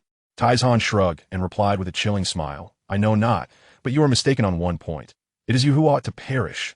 With that, Taizhan propelled himself forward like a cannonball, eschewing weapons in favor of his left fist, enveloped in dark energy, which he hurled directly at Li Wei. Li Wei drew Frostmourne and leapt from the back of the massive bear, unleashing a deadly golden cross slash, brimming with murderous intent. The air shimmered with ripples as the wave cut surged forward. Tieshan's expression shifted as he recalled the shattering force of old Fred's similar attack. He had not anticipated that the Dawn swordsman would wield such power, nor that a mere child like Li Wei could execute such intricate swordsmanship. Thus, what he intended as a straightforward assault using his formidable physique transformed into a desperate evasion of Li Wei's strike. Seeing this, Li Wei smirked coldly, unleashing a tempest of sword strikes towards Taizhan. Simultaneously, the three brothers joined in the fray, encircling Taizhan with their assault. While Li Wei and the trio engaged Taizhan, several soldiers hastily lifted old Fred, adhering to Li Wei's orders to transport him to a doctor at the base of the mountain. Unbeknownst to Li Wei, given old Fred's severe injuries, the prospects of survival were grim, particularly in a world with such limited medical capabilities, compounded by the assassin's brutal attack. Thus, all he could contemplate was to dismember the man and avenge old Fred. Among the three brothers, the stout one bellowed in fury, his terrifying bear-like paw striking at Taizhan. Unfazed, Tieshan's arms emanated a dense black mist akin to asphalt. The bear's claws merely left superficial scratches, inflicting trivial injuries. Li Wei also noted that the 4 iron arrows lodged in Tieshan's back had penetrated merely the muscle layer, failing to advance further, and despite the blood streaming down, Taizhan remained indifferent. His chest and back bore numerous scars, which he regarded as marks of honor. Tieshan's movements were grand and forceful, each strike infused with boundless power. His agility allowed him to navigate Li Wei and the brothers' encirclement with ease. Most unsettling was the swirling black mist emanating from his upper body, flowing like thick tar from critical areas. Neither the bear's claws nor Li Wei's straightforward sword strikes could breach his defenses. They were either evaded or met with Tieshan's unyielding resistance. This, too, was indicative of an exceptional breathing technique. At that moment, Li Wei realized the folly in using the black serpent breathing technique to dominate those with rudimentary techniques. Li Wei's upper garments lay in tatters, revealing his chainmail, which had also been torn, exposing the dark mist on his arms and neck. Undoubtedly, as a descendant of the black serpent, his mastery of the black serpent breathing technique was commendable, yet still insufficient. It was a pity such a promising talent was destined to perish. While attacking, Taizhan taunted, attempting to rattle Li Wei's composure. Gritting his teeth, Li Wei activated the 4 breathing techniques within him, excluding the yet-to-be-mastered 4th-tier human face spider breathing technique. The black energy generated by the other techniques coursed through his body. 3 life seeds pulsated violently against his heart, each golden cross slash a perilous strike. Before long, Frostmourne, lamenting its demise, shattered under the intense pressure of Li Wei's wave energy. Taizhan, too, bore the marks of battle, his body riddled with deep, gaping wounds. "Your sword is gone. What will you use to fight me?" Taizhan, staunchly staunching his injuries with dark energy, evaded an oncoming assault from Xiao Bai and sent another audacious soldier flying, who crashed violently into a tree, uncertain of his fate. With a malevolent grin, he charged at Li Wei once more. Li Wei drew his black serpent dagger. He thrust forward. Taizhan seized the dagger, the blade slicing through Tieshan's dark barrier, inflicting a deep wound that reached down to the bone in his palm, sending a numbing sensation coursing through him. "Huh, you dare to use poison?" Taizhan scoffed, retaliating with a punch that struck Li Wei's chest, the force of which deformed the protective plates beneath his chainmail. With a grunt, Li Wei was sent reeling backward, blood spilling from his mouth, yet he instinctively raised his hands. A cloud of white powder surged toward the hulking figure. Taizhan shielded his eyes with his hands. "What a clever lad. You've even learned our deadly technique, the lime of death." Taizhan instinctively closed his eyes, yet inadvertently inhaled some of the lime powder through his mouth and nose. Li Wei remained silent, feeling as though his ribs had shattered from that last punch. Both the black serpent seed and the other life seeds were nearly at their limits. Taizhan, too, was panting heavily, though not mortally wounded. The multitude of injuries had caused significant blood loss. The initial sword strike from Old Fred had severely injured his right hand, and now he was forced to fight using the already compromised limb. Even if he succeeded in slaying Li Wei, his right hand would likely be rendered useless. With his high-tier knight's physique, the recovery of his near-ruined hand was implausible. Resolving to decapitate Li Wei, he advanced. The three brothers, dragging their injured bodies, stood defiantly before Li Wei, baring their teeth at Taizhan, while the stout one charged forward once more. The few remaining soldiers also directed their arrows at Taizhan, though such efforts proved futile as they were either deflected or missed their mark. In a short span, the brothers were once again felled, their formidable physiques now weakened, their fur torn by Tieshan's onslaught. Li Wei, dragging his wounded body, prepared to confront Taizhan once more. "I shall twist off your head," Taizhan declared, but suddenly felt dizzy, blood surging wildly through his veins as torrents of blood began to seep from his body. A sense of impending doom washed over him as he touched his nose. Feeling the blood, and before he could utter another word, he collapsed to the ground. Li Wei seized the opportunity, commanding the soldiers to unleash a volley of arrows, transforming the fallen Taizhan into a pincushion. He then retrieved the shattered Frostmourne, methodically severing Tieshan's limbs. Bathed in blood and gasping for air, he surveyed the blood-soaked battlefield, with an exterior of calm belied by the inferno of rage within. Fool! That was not lime. Chapter 61. Tiered Medicine and the Great Bear. An ordinary person could scarcely endure the fumes emitted from the burning breath of the human face spider, yet this brute consumed a substantial amount and still drew breath. Having previously taken the antidote to the human face spider's breath, Li Wei was now immune for life and would not need to fear such poison again. After rendering the hulking figure's limbs useless, Li Wei instructed the doctor to bandage all his wounds. Ordering the soldiers to bind him with iron chains and affix him with shackles, he would not permit his adversary to succumb so easily. The embers of wrath still flickered within him. The identity of the individual who had contracted this organization to assassinate him mattered little. His sole desire was to dismantle this organization entirely. This man possessed formidable strength and undoubtedly held a significant position within the organization. Li Wei believed he could extract valuable information from him. Upon returning to the territory, Li Wei ordered the soldiers to escort the assassin to the castle's dungeon. He first visited the doctor to check on Sir Fred. The knight had sustained a penetrating abdominal injury, and given the medical standards of this world, his chances of survival were slim. Gazing at the barely conscious Sir Fred, Li Wei reached out to touch him, sensing the faintest pulse. "Is there any hope for survival?" he inquired. The doctor, burdened with concern, replied, "My lord, I shall do my utmost, but in such circumstances, much depends on Sir Fred's own constitution." "Very well. Please share what is needed for the treatment. Money is no object, as long as Fred's life can be saved. I shall also endeavor to contact physicians in the metropolis," Levi declared before turning away. He had heard that within the church of the great city, there were certain clergy members who possessed remarkable medical skills. Though the medical standards of this world were rather primitive, there existed rare medicinal concoctions crafted from precious herbs, akin to the legendary treasures found in the martial tales of the past. In a sense, ambergris could be considered one such treasure, as it could enhance the speed of one's cultivation. However, the knowledge, formulas, and raw materials for these medicines were tightly controlled by the church, which referred to them as holy medicines, gifts bestowed by the saints. The church profited immensely from these holy medicines, reaping substantial wealth. Despite Levi's aversion to dealings with the church, for Fred's sake, he felt compelled to seek out someone at the church branch in Icewind City, fully aware it would require a considerable expenditure. As for that old dog, Abraham, Levi had no intention of consulting him. He recognized that the old wretch was more enamored with power and gold than with the healing arts.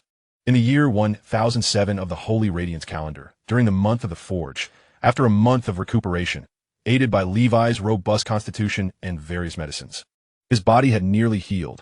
Nevertheless, he still donned his armor. Even with defensive breathing techniques, an additional layer of protection was undeniably advantageous. Levi could not help but feel grateful. Without the armor, he might have sustained far graver injuries. Ultimately, much like in a game, regardless of the class one chose to play, the tanking build would always hold its place. During the past month, despite his injuries, he had not ceased his breathing exercises, steadily progressing towards the 5th tier of the black serpent breathing technique. Not only that, but he had also managed to grasp the basics of the grizzly bear breathing technique, advancing it to the third tier. This technique was less challenging than the siren and the man-faced spider breathing techniques, comparable to the frost wolf breathing technique, making it a rather manageable endeavor for Levi. Furthermore, the secret medicine for the grizzly bear breathing technique was brutally straightforward. Bear blood, with the more powerful the bear, the better. This posed no issue for Levi, as he had 3 ravenous Northland grizzly bears at his disposal. These colossal creatures consumed a significant amount of food, and Levi could draw a little blood from them each day without their protest. His experience gaining speed had significantly increased compared to before. With the advancement of the grizzly bear breathing technique to the third tier, Levi felt a noticeable enhancement in his already considerable strength. One could only commend the technique as focus on power. Specialization yields mastery. Next, he would steadily work towards a fourth tier. Currently, engaging in the rudimentary level breathing techniques was child's play for him, with the secret medicine at his disposal. Achieving the third tier in a month and the fourth tier within 3 months seemed entirely feasible. Besides the grizzly bear breathing technique, Levi also made evident progress in his other breathing techniques. The black serpent breathing technique would soon reach the 5th tier. This technique served as the foundation of Levi's formidable prowess. An excellent level breathing technique could surpass the cumulative strength of many rudimentary techniques. Most importantly, the ceiling for an excellent level breathing technique was significantly higher, while rudimentary techniques could not ascend to the level of a Grand Knight. On another note, impressed by the utility of the man-faced spider's breath, Levi had concocted a considerable amount of poison for future use, allowing his alchemical skills to rapidly progress to the 3rd tier. Remarkably, this 3rd tier was not even the limit. It appeared that, akin to forging, this craft possessed a robust growth potential. Now that he had reached the 3rd tier, he could attempt to concoct the tears of the man-faced spider and the kiss of the man-faced spider. Due to the rarity of the materials for these poisons, Levi had previously refrained from experimenting, fearing waste.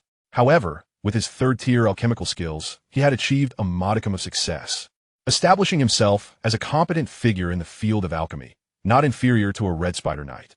Thus, the creation of these 2 more potent poisons had naturally moved to the forefront of his agenda. Upon visiting the physician, Levi learned that after a month of treatment, Fred had barely clung to life. He had expended a staggering 400 gold coins to procure the healing medicines from the Holy Radiance Church in Icewind City, composed of invaluable and rare materials. Fortunately, the efficacy of these medicines was remarkable. Currently, Fred's condition had stabilized, and with his mid-tier knightly constitution, he should be secure in his life. However, whether he could fully recover would depend on the benevolence of the Divine Father. Should Levi one day ascend to the rank of a wizard, he would likely possess the means to heal Fred with spells. Yet, he pondered whether Fred could endure until that day arrived. After visiting Fred, Levi's expression darkened as he made his way alone to the underground prison of the Black Serpent Castle, where the cells housed the most heinous criminals of the territory. At present, however, the inhabitants of the territory remained virtuous and kind, so the prison was largely empty. Only one offender was confined here, the assassin known as the Harbinger of Death. This wretch had been poisoned, rendering him immobile, and yet he had not succumbed. Levi found himself compelled to admire his formidable physique. The man, pale and battered, was chained and nailed to the wall. Upon seeing Levi approach, he rasped, "Why do you not kill me? Believe me, if killing you could restore Fred to health, I would do so 1,000 times over," Levi replied, casually sitting beside him and gnawing on roasted meat. "What a bold claim, you despicable coward, resorting to poison," the brute retorted. "Isn't that what your ilk has taught me?" Levi countered, "By the heavens above, I, Taizhan, have been an assassin for many years without ever resorting to poison. Though I am an assassin, I'm also a knight, yearning for fair combat, unlike you, who takes advantage of numbers," Taizhan exclaimed vehemently. "Once you've chosen the path of an assassin, spare us the pretense of virtue. What honorable knight would ever become an assassin? Given your breathing technique, it must be of excellent quality. Could you possibly be the illegitimate child of some count?" Levi taunted. Little did he know, his casual remark had struck a nerve with Taizhan. "You are the illegitimate child. Your entire family is illegitimate. So what if I am an illegitimate child? I'm still the most outstanding genius of the younger generation of the damned Aaron family." Taizhan spat. Levi's expression shifted slightly.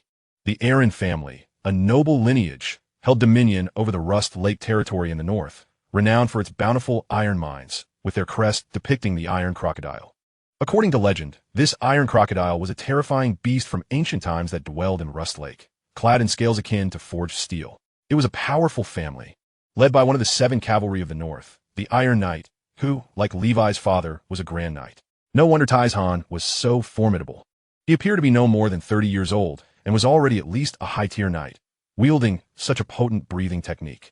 It was evident that Taizhan harbored resentment towards the Aaron family due to his status as an illegitimate child, and Levi surmised that it likely pertained to issues of power. After all, illegitimate children could not inherit the family title, and Taizhan, believing himself to be the youngest genius of their family, had likely faced ostracism, thus joining the Harbinger of Death and becoming an assassin. However, Levi was indifferent to these matters. His sole desire was for Taizhan to divulge the identity of the mastermind behind the scenes. Yet no matter the torture he inflicted, the man screamed in agony, yet continued to insist he knew nothing. Ultimately, Levi relinquished his efforts, coming to understand that Sir Bernard had not lied. Only the upper echelons of their organization possessed knowledge of the mastermind's identity. Taizhan, who boasted of being a gold-tier assassin, indeed demonstrated considerable skill. Yet he was not among the organization's higher ranks.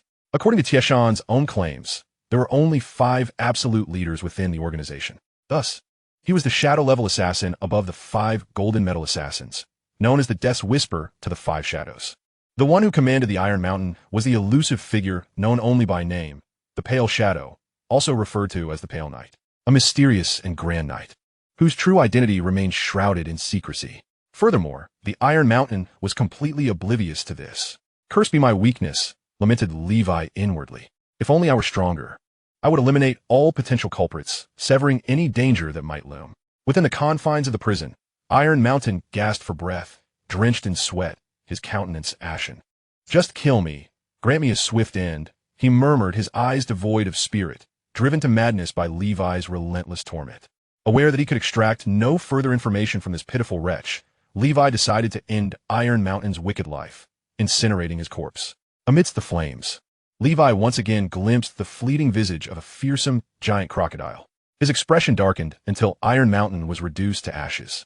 Days later, a serf discovered a famished, skeletal mountain warhorse in a remote area of the territory and presented it to Levi. To his astonishment, it was a warhorse still equipped with its armor. Upon inspection, he found it malnourished yet fundamentally sound. Clearly, this steed had belonged to Iron Mountain. Beneath the saddle, he unearthed a small cloth pouch containing several hundred gold coins, along with some provisions and water. Additionally, there was a tome titled Ode to the Shadows and a mask resembling the Death's Whisper, identical to one Levi had previously obtained, indicating that Iron Mountain was also a devotee of the Shadow Lord. The remainder of the text detailed the sea demon breathing technique that Levi had already mastered. Regrettably, it lacked the defensive breathing method that Levi sought, one comparable to the black serpent breathing technique. "What is this?" Levi mused as he unfolded a piece of parchment, revealing a map of the Northern Emerald Kingdom. How curious that Iron Mountain possessed such a valuable item. Levi felt a surge of delight. This was indeed an unexpected boon, despite his skepticism regarding the map's accuracy given the world's technological standards. It was evident that Iron Mountain had used it to navigate to the Blackwater Valley, suggesting a basic level of precision. More importantly, Levi noted that the map contained information he urgently required. The hideout of the Death's Whisper was located in Icewind City, where 3 formal knights resided, serving as mentors for assassin apprentices, teaching the art of assassination while also coordinating with the assassins in Icewind City. Levi muttered to himself, gazing at the map. It was high time to make this accursed organization pay for their 3 assassination attempts against him. However, before that, he needed to elevate his mastery of the black serpent breathing technique to the 5th tier. Simultaneously, he worried that, should this assassination fail, the Pale Shadow from the Death's Whisper might personally intervene, employing overwhelming force to eliminate him. Train, he urged himself, fully committing to the cultivation of his breathing techniques, striving to enhance his abilities. The territory must also enter a state of martial law to prevent a recurrence of Iron Mountain's situation. The most troublesome aspect of the Death's Whisper organization lay in the fact that many of its members practiced the sea demon breathing technique, allowing them to alter their forms and infiltrate undetected. While he might discern some anomalies, ordinary soldiers and civilians would find it exceedingly difficult to notice anything amiss. Yet, Levi could conceive of no effective solutions. He could only strive to elevate his cultivation as much as possible before the enemy arrived. In the year 1007 of the Holy Radiance calendar, during the month of wheat fields, when the wheat turned golden, The serfs within the territory began preparing for the autumn harvest. The forging industry continued to flourish. However, the warehouse had accumulated a substantial amount of iron sheets intended for armor production. The lord responsible for armor forging had become increasingly elusive, rarely making an appearance. Levi, focused on his endeavors, ceased his forging pursuits after successfully concocting the Spider's Tear and Spider's Kiss potions, no longer wasting time on alchemy or blacksmithing. For Levi, nothing held greater importance than mastering his breathing techniques. Chapter 63. The Fourth Tier Limit. Wrestling with the Bear. Setting aside all other matters, Levi devoted himself entirely to the cultivation of his breathing techniques, temporarily halting his practice of the Golden Cross slash, as the basic ripple power had proven sufficient. Finally, at the close of the month of wheat fields, Levi achieved the fourth tier in the bear breathing technique ahead of schedule. Levi, bear breathing technique, fourth tier, limit. Special effect, basic strength. Basic strength. Your strength is extraordinary. You possess greater explosive power, enabling you to wrestle with giant bears and combat wild bulls. Indeed, the breathing techniques with fewer illustrations of little figures were easier to master, and with the support of the bear's blood elixir, the bear breathing technique, which he practiced last, became his second limit-breaking technique. Levi chuckled at the pace of his progress, finding it entirely reasonable, especially considering that the bear's blood elixir he used was derived from the blood of a Northland giant bear, which matched a knight's prowess once fully matured. As per usual, he decided to spar with the trio of brothers. Rising, Levi traversed the secret passage to the castle, arriving at the bare enclosure of the three brothers. Little White, come here, he beckoned, and obediently, Little White approached. The little ones were now nearly 4 years old, each weighing over a ton, having reached the maximum size of the largest brown bears from his past life. However, their strength far surpassed that of ordinary brown bears. Particularly their formidable power and physique evoked Levi's admiration. Had it not been for the trio during his battle with Iron Mountain, Levi might have truly struggled against that foe. The injuries inflicted by Iron Mountain had nearly healed under Levi's meticulous care and the bear's remarkable self-healing abilities. Overall, the trio's strength was now at the level of low-tier knights, and upon reaching maturity, they would likely possess the combat prowess of mid-tier knights. As exceptionally strong male bears, they could even rival high-tier and peak knights. If these three creatures fully matured, they would be an immense asset to Levi. The Mountain Warhorse cavalry paled in comparison. The Northland Giant Bear cavalry was far superior. Thus, despite the considerable resources expended, Levi remained committed to nurturing these three gluttons. Just as Daenerys could conquer the world with her 3 dragons, Levi intended to safeguard himself with 3 Northland Giant Bears. Little White, you hold this end of the rope, Levi instructed, tossing a thick hemp rope to the bear. Little Fatty and Little Gray approached curiously, with Little Fatty eager to join in, only to be halted by Levi. Wait a moment. Little White isn't a match for me in tug of war. You can join in afterward. At this, Little White seemed displeased.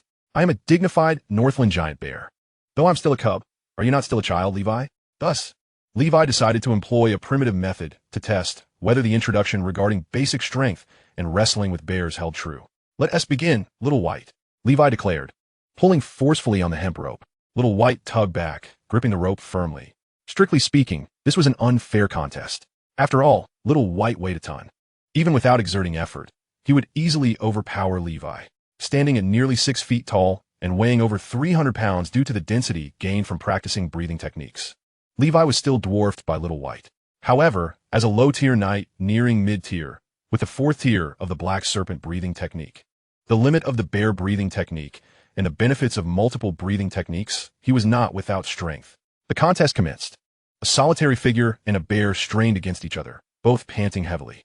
Levi's muscles bulged, his heart pounding as the essence of the great bear breathing technique surged within him, infusing his arms and core with a dark energy that symbolized strength. Although the Black Serpent breathing technique, Frost Wolf breathing technique, and Sea Demon breathing technique were not primarily focused on power, their 4th tier status provided some degree of enhancement. Albeit minimal, Levi's face flushed crimson, while the small white bear emitted waves of heat and vapor from its nostrils. Ultimately, after enduring for 5 minutes, Levi found himself slightly inferior to the bear in terms of sheer strength, despite pushing the limits of the great bear breathing technique. He still fell short compared to the exceptionally gifted behemoths of the north. It seemed that the great bear mentioned in the special effects description referred to an ordinary bear, not the king of bears found in the north. Nonetheless, such strength was more than sufficient to overwhelm the majority of adversaries.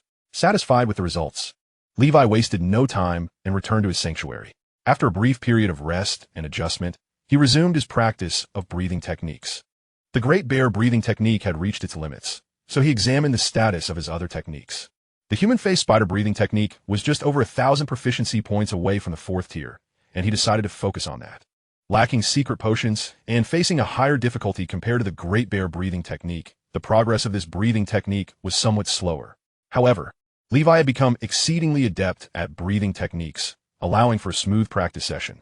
In the year 1007 of the Holy Radiance calendar, during the month of harvest, the wheat yield in the Blackwater Valley territory had increased by approximately 10% compared to the previous year. At the beginning of the year, Levi had invested considerable manpower and resources to cultivate more farmland, also encouraging serfs to utilize natural organic fertilizers, resulting in a notable uptick in production. However, constrained by the agricultural technology of this world, future improvements would inevitably diminish. The key to enhancing agriculture lay in the area of arable land and the agricultural population. Presently, the population within Levi's territory struggled to keep pace with the economic development, necessitating encouragement of childbirth, but more importantly, the influx of new blood. Typically, lords in this world increased their populations through grants from above, buying and selling serfs, or absorbing refugees fleeing from natural disasters and man-made calamities. However, given Levi's remote location, even if refugees fled, they tended to seek wealthier regions, rarely venturing here. Thus, Levi was left with no choice but to purchase serfs. In this era, the trade of serfs was commonplace. Levi instructed his subordinates to procure a batch of serfs from the slave market in Icewind City, most of whom were war refugees, many bearing injuries. Yet, Levi had no options. Healthy, high-quality slaves were in high demand, primarily acquired by the nobility. Therefore, as long as they did not carry infectious diseases, ordinary injuries were tolerable. These individuals were assigned by the steward to various roles in the mill, iron mine, and other workstations. Levi remained sequestered within the sanctuary, diligently honing his breathing techniques while simultaneously strengthening defenses against the ominous whispers of death and the shadowy figures plotting against him. One day within the sanctum, Levi opened his eyes, radiating divine light, with every hair on his arms standing on end. The human-face spider breathing technique had ascended to the 4th tier. Chapter 64, Primary Vibration Perception and Spider Sense. Levi, human-face spider breathing technique. 4th tier, 120,000. Special effects, primary vibration perception, spider sense. Good heavens!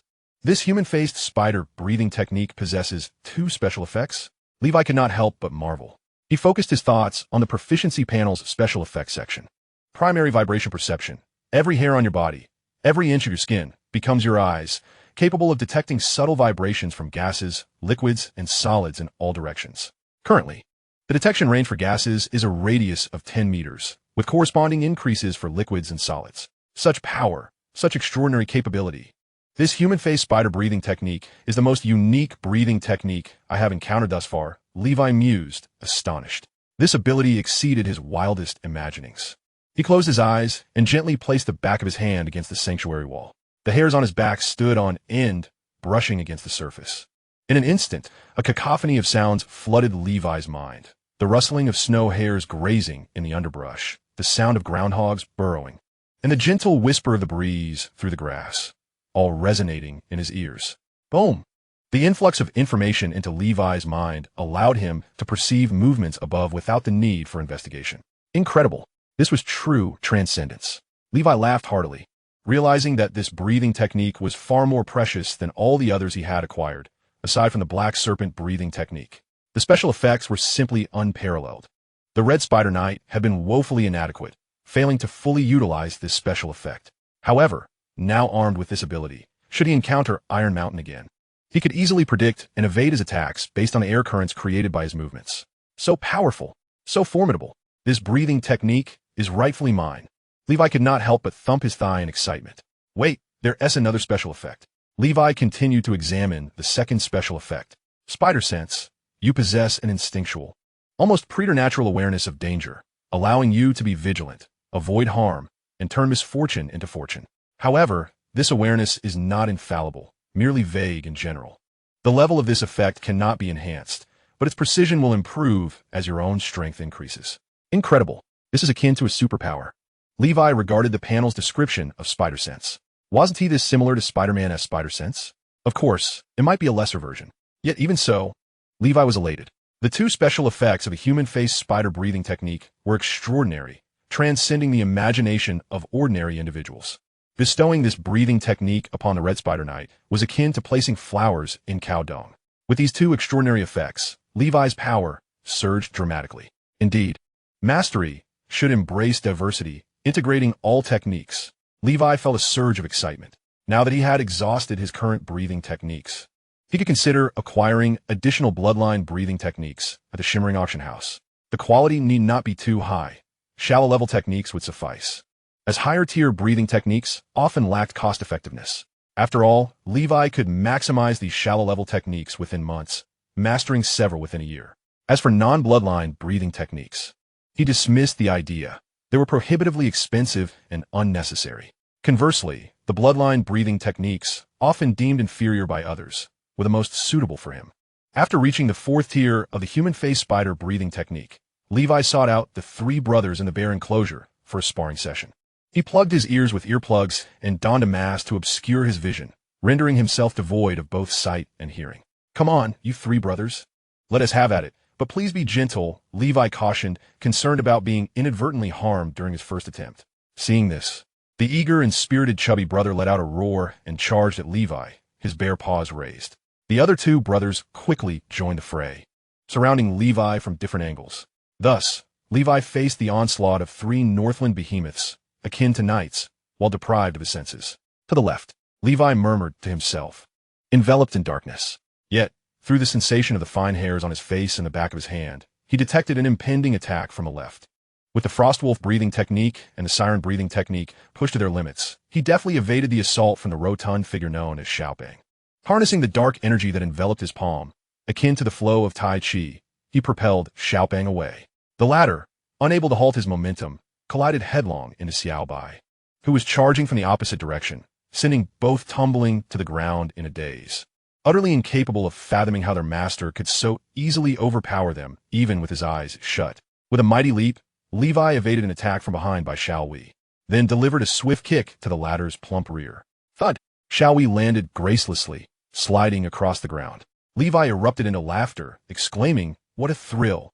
His demeanor exuded that of a martial arts master, standing with arms folded. Embracing the mountain breeze, he attuned himself to the whispers of the wind, feeling an unprecedented closeness to the essence of nature and the world around him. Although shrouded in darkness, he experienced a profound sense of understanding and intimacy with his surroundings for the first time. After bidding farewell to the three companions, Levi began to stretch and prepare for further training. Let's continue, he thought. The black serpent breathing technique was but a hair's breadth away from reaching the fifth tier. Once attained, he would allow himself a brief respite. The exertion had been exhausting. Over the past few months, Levi's training regimen had nearly reached the limits of his physical endurance. Were it not for the elixirs and ample nutritional support, coupled with his formidable willpower, he felt he might have succumbed to madness akin to that of a knightly zealot. A disciplined life was undoubtedly fulfilling. Having endured 3 assassination attempts, Levi was now resolute in his desire to grow stronger swiftly and seek vengeance. He was determined to show the Deathbird organization the consequences of their actions. The harvest moons swiftly passed, and thus far, the Blackwater Valley remained a bastion of tranquility. Yet, as the month drew to a close, encouraging news arrived from the physician. Sir Frederick, who had been in a coma for several months, had awakened. Levi paused his training and rushed to Frederick's side. The knight appeared even more aged after his grievous injuries. In his early 50s, his once dark hair was now streaked with gray, his lips pale, and his vitality waning faster than that of a knight typically in decline. Though Levi had procured holy medicine from the church to save Frederick's life, he understood that the knight's mid-tier strength could no longer be preserved. With a wry smile, Frederick murmured, "It is a relief to see you unharmed, my young master. Otherwise, I fear I would have to answer to your father when I meet the Father of Heaven." Frederick's rough hand clasped Levi's, his voice trembling with emotion. "Frederick, I am quite well. From now on, your sole responsibility is to recuperate. I look forward to the day when you can accompany me to witness the resurgence of the Black Serpent and ensure our enemies pay their blood debts." Chapter 65. The Fifth Tier of the Black Serpent, Intermediate Defense. Year 1007 of the Holy Radiance, Month of the North Wind. Frederick was nearly ready to walk again, which brought Levi considerable relief. The exorbitantly priced holy medicine had proven its worth. At times, the church was indeed reliable. For several months, the potential adversaries Levi had remained vigilant against had not made an appearance, leaving him perplexed. Had they forgotten him? Simultaneously, with Frederick awake, discussions about procuring the Crimson Blood warhorses commenced. By the end of the month, Frederick's friends delivered the 5 warhorses Levi had purchased. Upon their arrival, Levi immediately set to work employing his utmost beast-taming skills to train the horses. Though wild at heart, he recognized the underlying reasons for their difficulty in being tamed. Unlike the deep bond he shared with his 3 companions from childhood, utilizing his current beast-taming abilities, he promptly identified the issues and, through a balanced approach of firmness and gentleness, successfully tamed one of the Crimson Blood warhorses in no time, followed swiftly by the others. It was a straightforward task. The so-called curse of the Blood Rage tribe was merely an excuse for the ineptitude of those trainers. As he directed Shyamalan and the others to prepare the iron armor needed for the warhorse barding, he simultaneously sought out additional steeds. Overall, with the steady income from the forging industry, coupled with the substantial funds he had amassed from the Bernard Knight's estate, Levi had sufficient resources for the foreseeable future. The situation in Blackwater Valley was thriving. Year 1007 of the Holy Radiance, the month of winter had arrived. The biting cold winds were harsh and unforgiving. The anticipated enemies had yet to materialize, and Levi resolved he could no longer remain passive. He would take the initiative. His newfound confidence stemmed from his considerable strength. Indeed, Levi's Black Serpent breathing technique had reached the 5th tier. Levi, Black Serpent breathing technique, 5th tier, 130,000, special effect, intermediate defense. The most challenging of breathing techniques. The only exceptional breathing technique Levi possessed had finally reached the 5th tier. The initial effect of basic defense had evolved into intermediate defense. Consequently, the dark energy emanating from his Black Serpent lineage had expanded from his arms to encompass his head and neck. He estimated that upon reaching the 6th tier, it would spread to cover his entire upper body, akin to that of the Iron Mountain. For now, it sufficed. As per Levi's habit, he would certainly don layered protection comprising hard armor plates, chainmail, and leather armor over his upper body. Thus, unless confronted by a master like Iron Mountain, he doubted anyone could penetrate his defenses with a single blow. With his current foundational speed and basic vibrational perception, only knights of exceptional swiftness could hope to land an attack on him. In summary, whether it be defense, strength, speed, or even the rare attribute of perception, Levi had far surpassed the average individual. In this age, none could rival him in the simultaneous mastery of multiple breathing techniques, all cultivated to the 4th tier. The confluence of his 4 fundamental attributes represented not merely the combined potential of 4 disparate low-tier knights. It signified a qualitative transformation. Now, should he encounter Iron Mountain again, there would be no need for poison or assistance from his 3 companions. He could effortlessly crush him himself. Iron Mountain's prowess was already considered rare within the Deathbird organization, with only a handful stronger than him, aside from the 5 Shadows of Death. In other words, apart from knights of the caliber of the 5 Shadows, he felt no fear of others. Even in the face of a true knight, with his skills, the outcome remained uncertain. However, he admonished himself that such pride was unwarranted.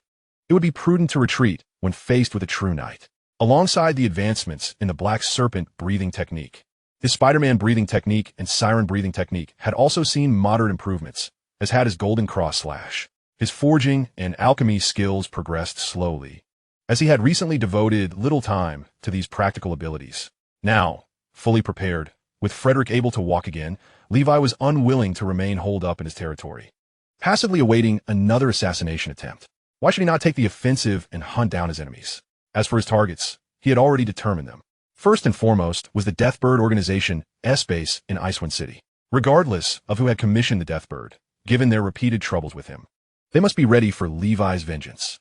Aside from the outpost in Icewind City, there exist several other strongholds on the map of Iron Mountain, albeit they are distanced from Levi by great spans, many even lying beyond the borders of the kingdom.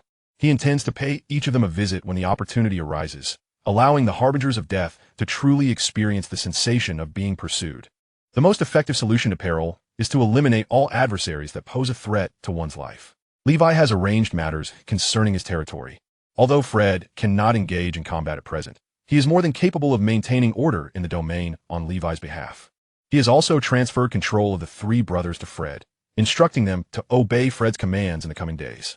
ensuring that any issues within the territory can be resolved by the three brothers' intervention. Meanwhile, Levi has concocted several vials of the venom of the human-faced spider and a small bottle of its tears, along with a few doses of the spider's kiss. These poisons, carried on his person, could prove life-saving in critical moments. Concurrently, his proficiency in potion-making has significantly improved. After making thorough preparations, Levi donned his white wolf mask and, under the cover of night, departed from his sanctuary, quietly leaving the Blackwater Valley.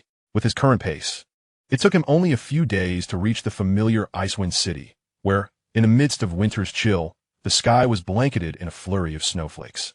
Along the road, he encountered numerous frozen corpses, abandoned and unclaimed. Levi frowned, realizing that these individuals appeared to be refugees. Could it be that another region has recently descended into chaos? Having been engrossed in his training and oblivious to the events unfolding outside, Levi did not immediately seek out the outpost of the Harbingers of Death in Icewind City, but instead made his way to the Shining Tavern. Within, scantily clad women were enticing patrons, while the doorman handed a glass of dark beer to the man in the white wolf mask. Drink this snowflake beer, and may you possess the courage of the snowflake knight to roam the world alone. Chapter 66, The Eternal Night Kingdom and Queen Elsa of Snow and Ice. Today's entry fee to the tavern was the snowflake beer. The snowflake knight is a legendary figure who rose to prominence in the north. It is said that when he was born, snowflakes danced in the air and the north wind howled during the month of burning fire. Throughout history and across various cultures, we are never short of tales imbued with legend. Levi sipped his drink and entered the tavern.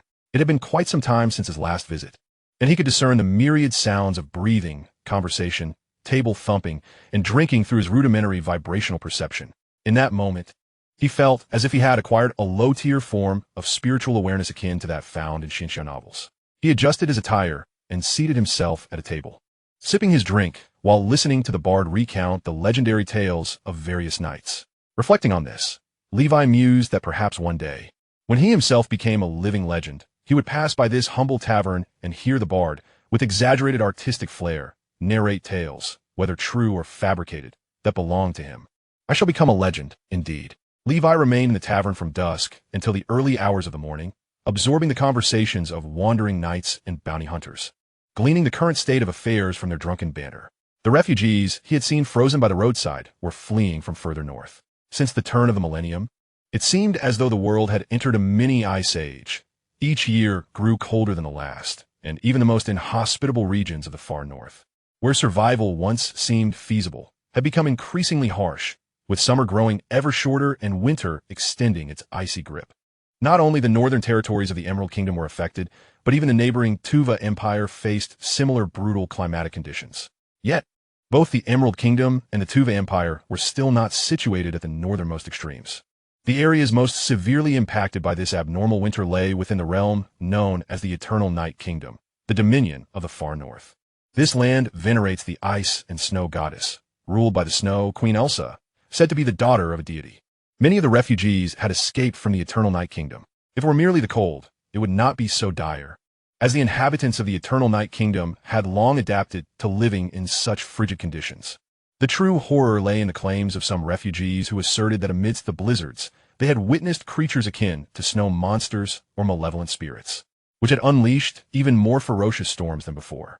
The Ice and Snow Church referred to them as snow demons. In times past, such tales would have been met with skepticism, yet with the increasing frequency of malevolent spirit attacks in recent years, even the Holy Radiance Church has begun to acknowledge the existence of such entities. The Church defines these malevolent spirits as the minions of demons, birthed from humanity's 7 deadly sins, a consequence of the kingdom's citizens' waning faith in the Heavenly Father. Thus, in recent years, the Church has seized upon this as an excuse to embark on extensive construction projects in remote areas previously devoid of churches, such as the locales surrounding Levi's Blackwater Valley, urging followers to exhibit an even more fervent devotion to the Father, for only the Father's holy light and the radiant Knight's sacred swords can subdue the malevolent spirits. In summary, the populace now largely believes in the rumors surrounding the snow demons. Presently, within Icewind City, anxiety permeates the air. Affluent nobles have begun migrating southward, seeking refuge in the warmer Green Forest province, while some aristocrats have resolved to relocate entirely to the Molten Kingdom, a realm that venerates the eternal flame.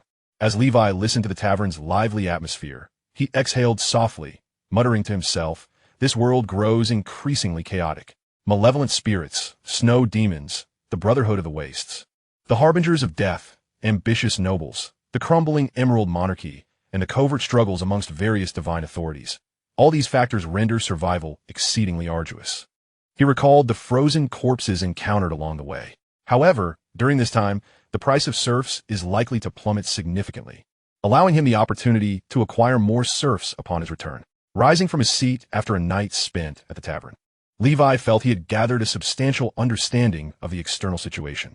Ultimately, within a secluded corner of the shining tavern, he posted a request, seeking a legacy or scroll of the giant breathing technique or other breathing techniques. The reward for this request commenced at 10 gold pieces, negotiable. Interested parties may contact Mr. Gerald, the collector of breathing techniques, through the shining tavern. Levi held little hope of discovering the giant breathing technique, yet he believed it worthwhile to try. Moreover, even if he could not procure the giant breathing technique, collecting other breathing techniques would still be immensely beneficial. Once he stepped outside the tavern, Levi's figure vanished into the night. He made his way down a deserted alley, and as he walked, his form began to shift, ultimately transforming into a visage entirely different from his original. He donned the white wolf mask he had forged by hand, crafted from fine iron and infused with a touch of mithril. Modeled after the Harbingers of Death's mask, it offered protection against toxins while safeguarding his face. He had also personally forged the Frostmourne 20 version, embedding a chunk of mithril the size of an infant's fist within. This single piece of mithril had cost Levi 200 gold coins. Only such exceptional weaponry could withstand the ravages of wave force and fully unleash the power of the Holy Cross slash. He retrieved a small vial containing a lethal poison. Coating Frostmourne with the tears of the human-faced spider, he did the same with the black serpent dagger. With all preparations complete, the time for carnage was nigh. In the southern expanse of Icewind City lies a forsaken ancient castle, a nameless relic from centuries past, now in a state of dilapidation, shrouded in tales of malevolent spirits. Whether these tales of specters are true or mere folklore, one thing remains certain. This castle has long been abandoned, a desolate place where no soul dares to tread. As one traverses the dimly lit corridors, a hidden realm unfolds within. This is the clandestine stronghold of the Harbingers of Death. Within the castle's confines, a repurposed training ground emerges, where young members of the Harbingers, endowed with the talent for the Siren's breathing technique, are being instructed by figures known as mentors, honing their assassination skills. Their expressions range from numbness to fervor, as they practice while reciting the verses of the Ode to Shadows. Only by placing death and fear behind them can they aspire to become true assassins. Was an assassin, we traverse the shadows, perceiving the truths invisible to the eyes of the ignorant. Light is but an illusion, a mirage. Shadows and darkness embody the cosmos' true visage. Only thus can you, in death, become a shadow servant beside the Lord of Shadows, achieving eternal immortality. One mentor elucidates the doctrines of the Lord of Shadows to the organization's members while assigning assassination missions to fledgling assassins. Once his tasks are complete, he affixes a meticulously penned letter to the leg of a red-eyed raven.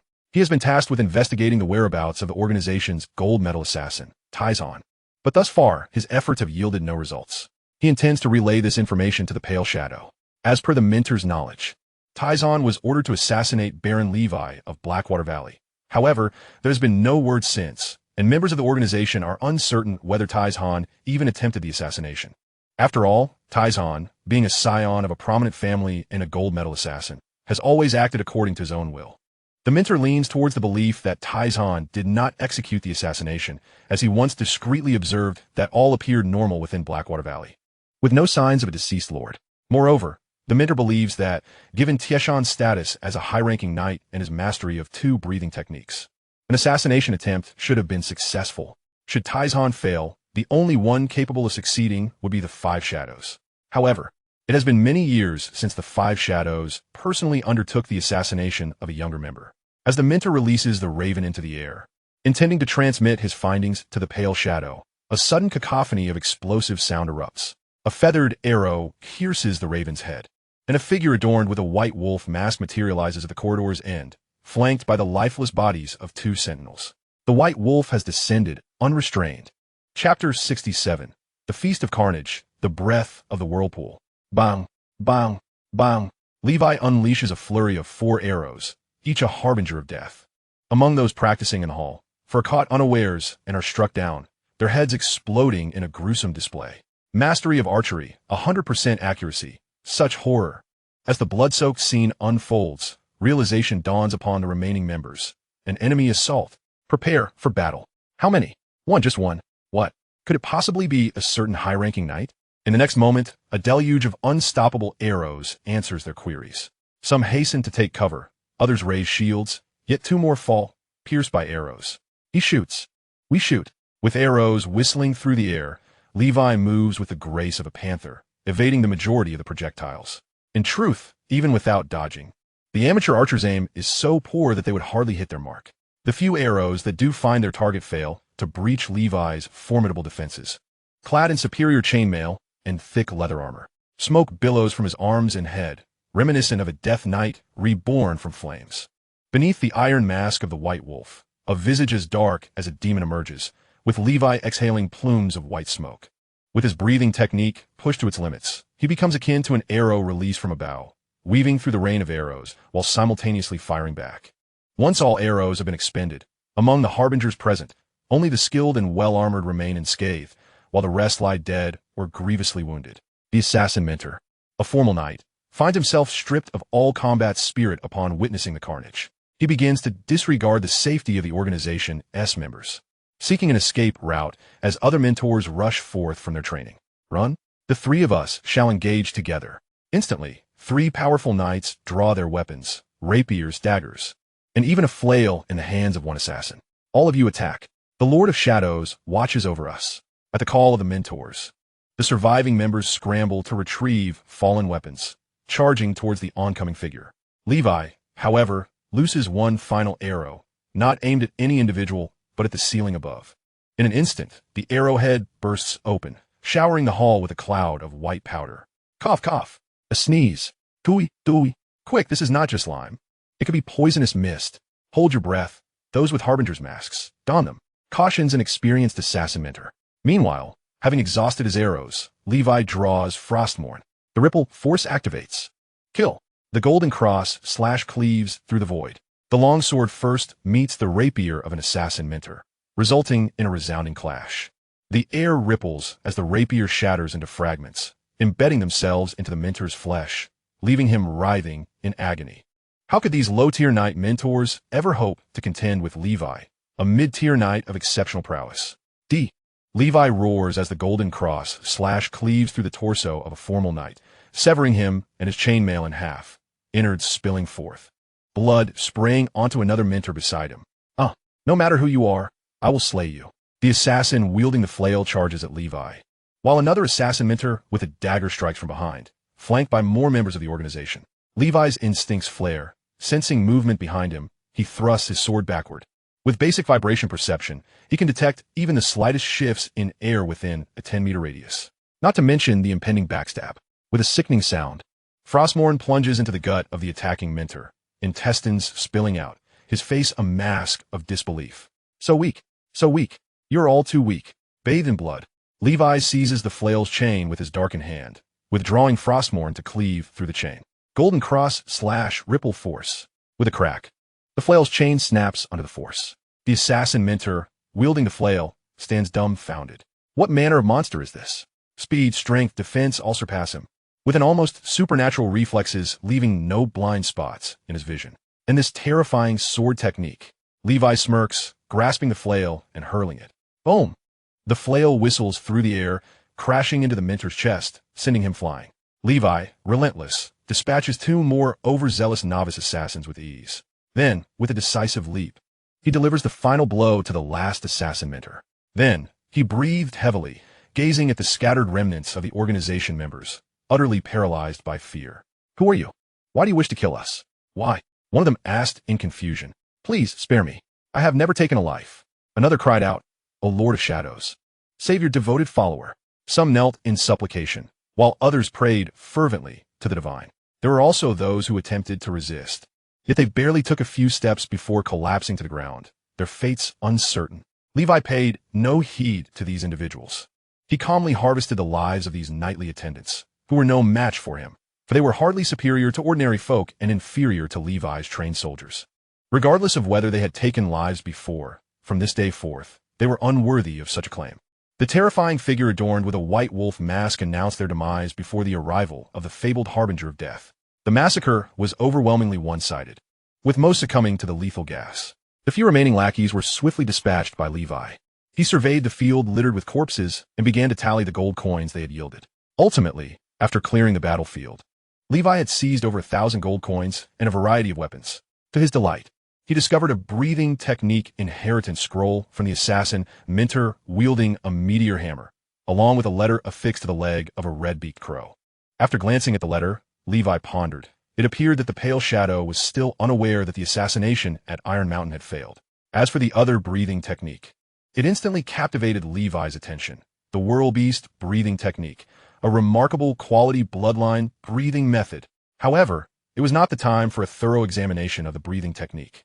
Levi stored the inheritance scroll away, piled the bodies, and set them ablaze. Henceforth, a specter known as the White Wolf would roam this land, tirelessly hunting the members of the Harbinger of Death. With the White Wolf mask adorning his face, Levi swiftly departed the castle, the crows circling behind him, narrating the tale of lives extinguished. Chapter 68. Extreme Forging, a masterpiece of craftsmanship. This reprisal against the Harbinger of Death was immensely satisfying. After being targeted by this organization in 3 successive assassination attempts, Levi finally felt a sense of vindication. The enemy lost 3 formally recognized Knight-level assassin mentors, along with a significant portion of the organization's future prospects, and the gold coins within their stronghold had been plundered. Even for a large organization, this was undoubtedly a devastating blow. Through this battle, Levi gained a preliminary understanding of his own strength. The 3 low-tier knights and numerous assassin apprentices were utterly powerless against him. Such a feat was seldom achieved by an ordinary high-tier knight. Upon returning to Blackwater Valley, Levi stored the 1,000 gold coins he had collected within his sanctuary and then opened the newly acquired breathing technique inheritance scroll. The image depicted a vast swamp, from which a grotesque, spiny, yellowish worm emerged, resembling a menacing pillar piercing the heavens, surveying the marshland with disdain. Surrounding the worm were peculiar, contorted figures, small beings that appeared bizarre in their postures and movements. This was said to be a terrifying creature from legends, dwelling in the swamps, capable of devouring countless lives upon its emergence. Levi counted. There were a total of 36 small figures depicted on the scroll. Why only 36? That's just one more than the Spider-Man breathing technique, Levi muttered to himself. Based on his previous observations, the greater the number of figures on a breathing technique scroll, the higher its quality. Could it be that this was not an excellent quality breathing technique? Was the creator of this scroll lying? Or perhaps the 36 figures marked the boundary between the rudimentary and the exceptional. The Black Serpent breathing technique, also of excellent quality, boasted 71 small figures. Levi was perplexed. This question required further exploration through additional breathing techniques. He had already posted a request at the Shining Tavern and anticipated acquiring more techniques soon. Regardless, it was time to practice. Levi, undeterred, began to comprehend the scroll. The Whirlbeast breathing technique emphasized an extraordinary physique. Mastering it would enhance a knight's physical attributes beyond the ordinary.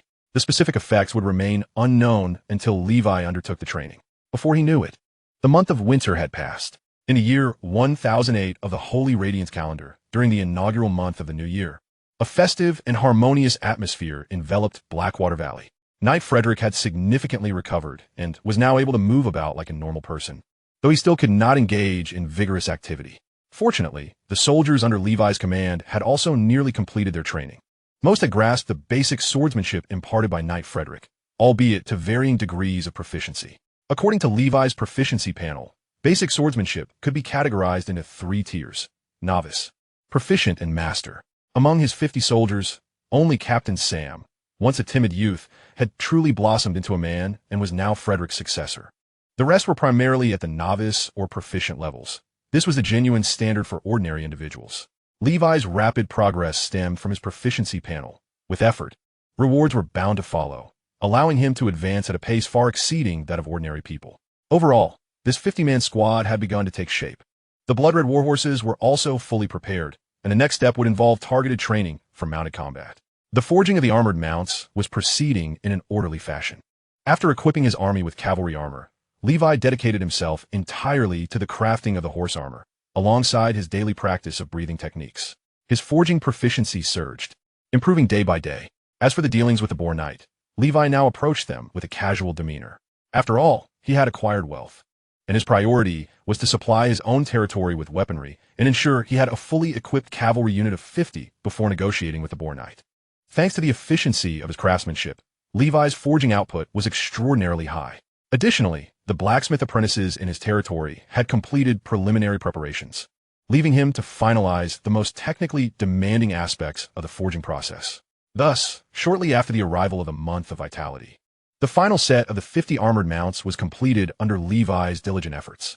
Forging, Tier 4, 19912 to Tier 5 limit.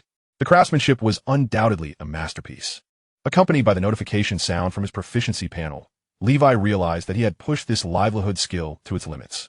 It turned out that Tier 5 was indeed the pinnacle. I should now be able to call myself a master craftsman. Levi gazed at his proficiency panel, astonished to find that he had achieved a forging level comparable to that of the legendary master craftsman, Hargai Emin, the Flame Hammer. Ultimately, as a livelihood skill, having a proficiency panel made reaching the limit merely a matter of time. Levi opened his proficiency panel. Levi, Forging, Tier 5, Limit, Special Effect, Masterpiece, Craftsmanship in Motion. Masterpiece. Every item you forge represents the pinnacle of craftsmanship at the current material level. The previously designated exquisite quality has now been replaced by the masterpiece. The two special effects of max-level forging, one representing quality and the other efficiency, complement each other perfectly. Levi was overwhelmed with joy and stretched languidly. With a sigh of relief, Levi felt an immediate lightness upon completing yet another skill. Each time he pushed himself to the limits of a particular craft, a sense of accomplishment and liberation washed over him, reminiscent of the exhilaration he experienced while gaming, unlocking milestone after milestone. This sentiment is one that only those who revel in gaming achievements can truly understand. However, Levi's brief respite from the exhilaration of mastering the forging skill was short-lived. Just a few days later, after delving into the intricacies of the whirl-beast breathing technique, he was pleased to find that he had successfully reached the introductory level of this newly acquired, exceptional quality breathing method. Levi's breathing technique, whirl-beast, level 1, 11,000. Another achievement. This is truly a delightful dilemma. With a smile, he reflected on how, after more than a month of effort, he had finally grasped this bloodline breathing method, achieving mastery more swiftly than with his previous Frostwolf breathing technique. This validated Levi's initial belief that as he accumulated more advanced breathing techniques, the speed at which he could learn and cultivate them would also increase. After tirelessly honing so many breathing methods, Levi had become thoroughly familiar with the process. Chapter 69. In the realm of martial arts, layered armor prevails. Forge the dragon armor. Seizing the opportunity presented by his mastery in forging, Levi promptly utilized the scales from the earth dragon beast, combined with iron rings infused with mithril, to craft himself a suit of armor. This armor emanated a primal, untamed essence, boasting a remarkably wild design. Levi dyed the armor black, allowing the intricate scale patterns to subtly emerge. When donned, it felt significantly lighter than conventional plate armor, enabling him to retain a level of agility that plate armor typically compromised. The defensive capabilities of this armor rivaled those of plate armor, yet, unlike its counterpart, this suit crafted from earth dragon scales possessed an inherent resilience, significantly dampening the impact from blunt weaponry. Let us call it dragon armor. Levi bestowed a formidable name upon his creation. Underneath, he layered a fine chainmail of tempered iron, followed by the dragon armor, and capped it off with a thick leather cuirass sewn from the hide of the earth dragon, coupled with his black aura defense. This four-layered armor system provided him with an unparalleled sense of security. In the realm of martial arts, layered armor reigned supreme. Clad in his armor, wielding Frostmourne, Levi felt as though the world lay beneath his feet. Without delay, he forged a similar suit for Fred, who was taken aback by this generous gesture, tears of gratitude streaming down his face. Fred had managed to regain a modicum of strength. While he struggled to return to his former status as a mid-tier knight, he still retained the capabilities of a regular knight, thanks to the life seed that remained within him. Had Fred possessed such armor during his encounter with Iron Mountain, he likely would not have suffered such grievous injuries. This exemplifies the cost of lacking appropriate equipment. The remaining scales were reserved for when the three brothers grew older, so he could forge armor for them as well. Levi was in high spirits. In addition to forging armor, Levi successfully replicated a new version of the armor-piercing crossbow based on the original he had salvaged. However, The most challenging aspect of the armor-piercing crossbow was not the mechanism itself, but rather the arrowheads. Crafting arrowheads from ordinary iron proved inadequate for achieving the desired armor-piercing effect. Through diligent research, Levi, the craftsman, discovered that to attain a robust armor-piercing capability, he would require a rare material in the forging of the arrowheads, starlight gold. Starlight gold is a precious metal even more coveted than mithril. In the market, a pound of mithril typically sells for around 100 gold coins, whereas a pound of starlight gold commands a price of 200 gold coins. Most importantly, both mithril and starlight gold are rare metals that see limited circulation. Levi had previously expended considerable resources to procure the mithril required for forging the second iteration of Frostmourne. Though his plan to mass-produce the armor-piercing crossbow had faltered, Levi remained undeterred. After all, even ordinary iron arrowheads, when paired with the crossbow, would yield considerable power. Moreover, he still had 3 starlight gold arrowheads on hand, salvaged from the Earth Dragon's body, which would suffice as a trump card. By the time Levi concluded his extensive forging endeavors, the season of budding had arrived. 3 months had elapsed since he had obliterated the base of the Crows of Death in Icewind City. The Crows of Death were likely now aware of the destruction of their stronghold, leaving Levi curious about their next moves. Within the sanctuary, Levi, engrossed in practicing the whirl-beast breathing technique, stood up. Recently, he had advanced to the second tier of this technique, perceiving a slight enhancement in his physique. Though the improvement was marginal, given his current physical prowess, the benefits of the second-tier whirl-beast breathing technique were negligible. To witness substantial results, he would need to reach the 4th tier. He opened his proficiency panel. Levi, whirl-beast breathing technique. Level 2, 10005000. Without the aid of secret medicines, the progress of this breathing technique was rather sluggish, he mused. The whirl-beast breathing technique was significantly more challenging to master than those of the frostwolf, the faceless spider, or the giant bear. The primary reason for this difficulty was the absence of the requisite secret medicine for this technique, known as whirlworm elixir. This elixir required a material that Levi had never even heard of, the whirlworm egg. He had dispatched individuals to the Emerald Guild in Icewind City and consulted with learned zoologists, yet none had any knowledge of such a creature as the whirlworm. Thus, Levi had been left to stubbornly grind through the practice of this breathing technique. The results were far from impressive. After 2 months, he had only just reached the 2nd tier. Such a pace might be considered rapid for others, but for Levi, it felt unacceptably slow. The time devoted to mastering this breathing technique had encroached upon his training for other skills. If things continued this way, reaching his limits would seem a distant prospect. A trip to Icewind City was in order, not only to ascertain the current activities of the Crows of Death, but also to follow up on the bounty for his breathing techniques and, ultimately, to seek out the elusive whirlworm egg. Without the secret medicine, striving to maximize an exceptional quality breathing technique would be an imprudent expenditure of time. Time is indeed money, and this approach was not cost-effective. Throughout the past 3 months, aside from a whirl-beast breathing technique, Levi had made progress in other breathing techniques as well. However, he had primarily focused on the black serpent and whirl-beast techniques, while his advancement in the faceless spider and siren techniques had been comparatively slow.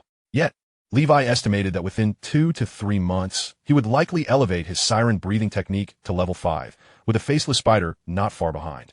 In summary, with a little more time, he anticipated a significant boost to his strength.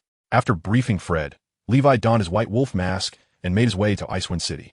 He first visited the Shining Tavern to see if anyone had come looking to purchase breathing techniques from him. Upon inquiring with the staff, he was pleased to learn that there was indeed a buyer. Elated, he requested the staff to facilitate a connection with the seller. Levi then found a private room, sipping wine as he awaited the seller's arrival. During this interlude, he listened to the myriad conversations within the tavern. Enhanced by his basic vibration perception, Levi's hearing was acute, allowing him to eavesdrop on whispered exchanges from various booths.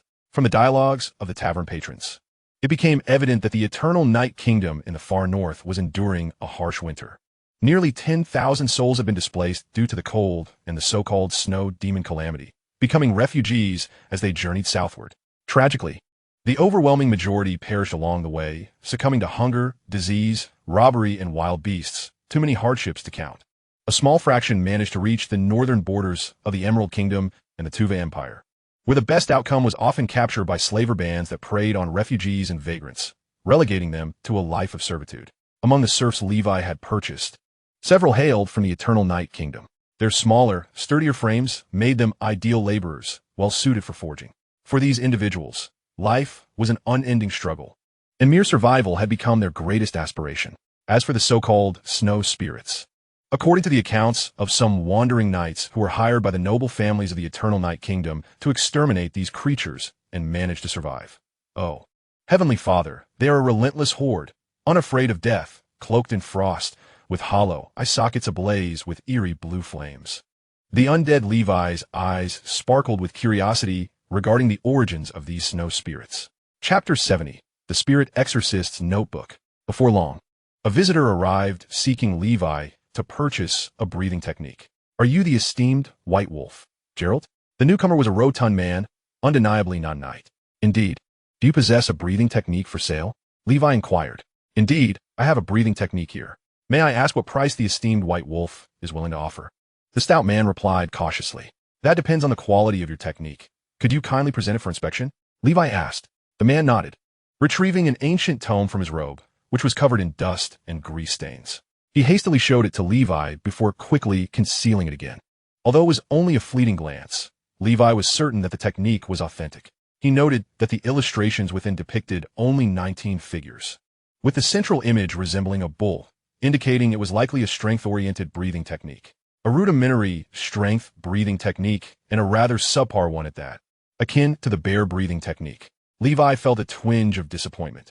Even at its peak, such a technique would offer minimal enhancement to his abilities. Nevertheless, adopting a mindset that any acquisition is better than none, he resolved to purchase it. Sensing Levi's apparent sigh, the stout man, worried that Levi might dismiss his offering, said, My lord Levi, this breathing technique is a unique treasure of the Midas family, boasting significant collectible value. As a connoisseur of breathing techniques, you must recognize its worth. 20 gold coins, Levi stated coolly. That's rather low, the stout man murmured, feeling an intimidating aura emanating from Levi, which instilled fear within him from the moment he entered. He was neither a knight, nor had he practiced this ancestral breathing technique. He had long sought an opportunity to sell it for coin to indulge in the company of the alluring new maidens at the brothel, his desires gnawing at him. Levi stood up. 20 gold coins. If you refuse, then I shall take my leave. After all, he held little regard for such a rudimentary technique. Very well. 20 gold coins it is, the stout man quickly acquiesced, sensing Levi's intent to depart. The transaction concluded, Levi carefully examined the breathing technique. The mighty bull breathing technique. He scoffed, recognizing it as a common offering. The illustrations depicted figures reverently worshipping a bull the size of a house. Just as he had suspected, it was indeed a basic strength-oriented breathing technique. Acquiring a breathing technique is quite the challenge. Perhaps I should inquire about the true collectors of breathing techniques in Frostwind City. I might as well indulge in a bit of lawless audacity, Levi mused, the thought of robbery crossing his mind. Ultimately, he dismissed the notion, adhering to his principle of avoiding unnecessary trouble, though if provoked, he would not hesitate to retaliate. Levi posted a lucrative commission at the Shining Tavern, seeking to purchase a worm egg, hoping for a stroke of luck, coinciding with the monthly Shining auction. He decided to participate in the event. To his surprise, the auction presented some remarkable items, such as a silver-scaled breastplate forged from the Flamehammer, which fetched 500 gold coins, rumored to contain 2 pounds of mithril. I am a craftsman as well, yet my name remains obscure. Otherwise, earning will be far easier. I must devise a strategy to market myself. Otherwise, my skills in crafting shall go to waste. During my next transaction with the Boar Knight, I shall raise the price for any armor I personally forge. Should he refuse, I will terminate our dealings. He holds no utility for me now, and it presents a perfect opportunity to eliminate him and dismantle the Boar gang. Recovering old Toby, Levi contemplated, harboring a grudge he had borne for several years. At this auction, there also surfaced a rudimentary, non-bloodline breathing technique, the Mighty Rhino breathing technique. This strength-oriented technique was auctioned off for the exorbitant price of 800 gold coins. Non-bloodline breathing techniques, even at a basic level, are exceedingly valuable, sought after by many affluent nobles who possess ancestral bloodline techniques, as they can be imparted to their subordinates, making them ideal for nurturing their own power. Not to mention, there are affluent individuals lacking ancestral bloodline techniques who would eagerly acquire them.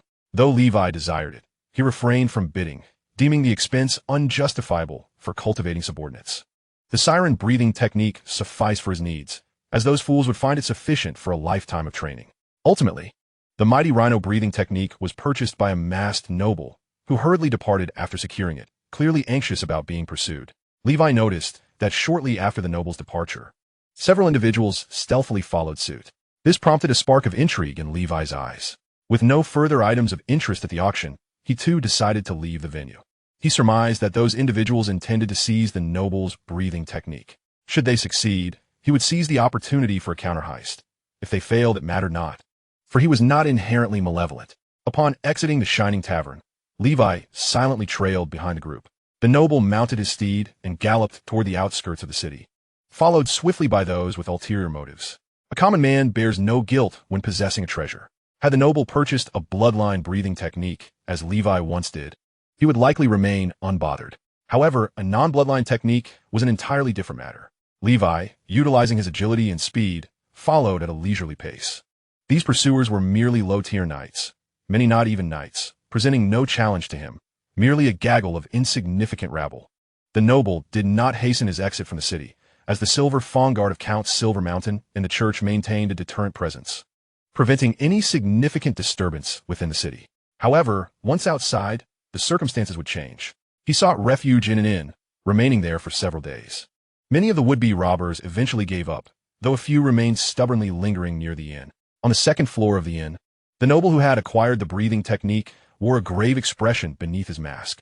I must leave. These individuals can no longer contain their intentions. Though I possess the strength of a mid-tier knight, confronting so many is not a trivial matter, particularly the one wearing the white wolf mask. He exudes an aura of extreme danger. It feels akin to facing a peak knight. Damn it, this task was assigned to me by Duke Black Mountain. Should I fail, he will undoubtedly be disappointed. The middle-aged noble felt a headache coming on. That night, Levi sat in a small inn, eyes closed in meditation. Black Serpent Breathing Technique Proficiency, 89. The rate of experience gain for the Black Serpent Breathing Technique was accelerating. By this year, I should be able to ascend to a high-tier knight. Alas, my supply of Black Serpent elixirs is nearly depleted. Where shall I procure more? Must I venture to the Tuva Empire? I've never been to Tuva. Relations with the Emerald Kingdom are strained, and I do not speak Tuva. Communication would be impossible. Wait, I have a proficiency panel. If I purchase some Tuva language books, could they possibly convert into a skill, allowing me to increase my proficiency? Although there are few books introducing the Tuvan language, they certainly exist. Just as Levi intended to practice the spiral beast breathing technique, the commotion outside momentarily captured his attention. Ever since mastering the rudimentary skill of vibrational perception, Levi's senses had grown increasingly acute. He fed a piece of jerky into his abyssal maw, donned his white wolf mask, stretched his limbs, and agilely leapt out of the small inn's window like a nimble wildcat. Outside the city, a middle-aged noble rode through the wilderness, accompanied by a wandering knight, a mercenary he had recruited from the Shimmering Tavern for protection. With 2 formal knights by his side, he believed it sufficient to break free, as long as that peak knight wearing the white wolf mask refrained from intervening. Suddenly, a cold arrow whistled through the air, nearly striking the noble. Surrender the breathing technique, and you may leave. Behind him, for knights pursued relentlessly. Soon, a fierce battle ensued, the clashing of weapons ringing out in the air. Levi remained concealed at a distance, observing the unfolding conflict. Initially, with the aid of the mercenaries, the noble managed to hold his ground against the bandits, even gaining the upper hand. However, it was not long before he found himself at a disadvantage, having underestimated the allure of the non-bloodline breathing techniques. A mid-tier knight, donning a grotesque mask, plunged into the fray. Realizing he could not prevail, the noble resorted to his last desperate gambit. Halt! I am a retainer of Duke Haishan, sent to execute his command. Do you comprehend the implications of attacking me? He sneered, revealing his identity. If we kill you, who would know it was us? The outlaws scoffed, entirely unfazed. Though Duke Haishan was formidable, they were not his vassals. The wandering knight felt no fear. Who are you? The masked knight bellowed as he charged toward Levi, illuminated by the moonlight. Levi unsheathed Frostmourne. Frostwolf lineage, accelerate. Ripplecleave. The fabric of space trembled as he unleashed his attack. With a resounding crack, the grotesque knight's sword shattered, and without losing momentum, Frostmourne cleaved through his chainmail, Levi roaring as he bisected the mid-tier knight at the waist. A one-sided massacre ensued. Before long, only Levi and the barely alive noble remained among the living. Are you a man of Duke Haishan? Levi inquired. Indeed. How dare you lay hands on a retainer of Duke Haishan? The noble replied weakly, gazing at Levi with disbelief, his heart pierced and life ebbing away. With a swift thrust, Frostmourne pierced through his skull. "I shall kill you," Levi declared as he hastily surveyed the battlefield. From the noble's body, he discovered the coveted giant rhino breathing technique, along with over 300 gold coins and an ancient parchment that bore intricate hand seals. Seemingly unrelated to the breathing techniques, a spirit exorcism journal. Levi's breath quickened as he glanced over it. This was indeed a remarkable surprise. Chapter 71. The Return of the Demon Tide, the Trail of Wizards, and the Realm of the Faithless. Yet, amidst this surprise, it was evident that lingering here was unwise. Levi found a handful of coins on the grotesque knight, revealing him to be a destitute wanderer. It was quite embarrassing for a mid-tier knight to carry so little cash. Ultimately, Levi amassed over 400 gold coins. A horse cannot thrive without forage, nor can a man prosper without wealth. He mused, recognizing that crafting and farming paled in comparison to the spoils of robbery. One must not become too intoxicated by success. Excessive plundering would inevitably lead to misfortune. It was better to remain prudent. He resolved not to waste the weapons and armor of the fallen, binding them together and slinging them across his back. Originally reluctant to dirty his hands, he muttered, "Yet since you are a retainer of Duke Haishon, there is no need for restraint." Mounting the noble's horse, he rode toward the hideout of the Harbinger of Death. Upon stealthily approaching the stronghold, he discovered it had been abandoned, now desolate and eerie. He pondered what the Harbinger of Death planned next. Perhaps they would summon a great knight, or send assassins of the shadowy 5 Shadows level to eliminate him. Levi could only speculate as he departed Icewind City under the cover of night. The rewards of this venture had far exceeded his expectations. He had initially intended only to acquire a breathing technique, yet he had stumbled upon unexpected treasures. Compared to this unforeseen windfall, the giant rhino breathing technique and the barbarian bull breathing technique paled in significance. Safely returning to Blackwater Valley, Levi discarded the weapons and armor to the forging department before eagerly retreating to the sanctuary. He took out the spirit exorcism journal, intent on studying its contents. The ancient manuscript brimmed with fervent script. While the world basked in the benevolent light of the Heavenly Father, enjoying the protection of the divine, our family has waged an endless and arduous struggle against the terrifying entities that others merely deem legendary, existing in the shadows. Since the first year of the Holy Radiance, the long-vanished demon tide has begun to gradually return. Regrettably, only our 4 noble families are aware of this truth. Our ancestors once urged the church to disclose the reality and implored the gods to summon those beings back to confront the impending calamity of the demon tide. Yet the church branded our forebears as fallen wizards inciting panic, leaving us to dwell in darkness.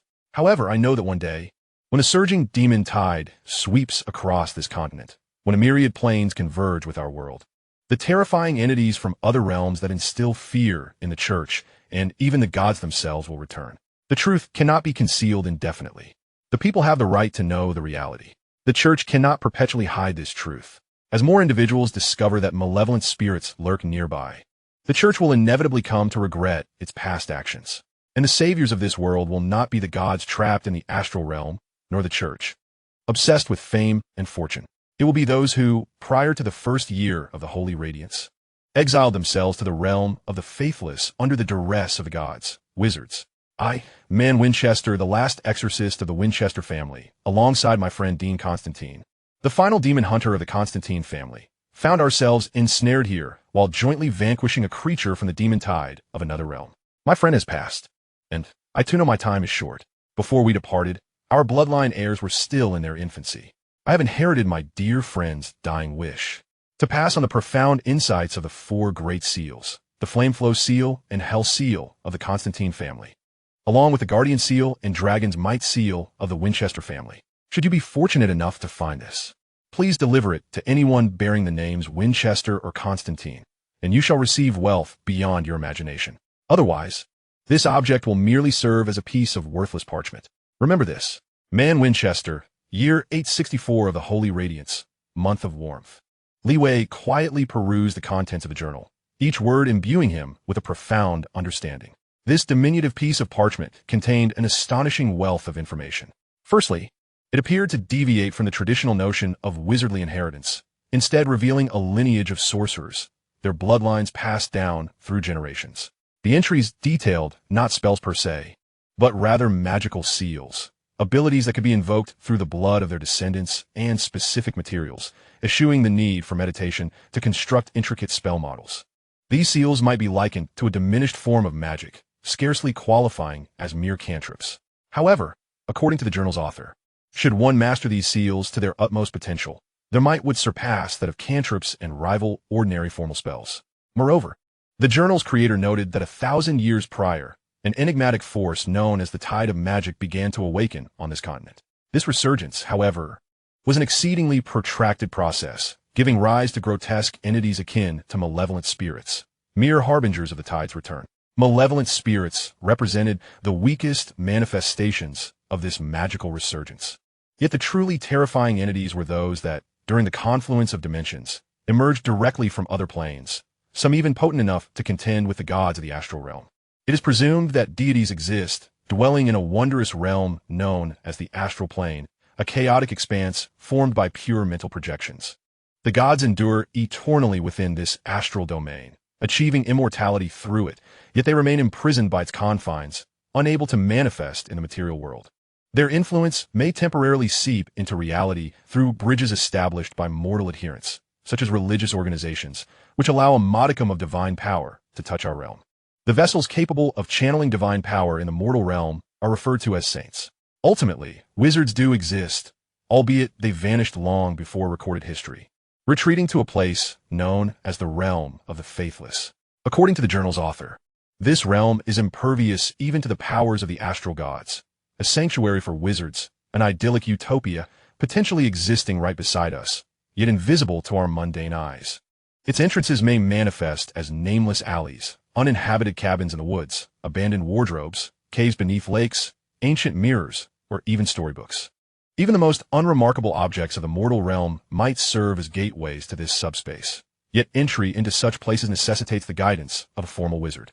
The four great exorcist families, the Winchester, Constantine, Van Helsing, and Duncan families, are the bloodline descendants of powerful wizards in the mortal realm, tasked with banishing entities such as malevolent spirits and seeking out mortals with potential wizardly talent, connecting them with formal wizards from the realm of the faithless for their transport.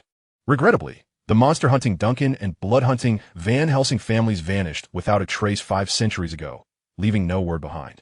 The exorcists of the Winchester family and the demon hunters of the Constantine family are uncertain whether any descendants remain. Li Wei murmured to himself. The path ahead now appeared somewhat clearer. Seeking out elusive wizards, such as the enigmatic which Gerwig and Lady Roland, seemed nearly impossible. The most attainable targets would be the descendants of these 4 esteemed families. The last known heirs of the Winchester and Constantine families had surfaced over a century ago, and Li Wei felt optimistic about their continued existence. Having established his direction, Li Wei felt a surge of elation as he focused on the 4 methods of cultivating the magical seals recorded in the journal. Since the proficiency panel allowed him to disregard the knight's bloodline curse to learn the bloodline breathing technique, he surmised that mastering these seals should pose no issue.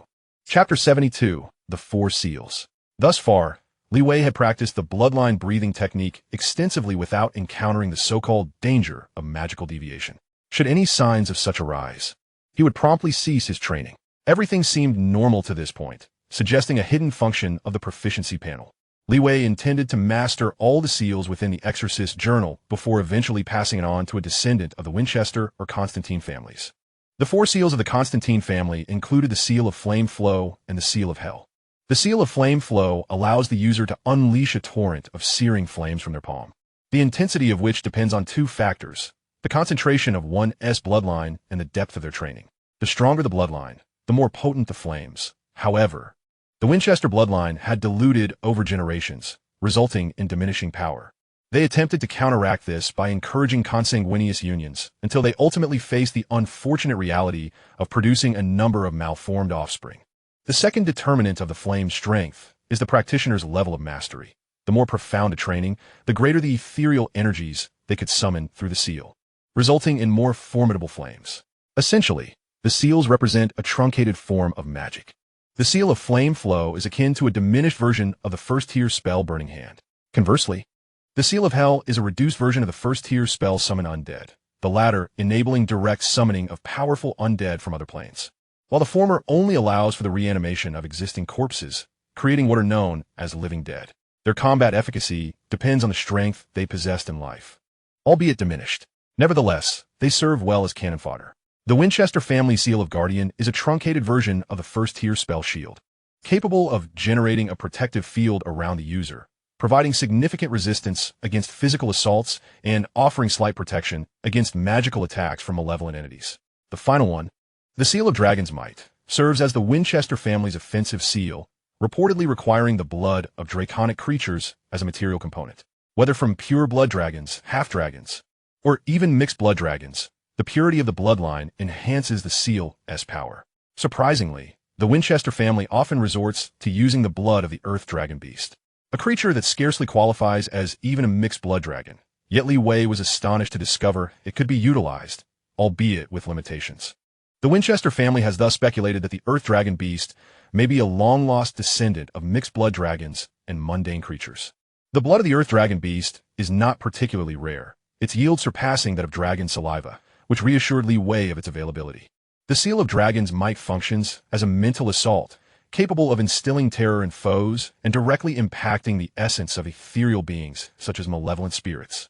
It serves as the Winchester family's trump card, hence their designation as the Exorcist lineage. Among the four families, with the exception of the Constantine family, each holds its own specialization: malevolent spirits, monsters, bloodlines, while the Constantine family appears to be more versatile, dabbling in everything.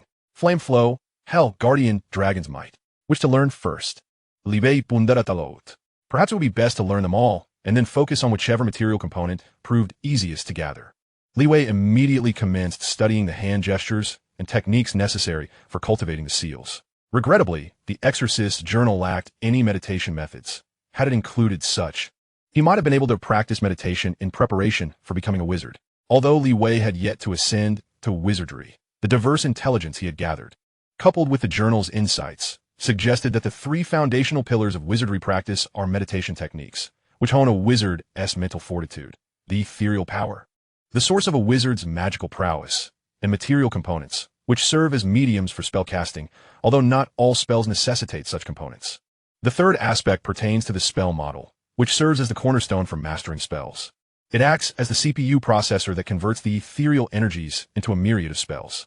However, Levi was already quite content to have obtained the seal of spells. He immediately commenced his study of the hand gestures associated with the four principal seals. From an initial clumsiness to a gradual proficiency, Levi slowly began to comprehend the intricacies involved. In his mind, the knowledge related to the cultivation of the four seals was being imprinted over time, and he immersed himself in relentless practice, forgetting to eat and sleep. It was only when hunger jolted him back to reality that he realized he had unwittingly devoted an entire day to the study of the seals. Upon checking his proficiency panel, he discovered that not a single seal had been mastered. It appeared that further efforts were required, perhaps to be recorded on the proficiency panel. He must successfully perform a spell in conjunction with the necessary materials, for mere dexterity in hand gestures would not suffice without a successful casting.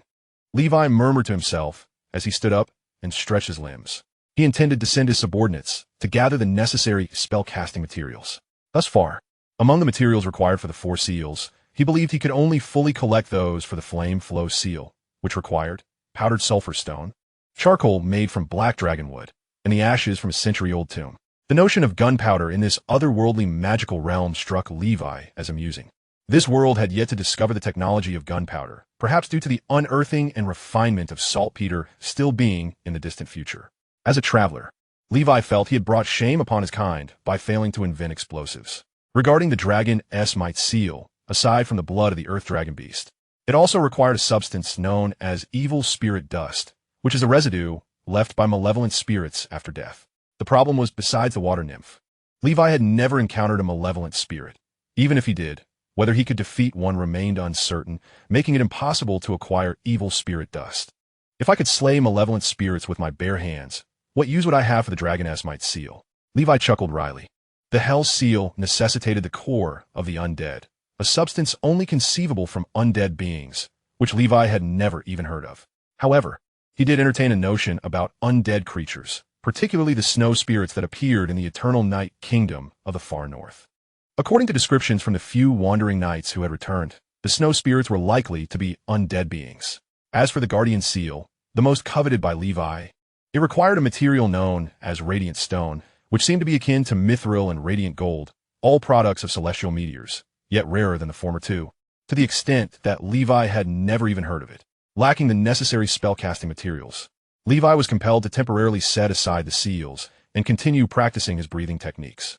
Days later, the materials for the flame flow seal were finally gathered, allowing Levi to attempt casting spell. Chapter 73. The Orange-Red Flame, 5th Tier, Sea Demon. Following the recipe in his journal, Levi meticulously prepared the spellcasting materials. He donned a pair of specially crafted iron gloves, took a small handful of materials, and placed them in his palm. After executing the hand gestures, he completed the seal. He softly recited the accompanying incantation and struck with his palm. With a puff, the spellcasting materials scattered across the ground. Not only did he fail to produce the flame flow, but Levi didn't even see a spark. Could it be that wearing gloves is the issue? But what if I accidentally burn myself? Levi pondered, uncertain whether the seal would affect the caster. For a moment, he hesitated. Perhaps I should try enveloping my palm with black energy. With a thought, the black serpent-like energy enveloped his hand. Now, as an intermediate knight, the thickness of the black energy was unlike before, making it commonplace for him to disarm opponents. Levi then repeated the release of the hand seal and recited the incantation once more. In the next instant, a hissing sound emerged. It felt as if a fuse had been ignited. Levi sensed an unseen force flowing into him from above upon completing the incantation, surging through his arm and igniting the spellcasting materials in his palm, which erupted forth. A flame nearly a foot long erupted from Levi's palm, glowing with a welding-like brilliance. Remarkably, he could feel that even without the black energy protecting his palm, the high temperature of the flame would not harm him. Soon, the fire subsided, leaving a lingering warmth in the air. I did it. Levi leaped 3 feet into the air, overwhelmed with exhilaration. From this day forward, I might as well be considered a half-sorcerer. He quickly opened the proficiency panel. Indeed, as he observed, a new skill had emerged on the panel. Levi. Flame Flow Seal. 1st Tier, 11,000. Ha! Levi laughed heartily. It was indeed, as he had suspected, that even seals requiring a sorcerer's bloodline could be cultivated. The next step was to grind for proficiency. The materials required for the Flame Flow Seal were not expensive, so he set a modest goal, to reach the 3rd tier by the end of the year. Levi utilized the flame emitted from the Flame Flow Seal to scorch the ground, leaving it charred. In truth, the power of this flame was substantial. However, Levi's current attack range was too limited, and its duration too short, making it difficult to inflict harm unless engaged in close combat. Furthermore, according to the journal's description, the flames produced by the Flame Flow Seal had 5 varieties, with temperatures ascending from low to high: orange-red flame, yellow-white flame, cyan-blue flame, purple flame, and the ultimate form, the colorless flame. It was said that achieving the colorless flame would render the power of the Flame Flow Seal nearly equivalent to that of a formal sorcerer casting the 1st tier spell. Burning Hand. Levi tirelessly practiced the Flame Flow Seal, as the spellcasting materials were easily obtainable, sparing him any remorse. For the ashes of those over a century old, his subordinates had been quite busy with grave robbing during this period. As for the materials required for the other 3 seals, Levi issued commissions under various identities at the Shining Tavern, aware that success was improbable, yet holding out hope for a stroke of luck. In the realm of his territory, the cavalry construction in Blackwater Valley was progressing fervently. To avoid detection from potential enemies regarding his troop buildup, the cavalry trained in a carefully selected valley nestled within the heart of the Black Mountain Range, a place seldom trodden by human feet. The forging industry within the territory was also thriving. To sustain such a large cavalry, daily expenses were inevitable. As the saying goes, it takes 1,000 days to raise an army, but a moment to use it, which was an unavoidable reality. On the diplomatic front, Levi's 2 neighbors, the Silver Fox Baron from Silver Fox territory, seemed to be heavily investing in construction and had grown close to the church, effectively becoming a vassal of the religious institution. Meanwhile, the newly constructed church by the old dog Abraham was completed, rising majestically with ample manpower, resources, and finances backing it. On the day of its grand opening, Levi sent gifts to Abraham, which pleased him greatly, prompting Abraham to bestow upon Levi a blessing of holy radiance. Levi inwardly scoffed. While his current strength was insufficient to confront the church, finding an opportunity to discreetly eliminate Abraham and his radiant knights would be effortless. However, he had not yet taken such actions. Instead of seeking revenge, he had engaged in various acts of goodwill towards the church, fulfilling all their requests except for the old dog's land sale demands. For instance, he even made a generous personal donation of 100 gold coins to the church. When the church required labor, he sent some of his serfs to assist in the construction of the church free of charge. This made Abraham perceive Levi as quite agreeable, believing that one day Blackwater Valley would inevitably fall under the church's sway. His reasoning stemmed from the chance discovery of a treasure map, with the treasure located within Blackwater Valley. After perusing historical texts, he discovered that the Blackwater Valley was once the fiefdom of the Melon family, thus confirming that the treasure map belonged to them. The Melon family held particular significance for the church, and his intuition suggested that Blackwater Valley might conceal the family's treasures and secrets. However, without becoming the lord of Blackwater Valley, he lacked the means to mobilize substantial manpower and resources for a thorough search. Nevertheless, Abraham possessed great patience.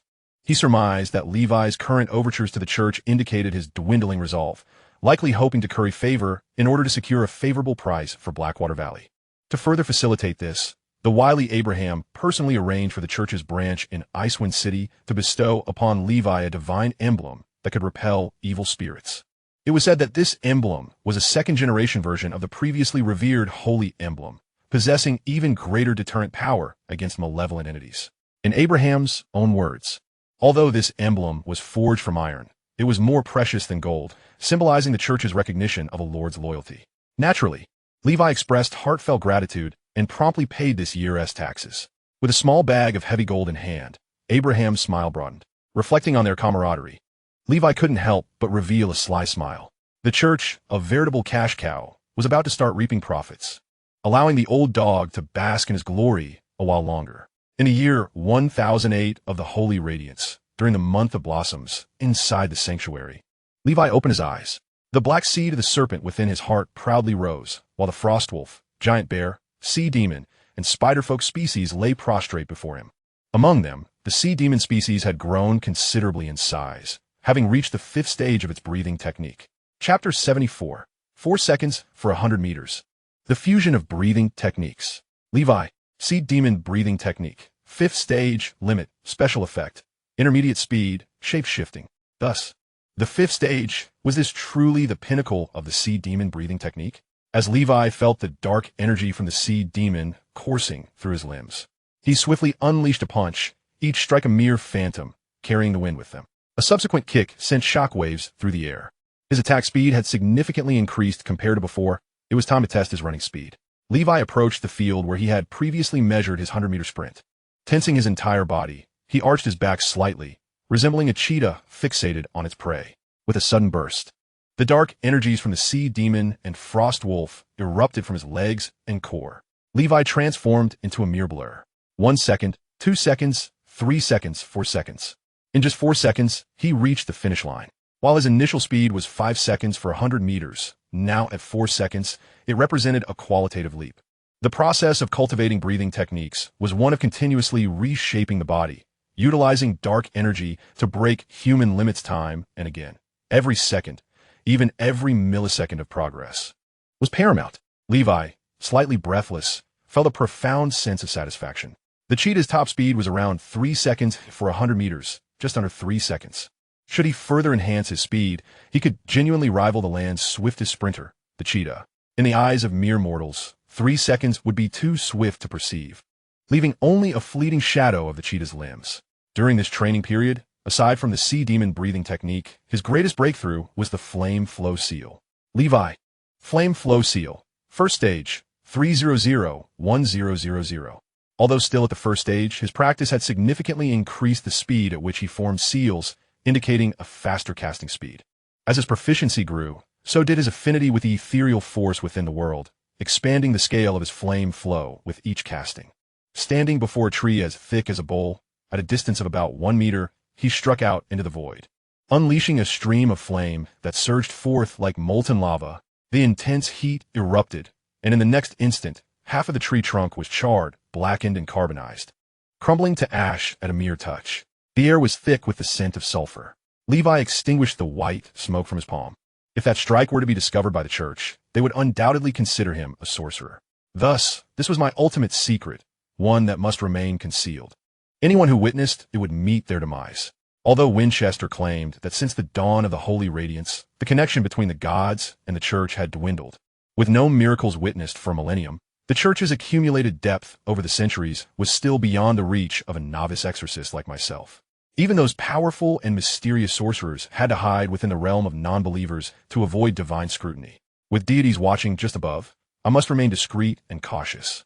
Levi constantly reminded himself. However, now equipped with the Flame Flow seal, his power was indeed unparalleled compared to before. His hands itched with anticipation. He wondered if he could now contend with a great knight. No, I must not entertain such dangerous thoughts. It is more prudent to continue consolidating my strength quietly until the Duke of Black Mountain and the Harbinger of Death cease their disturbances. Once I attain the status of a great knight, I shall settle the score then. Since the year 1000 of the Holy Radiance, over 8 years had passed. He had grown from a 10-year-old child into an 18-year-old adult. After reaching a height of nearly 1.90 meters, his growth had slowed considerably, though his physique was impressive. There were many in this world among the strength-based knights who surpassed him. The Black Serpent elixir was nearly depleted, and he had only progressed 1/3 of the way through the 5th stage. Now, he had to worry about Dragon Spittle. Levi opened his proficiency panel. Levi, Black Serpent breathing technique. 5th stage, 812-3-30000. Special effect, intermediate defense. Vortex Beast breathing technique, second stage, 1500. Giant Rhino breathing technique. 3rd stage, 1011-110,000. Brawn Bull breathing technique. 3rd stage, 3,233-100,000. Spider Folk breathing technique. 4th stage, 1-2-3-3-3-200-000. Special effect, basic vibration sense, spider sense. Sea Demon breathing technique. 5th stage, limit. Special effect, intermediate speed, shape-shifting. Giant Bear breathing technique. 4th stage, limit. Special effect, basic strength. Frost Wolf breathing technique. 4th stage, limit. Special effect, basic speed, fusion possible. Levi couldn't help but marvel at the fact that he had amassed 8 different breathing techniques. Suddenly, he noticed a new option appeared in the special effects section of the Frost Wolf breathing technique. With a mere thought, he opened the fusion option. Would you like to integrate the Frost Wolf breathing technique into the Sea Demon breathing technique? Upon fusion, the Frost Wolf breathing technique will be lost, and the quality of the Sea Demon breathing technique will slightly improve. Once the quality reaches a certain threshold, the Sea Demon breathing technique will break its limits. Note, current fusion is limited to skills of the same category. Note, fusion will consume a certain amount of mental and physical energy. Please ensure a safe environment for fusion. Is this even possible?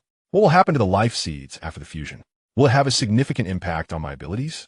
Levi pondered to himself. However, the proficiency panel merely provided mechanical prompts without further elaboration. Well, I might as well try. After all, the Frostwolf breathing technique is rather subpar, and its effects overlap with those of the Sea Demon.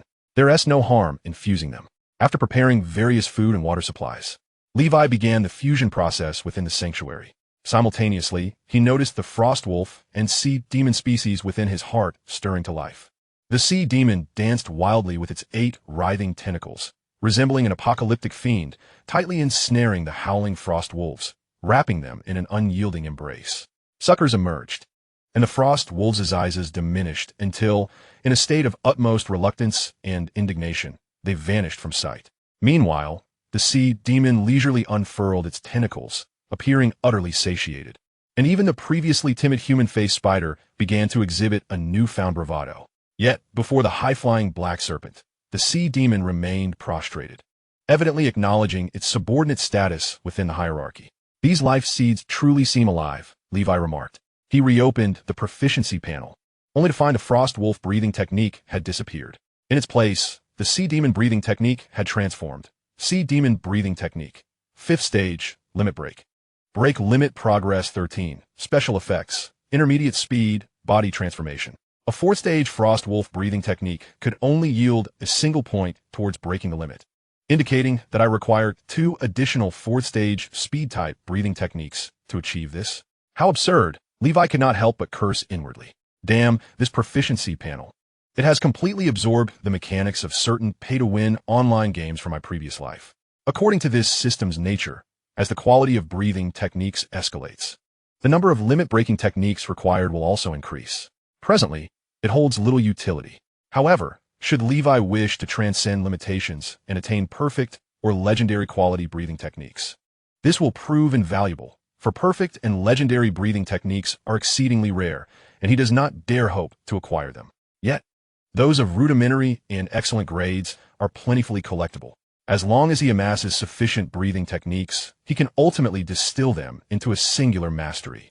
Thus, he could potentially forge a legendary breathing technique, or even surpass the legendary itself. Chapter 75. The Golden Warhammer Terra. During this time, Levi's other breathing techniques have also seen improvement. Particularly noteworthy are the newly acquired giant rhinoceros and brawn bull breathing techniques, both reaching the 3rd stage. Among these, the brawn bull breathing technique is quite similar to the giant bear breathing technique. Levi deduced from the small figures that it could only be cultivated up to the 4th stage at most.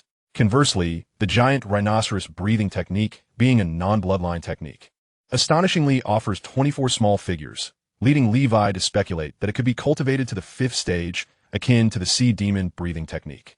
The slowest progress has been with the vortex beast breathing technique, which has only just broken through to the 2nd stage. Even the most inferior quality breathing techniques of this caliber present a challenge far superior to those of the frost wolf and giant bear.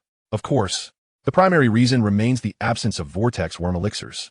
At present, Levi is tasked with managing 5 major breathing techniques: black serpent, vortex beast, human face spider, giant rhinoceros, and brawn bull, along with the combat skill golden cross slash, leaving him exceedingly busy. As for the flame flow seal, due to its reliance on spell casting materials, he gathers enough resources before focusing intensely on it, rendering proficiency gains somewhat erratic. Though this lifestyle is exhausting, the power surges accompanying each breakthrough and the repeated transcending of human limits deeply enthrall Levi. With the golden cross slash nearing a breakthrough, he carved out time from his breathing technique training to elevate it to the 5th stage, enhancing its special effect from initial ripples to intermediate ripples. This further augmented his prowess. After so many accumulations, Levi has become somewhat oblivious to the extent of his own strength, particularly following the injury of Knight Fred. No one within the territory is capable of matching him. Levi can only spar with the 3 brothers, and now, by closing his eyes and relying on his enhanced intermediate speed and basic vibrational perception, he can manipulate the 3 brothers at will. It's not that the brothers are weak. Each possesses the strength of a low-tier knight, or perhaps stronger. Even in unison, they struggle against a mid-tier knight, while only a high-tier knight could barely hold their ground. The crux is that Levi, even when he was a low-tier knight, could best a high-tier knight like Iron Mountain, who had mastered 2 breathing techniques. Now, as a mid-tier knight, possessing numerous 5th stage skills and the trump card flame flow seal, coupled with his complete understanding of the brothers' attack patterns, he finds it effortless to handle them. In summary, Levi's strength has escalated to a truly terrifying degree. However, due to his excessive modesty, he has yet to display it. Initially, Levi contemplated finding an opportunity to eliminate the old dog Abraham. However, upon reflection, striking down Abraham now seems somewhat unwise. The church has been established, and its influence extends beyond just Blackwater Valley, Frostwind territory, Rockstone territory, and Silvermoon territory. Many northern regions, along with territories that the Icewind City Church cannot reach, will become the old dog Abraham's financial harvest. His means of amassing wealth are limited to noble donations, taxes, indulgences, and usury. It is foreseeable that the church's coffers will swell in the future. Old dog, earn as much as you can. The taxes I pay will serve as my future investment. Levi mused. He has cultivated a rapport with Abraham, to the extent that even the Icewind City Church branch is aware of the generous Lord Levi, who has donated considerable funds and labor to the church. He considers himself an indirect investor in the church's construction, regarding himself as a stakeholder. He intends to wait until the church is overflowing with wealth, then don a new guise and identity, reclaiming all that Abraham has painstakingly built, before finally dispatching the old dog to relieve his pent-up frustrations and compensate for years of lost gold coins, all while remaining undetected by the church. Levi delightedly plotted. In the year 1008 of the Holy Radiance calendar, during the month of flowing fire, everything within the territory operated with remarkable order. Levi continuously gleaned information about external changes through his informant stationed at the Shimmering Tavern. The Harbinger of Death remained silent. It has been quite some time since Iron Mountain's assassination attempt, and no stronger assassins have been dispatched against Levi, suggesting they may have given up. Additionally, the Harbinger's pursuit of the massacre perpetrator has yielded no results, for all individuals at the stronghold perished that day, leaving no evidence for investigation. However, Levi did not let down his guard or become complacent.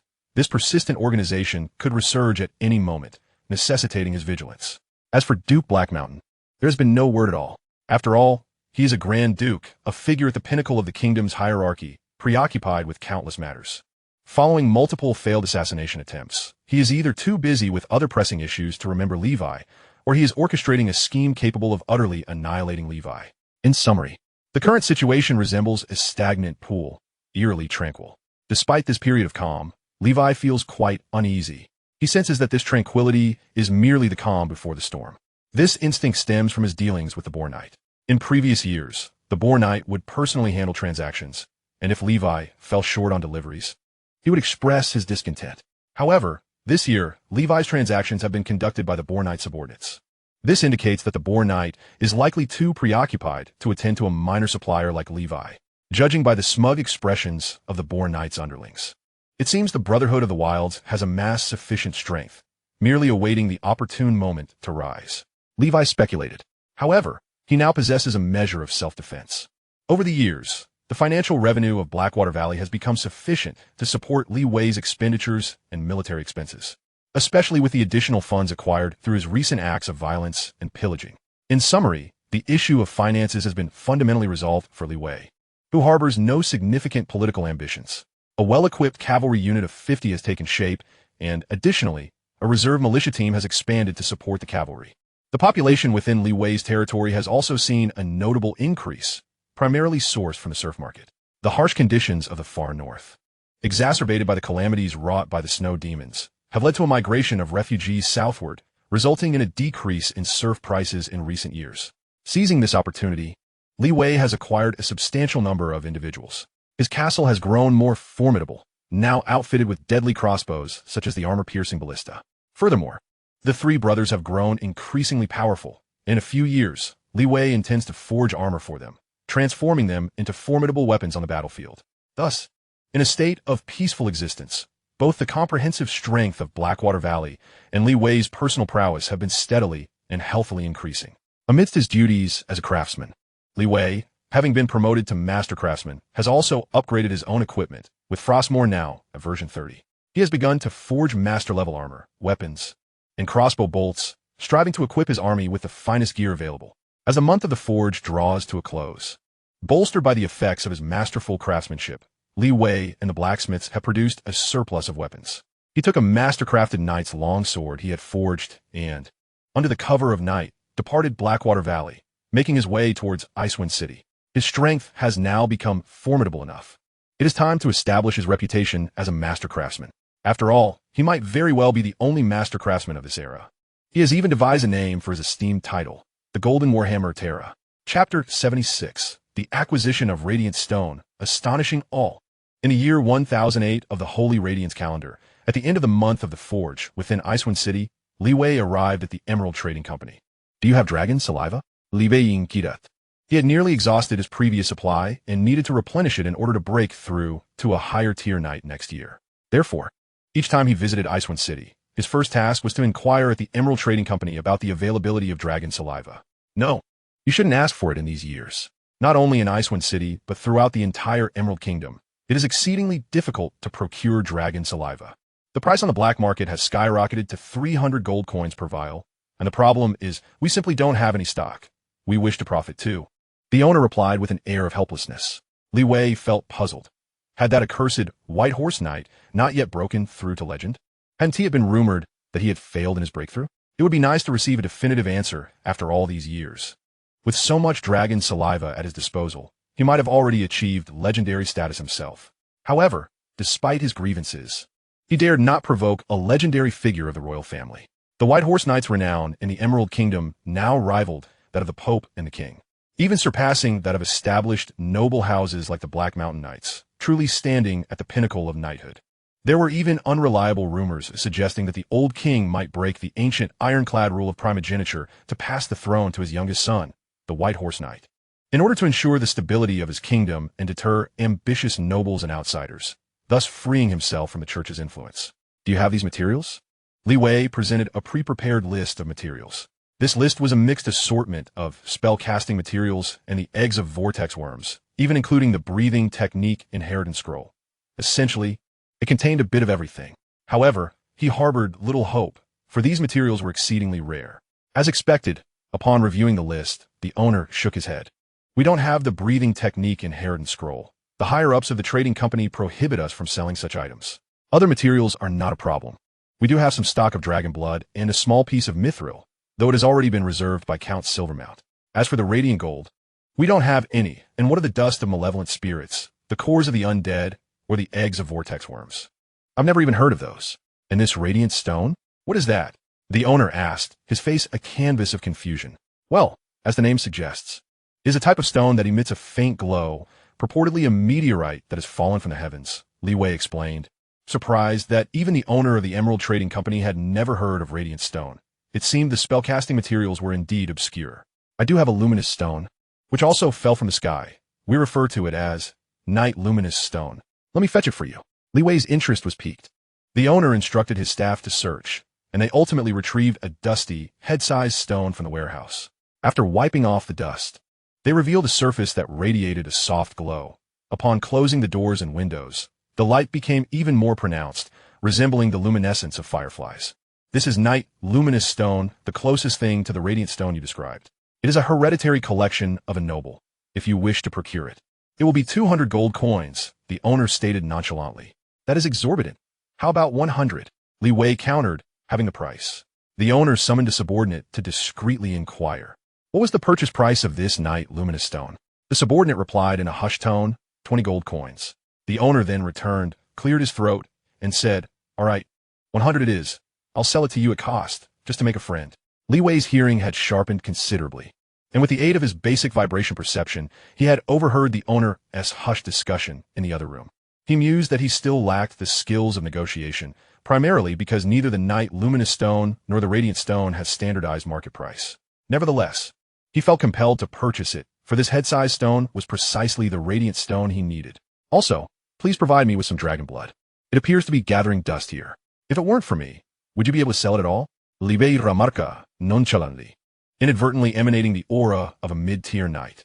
The owner, initially inclined to refuse, changed his expression upon realizing Li Wei was indeed a genuine powerhouse. Very well. Are you a wandering knight, my lord? I wonder if you might be interested in joining my Emerald Trading Company. We are in dire need of strong mercenaries like yourself to provide stable protection for our caravans.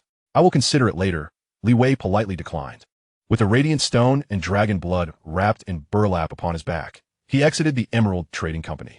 He then visited the library in Icewind City, where he purchased several books detailing the customs and language of the Two-Way Empire. Subsequently, he returned to his usual haunt, the Shimmering Tavern. There, he ordered a glass of commemorative blood wine dedicated to the Blood Knight. The crimson liquid slid down his throat as he inhaled the familiar scent of the tavern. As customary, he first inquired about the breathing techniques. Recently, no one had come to sell them, let alone the giant breathing technique he so coveted. Li Wei's other requests, such as the vortex worm eggs and the dust of malevolent spirits, also yielded no results. However, he did not feel overly disappointed. If rare materials were so easily obtainable, they would hardly be classified as rare. Moreover, acquiring the head-sized radiant stone during this visit to Icewind City was a pleasant surprise. This stone would serve him well for quite some time, considering that the Guardian Seal required only a minuscule quantity, roughly the size of a fingernail, to be ground into powder. The primary objective of Li Wei's visit to Icewind City was to herald the commencement of his journey as a master craftsman. He directly arrived at the designated auction venue, unveiling his meticulously crafted masterpiece, a knight's longsword, forged from ordinary refined iron. Yet, this knight's longsword was far from ordinary. It epitomized the pinnacle of quality attainable with the materials of this era. As soon as it was presented, its texture, appearance, and craftsmanship immediately captivated the discerning gaze of the appraiser at the auction.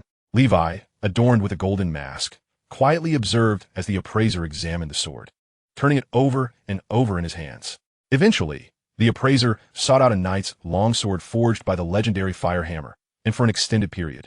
They compared the two blades side by side, during which several seasoned smiths were summoned for their expertise. Ultimately, these individuals were astounded to discover that the longsword presented by the gentleman in the golden mask bore craftsmanship and skill nearly on par with that of the legendary artisan. Fire Hammer Hage. The only variants lay in their distinctive styles. Sir, is this exquisite longsword truly of your own making? May I be so bold as to inquire your name? The appraiser asked, his voice tinged with excitement.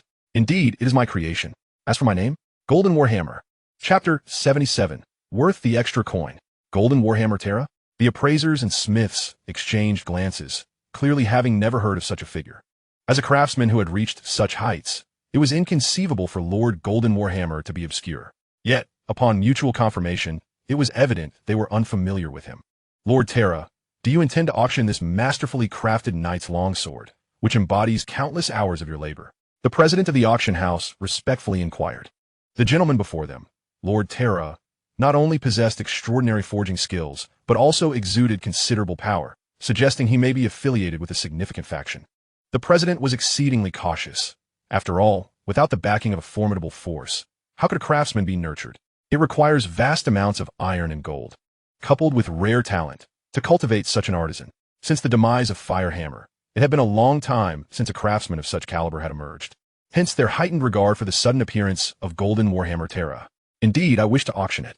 Additionally, I would like to establish a collaboration with your auction house, wherein I will present a selection of master-crafted weapons and equipment each month. Levi declared, planning to release them in batches, as a craftsman's output is inherently limited. If he were to release too many at once, it could raise suspicions. Furthermore, rarity enhances value. Releasing an excessive quantity could undermine his worth as a craftsman. It would be far more prudent to gradually build his reputation. Excellent, excellent. Lord Terra, it is an honor to collaborate with you. To express our sincerity, I will submit a request to my superiors. From now on, whenever you visit the Shining Tavern, we will provide complimentary entry tickets. And we will also offer you a discount on auction fees.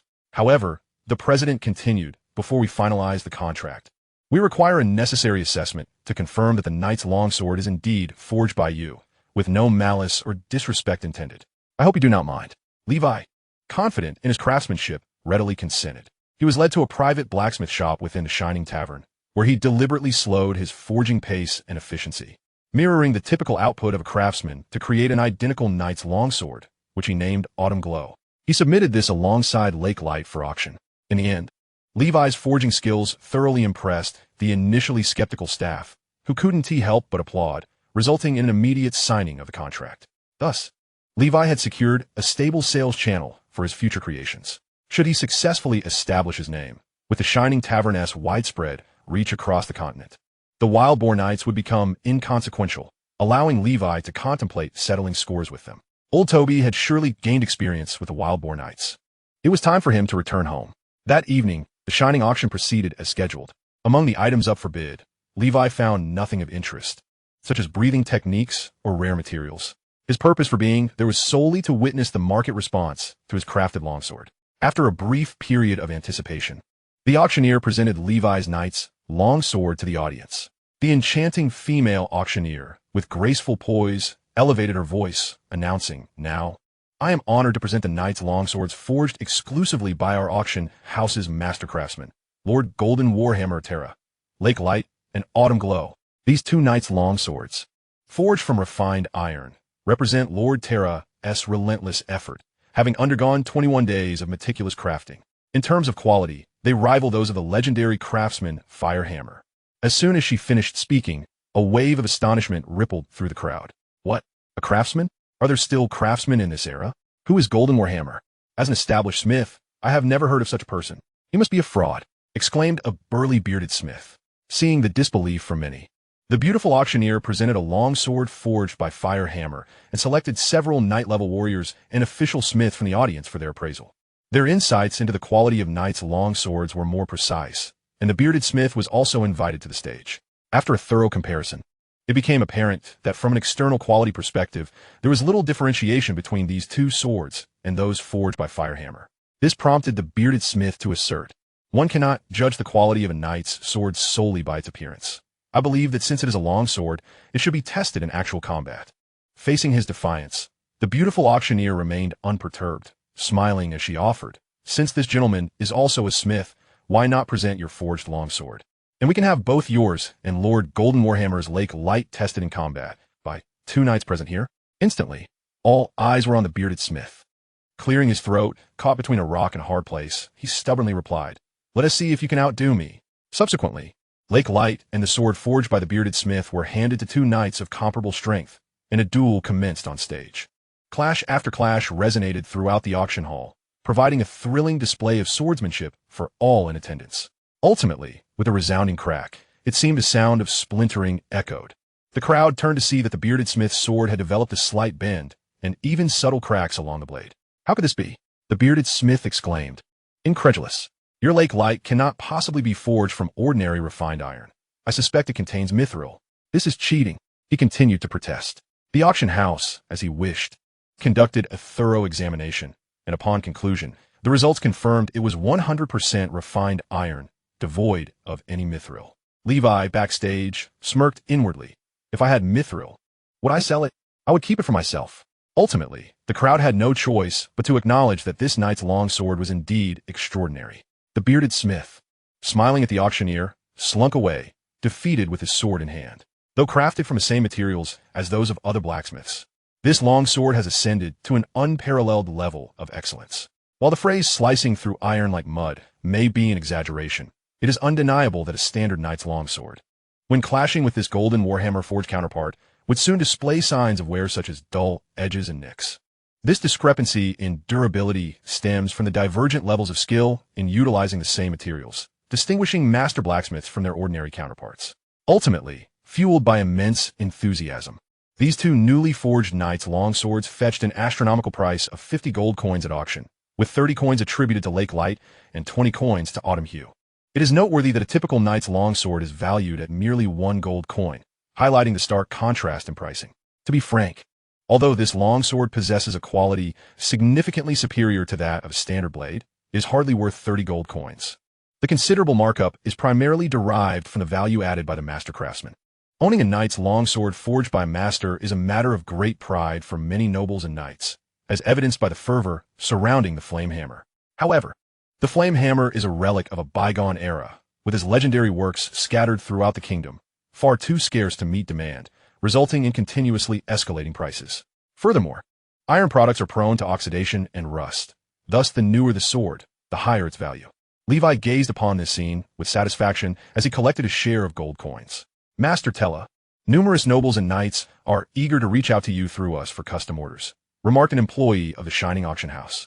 "I have no time for individual commissions," Levi replied. "What if they offer more money?" the employee inquired. "Then it might be possible, but the number of clients should not be excessive. You may manage it as you see fit. After all, my forged items are entrusted to you for handling. Whether for auction or custom work, I am indifferent," Levi stated. With that, he hastily departed from the shining tavern. News of a new master craftsman soon spread throughout Icewind City. With the passage of time, the name of Tella the Golden Warhammer would undoubtedly be passed down through the songs of bards and the tales of knights, reaching every corner of the Emerald Kingdom. Meanwhile, Levi found a modist in an Icewind City to temporarily reside. He retrieved the linguistics and customs books of the Two-Way Empire he had purchased and began to peruse them. After thoroughly reviewing the materials, he opened his proficiency panel, only to be met with a frown. Nothing?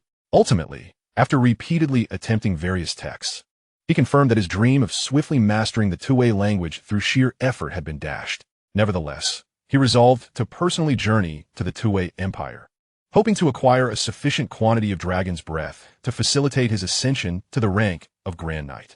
However, this would necessitate a guide. Chapter 78, Gold, Malevolence, and the Fist of the Empire. Upon deciding to travel to the Two-Way Empire, Levi commenced his preparations. Although the Two-Way Empire is a neighboring nation, it lies a considerable distance from the Emerald Kingdom. Securing a guide proficient in the two-way language was one aspect of his preparations.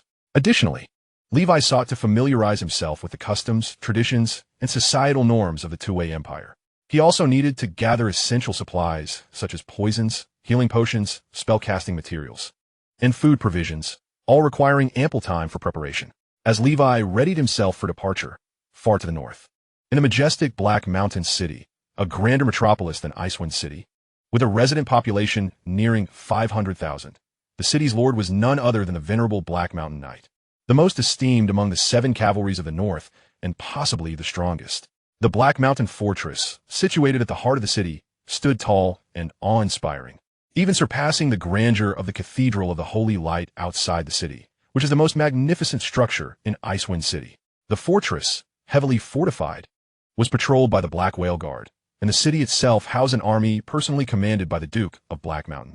Since the founding of the Emerald Kingdom, many dukes had been appointed, yet most had faded into obscurity over the course of history. The enduring legacy of the Black Mountain family is a testament to their exceptional lineage. The Duke of Black Mountain was a seemingly affable and cultured middle-aged man, tall and well-built, exuding an air of sophistication rather than recklessness. He was currently examining a map of the Emerald Kingdom in his chamber, which outlined numerous territories, including the Stormhold of Blue Sea Province and the Tulip Territory of Green Forest Province. "Father, I have returned," announced a young lady clad in noble hunting attire, dismounting her horse. She was the Duke's youngest daughter, now known as Lady Edward, her husband being the renowned White Horse Knight. "What brings you back?" the Duke inquired, furrowing his brow as he set aside the map and opened the door to greet his daughter. "I missed you and wanted to come back for a visit. Is that not permissible?" she replied. "And Edward, what has he been occupied with lately?" the Duke casually asked. "Don't get me started. I hardly see him at all. Whenever I ask him to accompany me out, he brushes me off with excuses about practicing breathing techniques. Marrying the White Horse Prince is no easy feat, especially since he is just a minor prince, a wooden block who knows nothing but training. Despite his formidable prowess, he is constantly sidelined by his scheming siblings," she complained. The Duke said nothing in response, having noticed the knight's long sword that his daughter carried. "That sword appears to be of fine quality." With a playful smile, she replied, "Father, this is your birthday gift from me, a longsword forged by the legendary master craftsman, Tella, the Golden Warhammer, Light. My knight acquired it at a high price from another collector." The Duke accepted the sword from her hands, examined it, and remarked, "Indeed, it is impressive. The craftsmanship is unmistakably that of a master. How intriguing that we have a new craftsman in this world. I have never heard of Tella the Golden Warhammer." He set aside the long sword and retrieved a small golden box from his chamber, intricately engraved with beautiful floral patterns, featuring an exquisite noble maiden traversing a sea of blossoms. "A sight to behold. This is an elixir I obtained from a top-tier alchemist, known as the Holy Spirit Elixir," the Duke informed his daughter. "To prevent the potency from dissipating, it must be sealed in gold. You must personally deliver this elixir to Edward, and he must open it during his solitary training. It must not be opened prematurely. Remember, the contents may assist him in breaking through to legend, though I cannot guarantee success. I merely suggest a trial. After all, even with Edward's talents, transcending to legend without external aid is exceedingly difficult. Regardless, the contents are extremely precious. I am past my prime, my vitality wanes, and I have no hope of achieving legend myself. Thus, I place my hopes on a fine son-in-law like Edward. Should he succeed in breaking through to legend, it would be a tremendous boon for you and our Black Mountain family." "Understood, Father. I will ensure he receives it," the daughter replied without a second thought as she accepted the box. After exchanging pleasantries with her father, she departed from the estate. A smile crept across the Duke's face as he contemplated the golden box, believing Edward would be pleasantly surprised upon opening it. He then drew forth the longsword, Light. A stream of dark energy flowed into the blade, causing it to resonate with a vibrant hum. "Indeed, it is a splendid sword. Such a master craftsman must be employed by me." With this thought, the Duke summoned one of his knights, clad in heavy armor, wielding an exaggerated serrated greatsword, a somber iron helmet concealing a single eye, exuding an imposing presence. "Sharktooth Knight, as you lead the expedition to Icewind City, I require you to accomplish 3 tasks," declared the Black Mountain Knight, his voice resolute. "My lord, please proceed," Sharktooth replied with a respectful bow. "First, ascertain the whereabouts of Knight Horton, regardless of the distance. The tasks I entrusted to him must be completed, yet he has yet to return. Either he has betrayed us, or he has met with misfortune. In either case, I demand to see him alive, or, should he be deceased, his remains. Second, I need you to bring back the recently surfaced master craftsman, the Golden Hammer Tella, from Icewind City to Black Mountain City. You must ensure that you arrive before the other lords do. A legendary craftsman serves as a monumental asset to my future plans. If he resists, I expect you to compel him to comply, but take care not to injure his hands or feet. I have my own means to secure his loyalty. Third, I would like you to pay a visit to my old friend's offspring, Baron Levi, in Blackwater Valley. He has surprised me greatly in recent times, and I am curious to know what has transpired with the boy. If he has passed away, then so be it. Lastly, for this mission, do not bring any of our men along. Simply recruit some mercenaries from the outside," the Black Mountain Duke concluded. "Very well, my lord. I shall not fail you," Sharktooth said before turning to prepare for his journey. Having advanced to the rank of Grand Knight last year, Sharktooth had been the Duke's secret trump card, rarely showcased over the years. Entrusting this task to him ensured both discreetness and reliability, much to the Duke's satisfaction. As for the ominous whispers of the Harbingers of Death, the Black Mountain Duke had come to understand that, since the demise of the Faceless Knight, that organization was merely a disorganized rabble.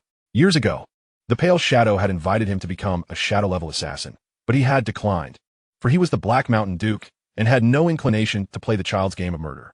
Having completed his reflections, the Duke found 2 small golden orbs appearing in the palm of his hand, which he began to toy with absent-mindedly.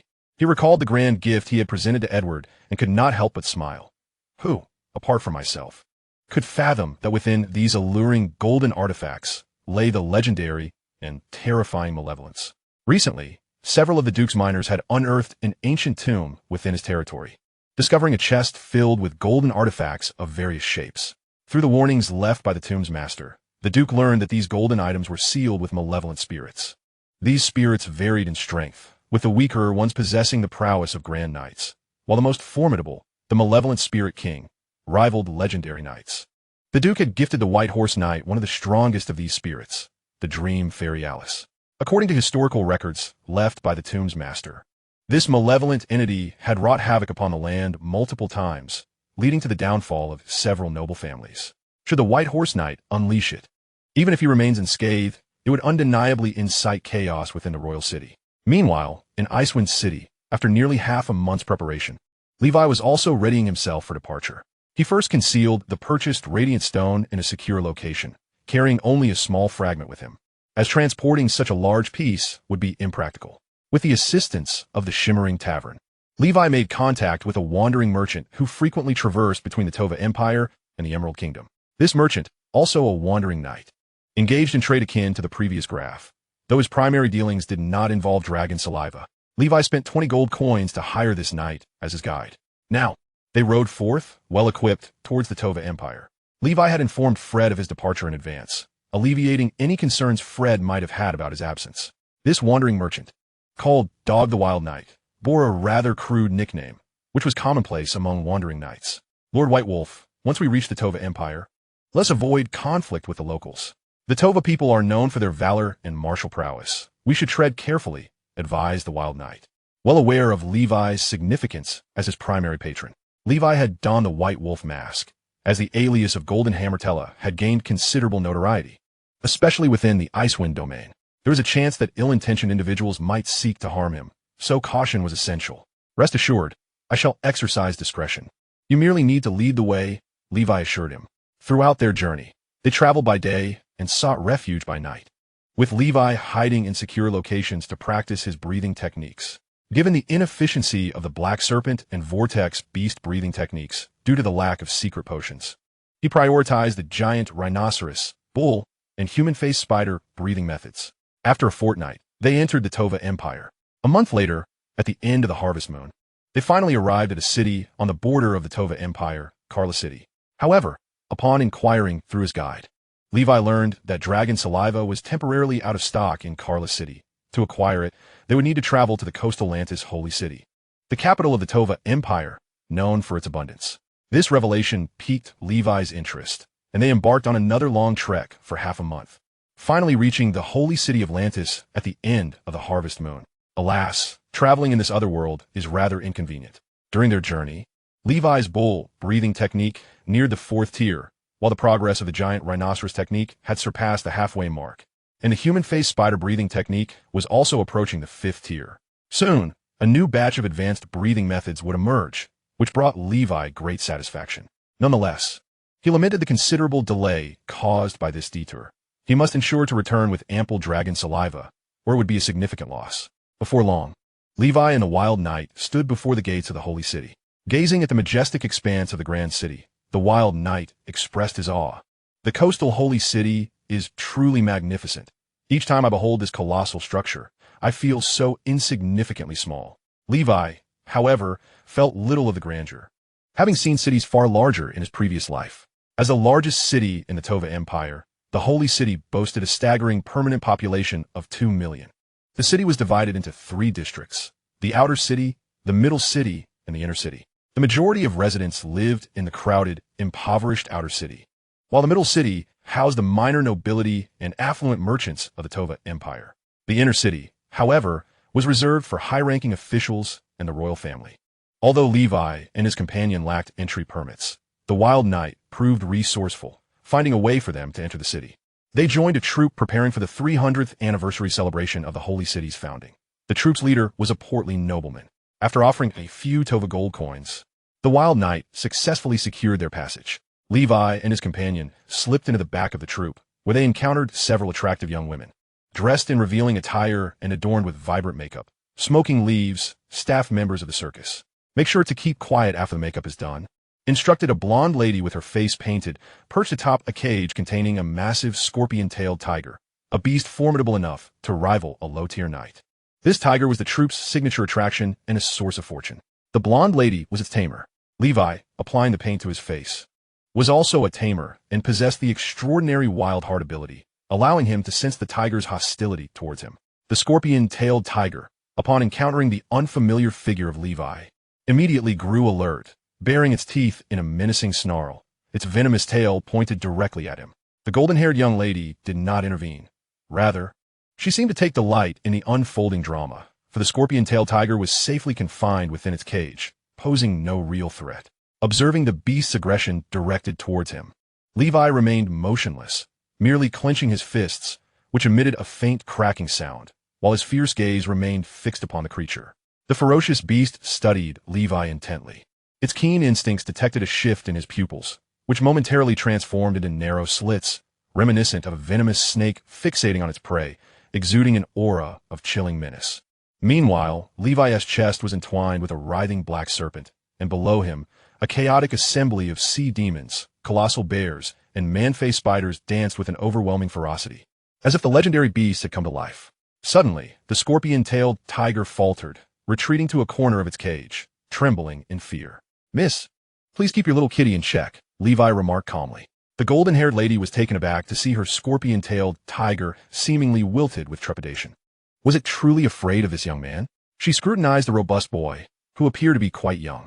Although not a knight herself, she realized that if a creature comparable to a knight was so intimidated, this youth must possess remarkable prowess. Instantly, her playful demeanor vanished, and throughout their journey, she scarcely dared to meet Levi's gaze. After successfully infiltrating the city with the circus, Levi observed numerous soldiers patrolling the outer city, evidently preparing for the grand tricentennial celebration a month hence. What a fortunate coincidence to arrive during the most vibrant period in the Holy City. The Wild Dog Knight appeared quite pleased. However, Levi remained focused on his objective. Obtaining Dragon-S saliva was imperative, and in addition, he aimed to gather breathing techniques. The eggs of whirlworms and the dust of malevolent spirits. Any and all he could acquire. After parting ways with the circus, the Wild Dog Knight promptly led Levi to the largest merchant guild in the Holy City. "Do you have Dragon-S saliva?" the Wild Dog Knight inquired. The guild staff nodded. "Indeed, we have it available at 100 Tuva coins per vial, with only 5 remaining. How many would you like?" Levi frowned. While the price was reasonable, equivalent to about 200 gold coins by the standards of the Emerald Kingdom, considerably cheaper than the inflated 300 gold coins back home, 5 vials were insufficient. It would be a waste of this journey to acquire merely 5. "I'll take them all. Do you have more?" Levi urged the Wild Dog Knight to ask. "If you wish to procure more in the short term, you will have to wait until after the grand event in a month. During the Holy City Festival, there will be a traditional beast fighting performance, where the guardian of the Holy City, the Empire's Fist, will demonstrate unarmed combat against the Earth Dragon Beast. Following this, a batch of Dragon-S saliva will be made available for sale through our guild." Chapter 79. The Power of the Guardian Seal. The Empire's Fist. Even Levi had heard of this individual, for he was exceedingly renowned, comparable to the White Horse Knight. No, he was even more illustrious, having become a symbol and guardian of the Tuva Empire and the Holy City. Not merely a legendary knight, he transcended such titles. A figure of this caliber was but a step away from true legend. Thus, unarmed combat against the Earth Dragon Beast would indeed present no challenge. Levi was eager to encounter a genuine powerhouse, aside from his father. After further inquiries, he learned that the whirlworm eggs were exceedingly rare, likely only needed for the world beast's breathing technique. As for the cores of the undead and the dust of malevolent spirits, he had never even heard of such things. This was to be expected, as they were materials for spell casting, hence their absence aligned with Levi's expectations. As for breathing techniques, similar to the Emerald Guild, they were not available for sale. Levi, with the assistance of the Wild Dog Knight, purchased 5 vials of Dragon-S saliva for 500 Tuva coins, which he had exchanged for gold coins at the black market prior to his journey. He did not bring much money with him. Intending to reside in the Holy City for a while, seeking ways to earn and acquire more Dragon-S saliva for his training, He had no immediate plans to return to his territory, as ordinary foes posed little threat to it. For Levi, his territory was merely a means to generate income. Now that he had become a craftsman, his dependence on it had diminished. Aside from Duke Blackmountain, he had no significant enemies. If a top-tier knight like Duke Blackmountain sought to trouble him, remaining in his territory could indeed prove perilous. With the help of the Wild Dog Knight, he successfully found a place to stay in the Central District. The rent for a month here was equivalent to a year's rent for the common folk in the outer city. Shortly thereafter, he gathered the remaining materials for the Black Serpent's secret potion and concocted it, promptly commencing his training in the breathing technique. Time was of the essence, and Levi was determined not to squander a single moment. He also had the Wild Dog Knight assist him in locating a small blacksmith shop for rent in the outer city, securing it for a mere 1 tuva coin per month. This arrangement would allow him to earn some money while training, with only 1,000 tuva coins left. Though this sum rendered him quite wealthy in the Holy City, it would only suffice for 10 vials of dragon saliva. His plan was to return with dozens of vials, hence earning was essential. In the ensuing days, the city buzzed with excitement in preparation for the grand celebration, embodying a spirit of universal jubilation. Yet, Levi remained indifferent, secluded within his lodgings, diligently honing his skills. 5 days later, the barbarian bull breathing technique reached its 4th tier. As Levi had anticipated, the 4th tier was indeed its limit. Levi, barbarian bull breathing technique. 4th tier, limit, special effect, basic strength. He sensed a slight increase in strength compared to before and shook his head in disappointment. What a lackluster technique. I shall hold out hope for the giant rhinoceros breathing technique, for it should be capable of advancing to the 5th tier. 15 days later, the giant rhinoceros breathing technique also reached the 4th tier. Indeed, the 4th tier of the giant rhinoceros breathing technique was not its limit. Levi, giant rhinoceros breathing technique. 4th tier, 120,000, special effect, basic strength. It appeared that it could be cultivated to the 5th tier, at which point he would enhance both the giant bear and barbarian bull techniques with the giant rhinoceros technique, preparing for a breakthrough. Levi's mood soared. In addition to the limits of these two breathing techniques, Levi's proficiency in the Black Serpent breathing technique surged significantly, aided by the newly acquired Black Serpent secret potion. As long as he had a steady supply of the Black Serpent secret potion, he anticipated reaching the 6th tier by the end of this year or early next year. Ascending to a high-tier knight, his Black Serpent aura had already enveloped his chest area. Thus, he had established a 5th layer of defense, in addition to his armor. Scale mail, chain mail, and heart guard. 5 layers of armor? Who could breach such defenses? Levi felt a profound sense of satisfaction. During these days, he also had the Wild Dog Knight gather materials necessary for performing the Guardian Seal. It was now time to conduct an experiment. Levi formed hand seals rapidly and, with a swift motion, cast a handful of spell-casting materials that glimmered faintly. Bang! Levi felt a mysterious force surge into his mind, radiating throughout his body, while simultaneously, the materials primarily composed of luminous stones erupted in brilliance. The powder began to envelop Levi, a soft white light morphing from points to lines, then from lines to a surface, swiftly forming an encompassing dome around him, akin to a grand bell. Levi reached out to touch the dome, discovering he could extend his hand outside. Could it be ineffective? Concurrently, a mechanism he had prepared in advance launched a stone towards him. Levi readied himself within the dome, prepared to shatter the stone should the dome prove useless. Bang! A stone struck the shield, causing it to tremble slightly. It remained unbroken. Had he succeeded? Levi gazed at the stone that had fallen to the ground. Its surface cracked from the impact against the shield. Such defensive capabilities were commendable. However, he remained uncertain whether it could withstand the assaults of a true knight. Nevertheless, achieving such an effect at the initial stage of his training was already impressive. After all, his primary intention for this shield was to fend off the bizarre attacks of malevolent spirits, while physical assaults will be primarily countered by the dark energy and armor he possessed. Excellent. Now that I have layered 6 shields, who could possibly defeat me? Levi felt a profound sense of satisfaction and security. 5 seconds later, the shield dissipated automatically.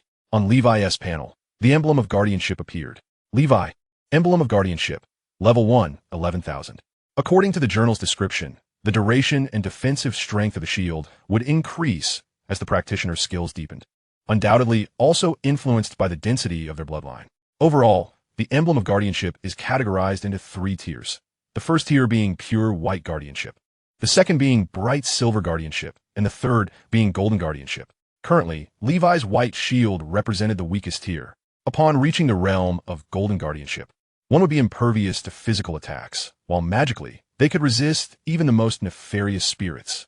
The ancestors of Winchester had once attained this level, which remained Levi's aspiration. Due to the limited magical materials he had brought to the Tua Empire, Levi chose not to squander the proficiency gained from the luminous stone on the emblem of guardianship. He believed that the magical materials he possessed would suffice for casting the emblem of guardianship 10 times, alongside 20 instances of the flame flow emblem. Serving as a reliable trump card, he was confident that even in the formidable holy city of the Tua Empire, opportunities to utilize his magical seals would be scarce. Moreover, he had no intention of provoking trouble. After all, this was the holy city, and although he was powerful, the presence of the Empire's fist was a deterrent against chaos. Having completed his training, he decided to forge some weapons to sell at the Shining Tavern. Stretching his limbs, Levi quietly stepped outside. In a city of such magnitude, it was only natural that there would be a branch of the Shining Tavern. Previously, through his identity as the bearer of the Golden Warhammer, he had attained noble membership at the Shining Tavern. Thus, he was well aware of its location within the holy city. Before long, Levi arrived at the outer district, only to find a crowd gathered in front of his blacksmith shop. Who are you? Where's old Hank? He should have paid the protection fee by now. The leader of the group, a burly man with a scar, squinted his eyes and remarked impatiently. Old Hank. That was the name of the previous owner of this blacksmith shop, from whom Levi had rented the establishment. No wonder the old fellow had ceased operations. It was clear he had left behind a failing business and passed the burden onto an unsuspecting newcomer like Levi. A flicker of realization crossed Levi's mind. The outer district was rife with chaos, dominated by gang factions, and the city's law enforcement seemed indifferent. In truth, regarding the tumultuous outer city, they were both incapable of managing it and perhaps unwilling to do so. It suited their interests to allow the impoverished denizens of the outer district to remain mired in meaningless internal conflicts, oppressed by the various petty grievances perpetuated by the gangs. This state of ignorance and exhaustion among the majority of the population ensured that the elites of the city and the inner district maintained better control over both the city and the nation. In stark contrast to the middle city where Levi resided, the outer city was indeed a realm of chaos and filth. As he walked through the streets, he had already witnessed several gang skirmishes and extortion incidents. He hadn't anticipated encountering such turmoil so soon after his arrival. It was indeed unfortunate. I am the new tenant here. You should seek old Hank for the protection fee. I've already paid my rent, Levi stated in somewhat halting Tua, having made considerable progress in his basic conversational skills. Oh, an outsider? The scar man sneered, but did not dwell on it, aware that the outer district was a melting pot of various individuals. Daily, numerous illegal immigrants yearned to integrate into this city of dreams. Many members of their Bloodhand gang were also outsiders. I don't care if you're a tenant or not. This Black Corner Alley is the territory of our Bloodhand gang.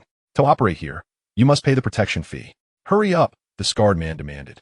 Clenching his fist with ill intent, as his cohorts closed in around Levi, their demeanor suggesting they were not to be trifled with. To be honest, Levi found these gangsters, who were hardly even knights, beneath his notice. Killing them would bring him no sense of achievement, nor yield any valuable spoils.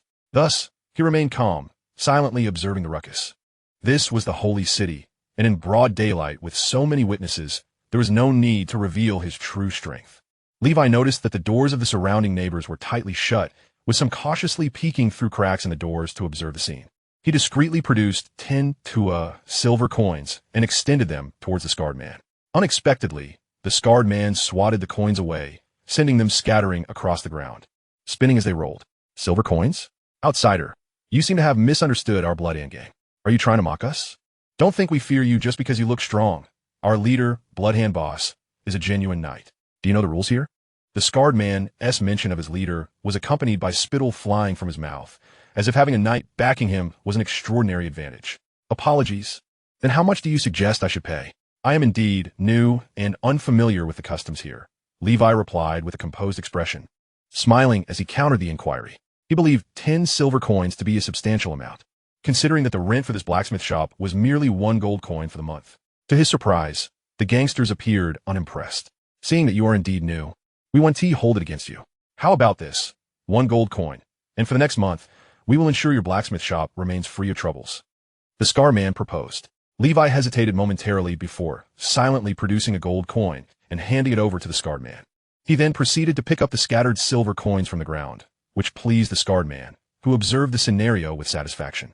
He had been prepared to teach this newcomer a lesson, but was taken aback by the latter's willingness to comply.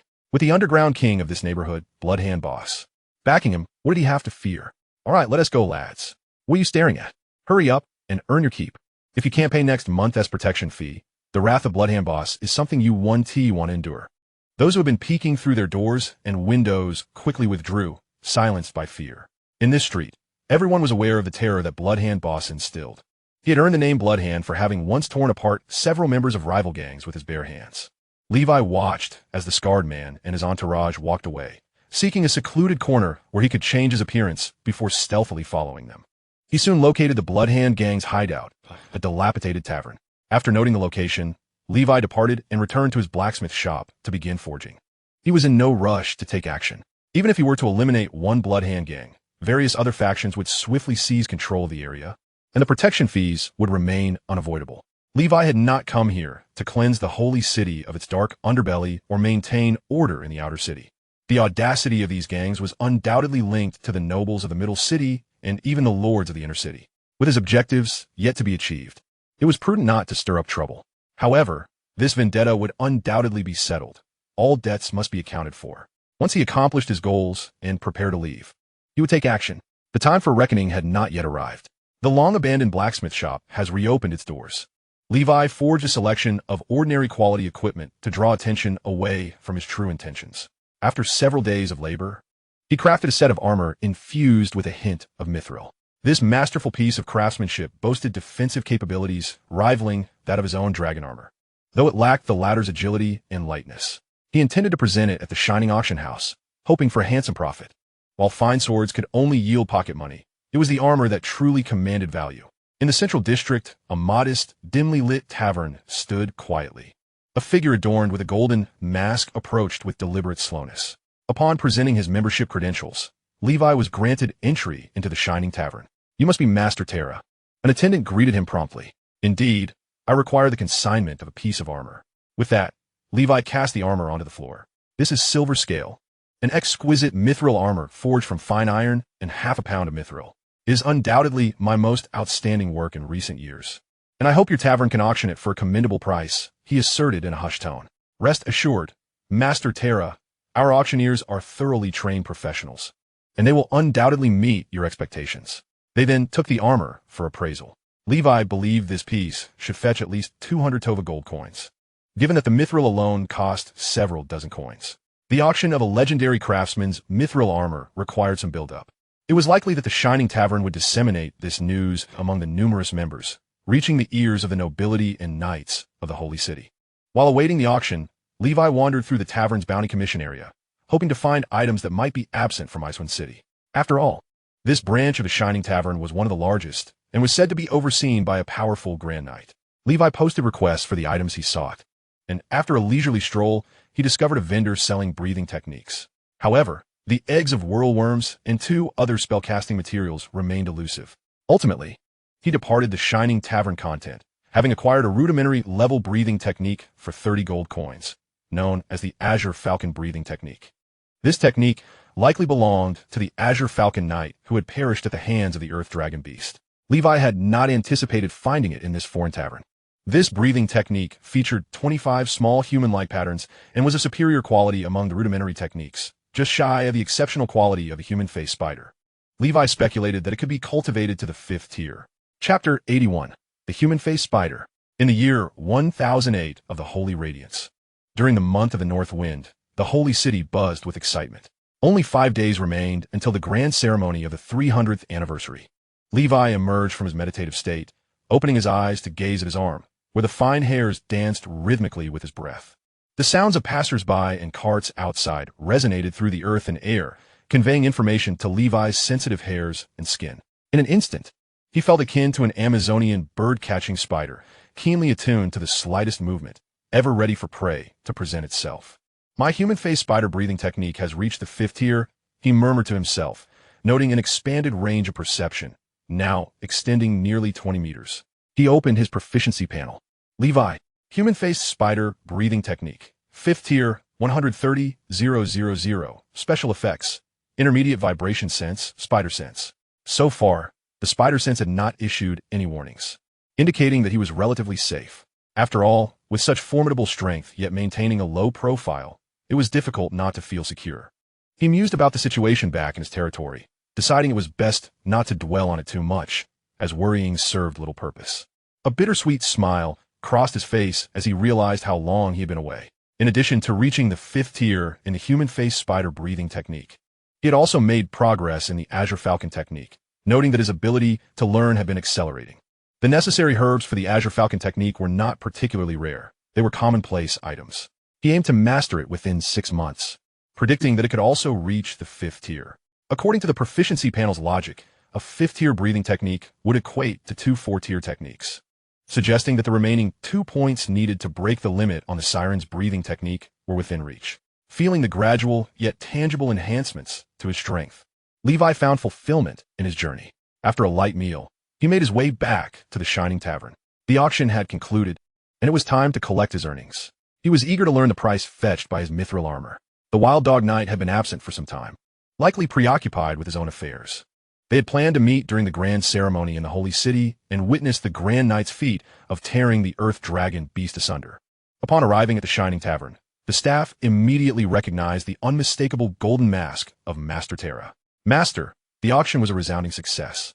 Your silver scale armor was purchased by a prominent client from the inner city for the impressive sum of 300 gold coins.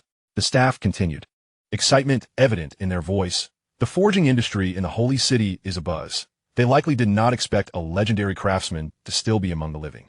Many influential figures are eager to inquire about you, as wealthy patrons prefer custom-fitted armor over ordinary pieces. Levi felt a sense of satisfaction. The 300 coins were Tova coins, equivalent to a staggering 600 standard gold coins in the Emerald Kingdom. Such a price was astronomical. This was partly due to the high cost of mithril and also attributable to the craftsman's brand effect. The people of the Holy City had previously been unaware of the Golden Hammer craftsman, and with his reputation now established, the value of his brand would only continue to rise. Naturally, maintaining a strategy of scarcity marketing would be essential. Levi needed to ensure that the profits from his endeavors were sufficient to support his training while keeping a bit of spare cash on hand.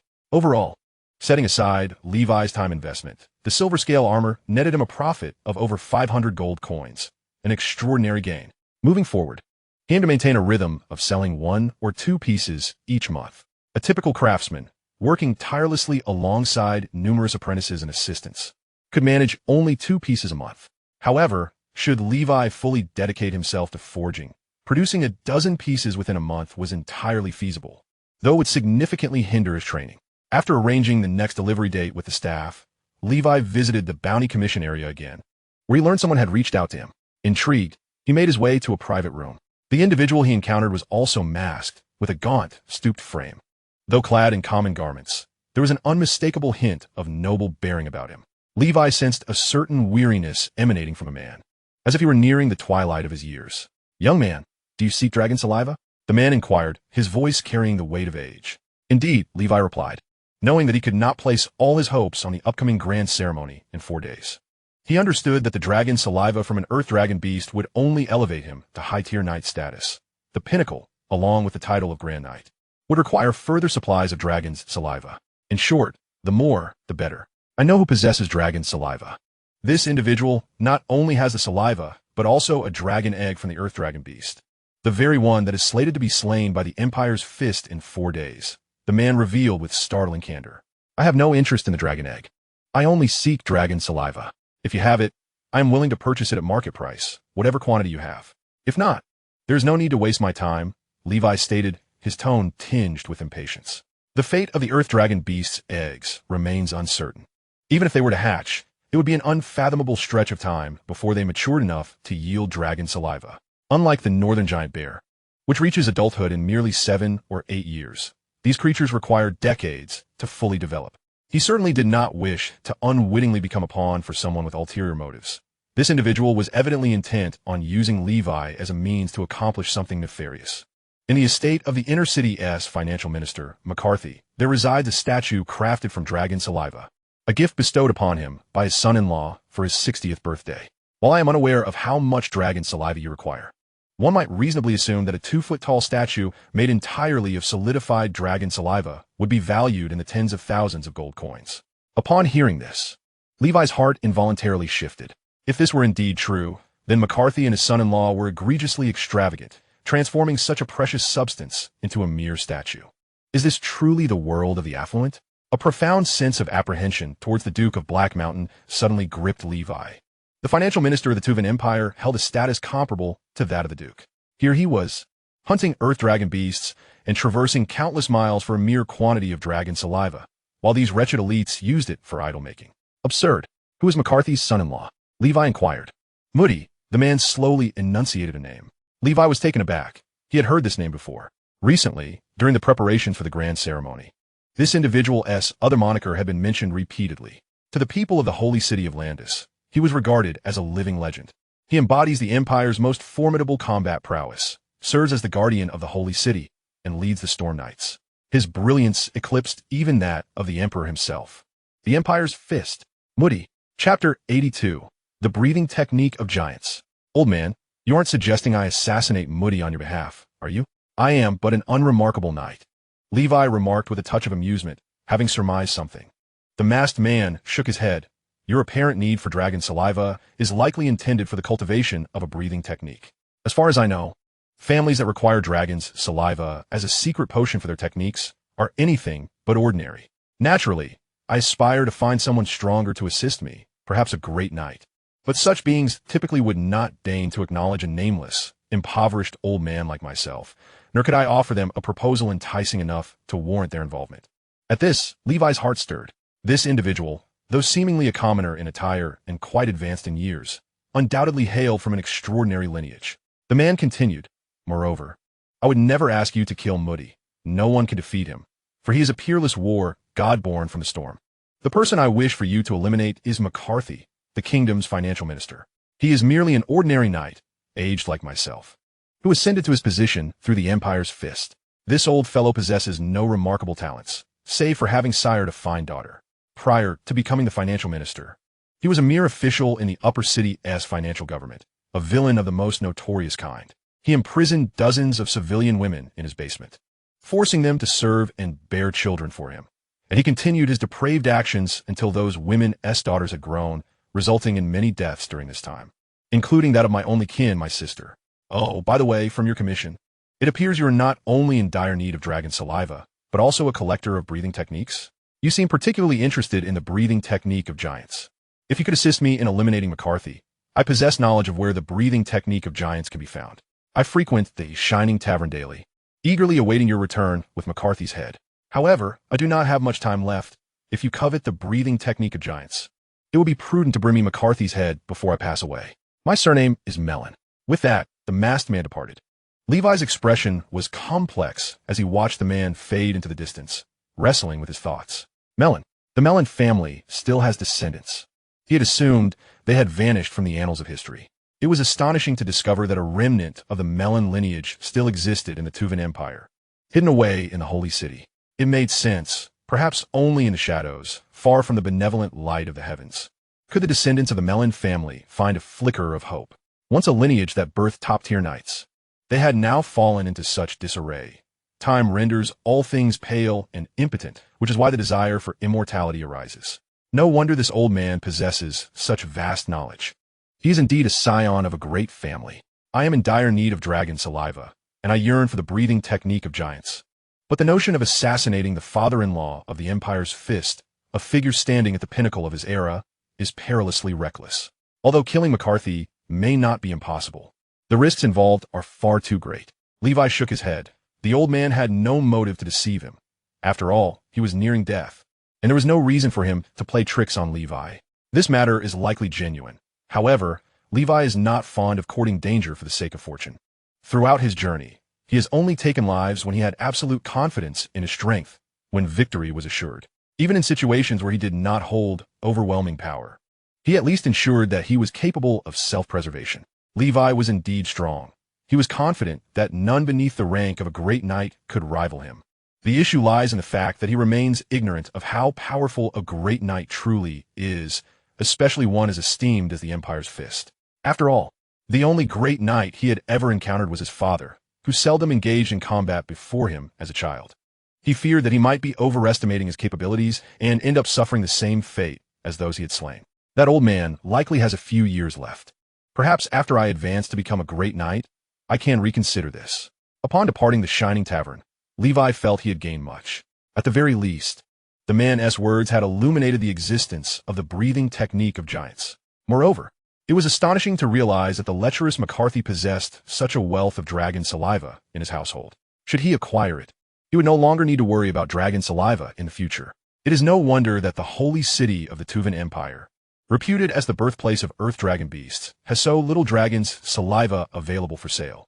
It has all been commandeered by the Empire's fist to create idols for his father-in-law. Damn McCarthy, the gluttonous aristocrat. Why not partake in the flesh of the poor? I am in dire need of dragon-s saliva, and yet these individuals squander it so extravagantly. They deserve to be punished. Levi cursed inwardly. Upon returning to the blacksmith shop, he resumed forging his armor. His finances were still insufficient, and he needed to sell several more pieces of mithril armor. Is anyone new here? Come forth. Levi was engrossed in his work when he suddenly heard a commotion outside. Upon stepping out, he encountered the scarred man from the Blood Hand gang, who was holding a broken sword and threw it to the ground. What seems to be the issue? Levi inquired. Are you feigning ignorance? Do you not see that my sword is broken? Do you have a fine sword available? Bring me one. Without a good weapon, how can I protect your blacksmith shop? You should be aware that the Wildfire gang next door has their eyes on your business, the scar man asserted, his indignation palpable. There are some outside. Feel free to choose, Levi replied before retreating back inside. Then we shan't be polite about it, brothers. Let's upgrade our gear. With a shout from the scarred man, the gang members promptly discarded their useless weapons for the ordinary ones that Levi had previously forged and left on the weapon rack to conceal them. For these inexperienced gang members, even the most mundane weapons were a significant improvement. Not long after, the outside quieted down, and Levi faintly overheard someone sighing. When will this life come to an end? Father, yesterday I made contact with a prospective night ranger. I have had enough of these days. We must unite with others on the street and resist. Alas, Bloodhand is a certified night lord, and it is said that several knights have perished at his hands. Moreover, I have heard whispers of him drinking alongside the suspected finance minister, Maka. Yet, rather than cowering here, I would prefer to wander the wilderness. Levi, listening to this dialogue, maintained a stoic expression and continued his forging. The following day, the new armor was completed. Levi sent it to the Shining Tavern for auction, and, as expected, the masked old man was in the corner, drinking alone.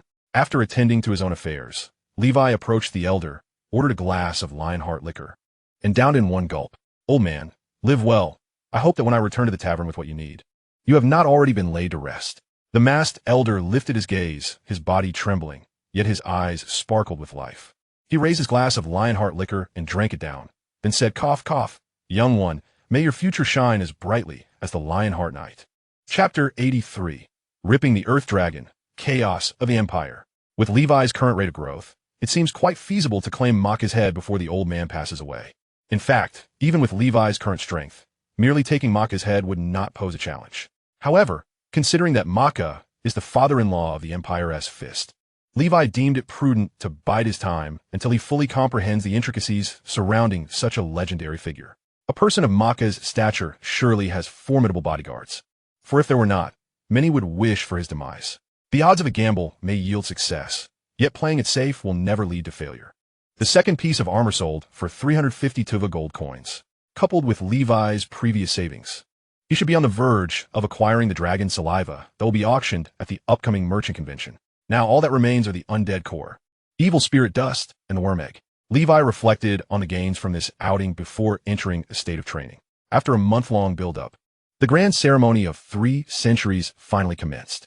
The festivities in the holy city were abundant, featuring a circus parade, martial arts competitions, and a grand dragon-slaying spectacle in the arena. Levi planned to visit the arena to witness the prowess of the Empire's fist, preparing for future actions. The Wild Dog Knight, having completed his own tasks, met with Levi at the entrance of the arena. Thanks to the Wild Dog Knight's maneuvering, Levi successfully entered the massive structure reminiscent of the ancient Roman Colosseum.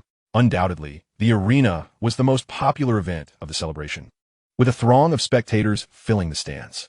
The prime seating was occupied by officials and nobles, while the less favorable spots were taken by commoners.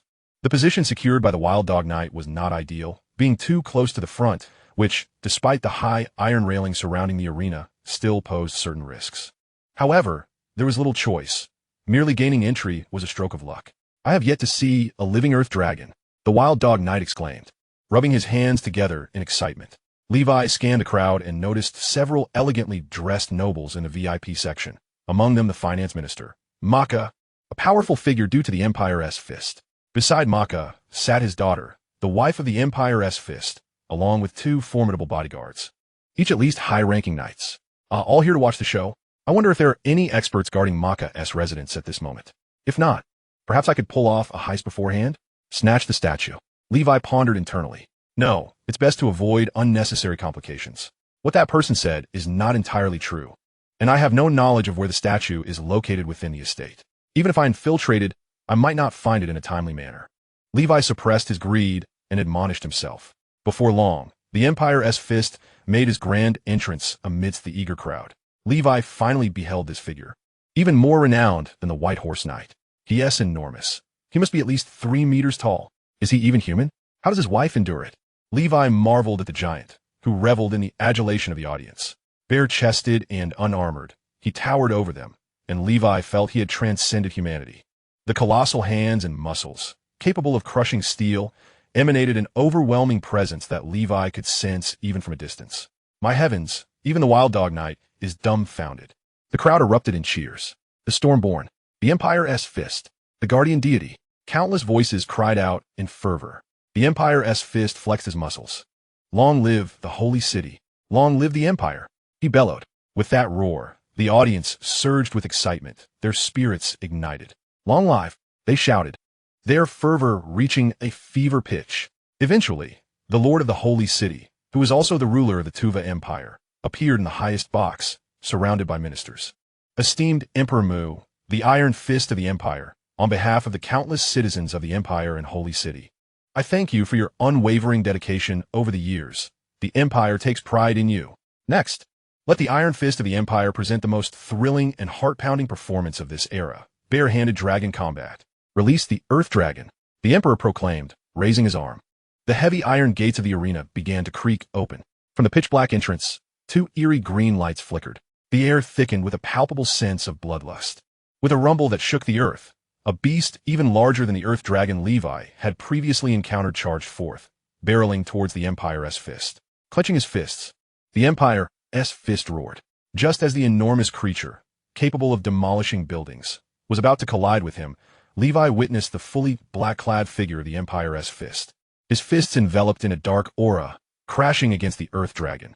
What kind of strength and defense is this? To dare confront an Earth Dragon head-on? Levi was astounded. He had assumed the Empire's fist would utilize weapons and agility to vanquish the beast. However, he fought barehanded, repeatedly colliding with the Earth Dragon using his fists wreathed in dark energy. Is this the near-legendary power? The pinnacle of combat prowess in this era? Levi felt his blood surge with excitement, realizing just how vast the chasm was between him and the Empire's fist. The dark energy enveloping the fist was the perfect weapon, capable of tearing through the scales of the Earth Dragon. At such a level of mastery, even the most formidable defensive techniques would pale in comparison, and speed would not lag behind. Every being standing at the apex of combat prowess possesses minimal weaknesses, Levi concluded, suppressing the pride and arrogance swelling within him due to his growing power. Though both are great knights, my father must still have considerable distance compared to an existence like the Empire's fist. Ultimately, the battle concluded without suspense. The Earth Dragon's scales were brutally torn apart by the Empire's fist, dragon blood spilling across the arena, and Levi internally lamented the waste. Empire's fist. The crowd roared in jubilation. The Empire's fist, panting and drenched in sweat, appeared to have expended significant energy during that bare-handed struggle against the Earth Dragon. The dark aura surrounding him began to dissipate, and at that moment, Levi noticed the fresh wounds scattered across the Empire's fist's body. Though shallow, he was indeed injured. His defense does not seem so extraordinary, Levi mused to himself. However, such wounds would soon heal for the Empire's fist. Yet suddenly, a change washed over him. His body swayed uncontrollably, and he shook his head to regain his balance, as black mist surged and roiled. His gaze fell upon the wound on his chest. What had been a crimson gash moments ago was now marred by an unnatural hue of blue and purple, accompanied by sensations of numbness and dizziness. Poison. Someone had coated the claws of the Earth Dragon beast with deadly venom. As a master of poison, Levi immediately sensed that something was amiss. Suddenly, clouds of white smoke erupted throughout the arena, swiftly enveloping half of it. Where the smoke spread, many people were rendered dizzy and collapsed, foaming at the mouth. Most of those still standing were oblivious to when they donned uniform masks reminiscent of the infamous Deathbird. We must flee. That smoke is toxic. Someone is causing chaos amidst the ceremony. Levi shouted to the Wild Dog Knight. The Wild Dog Knight had also recognized the peril. With a thunderous clang, the gates of the arena slammed shut. Those who sensed the danger were trapped at the entrance, creating a chaotic and overcrowded scene.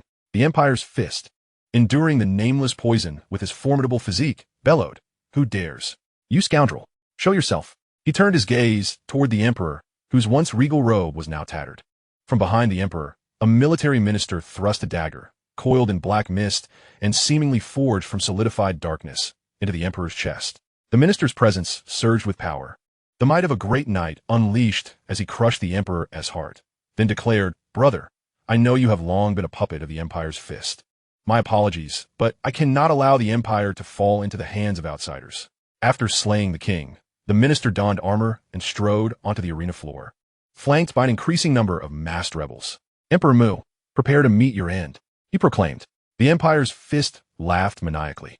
"What I pursue is far beyond a mere emperor. You underestimate me gravely. Do you truly believe that you and this rabble can stand against me?" Before he could finish, a shadow darted from the tumultuous crowd toward his back. The Empire's Fist let out a cold grunt, unleashing a terrifying aura, and retaliated with a powerful punch that sent the assailant staggering back. Revealed was a knight adorned with a skull mask, clearly another great knight. "Huh, you even summoned the pale shadow to confront me?" The Empire's Fist cracked his knuckles and grinned. "Unfortunately for you, you have no comprehension of the vast chasm that separates us. Presumptuous insects." Chapter 84. 20 vials of dragon saliva. Chaos reigned in the arena. What had once been a scene of earthly joy had transformed into a hellish nightmare. Levi, amidst the throng, could not help but cast his gaze toward the three great knights engaged in battle. On one side stood the unmatched god of war, albeit poisoned, the Empire's Fist. On the other side were the military minister and his hired assassin, the Pale Shadow. Isn't that the superior of Tai's Han? Levi's heart stirred. How infuriating! The enemy was right before him, yet he felt immobilized, yearning to deliver a blow. However, witnessing the combat prowess of the great knights, Levi recognized the considerable gap between him and them. Though they might not have practiced as many breathing techniques as he had, their realms were far superior. No longer comparable to a formal knight, devoid of any obvious weaknesses, especially against someone like Levi, whose realm was being overwhelmed. With the rebels wearing gas masks, they seized control of the arena. "My lord, I must withdraw. The situation has exceeded my expectations. My apologies. If you manage to escape, seek me at the Shining Tavern," the Wild Dog Knight said before vanishing into the crowd. Levi remained unfazed. He retrieved the white wolf mask and donned it just before the toxic gas engulfed the area. Exhaling, he surveyed the chaotic arena. The crowd fled, while the rebels clashed with the Empire's Fist forces. Among them, shadows of the Deathbird's assassins flitted about, reaping the lives of the Empire's Fist men. "What a misfortune. I shouldn't have indulged in the spectacle," Levi internally lamented, though he felt no panic. With his strength, escaping would be effortless. However, he wished to accomplish one task before fleeing. His gaze fell upon the unattended corpse of the Earth Dragon beast, lying in a pool of blood, and he hesitated, torn. Concealing himself in the crowd, he awaited the opportune moment. The three great knights were fiercely engaged, their battle escalating to a fever pitch. Although the Empire's Fist was formidable, he had just been drained of stamina by the Earth Dragon beast and was now afflicted by potent toxins, leaving his victory uncertain. Meanwhile, the military minister and the Pale Shadow, both great knights themselves, were proving to be equally challenging opponents. Together, they pressed the injured Empire's Fist, who was struggling to hold his ground. Yet, the moment was not ripe for action. It was still too perilous. Levi decided to wait until the three great knights had distanced themselves from the dragon's corpse before making his move. Just then, one of the Empire's Fist's men approached him, raising a hand and demanding, "Remove your mask, or we will treat you as a rebel." Levi ignored him, prompting the man to attack. Seeking death, Levi effortlessly dodged the assault and smashed the man's skull, splattering nearby onlookers. The scene was utter chaos, yet Levi navigated it with ease, biding his time for the right moment. Simultaneously, he spotted Makar, retreating under the protection of two high-ranking knights atop the platform. with the rebels in disarray. Makar would likely seek shelter, avoiding his estate. Perhaps this time, he could indeed secure the dragon's saliva idol and claim Makar's head. After all, the Empire's fist was preoccupied with his own troubles and had no time to pursue Levi. Finally, Levi noticed that, unbeknownst to him, the Empire's fist had cornered the Pale Shadow and the military minister against one side of the arena, rendering the latter too quite disheveled. Clearly, they had not anticipated that the Empire's fist, no longer at his peak, could still exert such pressure on two great knights. Levi, seizing the opportunity, formed a series of hand seals, grasped his spell-casting materials, and swiftly climbed the cage. Reaching the Earth Dragon Beast's side, he pried its jaws open and severed the gland, wrapping it in cloth, not bothering to ascertain the quantity of dragon saliva. He quickly scaled the iron bars. The Pale Shadow, noticing a small thief attempting to pilfer while he battled the Empire's fist, was immediately enraged. The corpse of the Earth Dragon Beast was, after all, one of the rewards for his involvement, especially the dragon saliva, worth thousands of gold coins, even as a member of the Five Shadows. He could not allow a mere junior to take it. With a flick of his fingers, the Pale Shadow launched a small dagger, seemingly coalesced from black mist, toward the fleeing Levi. Whoosh! The dagger flew like an arrow, piercing the air in an instant. Levi's hair stood on end, a primal instinct stirring within him. Danger. He had to block it with all his might. Just as the black mist dagger was about to strike Levi's back, a faint white shield formed. With a pop, the shield burst like a bubble upon contact. Nevertheless, the dagger's force was diminished. In the next moment, Levi's heavy armor began to take effect. The fabric armor shredded. Even the sturdy dragon scale armor splintered, and the chain mail cracked. Ultimately, it was the dark serpent energy coiling around Levi's back that absorbed the brunt of the attack. As he concentrated all his black mist to shield himself, with a hiss, the dagger embedded itself in the black mist, becoming ensnared and losing its power, vanishing without a trace. Levi successfully escaped the iron cage, disappearing into the crowd. The Pale Shadow, upon casting the black mist dagger, assumed the threat had passed. He dared not allow himself to be distracted for too long, for he found himself at a disadvantage in the midst of battle. However, when he inadvertently caught sight of the elusive thief vanishing into thin air, disbelief washed over his features. How could this be possible? With a resounding crash, the Empire's fist sent the Pale Shadow hurtling away, who collided with the railing and fell to the ground in disarray, blood spewing from his mouth. Engaging in combat with me, and yet you dare to let your mind wander. Insect, who has bestowed upon you the audacity to be distracted. He leapt forward with sudden ferocity, aiming to strike the Pale Shadow. The military minister barely managed to intercept the Empire's fist in time. Retreat, commanded the Pale Shadow, clutching his chest as he hastily fled. Should the battle continue, he risked being slain by the Empire's fist. He had severely underestimated the prowess of this guardian deity. The military minister, too, wore a begrudging expression, yet had no choice but to withdraw. The holy city was engulfed in chaos, although the Empire's fist had not been vanquished. His other schemes had largely succeeded. No matter how formidable the Empire's fist, it was merely a matter of time before he could resist no longer. As he watched the two figures escape, the Empire's fist, battered and bloodied, resembled a creature of nightmare, a veritable harbinger of destruction, his dark aura billowing skywards. He surveyed the devastation around him with eyes filled with sorrow.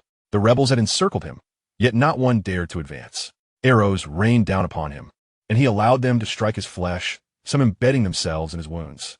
Insects, how loathsome you are, he bellowed, unleashing a surge of power that sent countless arrows flying back, resulting in a catastrophic toll among the rebels, who scattered in terror. It was a scene of sheer horror. To slay this man, one would need to sacrifice thousands of lives. The dilemma was that, under the terrifying intimidation of the Empire's fist, no one was willing to charge headlong into certain death. The Empire's fist tore through the iron bars and vaulted high, leaping from seat to seat in the arena, quickly making his way out, akin to a true behemoth, racing toward the direction in which the military minister had fled. Meanwhile, Levi found himself in an empty alley, extracting all the dragon salve he possessed, a total of 20 vials. While the thrill of pilfering was indeed enticing, he resolved to avoid such perilous endeavors in the future. Levi recalled the ominous black daggers hurled by the Pale Shadow, reminding himself of the danger involved. Chapter 85. Lady Thorn, a ruthless destroyer of beauty. This dagger of dark energy possessed an utterly terrifying penetrating power. It was no wonder it belonged to a great knight. Its strike was formidable beyond measure. Moreover, Levi discerned that while the pale shadow was not a match for the Empire's fist, his mastery over the dark energy dagger was undoubtedly superior. He had effortlessly breached my protective seals: the Guardian Mark, the mail armor, the Dragon Scale, and the Chainmail, 4 layers of defense. Had my own dark energy not been sufficiently robust, I would have surely suffered grievous injury. In summary, high rewards were invariably accompanied by high risks. Levi, oh Levi, you remain insufficiently composed. He incessantly reflected upon his actions, recalling the bone-chilling sensation he experienced while scaling the iron bars, a memory that would haunt him for a lifetime. Had it not been for the spider's sense alerting him, he might not have activated the Guardian Mark, his ultimate trump card. Fortunately, the spider's sense had warned him, making it clear that without the Guardian Mark, he would have undoubtedly fallen into peril. Indeed, the dagger was perilously close to breaching his flesh. It may have seemed as though the pure white Guardian was effortlessly shattered, but this was only because the initial force of the dagger was so overwhelming. It was the Guardian Mark that absorbed much of that impact. In the midst of such chaos, wearing a mask, he felt less apprehensive about being discovered. Some cards must be played, and he could not allow the fear of exposure to deter him from utilizing his trump card. After securing the Dragon's Salve, Levi hurried to his dwelling to gather his belongings. The holy city of Atlantis was on the brink of upheaval, and he needed to be prepared for a hasty retreat. It was evident that the rebels would soon clash with the forces of the Empire's fist within the city. As an outsider, he risked being swept into these political and military disputes, a venture fraught with peril. However, before departing, there were several matters to attend to. The rebellion was also an opportune moment, a fleeting chance not to be missed. Considering the terror of the Empire's fist, it would take him years to muster enough strength to eliminate Maker and escape unscathed. Ordinary great knights were utterly impotent in the face of the wounded Empire's fist. It was utterly terrifying. Once he had organized his belongings, Levi gazed at the tumultuous holy city, now a chaotic mess, with the outer, middle, and inner cities all in disarray. Combat and conflict erupted everywhere, and many gangs from the outer city took advantage of the rebellion to launch assaults on the middle city. Those previously subdued by the Empire's fist, driven by various ulterior motives, were now emerging from the shadows. First, he would visit the Makar estate, striving to secure the Dragon's Salve statue before either the Empire's fist or the rebels could seize it. Beneath the white wolf mask, his eyes gleamed with determination. Levi's figure swiftly vanished into the streets. Meanwhile, in a grim and forsaken burial ground outside the holy city, crows circled overhead as a pale, weakened figure, bloodied. He cleared away the weeds and tombstone, revealing a small hidden passage. Damn the Empire's fist! What manner of monster is this? I have faced the White Horse Knight, yet none instilled such terror as the Empire's fist. The pale shadow, concealed behind a ghostly mask, entered the underground passage with a grim expression. Initially narrow, it soon opened into a vast expanse. A sinister underground realm unfolded before him. The base of the Crow's Call in the Holy City. The pale shadow, now gravely injured, could only remain here to recuperate. Upon the arrival of the pale shadow, the assassin mentors at the base regarded him with utmost respect. "My lord, what has transpired?" They inquired. "It is nothing, merely a minor injury. In the coming days, procure the finest healing potions from within the holy city. I require rest here for some time. Remember, you must not reveal the location of this base." The pale shadow commanded coldly. "Understood, my lord."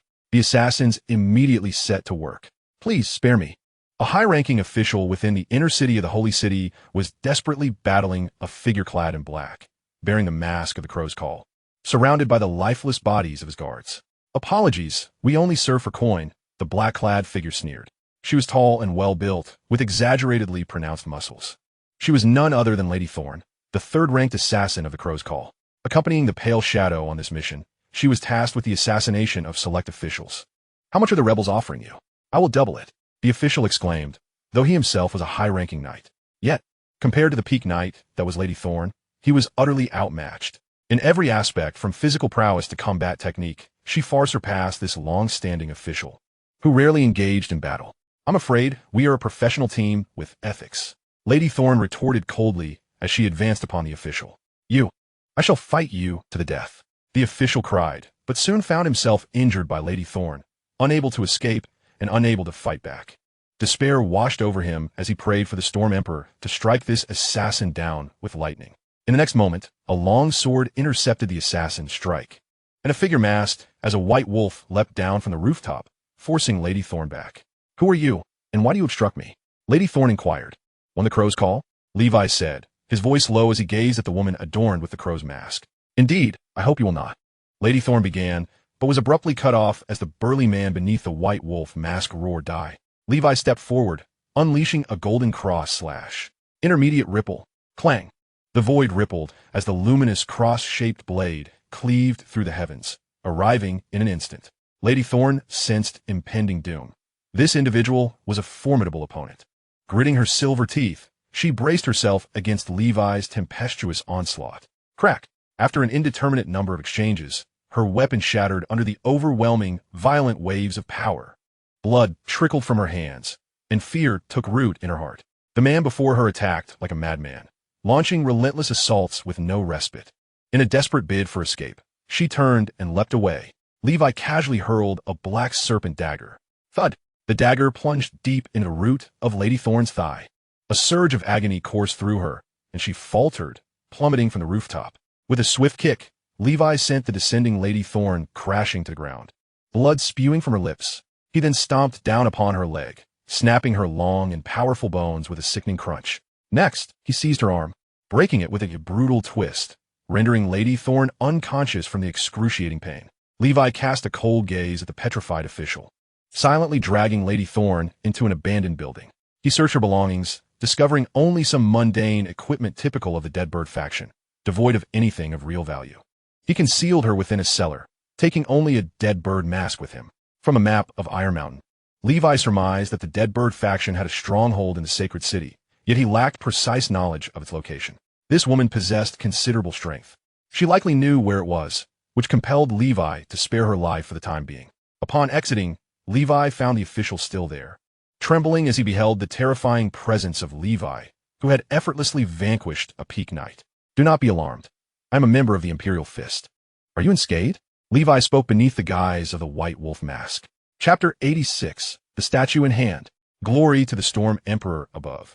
I am grateful for your assistance. The official replied, I am an officer from the Finance Bureau, and I have always been loyal to the Lord of the Empire and the Imperial Fist. I never anticipated these wretched rebels would cause such turmoil, striking a blow to the heart of the Imperial Fist, which has sacrificed so much for the Empire. Levi thought this was fortuitous. Individuals from the Finance Bureau should know the way to Minister Macaw's residence. He raced from the central city to the inner city, only to encounter an assassin from the Deadbird faction along the way. Upon recognizing each other, animosity flared. The so-called Golden Tier assassins, in Levi's eyes, were utterly lacking. Too weak, he thought. I must seek Minister Macaw to avoid being slain by the rebels. Will you accompany me? Yes, yes, yes. The official, gravely injured, clung to Levi as if he were a lifeline. Very well, let us proceed. Guided by the official, Levi soon arrived at the residence of the Finance Bureau's minister and other officials, where they had already dispatched several rebels attempting to ambush them. This significantly bolstered Levi's trust with the official. My lord, this way. I know of a shortcut that will bring us swiftly to Minister Macaw's residence. But he is likely outside seeking refuge and may not be at home, the official said. Having a guide was indeed convenient. It wasn't long before they reached Macaw's estate. My lord, I shall wait for you outside. You go in and take a look. The official, clearly apprehensive that the estate might be under rebel control, hesitated to enter. Yet, without Levi's protection, he dared not venture into his own residence. Aware that the power dynamics in the sacred city were about to undergo a significant upheaval, he needed to retrieve his long-cherished savings to flee, planning to reassess once the political situation stabilized. As a mere official from the Finance Bureau, he could not suppress a rebellion. Unaware of the official's ulterior motives, Levi merely required him for navigation. He placed his hands against the towering walls of Macaw's estate. The estate was vast, and with his current intermediate vibration perception, Levi could only sense a small portion of the surroundings. There were people inside, and it seemed quite chaotic, he surmised. Stay here while I search for Minister Macaw. Levi dashed to the other side of the wall, using a grappling hook to scale it, then descended quietly. Fully alert, with his intermediate vibration perception heightened, every rustle within a 20-meter radius was discernible to Levi's keen senses. Donning the Deadbird mask ensured that if he were discovered, the blame would fall upon the Deadbird faction, whom the Imperial Fist would undoubtedly pursue. Macaw's estate was expansive, occupying a considerable area in the densely populated inner city, and it exuded opulence. Along the way, signs of struggle were evident, indicating that the rebels had indeed arrived here. Levi quickened his pace, fearing that the statue of the dragon's saliva might be seized by the rebels before him. According to the customs of the nobility in this world, such statues were likely housed within churches for morning prayers. Macaw's estate featured a private chapel, which Levi approached first, only to find a priest clad in a purple-blue robe sprawled lifeless on the ground. Inside the chapel, sounds of conflict could be heard. As Levi drew closer and focused, he sensed 4 individuals within. There were no signs of any high-ranking knights, and his spider sense offered no warnings. He swiftly moved to the window, where he observed 2 factions engaged in battle. One group appeared to be minor rebel leaders clashing with the guardians of Macaw's estate. All were knights, with the weakest among them being intermediate knights. Ultimately, in front of the chapel, Levi beheld a colossal oil painting depicting a tumultuous sea, dark clouds looming, waves surging with ominous energy, and violet-blue lightning crackling amidst a cataclysmic storm. Towering above the ocean was a magnificent figure, wreathed in storms and exhaling clouds, crowned and surrounded by 8 ancient drums forming a circle. This was the image of the Storm Emperor, the deity worshipped by the Tua Empire, rumored to have a strained relationship with the Father of the Heavens. Below, on the altar, rested a diminutive statue, the miniature version of the Storm Emperor. Even from a distance, Levi could catch the delightful scent of dragons' saliva wafting through the air. Indeed, that person did not deceive me. Without hesitation, Levi sprang into action. The 2 factions embroiled in combat were caught off guard by a sudden intrusion. Upon entering, Levi dashed to the altar, seizing the dragon's saliva statue and making his escape. They quickly turned their attention to the dead bird mask he wore. "Who are you?" "Halt!" Both rebels and guards lunged at Levi in unison. This was the most valuable item within the chapel, and they were willing to fight to the death to reclaim it, now threatened by a third party. "Those who obstruct me shall perish," Levi roared, drawing his longsword. Golden cross slash. The life seeds within him, the black serpent, the sea witch, the giant bear, the giant rhino, the savage bull, roared in unison, unleashing a terrifying force. Crack! Like a demon descending, Levi cleaved an intermediate knight, armor and all, in 2. The sheer display of strength shattered the courage of the 3 present. What manner of monster is this, to so easily slay an intermediate knight and cleave through armor? Could he be a high-ranking knight? Has the Deadbird faction sent 2 high-ranking knights here? Brother of the Deadbird faction, what is your intention? "We did not hire you to rob us," exclaimed the surviving rebel knight. Levi uttered no further words. He had already granted these individuals a chance at life. He did not wish to linger here, as this inner city was rife with formidable foes, and the Imperial Fist or other high-ranking knights could appear at any moment. However, with their unwillingness to recognize mercy, he had no choice but to strike decisively. Levi's form began to grow taller and more imposing, shedding any pretense of concealment. A surge of formidable power engulfed him, and Levi commenced a one-sided massacre. Among these individuals were mid-tier knights and high-tier knights, yet in Levi's eyes there was no distinction. Death. Seizing a fleeting moment while Levi was engaged in combat with others, a guard leapt high, soaring over 2 of his comrades, aiming a strike directly at Levi's head. With his right hand grasping Frostmourne, Levi parried the man's slash, while his left hand swiftly formed a seal, murmuring incantations under his breath before delivering a palm strike to the man's face. Boom! A torrent of searing flames erupted forth. The intense heat scorched the air, distorting the very fabric of space. In the next instant, engulfed in endless agony, the man's head was seared by Levi's fiery sigil, leaving him not quite dead, but suffering a torment so profound that it rendered him a living corpse. Sorcery? Who are you? The others, in a state of sheer panic, began to flee, ultimately meeting their demise beneath Levi's Frostmourne. Suddenly, the spider sense surged once more, and Levi felt the hairs on his neck stand on end. With no time to linger over the corpses, he fled the estate without a moment's hesitation. Moments later, within the Macaw estate, the silhouette of the military minister appeared, followed by a colossal beast-like figure barreling in from afar. Leaping across rooftops, each descent sent tremors through the structures like the onset of an earthquake. Insect. Is fleeing all you can do?